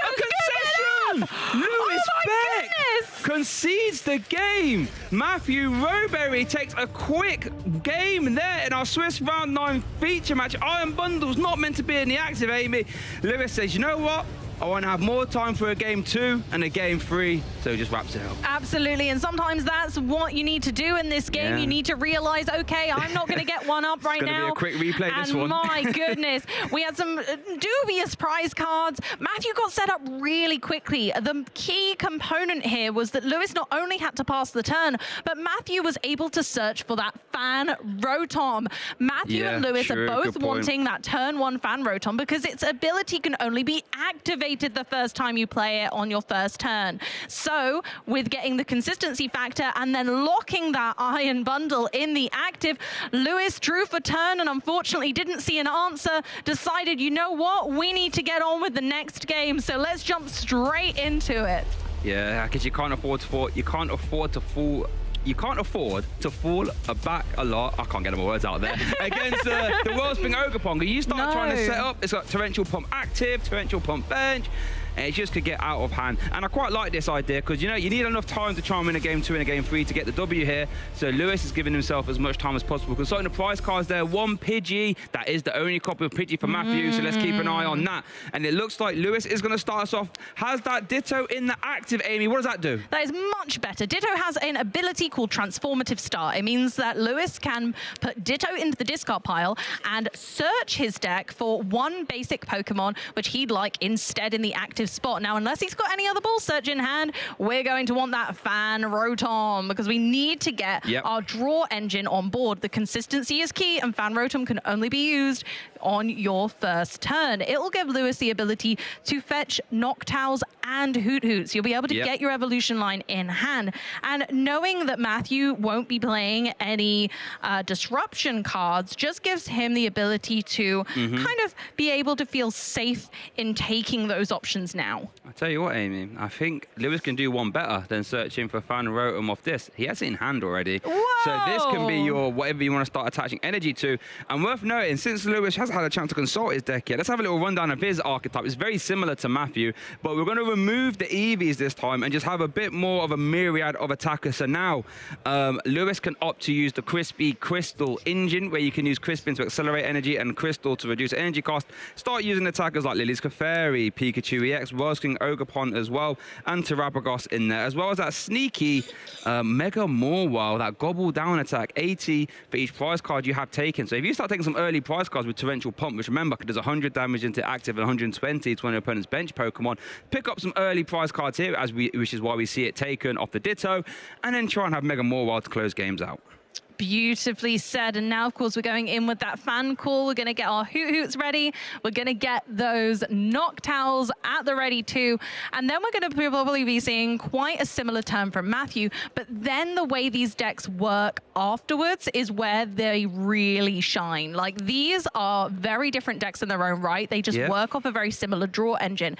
This is going to be a battle of who can manage their resources better and, you know, utilize those interesting plethora of attackers in the right moments. Yeah, but we've seen previously on the stream, you know, these sort of terrestrial box, EV box attackers, they really, energy can be really important as a resource, as you said, right? We saw, I believe, when we saw some metal energy prized earlier, Pikachu EX was a non-factor at that point, so you really need to keep an eye on all that. Terrific turn there for Lewis, ending the turn there with what? Hoot Hoot, Mew, Hoot Hoot, and the Fan Rotom is over to Matthew. Has led the Fan Call Rotom as well, so he can get off to the races here and consult his deck and work out what's in the prize cards. But yeah, I think if you're Matthew, you will take that. Worth noting, the Fan Rotom can put a bit of work in as an attacker as well. That Assault Landing, 1 energy, 70 damage, but there has to be a stadium in play. If there isn't, well, it does a whole lot of nothing, really. But as a one-prizer that can, you know, apply pressure, KO, Hoots and stuff, it's not too bad. No, absolutely. Unfortunately, Wellspring Ogerpon, you know, it does have a lot of HP. So in this particular instance, Matthew's going to be wanting to look towards something a little bit more advantageous, or maybe just create a really strong setup so that the game has legs to continue beyond this stage. The Wellspring Ogerpon is such a fearsome kind of competitor in this matchup. It's whoever kind of manages to use that to its full effect can really show why they're dominating this match. So, of course, with that in mind, Matthew's put 3 Hoot Hoot down so that only 2 might be in danger at any one time. And our first EVEX of the event. Are we going to see the... Oh, hold on a second. We're going to see the jet engines active. I'm going to retreat. Okay, got me excited there for a second. It's just debating whether he wants to do that. Remember that it is going to retreat. EX can evolve into any evolution EX because of its rainbow ability, or rainbow DNA ability, I should say. But we are just going to end the turn there. So worth noting. And that's the big difference in the matchup, right, is that Matthew has access to the Flareon and the Leafeon. And that's going to be an awkward card, the Flareon, Lewis to deal with, because 280 hit point, I think it's weak to water. Not the easiest one in the world to deal with, since Wellspring Ogerpon maxes out at doing 200 damage into the active. Absolutely, ever so true. So it's not quite enough. But even then, this Wellspring Ogerpon could put some real big damage out to start this game off, especially with an easy KO in the active already. Now, although it might not be the best Pokemon to knock out, considering how not very useful it is right now for Matthew, it is still getting right off the mark for Lewis. It's all about setting the pace, setting the tone for the match, taking 2 prize cards, and then you can jump off from there. Looks like we're going to see our first Jewel Seeker here. When you evolve into Noctowl, you have a Terra Pokemon in play. Grab any 2 trainer cards you like. Area 0 under death. That means both players now can have 8 Pokemon on their bench if they have a Terra Pokemon in play. So for Lewis, we have the Wellspring Ogerpon. For Matthew, has the EV EX right now. So that means Nest Ball is live. I wonder what he's fishing for here. There is a world in which you can grab another Noctowl and go, Sparkling Crystal plus Crispin combination, KO a Phanrotom and a Hoot Hoot perhaps. I think if we go in for the Iron Bundle, so that try and force Matthew to give up 2 Hoot Hoot. Because either Matthew has to risk it and put a 2 prize Pokemon in the active, otherwise 2 Hoot Hoot could get torrential pumped into the discard pile. Sent straight to the discard pile. That Terrestrial Pump, 100 damage into the active. Although the way he's playing his hand out, I don't think Torrential Pump is an option. I mean, we can continue to thin the hand, and then we can use Mew to draw 3 cards. So there is potential there. We can use Crispin as well, and that will not only thin the hand, but put some energy on Wellspring Mask Ogerpon. So I think at the moment, it's a thin and see where we land, because we need that Sparkling Crystal to be able to Torrential Pump this turn. Yeah, if you can find that Sparkling Crystal here, that would be huge. Terapagos, he exits the bench. Pheasantippi just debating, going to bench that as well. One more bench slot is open. And I think we are going to see the Crispin activation. Search your deck for 2 different kinds of basic energy. One goes in your hand and one gets attached to a Pokemon in any way you like. So you're essentially cheating an extra energy into play, where then, and you can grab a different color and attach that as well. So if this restart finds Sparkling Crystal, that would be huge, potentially game winning right there in its own right, denying your opponent 2 Hoot Hoot. Okay, we're changing things up. We're changing things up, Shay. We've attached 2 energy to the Terapagos, knowing that we can just start to put the pressure on that way. Still taking out a Hoot Hoot, still restricts what Matthew can do. Of course, going for the draw, it wasn't the crystal, so we don't need to worry too much about that. We've got do we have retreat? There's no Latias in play, so we can't retreat for free. Dearie me. I was about to say we need a switching card for that play. Latias hasn't been found. It's going to be a pass. Oh, this could be the opening that Matthew needs. So here's Matthew's first Noctowl of the entire set, I believe. I believe so. And going in for our first Jewel Seeker. Now, there has to be a Terra Pokemon in play, but the AVEX is a Terra Pokemon itself. So Jewel Seeker allows Matthew to take 2 trainer cards, whatever he fancies. That's pretty powerful, if you ask me. It really is. And if you're Matthew, how many times can you be 1 game up in a best of 3 without announcing Jewel Seeker? I bet that hasn't happened too often, but that is the situation he finds himself in. Off to the race with this Jewel Seeker here. It looks like he's consulting what exactly could grab, trying to work out what Pokemon has available to him. Bear in mind that Area 0 Underdepth is currently live right now, so he can fill his bench. I'm kind of intrigued to see what we're going to try and work towards here. Does have Hoot in the active still. Does have Latias EX himself, though, so can maneuver around. It looks like Crispin is going to be taken. And considering the Sparkling Crystal, so I think that's going to be our next one. And then looks like we're going to be playing that Crispin right away. Could we be going for the Lightning and Fire onto Eevee. Can we iron up the big Carnelian, Amy? We'd need to find the Flareon. We've got a Terra Orb in hand, but we've also got more Noctowl power to go. Dear me, this is... Matthew's off to the races here.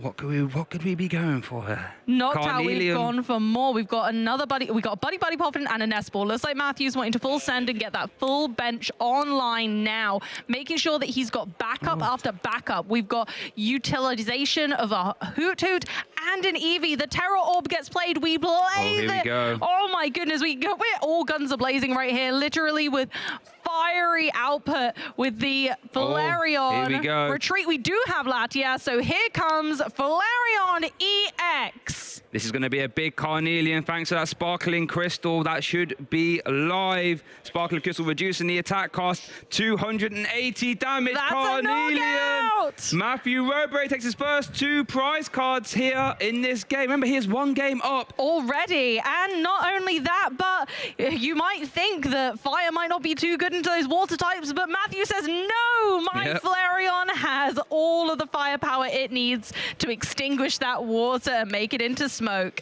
We've got Mew now in the active, and it does have a free retreat cost, so we don't need to worry too much. Matthew has a enormous bench right now, so Terrapagos will be putting out a reasonable amount of damage, actually. Yeah, that Unified beatdown 30 for each bench Pokemon you have in play. There is the Earthen Vessel. Pikachu EX come down. Now, this is interesting because one advantage, I should say, Matthew has in this matchup is the fact that Flareon EX Carnelian, we just saw it, 280 damage. That one-shots everything on Lewis's side of the field. However, he doesn't have access to Pikachu EX. Now, Pikachu EX for Lewis is the same thing. Topaz Bolt does 200 damage. However, it's got that Resolute Heart ability, which means it cannot be one-hit KO'd, because if it was going to get KO'd when it had 4 hit points, it goes down to 10 instead. So you can always see the counters to the counters and the wrinkles to the wrinkles. And I'm intrigued to see how this pans out. Bear in mind, Carnelian's text is it cannot attack next turn. So that was a rough Mew restart. What did we see there? What did we see? He's not confused. We haven't got anything going on in the hand so far, Shay. It's all down to this. We've got a Noctowl. We've got a Noctowl. Okay, this could be it. I was thinking we might be in trouble there, but the Pheasantipity has come through. We finally have a Noctowl. We can start getting an attacker on the board, get that Sparkling Crystal. Looks like it might be a Pikachu angle here, like you say, Shay. Yeah, we could be seeing the one-hit KO merchants just trading blows with each other. Jewel Seeker is going to conclude grabbing that crispy crystal combination. Sparkling Crystal reducing the attack cost by any color to the terrestrial Pokemon it is attached to. So I'm thinking we're going to see some energy getting attached to that Pikachu EX. We're going to see Sparkling Crystal reduce the attack cost, and that means Topaz Bolt will be live for 2 energy, and that does a monumental 300 damage. Now, Shay, Pikachu has that Resolute Heart ability, so it's going to be harder for Matthew to make a comeback now. Maybe this is that pace of play that Lewis needs to bring this back, to give him the advantage to continue on playing. Here we go with the attachment from Crispin, the Sparkling Crystal. Mew already has free retreat. We can go into Pikachu. Here we go. And we go for a whopping 300 damage with Topaz Bolt. That is honestly a massive attack. Not only, I mean, it does reduce all your energy, of course, but Matthew, look at his board. There's no energy attached. It only has access to 2 Hoot this turn. Oh, and has to discard because that was the only terrestrial Pokemon in play as well. That Latias has been discarded. So true. So we've gone into the Fan Rotom. Maybe there's an angle here for using Assault Landing just to pop the Resolute Heart ability, just to get a bit of damage on the board on Pikachu so that it is able to be knocked out next turn. I think that's all we're going to see here. Worth noting, Matthew did take the Pidgey out of the prize card, so has benched that, so Pidgeot will become an option at some point. But as you rightfully said, that Resolute Heart ability is null and void now. That Pikachu EX will get sent to the discard pile when it's taken enough damage. Is over to Lewis. Hasn't got the greatest, has got the Unified Beatdown online for sure. Hasn't got Latias still though, so won't be able to get Pikachu out the active. Has a 1 retreat cost, I believe, yet. Yeah, so, 1. We do have a Noctowl potentially because we've got an Ultra Ball. We do have a Hoot, so we can make a Noctowl. We can look into possibly putting more energy on the Pikachu and going again. But I think it feels wasteful, right? This Rotom. Prize card, 1 prize card for a Rotom. That's the situation Matthews tried to force Lewis into. Lewis ideally wants to take 2 prize cards here, so doing anything less just feels so wasteful. So eyeing up the potential Latias. We'll need to try and maneuver out the active. Boss's orders being eyed up here as well. I think he's just trying to work out. It's going to Ultra Ball for Latias. So that's Skyliner ability. All your basic Pokemon have no retreat cost. And it looks like, we've already got a Noctowl in hand, so we're going to go for that now. And then we're probably going to take that Boss's orders. Of course, going in for that Boss's orders. And, saying that though, Matthew actually has claimed a single prize board state because of discarding that Latias EX. So there's no very obvious clever here, I mean, you can make an argument for Hoo or Pidgey. I mean, you could maybe even make the argument for Eevee. All of them are viable options. I think the only one you never really KO is a Noctowl. I think we can leave that one. It's like Boss's orders is being taken. I wonder what the second target is. Worth noting now, Lewis has no Hoot Toot in play now, so Jewel Seeker is offline. We'll have to allow him restart and flip the script. Remember, flip the script is not live. There was no KO on last turn for Matthew, so we're going to take the double supporter, Boss's orders plus Crispin.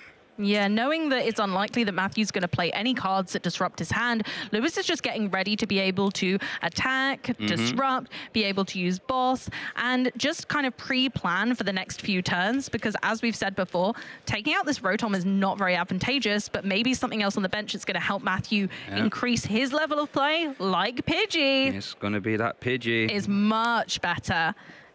There we go. Unified Beatdown is online. 30 for each bench Pokemon. As you can see, there's a myriad of bench Pokemon there. That's a lot of damage. And we know how strong Pidgeot EX can be. So Lewis saying, I'm not letting you have that quick search, unfortunately, Matthew. Going to turn attach to Pikachu EX. Consult the discard pile here. But it looks like, yeah, that's what we're going to see. Unified Beatdown for the KO. 3 prize cards left for Lewis to take. Is over to Matthew.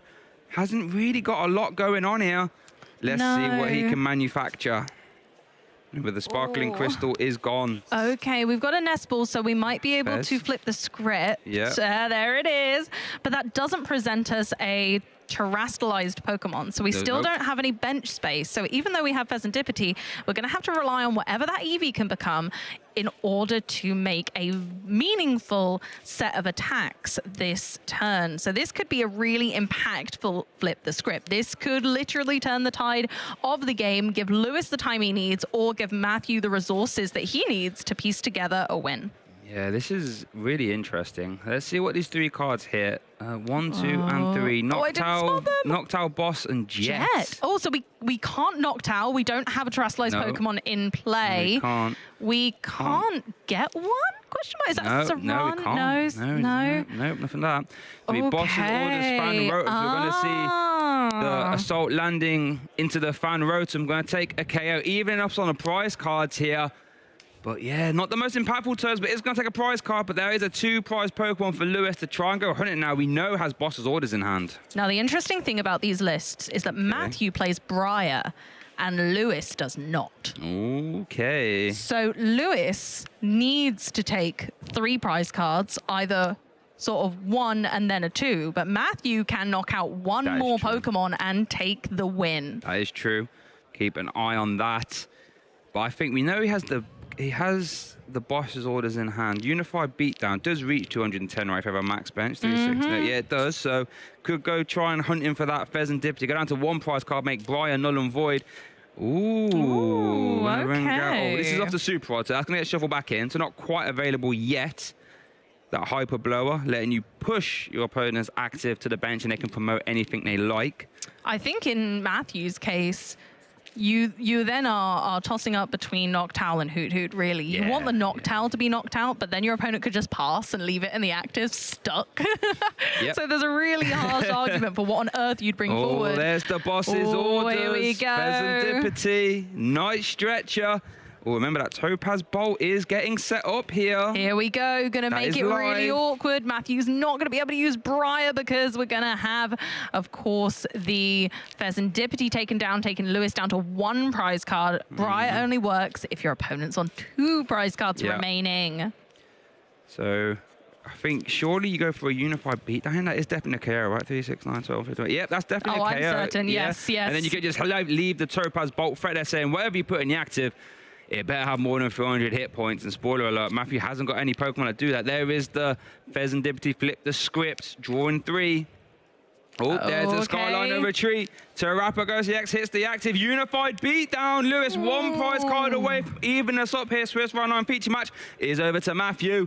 What can he... Oh, and it's going to be the concession. Taking it to a game 3, Matthew and Lewis proving which version of this deck is truly the champion. Lewis just skewing the prize cards there to make it really difficult for Matthew to bring it back. Yeah, fantastic show in there from Lewis. Composed himself after that non-game in game 1. and was able to march his way to victory. Here we saw the Crispin powering up that Terabagos, I should say. Unified beatdown, not an attack we see terribly often. Here's one we do see though, Topaz Bolt immediately discarding that Flareon and taking that Sparkling Crystal with it. And from there, Matthew was immediately on the back foot, having to discard Pokemon thanks to the Area 0 Underdepth, and wasn't really able to manufacture a big attack. You know, we saw what, an Assault landing, we saw an energy attached to Eevee, and that was it. Lewis said, no Pidgeot for you. Unified beat down that, and then Lewis was able to just steam ahead. Absolutely. Without the flexibility of being able to use Quick Search or even a Noctowl due to not having a terrestrialized Pokemon in play, Matthew was kind of left high and dry in the end. Pheasantipity got pulled into the active beyond its will. And of course, then we were able to close out with a Terrapagos, which just left Lewis with one prize card remaining to take. Matthew checked that top deck to check if it was going to change things around, but unfortunately, it was not meant to be, and we're on to a game 3. Oh boy, so the battle of the Terra box versus Eevee box is going down to a game 3, a best of 1 scenario essentially. Just showing you how close these decks are, and it's interesting because you think the Flareon could be the advantage, right? Carnelian, Burnt attached energy, but then Pikachu just sends it discard pole. Latias in the prizes, and the Pikachu, bundle. And the Iron Bundle. Oh my goodness. And for Matthew, nothing too bad, the Flareon, but does play... One Flareon, so we're okay. 2 Crispin in the prizes for Matthew, but it looks like, here we go, game 3, Swiss round 9 feature match here at the Gdansk Regional Championship. Matthew has opened that Wellspring Ogerpon. You love that. Ultra Ball being used. Now, does he have energy to attack? Oh, that hand, actually. Wait, getting rid of a Noctowl. That hand didn't look too clever to me. It really didn't. And unfortunately, with 2 Crispin prize, that's all Matthew plays in regards to energy acceleration. It's just 2 Crispin in the list. So Matthew is going to have to be quite clever with his energy attachments here and give them really full value and possibly even stall out with this Ogerpon for a little while. Unfortunately, the effect of Sob does not remain when Hoot Hoot evolves. Yep, that is a great point. And yeah, I guess because you're relying on using Burning Charge, attack we haven't seen so far in this best of 3, but for 2 energy, Flareon does 130 damage and accelerates 2 basic energy to your Pokemon. So it can be a bit more reliant on that if you play it, of course. Looks like we might be needing to take an Eevee with this, but we've opted for has Eevee in hand already. Oh, brilliant. So we do have the Eevee potential. We've got Pidgey. There's potential here for the Crispin not to matter too much at this point in time, thanks to our Flareon. But it's certainly not looking the best. Not the best. Does have another copy of Noctowl, though, so can evolve into Flareon and activate Jewel Seeker. I actually didn't spot that on the first time I looked at the hand, so not the end of the world. It's over to Lewis, though, who also opens Fancool Rotom as well. Hoot Hoot in the active. Fancool activates. Search your deck for 3 colors, Pokemon 100 hit points or less, I should say, and put them in your hand. Honestly, it's the backbone of this deck. That Fan Rotom is necessary. We need him first turn, and that is it. There is no doubt that these decks work best when they have Fan Rotom on their side. And what better way to showcase a game 3 here in Gdansk, Poland, than to give both of these decks that first turn 1 Fan Rotom to see which one can make use of it best. Yep. That's what you want in a game 3. Both players to set up. So, we have a good slog of a battle. That fan call is going to conclude for, it looks like, Hoot Hoot, Noctowl, and Ditto. Now, remember, Ditto, thanks to that transformative start ability, can turn itself into whatever you like, provided you can get it into the active spot. So I would imagine, well, I would say we can't use Latias. That's currently in the prize cards right now. So we would have to see a turn attachment and a retreat or a jet energy as well. Let's see how Lewis can get this in the active. Ooh, a Ditto as well, so we can retreat the Hoot Hoot and transformative start. Yep, so there we go. There's the attach, retreat into Ditto for transformative start. I imagine to get a Terra Pokemon in play so that these Hoot Hoot can actually be useful next turn. So this might be a Wellspring Ogerpon as well. Yep. Could be, but bear in mind, we did see the turn attachment. Unless you also use Sparkling Crystal, we're not going to see a sob from Lewis. And I imagine he doesn't want to commit the Sparkling Crystal, well, this early on. And just a sob, we want to hold on to that. Oh, it's a tough choice between the Terrapagos and the Wellspring Ogerpon. They've gone for the Terrapagos out of Ditto. So getting that Terra Pokemon in play so that next turn we can start using our Noctowl. Now, considering a third Hoot Hoot, I was going to say, trying to bench the Noctowl. He realised. Could you imagine that on a basic? Just bench of grab Jewel Seeker. That would be good. Okie dokie. It looks like it's a time to pass back over to Matthew and see whether he can take advantage of the fact that Lewis doesn't have much protection for those Hoot Hoot right now. So we had Area 0 Underdepths as the top deck. Yep, Jewel Seeker is live. Matthew, you do have that Wellspring Ogre there. Don't worry about that.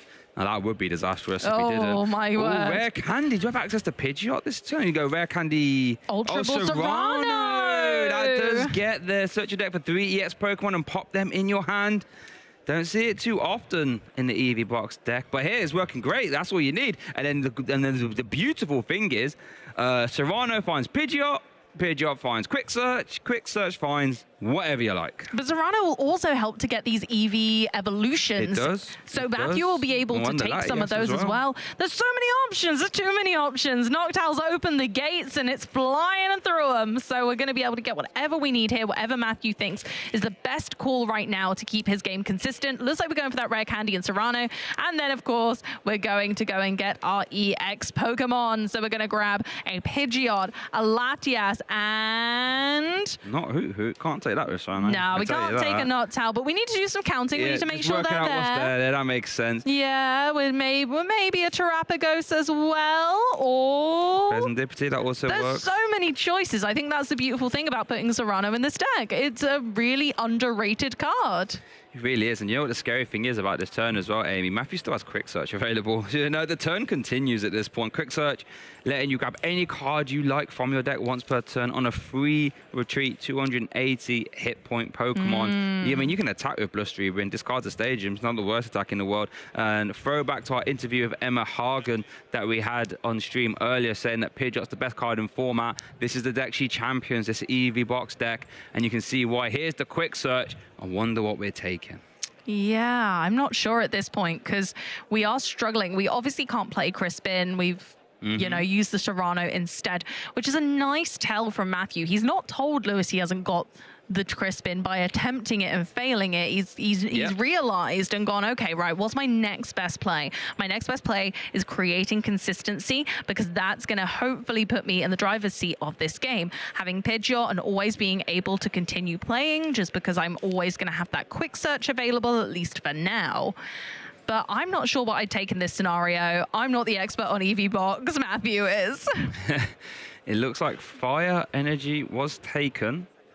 So you do need a Fire Energy, of course, to attack with Burning Charge. There is the turn attachment of the Fire Energy. Oh, no, taking it back. Considering it. You do have Flareon in hand. Does play 2 copies. It is our first game of Phase 2. Every play does matter. So taking your time to consider maybe which energy needs to be attached where and when is a really important factor.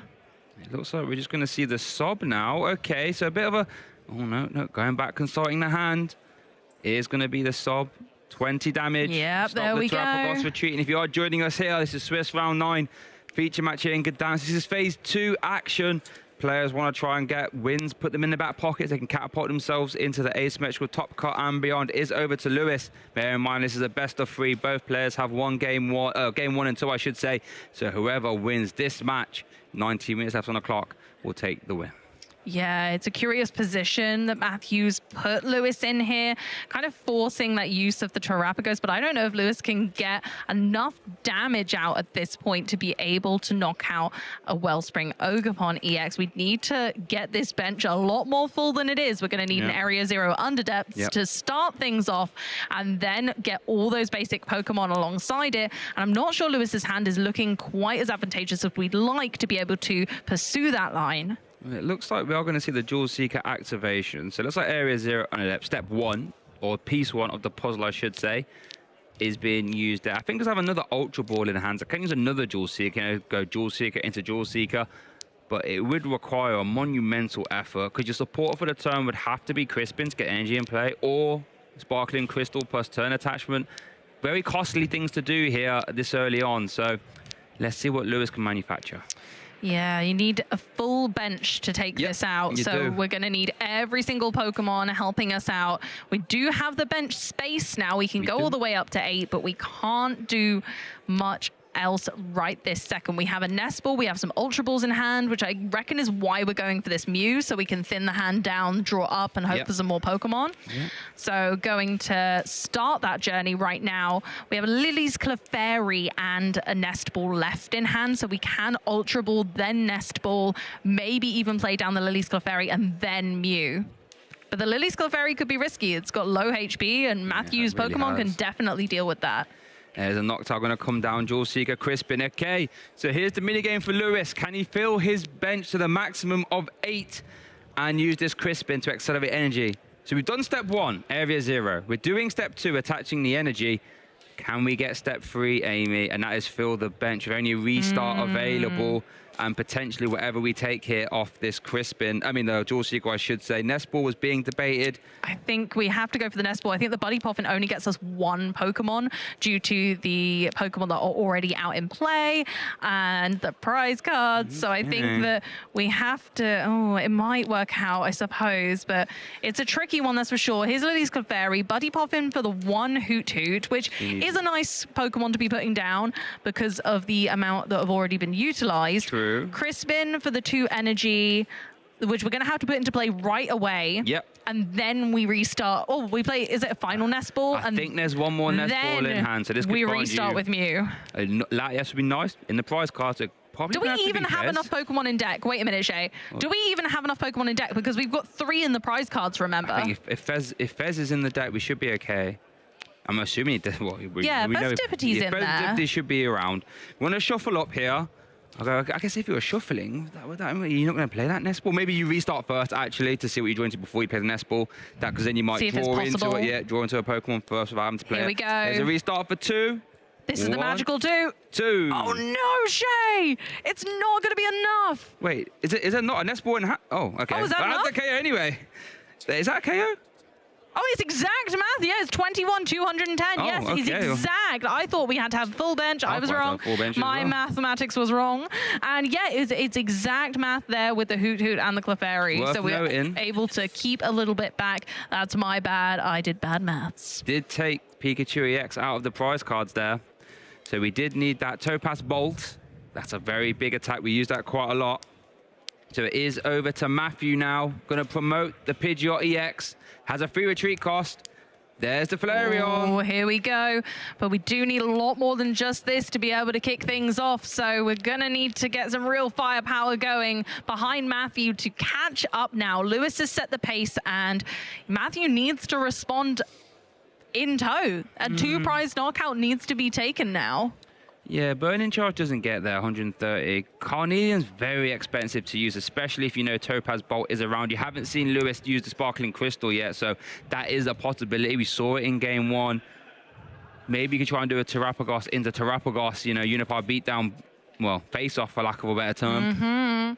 But it looks like we might need to use that Sparkling Crystal because we still don't have access to any Crispin. Oh, yeah, of course we don't because they're in the prize cards, yeah.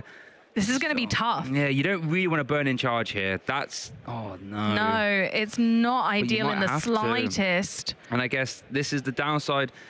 When you haven't got, maximum copies of Crispin, you are relying on burn-in charge. You might have to use it in situations where you don't really want to.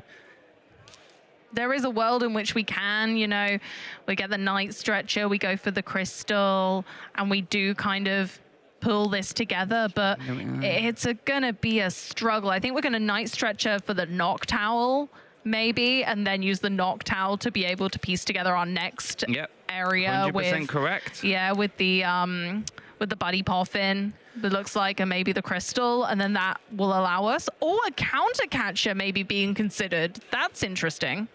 Yeah, I don't mind a counter catcher. No, I don't Crystal mind. counter catcher. Maybe we are going for a bit of a Flareon angle here. Maybe trying to kind of bring something into the active. Yeah, you can KO a Hoot Hoot with burn-in charge, right? And just hope that your Lewis can't piece together a Topaz Bolt. It's very possible. There is the counter catcher onto the Hoot Hoot.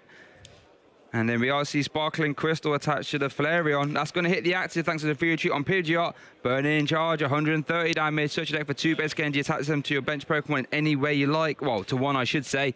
So there is the KO. 1 prize card for Matthew. Let's see what his energy are and where they're going to go. We went for Crispin with extra steps, aka Flareon's first attack there.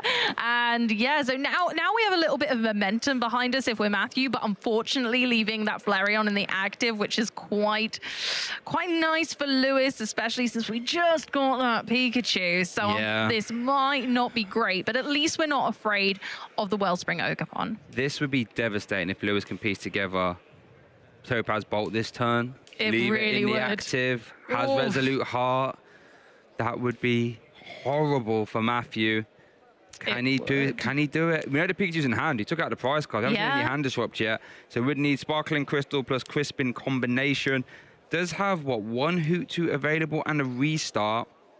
And then we might be able to get a Pheasantipity here now, and then that gives us an extra 3 cards. So Knockout was taken, so we do have that available. Topaz Bolt, there's the Earthen Vessel. Finning is winning. Fin the deck. Well, remember, got to be careful, actually, because you do need the energy in deck for Crispin. Yeah, you definitely do. You need as much as you can. Wait a minute. We're seeing a turn attach to Lily's Clefairy. Full Moon Wonder. Was it 20 plus 40, right? It's 20 plus 20 for each benched Pokemon, yours and your opponent. Oh, yours and your opponent's. Hold on, here we go. So what we got? 2, 4, 6, 8, 10, 12, 140, 160, 180, 220, 240. Oh, yeah. Yeah. That's enough, thanks to the Area Zero. Area Zero Underdepths working for you and your opponent is coming in useful here. Lily's Clefairy in plenty of range for our Flareon EX at this stage. And we're able to use Pheasantipity. We got the Crystal as well.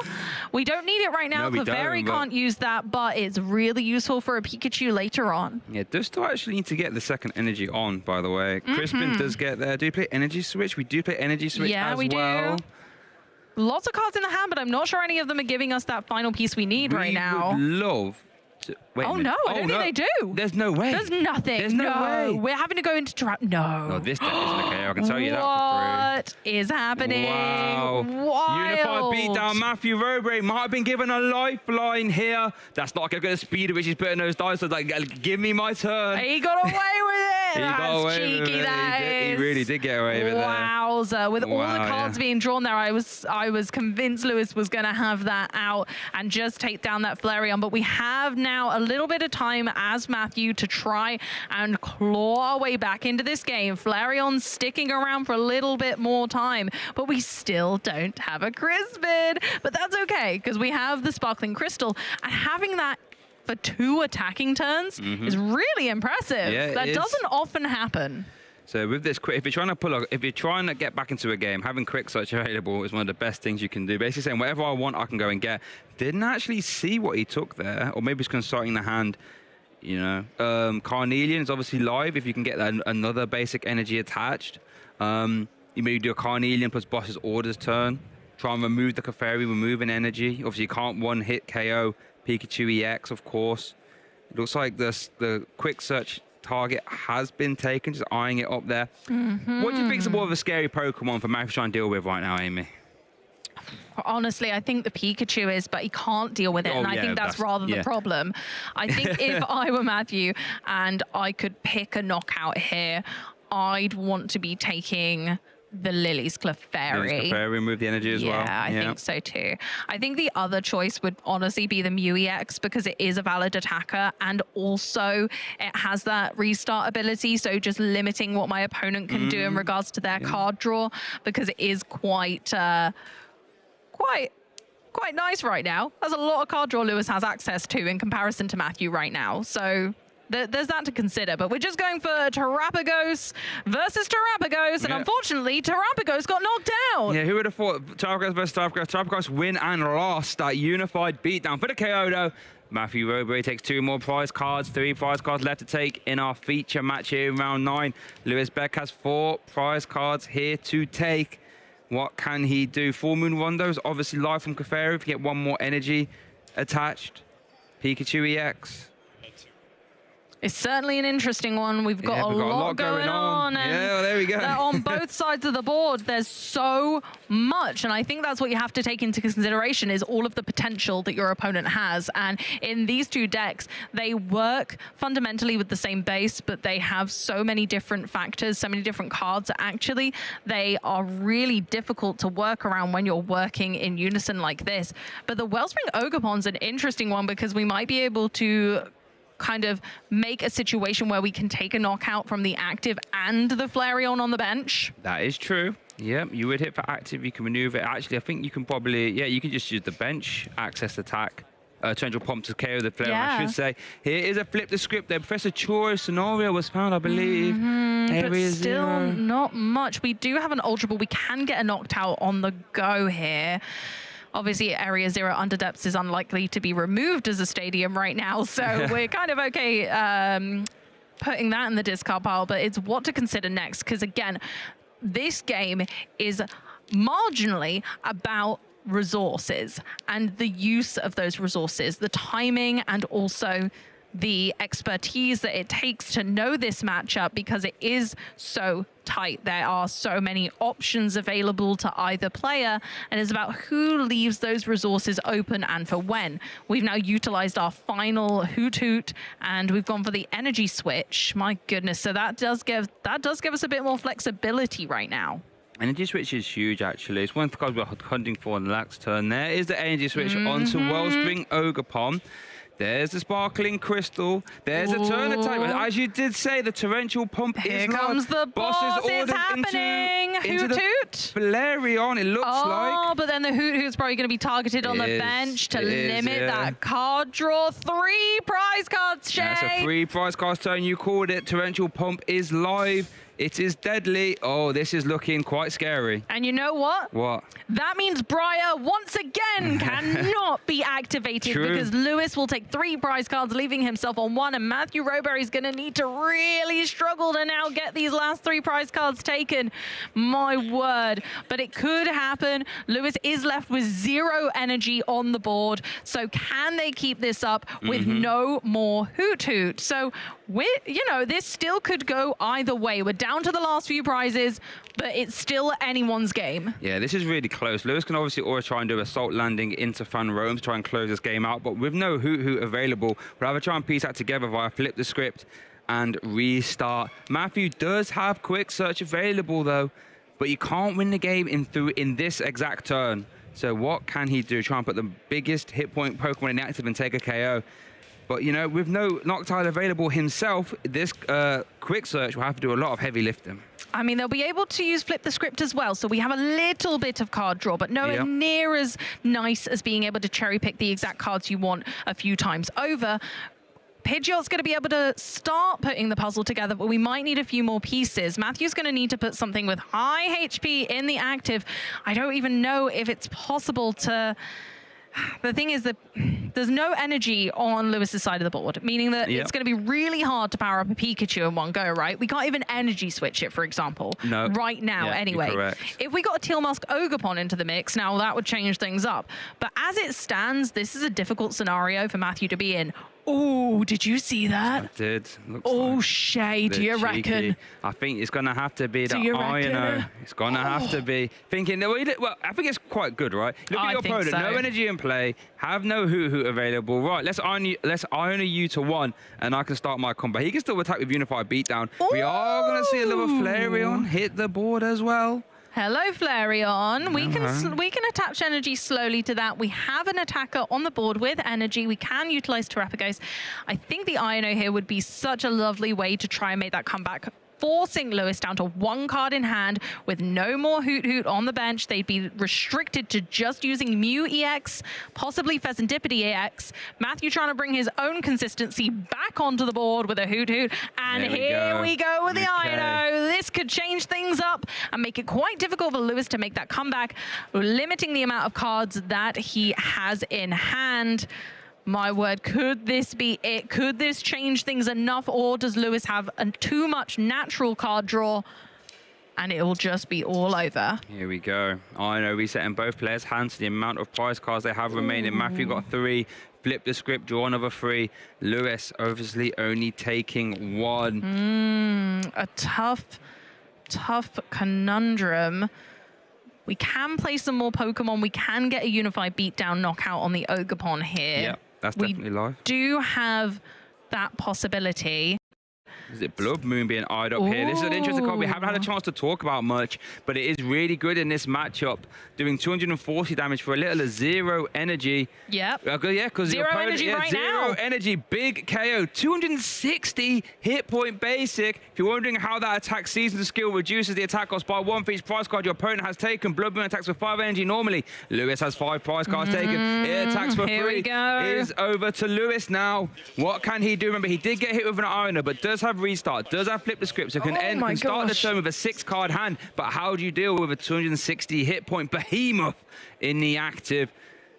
Frustratingly, there is a boss's orders in hand, but no Pokemon that can do anything against the ones in play. Oh, that's it! That's a detached to a Fan Rotom and a boss for game. And the boss is, the assault landing into Fan Rotom. There is the turn attachment. There's the boss orders into Hoot Hoot. And Lewis Beck takes our Swiss Round 9 feature match here in Gdansk. Congratulations. Absolutely phenomenal plays from both players, but Lewis just brought it forward with that Terra Box style deck that we have grown to love. And that is his first win in Phase 2 here in Gdansk. Let's look at that replay, Shay. Yeah, and this game 1 is going to be a fairly quick replay, I can tell you that. Lewis didn't really have a lot going on. Matthew was able to get off to the races, Fan Rotom immediately. And then, getting a setup, getting a Pidgey, getting a Hoot Hoot. This was the saw block, leaving that Iron Bundle in the doesn't want to be there, I can tell you that. Lewis could consult the hand, had a Crispin and said, you know what? I need enough time for a game 2 and a game 3, so let's wrap this one up here. Absolutely, and it did him well. We can say that for certainty now. As we saw in game 2, he was able to piece together some impressive combos of attacks, even though Matthew really took that kind of strong start by taking the first 2 prize cards. Lewis was able to use Pikachu with its Resolute Heart ability to really stifle Matthew's progress, and unfortunately Matthew was left with no terrestrialized Pokemon in play, and that really turned the tide. It gave Lewis time. Matthew wasn't able to draw into a terrestrial Pokemon. We weren't able to access Pidgey, and it just went on from there, and it got pretty dangerous as Matthew's 2 prize Pokemon were knocked out again and again. And impressively, in both matches, Lewis was able to never give Matthew the opportunity to Briar.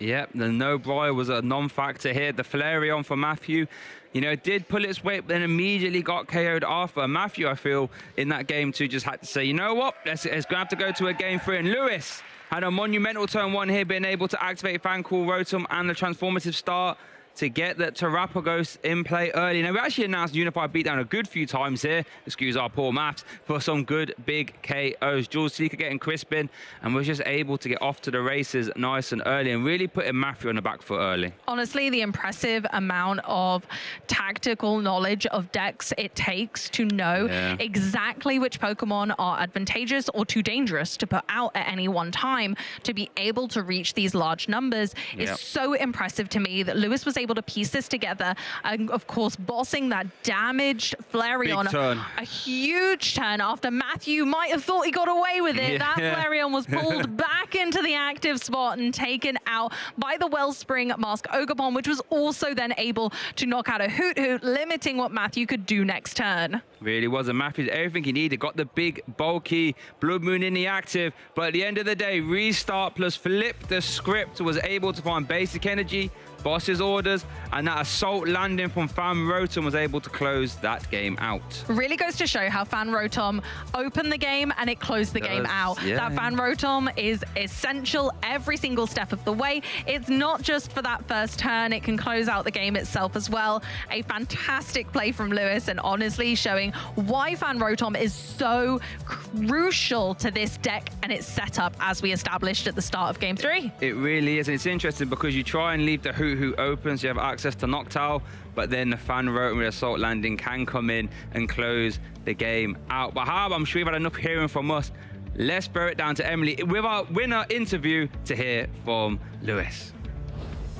Thank you so much, casters. I'm Emily here in the lounge with our winner of our last stream round, Lewis Beck. How are you feeling? Exhausted. I just want to go to bed. It's pretty fair. Now, honestly, going back into game one, we saw a sob on Iron Bundle straight into a concession. What were your feelings during, just 2 opening turns in that game one?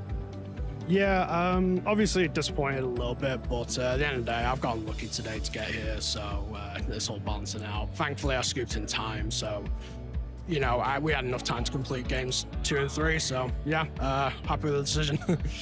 That's absolutely fair. Now, did you attend Lille Regionals last week by any chance? No, I did not. Okay, this is my first regional this year. Okay, all right. I was about to say, what a great run if this is your first regional. Regardless, though, you're going into phase 2 at 8-1 here. Have you had much practice in the Terrabox versus Eevee's matchup? Definitely not, no. Thankfully, their deck is a little bit similar to mine. Like, they have the Oakball, they have the Noctowls, so it's kind of like I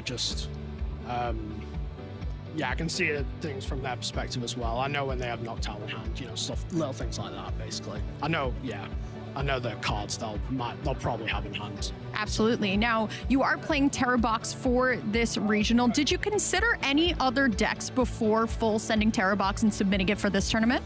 Yeah, so I was thinking, basically everything. I like Dragapult, I like Charizard, but I don't know. I kind of just felt that Terrabox would be good due to basically all the Dragapults doing well last tournament in Lille, and so people would be more likely to put in Psyduck instead of the Shaman to block the Water Ogerpon. That was basically my rationale for playing this deck. Well, Lewis, I don't want to keep you any much longer. As you said, you are exhausted. It has been a couple of hours here in Gdansk, here in the convention center. So any shout outs you want to give before we let you go off for the day? Yep, just want to shout out AJTCG, LDG, Fazback, all the friends who made it there. I could go on, but I could go on. So many people. Well, thank you so much, Lewis. Good luck tomorrow. We hope to see you in that A-Sim or even that top cut. Awesome. Thank you. Let's go!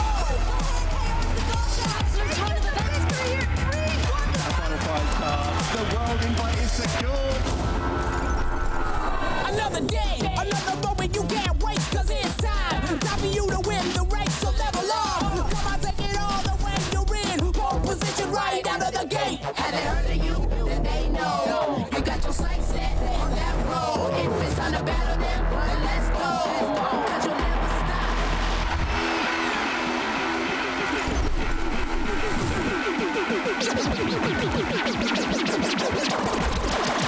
Show them what you got. Yeah, they already know. You got your sights set on victory road. Show them what you got. Yeah, they already know. You got your sights set on victory road.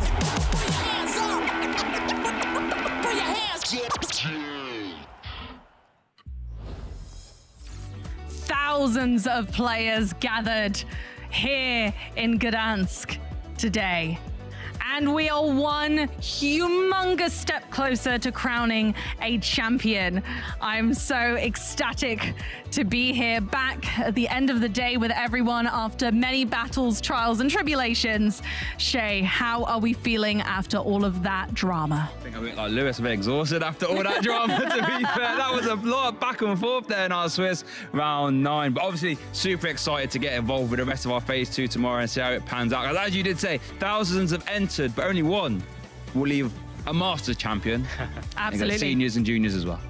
Alex, have you got a highlight from today? There's so much to actually think back on. I mean, I have fondness of actually being able to cast alongside Emily, of course. We had a pretty cool, interesting game that was like really hard to work out. And for me, it's just like thinking of all the different lines. I think it was confusing both of us at the same time. But yeah, I mean, I just enjoyed the whole tournament. We've got so much more to look forward to as well.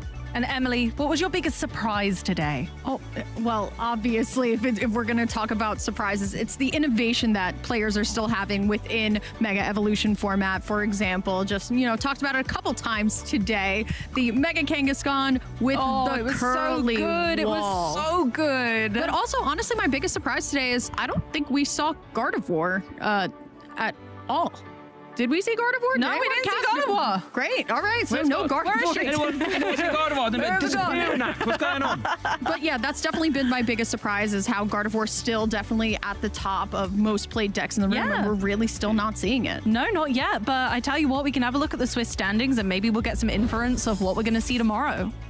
Yeah, Let's have a gander. There's some fantastic players at the end of Swiss round 9. I actually know the person who's number 1 is a Gardevoir player, Max Roberts, I'm pretty sure. Oh, there we go. There it is. I had a chance to go walk around the tables just to kind of just have a little see how players are doing and sort of feeling heading into the first round of phase 2. But yeah, there's some incredible names there. We've seen many of these players on those top tables on the stream feature matches before. We just saw, of course, Lewis Beck completing a great little series there on stream. But we've also got players like Bert Walters, Nicolina Pedersen there in 16 is another player to kind of keep an eye out for. But there's so many, not just the players on this list, but that we need to look forward to tomorrow as well. You're so right. And all things considered, the players have done absolutely fantastic.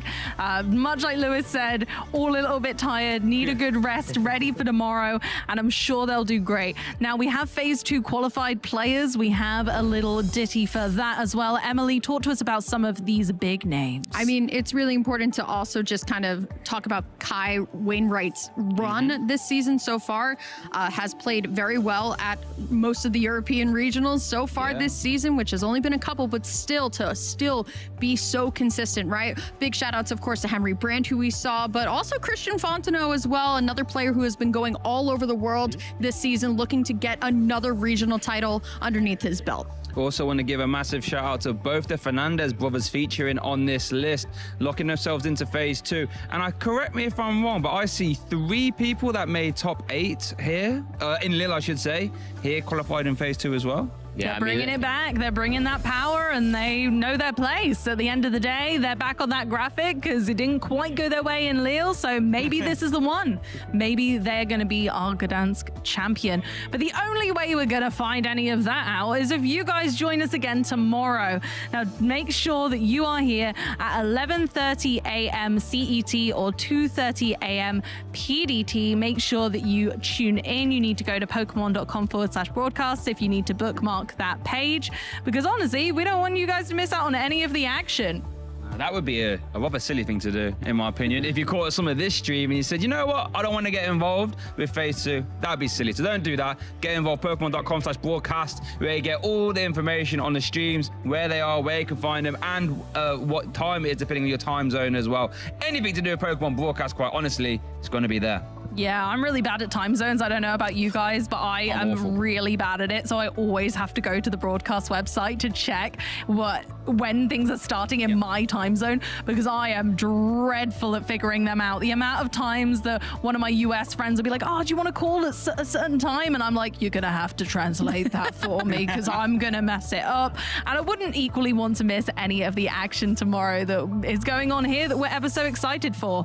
And don't forget, we've also got our Twitch schedule in general. We've got lots of interesting thrills and chills out there for you. Shay, tell me what you're going to be watching.